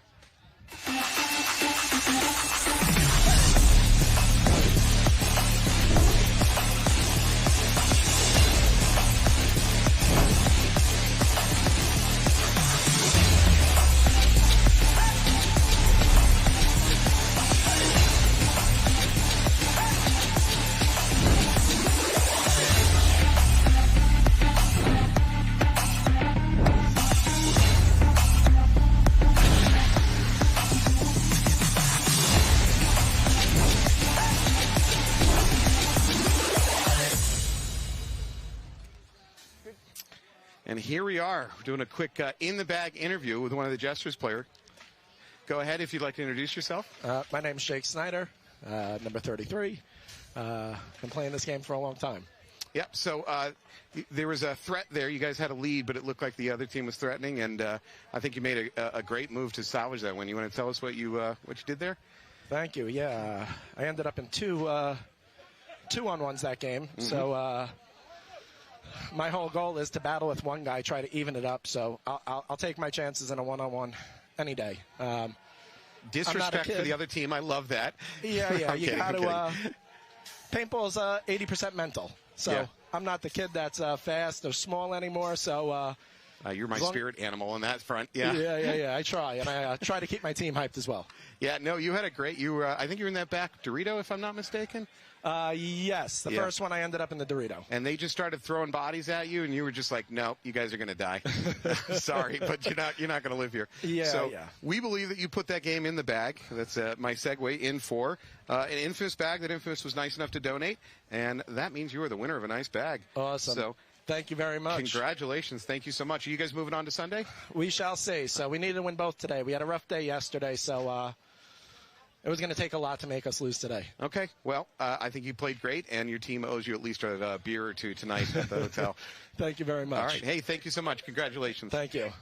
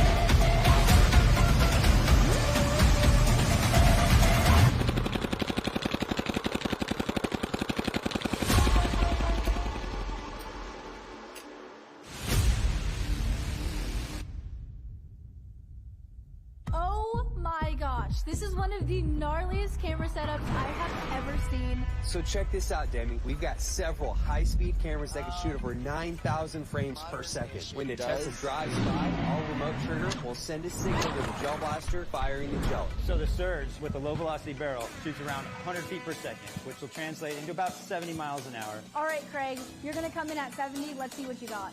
70 miles an hour? It's laughable. Coming in on the straightaway. Here we go. On the high-speed camera, we can see that the gellet from the Surge with the low-velocity barrel is as fast as the Tesla at 70 miles 103. Per hour. Let's keep stepping this up. What's next? We'll put the standard velocity barrel in that comes with the Surge. It's about 175 feet per second, so we should be seeing about 120 miles an hour. Okay, Craig, 120. You think you got that? Easy peasy. 110, 120, flying by. Alright, that was only like 120 or so. So we just went from 70 to 120, but I know we have a lot more in us because that was just the Surge. We got the Surge XL coming, so I don't think Craig's... And we are back to the once again beautiful and sunny Philadelphia. In contrast yesterday, we have Dan Sensi in the booth with us again today. Welcome back. How did your day go? Playing wise, less than optimal. Yeah. But day wise, I mean, we have sun and we're not storming out. We're not waiting and soaking in gross rain. Like, looking on the bright side. All things considered, decent day. All right, I award you your dry erase marker, sir. You're in charge of your side of the board. Please don't be good at it because I'm getting killed. All right, we got Paintball Fit versus GG Factory. You think Fit is coming into this match? Well, I don't know. I lost track. They were 2-0 previously. I'm not sure. I think they might be 3-0 at the moment. They should be 3-0. Yeah. I mean, it's PB Fit. Like, let's be realistic. GG Factory might also be 3-0. So I think this could be a really big game. And Dave Haber going down the highway, getting a good shot on one of the Lukow brothers. I think he got clipped. Also getting clipped. So we're talking 4-on-4 paintball. Paintball's a sport of ups and downs.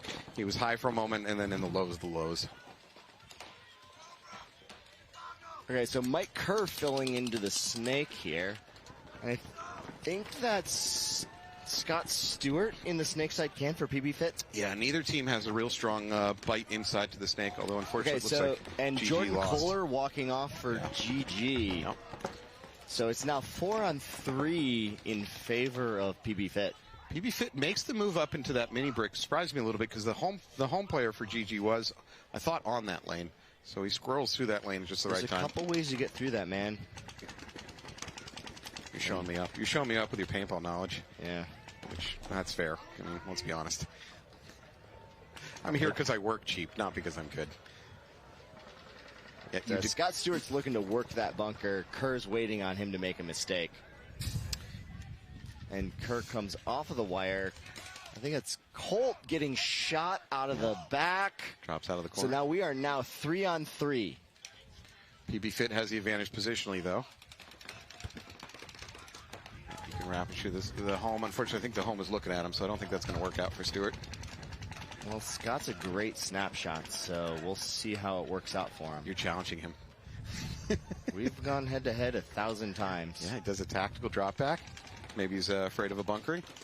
I don't think so. I think he's looking for a shot across field. Yep. So he did pop up, go at the home bunker. He's looking to shoot somebody and stay alive instead of just trade. Yep. So that tack retreat, not the worst. No. I got no issues with it. So now we are 3-on-3. GG in the outside snake juice box, the back center, the center juice box against the Dorito side tower. Yep, Dorito side tower. Snake wing, and I can't find the other player here. That's what he wants. But I haven't seen Chavi walk off yet, so let's see where we're at. He's gotten lost in the maze out there somewhere. There's a lot of bunkers on that Dorito side. Yeah, it's real easy to get lost.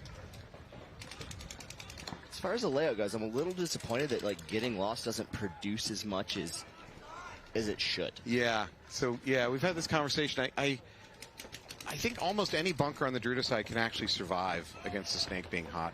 What you need to do is make that move without the other team knowing, pop up and get the kill quick. Because if you don't get that kill before they know you're there, I think you can live on any of the Dorito side bunkers from the Snake, and vice versa. Until they cross, yeah. It's not a non-issue, but you're not scared. Right. Unless they do it without you knowing. Scott goes back again. Am I allowed to call it a tactical retreat? Yeah, I think so. Calling it a tactical retreat. But we are 3-on-3 right now. I think that's Trent Mason back there in the Dorito side tower. So I actually think I disagree with my own decision. That's a tactical retreat. I think you're correct. I think he's just looking for something. He's looking for some way to break the game. And both these teams are very good. Yeah. For anybody out there that doesn't know, a large amount of players from GG played for Distortion last year, which finished top 5 in semi-pro. Shifted down to GG this year. GG player walks off from the Dorito side. Oh, and that is Wedgie, I think. Former Aftershock player. Stewart moves back up into the... So now I think it's a 2-on-3. But I still can't find that Dorito side player for... I believe the mini brick for GG just took a bounce. He took a look at himself and was satisfied to keep playing. This is super technical right now. These are good players going at it. So what I like about what he's doing over here on the Snake side is that we've seen a lot of teams get up in the Snake, be looking successful, and then they get over aggressive and just get all chopped up. So I actually like him being a little bit slower and more conservative. Well, it's going to be tight out here, right? Like at the top end of semi-pro, it is incredibly tight. Uh-oh, Gunn looking at him. Mike Kerr might get the shot. Yeah, he pops out. Maybe at the run. No, does not. Survives. Ooh, I think he just got clipped. And Mike Kerr does get the shot on Scott Stewart. It's a game He's going to shift forward. However, Dorito side's been there's compromised. Chavi. So it is now a 1-on-2. Mike Kerr against Chavez. No, and Kerr's getting he pulled is in, flagged. hit, and he's going to get a minor. Yeah, which is not ideal. So it looks like GG's going to start down a body. If the referees assess it right, they will probably start down 1. There's no bodies to fill. PB. I'm going to check my bingo card. Oh, yeah. What do we got? False start death, out of bounds, lost. Tank cover lost. Who uses tank covers anymore? We all use tape. Yeah. Can't find the buzzer. Can I get real technical on you with the tape thing? Sure. So according to DOT, Department of Transportation, which for some reason is in charge of the laws covering high pressurized tanks, they are. They say you're not actually allowed to cover your tank in stickers or tape or whatever. Now, how often does DOT show up at your local paintball field and enforce that? Not very often. Paintball field? I'm a professional scuba instructor. Are you right? Yeah. And DOT does show up every now and then. Well, I could imagine. But anyway, here we go. We have A-Team and Killers. All right, Killers 5 up. A-Team 5 up. A-Team, they can move up the middle. Looks like they're trying to take that center 50. A-Team very aggressive down the Snake. They do. And they're up a body. Killers don't know that about that center box. But the Killers have that center. Yeah. And our A-Team player doesn't know he's in danger. If he decides to cross here, he's done. If whoever's in that center brick sees him before he is fast, there's bad news happening there. That's a free kill. But his teammate, I don't know how the Killers didn't see. I think this is Lynn. A-Team player takes a walk. All right, so we're back to 4-on-4. Oh, and he's going to switch. He's going to get the bored. wrong time. Oh, my gosh, he gets bored and switch. Just the wrong time. Now, he can still see the butt pack. If he looks back, he might still be able to catch this. Foot.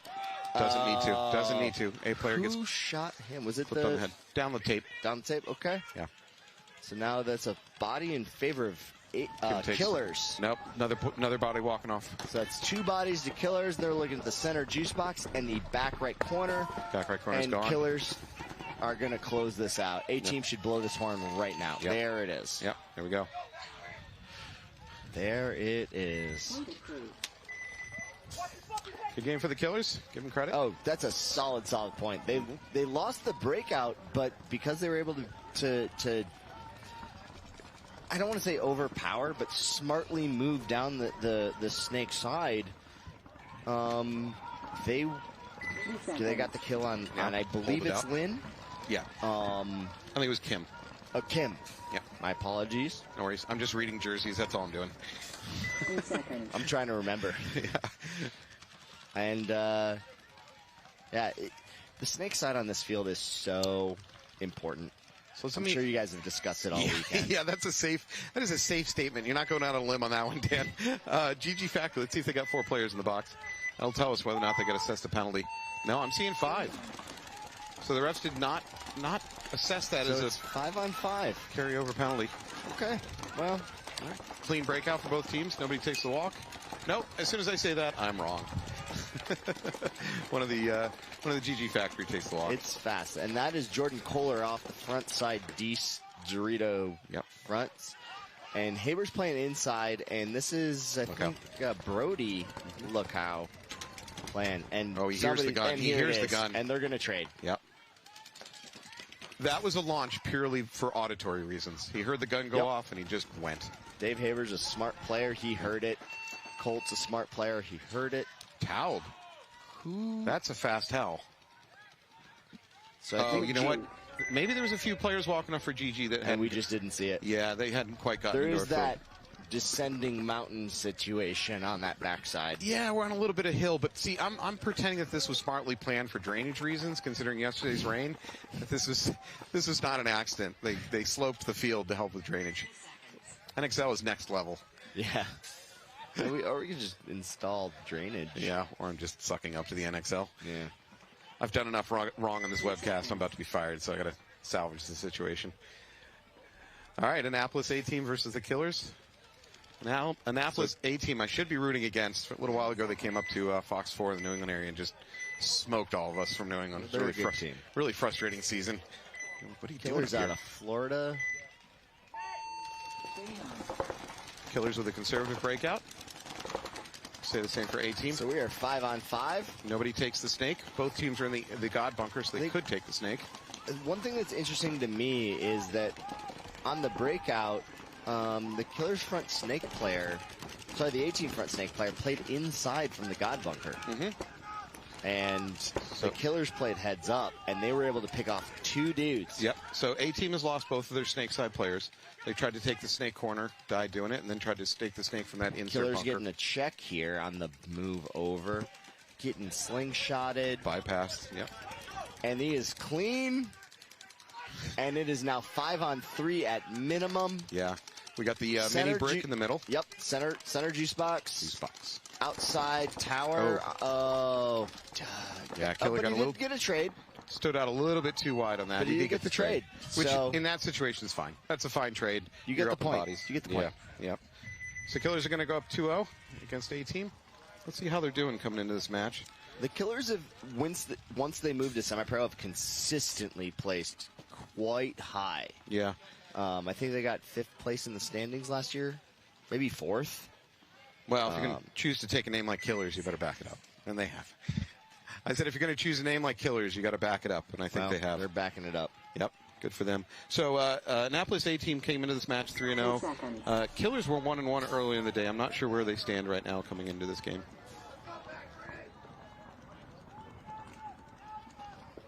10 seconds. Yeah.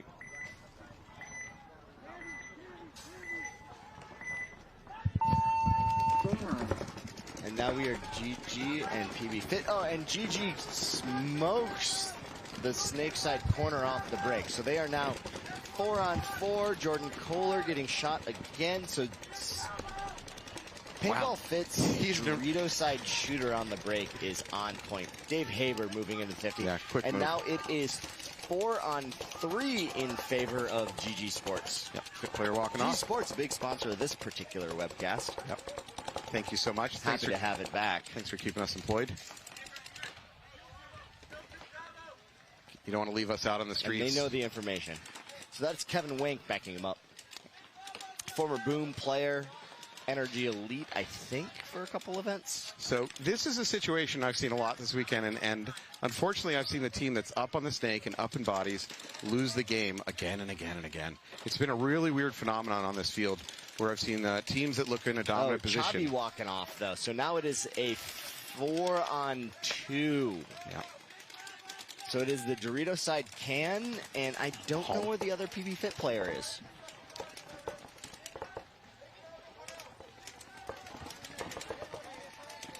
Might be in the Doritos somewhere. At least, and it was a home. GG thinks so. So now it's a 4-on-1 with the snake side can only, and they're just pressuring on pressure on pressure. It's a matter of time. He's in a world of hurt here. They're just trying to run the clock. So they're going to go hang the flag. So there you great job by GG. GG Factory gets on the board. It's going to be Michael Unger going to go hang that flag. Excellent break shooting by GG. Excellent close. Excellent communication. 2-1. That match goes 2-1. Paintball Fit still up. All right, next match. Plenty of time on the clock. 2-0. We are still very early in these clocks. Yeah, we got a lot of time. On this field, they can go wild. We've seen a lot of games go to mercy, probably because you can rack up so many games in such a quick time span on this field. So once you get a lead, you can walk away with it real quick. Timeout. Oh, we're going into a timeout. So, do we know who took that? I do not. If I had to guess, it would be the Killers because they have 4 on the box and A-Team has 5. Yeah. I got to say I'm not a fan of that timeout because I have late to the box as one of my bingo squares. I really needed a team to struggle to get to the box. That hoses me. Yeah, well.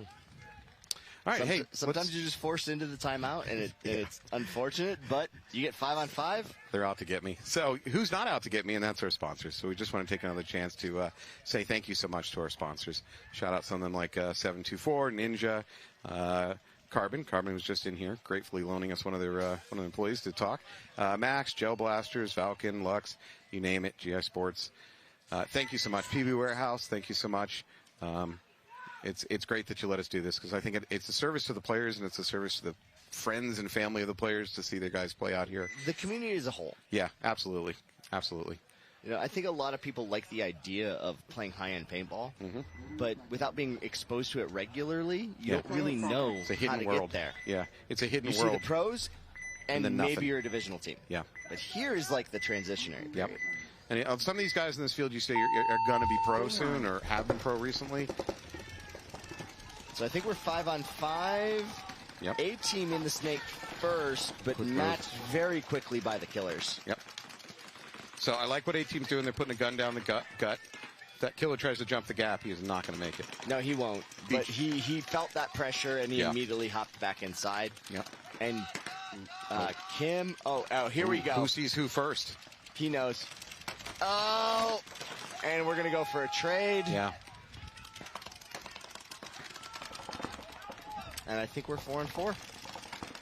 So this is, I'm about to say a thing Kim could have done, and in that same situation, I would have done the same thing he did.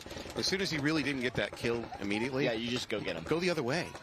No, back off. Go circle the other way because now you know the gun's waiting for you. Well, if you'd went the other way, the player for the A-Team and the God would have diced him up before he ever got there. It's so deep in that little nook that he would have never shot him in the back. But if you choose to go the direction you're going, at best it's going to be a trade.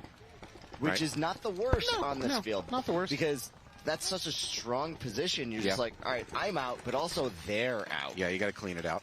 And if you try to get a little too cute, I'm out, but he's not. Right. It's a risk-reward. Sometimes your job is just to take away the attack, and you're the sacrificial lamb. I often feel like the sacrificial lamb. I get that. All right, Killer's strong in the snake, strong in position. Yeah. We got A-Team holding that little juice box or the mini brick right in the dead center of the field. It looks like he's trying to bait him to come through thinking he's safe. He has a great angle on the next bunker. I'm not entirely sure if we have anything else out there besides those 3 players. I think we're 3-on-3. Yep. And I'm looking for the A-Team players, but I can't find them. No, I'm saying it might be a 2-on-1. You had a lot of chaos there. We kind of lost. The referees. I feel like it's a 3-on, not 1 or 2. Oh, player going through middle for the Killers. So you're right. There's 3 killers at least. For sure. There's the center juice box for the A-Team. The A-Team and A-Team. And he gets juiced up. Did he have ESP? How did he know that Killer was coming through? He just had a feeling, man. Here it is. Oh, another one. And they trade. Oh, they trade. Okay. Wow. So there are at least 2 killers alive. I see a Dorito player Yeah, you're and right. a snake. You're right. Give credit to that 18 player, though, man. He was chopping them up, trying to come get him. I mean, of course, killers could afford to throw bodies away at that situation, but... That's correct, but you can't freely throw bodies away. Because it was very close to him dicing up 2 guys and being clean. Yeah. Well played, sir. Absolutely. That was a nasty He just felt it. The first one. Yeah, you do. As a player, sometimes you know. Maybe he saw a shadow or heard something, and he's just like, I'm going to take the risk. No. You're taking a risk anyway. Absolutely. But sometimes as a player, you know this is the time somebody's going to come do me. You can just feel it in the air, like a Phil Collins song, and you just got to pop over the top, look for that body coming at you. Okay. So good for him. Well played. So it looks like GG spinning the same line, and as well as PB Fit. Yep. So we're gonna go 5-on-5 here. Dance with the girl you brought. Fit takes a little bit of an unconventional run into that God bunker. I'm seeing 5 alive for both sides. And Fit into the snake. Dave Haber for GG into the snake. But nobody saw him. Dave Haber might lose here. Well, yeah, that's unfortunate. Yeah. Nobody saw Scott Stewart get into the snake for PB Fit. Make that jump. And there's another GG player walking off on the Dorito side. Paul Fit player walking off. Unless another kill happens for... There we go. I would blow this horn if I'm GG right now. How are we looking for time? 6.5 There's minutes. 4 players walking off. 6.5 minutes. It's just... Yep, it's one of those things. You're going to lose this point anyway, and there it is. Look at you. You prognosticated that one. So part of that is when you're on the opposite side, you can't see what's happening, especially with this like dip on the backside. So you don't see that 2 of your Dorito players got shot on the break or whatever it may be. Yeah. And you're just like, okay, well, we lost our launcher on the snake side, whatever, and then we lost another one. Okay, so it's 3-on-5, and there are spots to play defense on this field. It's not great, but you can do it. Yep. But if you're on the opposing side, you can't see that it's you didn't lose 2, you lost 3. Yep. On top of all the bunkers are just blocking your vision. On top of all that, Now, I agree with you on this field can be played defense because, like we were saying earlier, it's not optimal, but it can be done. I've seen a lot of teams that are up in bodies and up in position lose the game today. A lot of teams. 5-on-5. Oh, A-team losing a player on the break. I think out of the snake insert temple. Because it looks like there's still somebody in the snake side can. Yep, so we got a 4-on-5 situation in favor of the moving killers. Straight to the 50 snake. Making a push up to the Dorito Dorito pop side. Up, check that off. Notice nobody's shooting at him. And he's going to get back up immediately. Killer's looking very strong. Yeah, very fluid. And they're going to talk to each other. And he's going to move to the inside. Opposing team snake 2. Killers in control, although they lost that snake 2. No, the killers just lost their snake 2 player. But they pulled out. Yeah, good trade. A center brick from the A-team. Which was probably... Which we both missed. Yeah. But it was even in there. And that was probably the most dangerous player for A-team, so that was a good trade for killers. But A-team losing a player without trading out of the Dorito side up front out of the second wedge. Yep. So I think we're even bodies. Well, killers have a dominant tactical position. They have the best field position, easily. But I think it's a 3-on-3 now. Killers go ahead and move up to that Dorito side wedge. Oh, and he dropped the zone for a second. Yeah.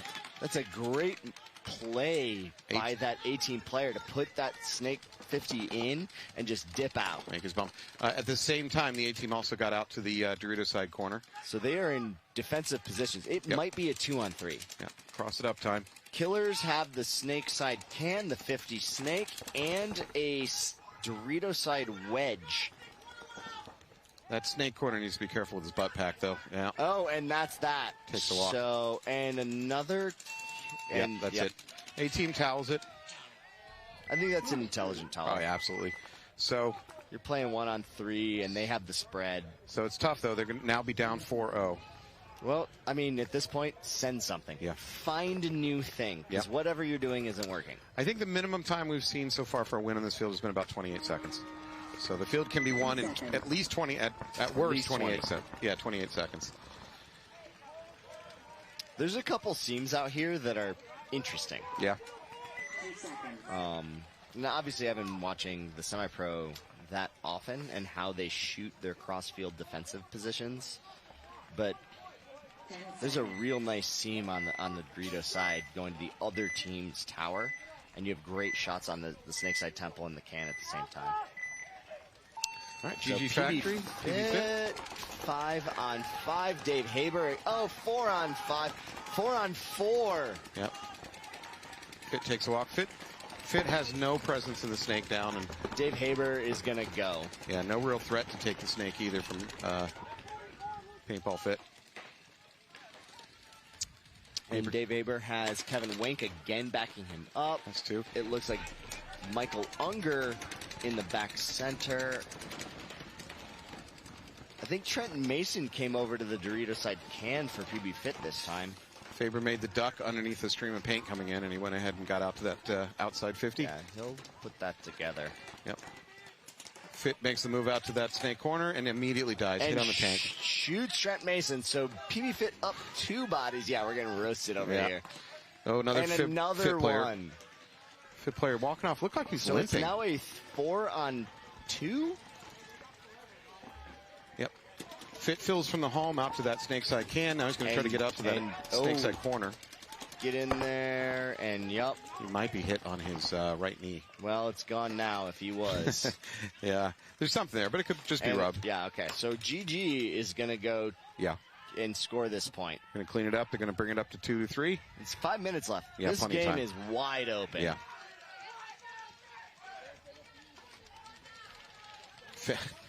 GG looks almost surprised at how easy that went or something. I don't know. They're getting up real slow trying to figure out what went on. I mean, good game. Good game by GG. It's an excellent point. Yeah. You shoot where you need to shoot. You hit the guy, and then you take advantage of where that soft spot is. So that's phenomenal. The drama of this game, right? Because both teams are 3-0. Both teams obviously want to get in with a high seed for tomorrow, and this is the last game of the day for the semi-pros. This is it. Everybody's watching. People want it. Yeah. Neither of these teams are going to go down just soft. Like, oh, I'll take the loss. Who cares? Look at the spectator row over there. That's maybe the most full I've seen it today. So a lot of teams have finished playing, and they came over to see. Killers, I'm sorry, A-Team. You guys are getting punked right now. 10 seconds. Come up with something here. Show me something. A-Team's really good. They should be able to do They're something. They're a good team. They're a Sunday team. They are good. Yeah. All right. Let's see the Killers breakout. Killers going for snake insert. Relatively conservative breakout, although they do lose their snake Killers, and so we are 4-4. 3-on-4 in favor of Killers. The Killers break shooting right now is just... It's admirable. A-Team member a little slow to walk off when a ref was telling him to. Ref went for his flag like he's drawing a gun from a holster, and the A-Team player got the hell out of there. You look over to the ref who's calling you out, and he's got his hand on his leg. You're like, he's like, all right, good call, ref. Hey, I'm out. I'm out. I'll head out. I'll see myself out. Thank you. Killers dropping back to the S2. So the Killers have a body right now, and they are in the snake. But I don't think the snake player knows. No. That they're up a body, and there's nobody matching him. You know what? To be really honest, if my teammates are telling me the snake is clean, I can't trust it. And not because I can't trust my teammates, but because the snake see it. Yeah, the snake is never empty, and it's impossible to find that opponent until he's bunkering you. A-Team, again, not in a great position to get into the snake to do anything to counter it. Yeah, and I'm not sure the personnel is out there to do so. And even if they do, like, is that trade a good trade so that you're just playing 2-on-1, 3-on-4? A-Team is cannot towel. They're down 4-0 right now. Yeah, they would lose the match right now, and there's still 6 minutes. So they need to find a way to win this match. Unfortunately, I see another A-Team player walking off from the Dorito side. And now it's a 1-on-3 at minimum. At best. Killers slow rolling it, though. They're not going to get stupid. They have 2 in the snake. Snake's like can player is just He's looking for a shot. Yeah. A-Team being super disciplined and intelligent. You could knowing where he's at. You could drop. He knows where he's at. And he's just waiting for just an easy shot on an elbow or a pack.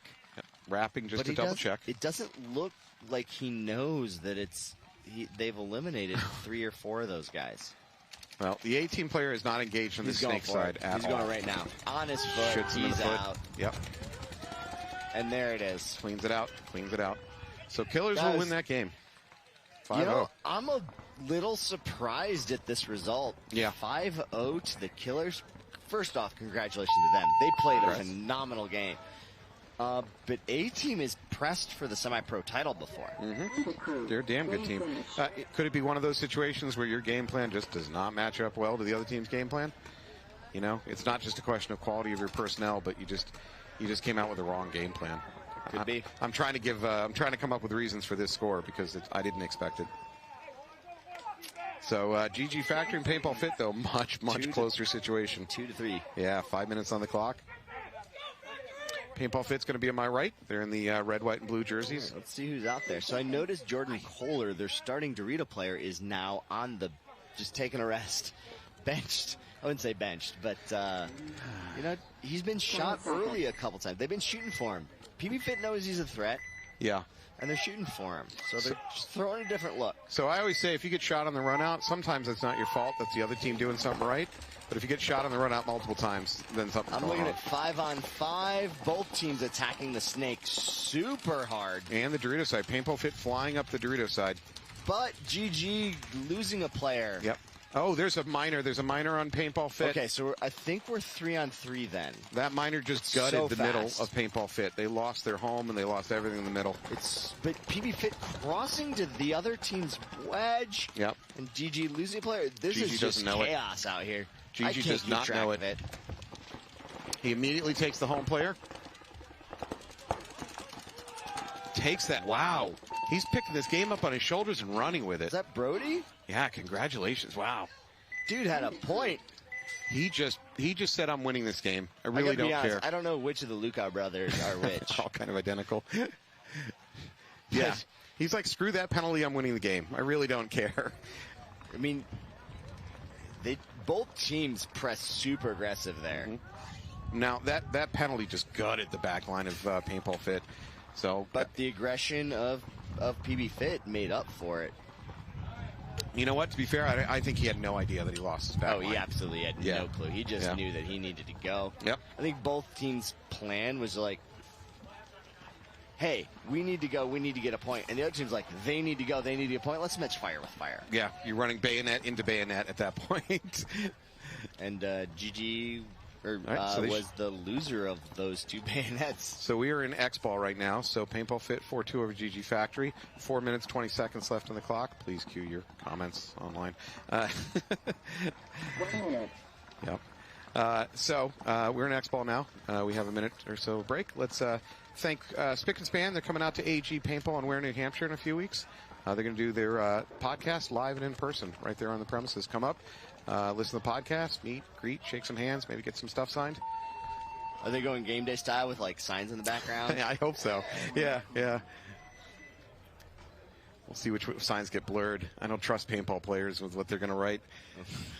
Shouldn't trust drunk college students either. Yeah, that's a good point. That's a very good point. So for those of you who don't know, Xball is a callback to back in the day where only 2 teams would play each other at a time, and there's only 2 minutes between points. Yeah. So once the split deck stops, we go to what we call Xball, and it's just 2 minutes between points, but the same 2 teams play each other every point. Puts a little more pressure on the teams to turn it around and get back on the field. All right, GG Factory needs this. Wow, fast move into the snake.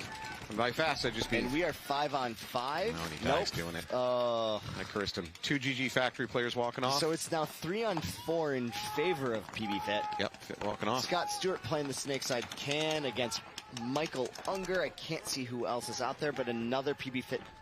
Nope, another GG player. Walking off. GG's pushing down that Dorito side, though. I might look at the horn here. Yeah, there it is. Good call. Puts Fit in even a more commanding lead. They're up 5-2 now. 4 minutes on the clock, still within reach for GG Factory if they want it. And I'm Mike sure they Kerr's want it. going to stomp off angrily.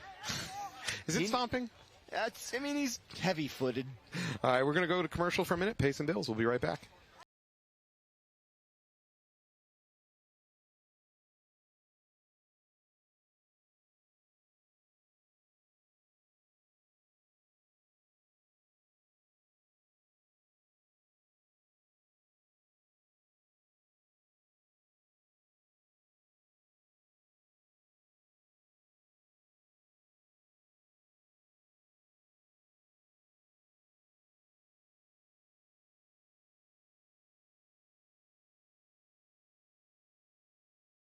One of the softest guns I've shot out of the box in 20 years. There's just no downside to this LV that they've created this time around. It's just phenomenal.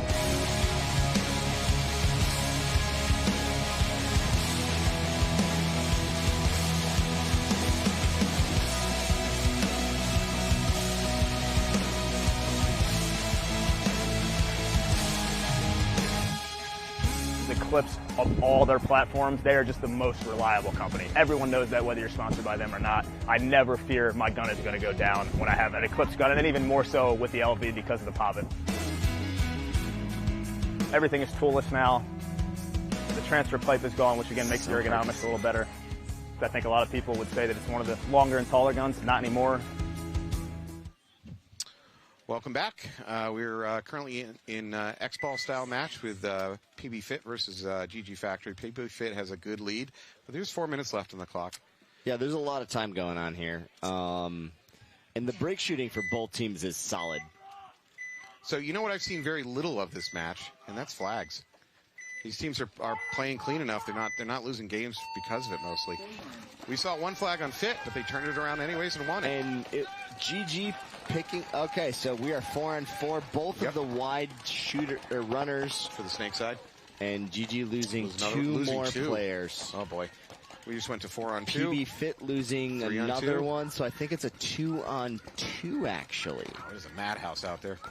Unless Chavez is still out there for PB Fit in the first Dorito. The Dorito outside 2. Dorito. Yeah, we're calling that Dorito 2? We're calling that Dorito 2. We're calling the baby Dorito Dorito 1. Okay, so yeah, Dorito 2 against Dorito Tower and back center. We got Snake Can hot over here for Snake GG. Can, and there's another player out there for GG, but I don't know where. If I had to guess, he's in the Dorito 2, just based on what I'm seeing. Yep. Fit is back there in the Dorito Tower and the baby. Now Dorito 2, excuse me.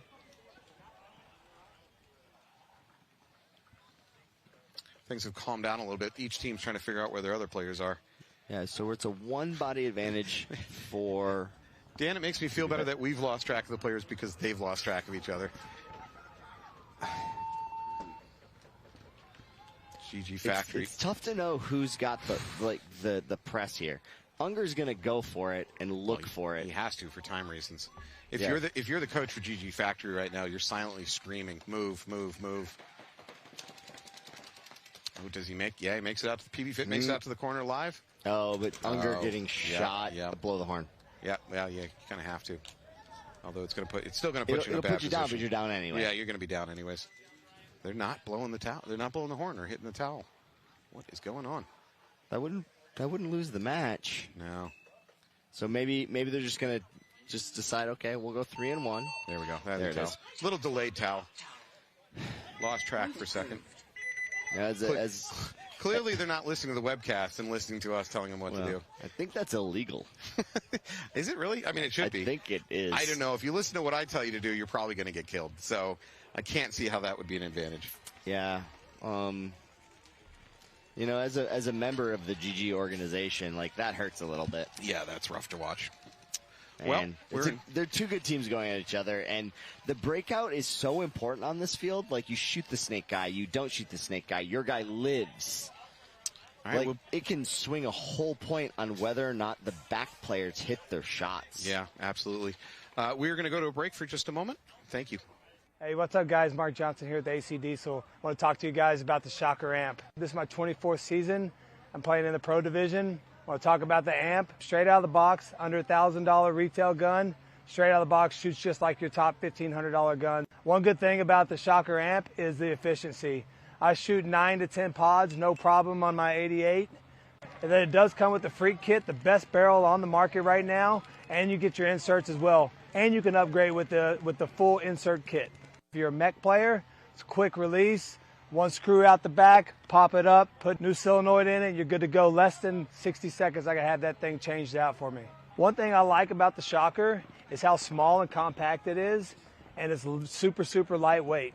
We were the test team when it first came out. I have not one issue at all playing with this marker. Out of the box, straight on the pro field, compete with the top paintball markers in the league. One good thing about Shocker is the support team that they have. They come all to the major events and minor events. They got all the techs here ready to go, set you up. You got a problem with your marker, on the spot, they got you fixed.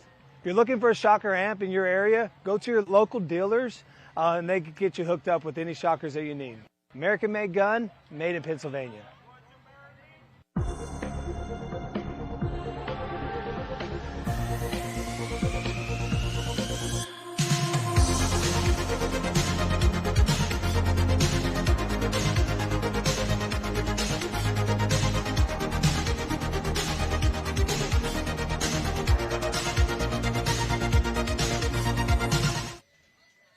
All right, welcome back. As Paintball Fit and GG Factory take the field, we are at the very, very tail end of Saturday.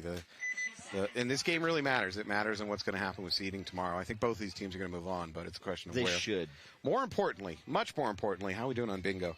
Because we're running out of time here. So there's a lot of bingos here that I'm like not sure how they haven't been X'd out. Like can't find a buzzer. Sure, yeah, that happens. Yeah. But gun down, trip and fall, out of bounds. Yeah. Somebody hasn't been paying attention. I think you still have a chance to win this, too. I think that trip and fall is definitely in play. But here we go. One more match. Fit versus Factory, there's not a lot of time. 2 minutes left. It's going to take a little bit of a miracle to pull out 4 wins in 2 minutes. And I think we are 5-on-5. Yeah. Well, no. As soon as you say that, 2 players peel off for GG Factory. One from the Dorito side, one from that Snake side can. And Scott Stewart straight into the 50 Snake. There's another GG. There it is. Another GG. They have to force it. Yeah. They have to roll. That's it. And they're going to blow the horn. Yeah. So that should, well, you know what? 7-2. That's a mercy.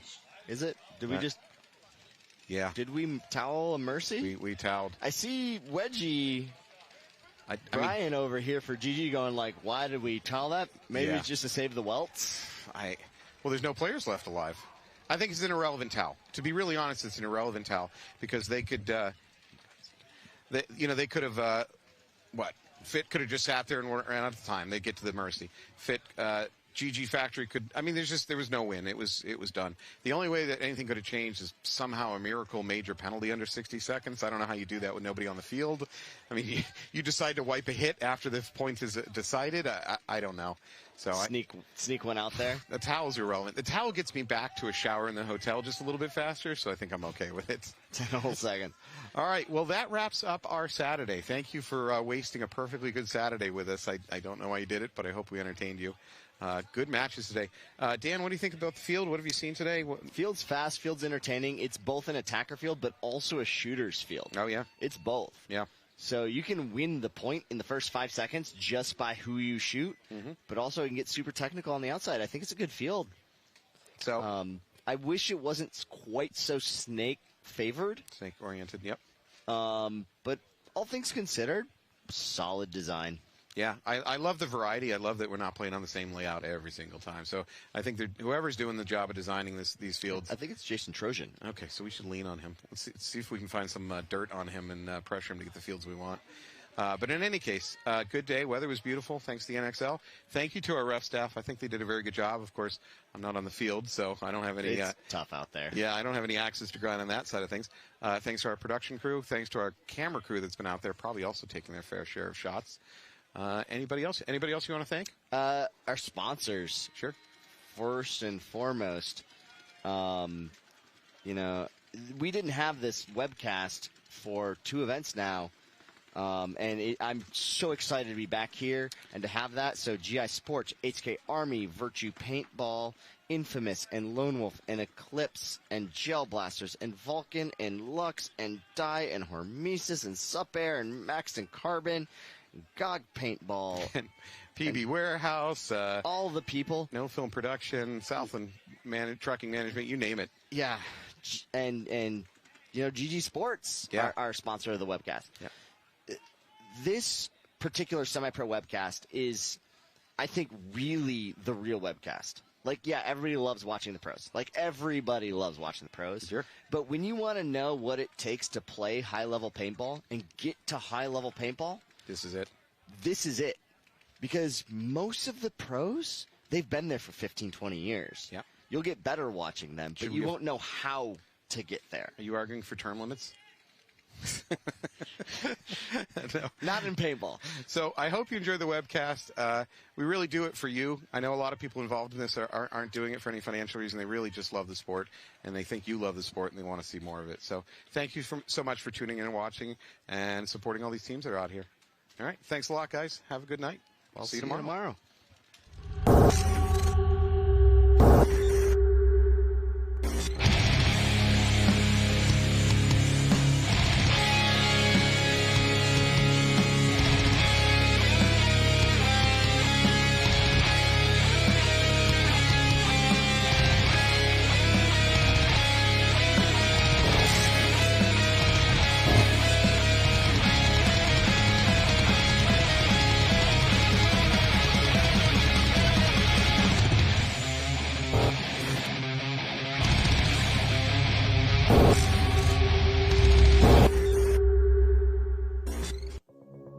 I've been an engineer in paintball for 22 years and have delivered some of the most iconic gear in the industry. I'm the inventor of the SFT Shocker and Ion, the DLX Lux, the inline max flow, and preset system. For years, I've wanted to create a high-end regulator, and I've finally done it.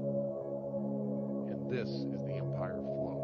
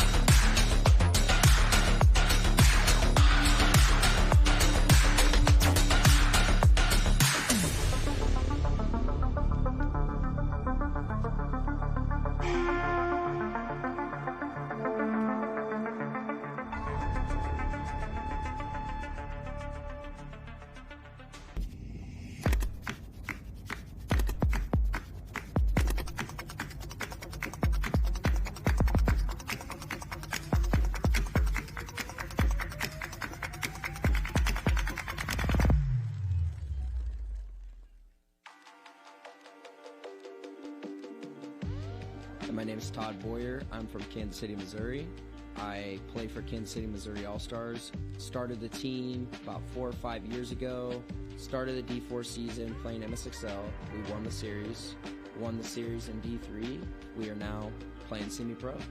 Back in May of 2021, I opened up my own field. Took a huge risk, spent my whole life savings on building the KC Sports Complex. I wanted to build a high competitive atmosphere for people to come out and learn from some of the best in Kansas City, and I believe I achieved that by building the field. January 2nd, I went in to get my shoulder surgery. I had been having issues for about a year. I went in and we ended up finding out that I had a bicep tear, labrum tear, my AC joint had to be cleaned as well. Just dealing with that during the off season was very mentally defeating, obviously physically as well, not being able to lift your arm up. The mental thing was was Crusher. I'm getting off my surgery and getting PT, and I'm going to be in the gym, 3-4 days a week, getting after it, just trying to be in the best shape I can. One of the goals for the Missouri All-Stars this year, for me and for the team, is making it onto the pro field, winning first in front of everybody. We've started doing 3-day grinds, Friday, Saturday, Sunday. We've been doing drills. It's just one big, giant, cultured family, and we love the vibe that we got going on.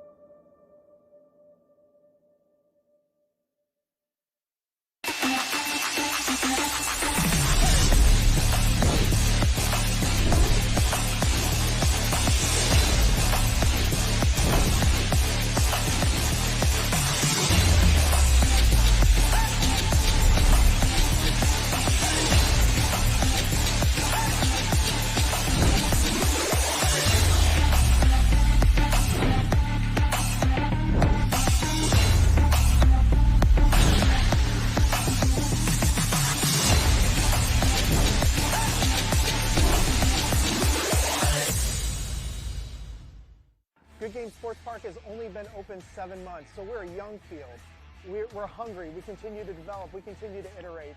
I don't see us ever being completed with a field, because for us, we're paintballers at heart, and we want to keep building new and exciting things for our players. Hey guys, what's going on? Tony from Lone Wolf Paintball. Check us out online or in store.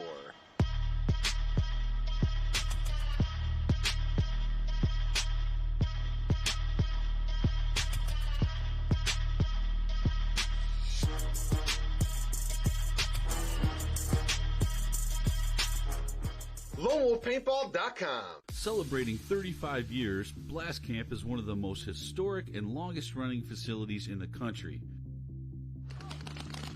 From low-impact paintball parties to the Mid-American Xball League, we can accommodate any play style.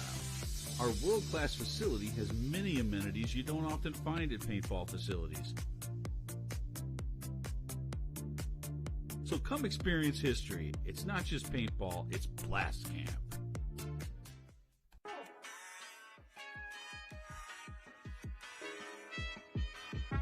Missouri All-Stars have been playing together out of Kansas City for about going on 5 years.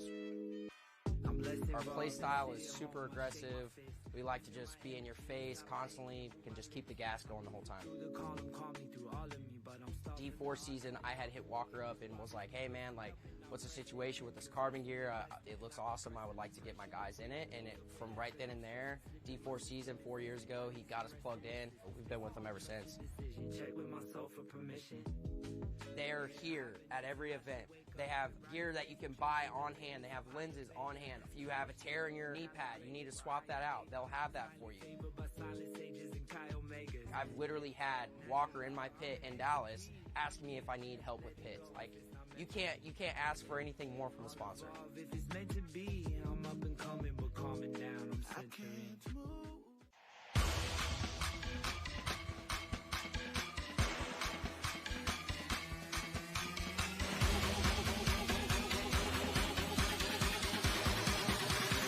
One, two, three, go!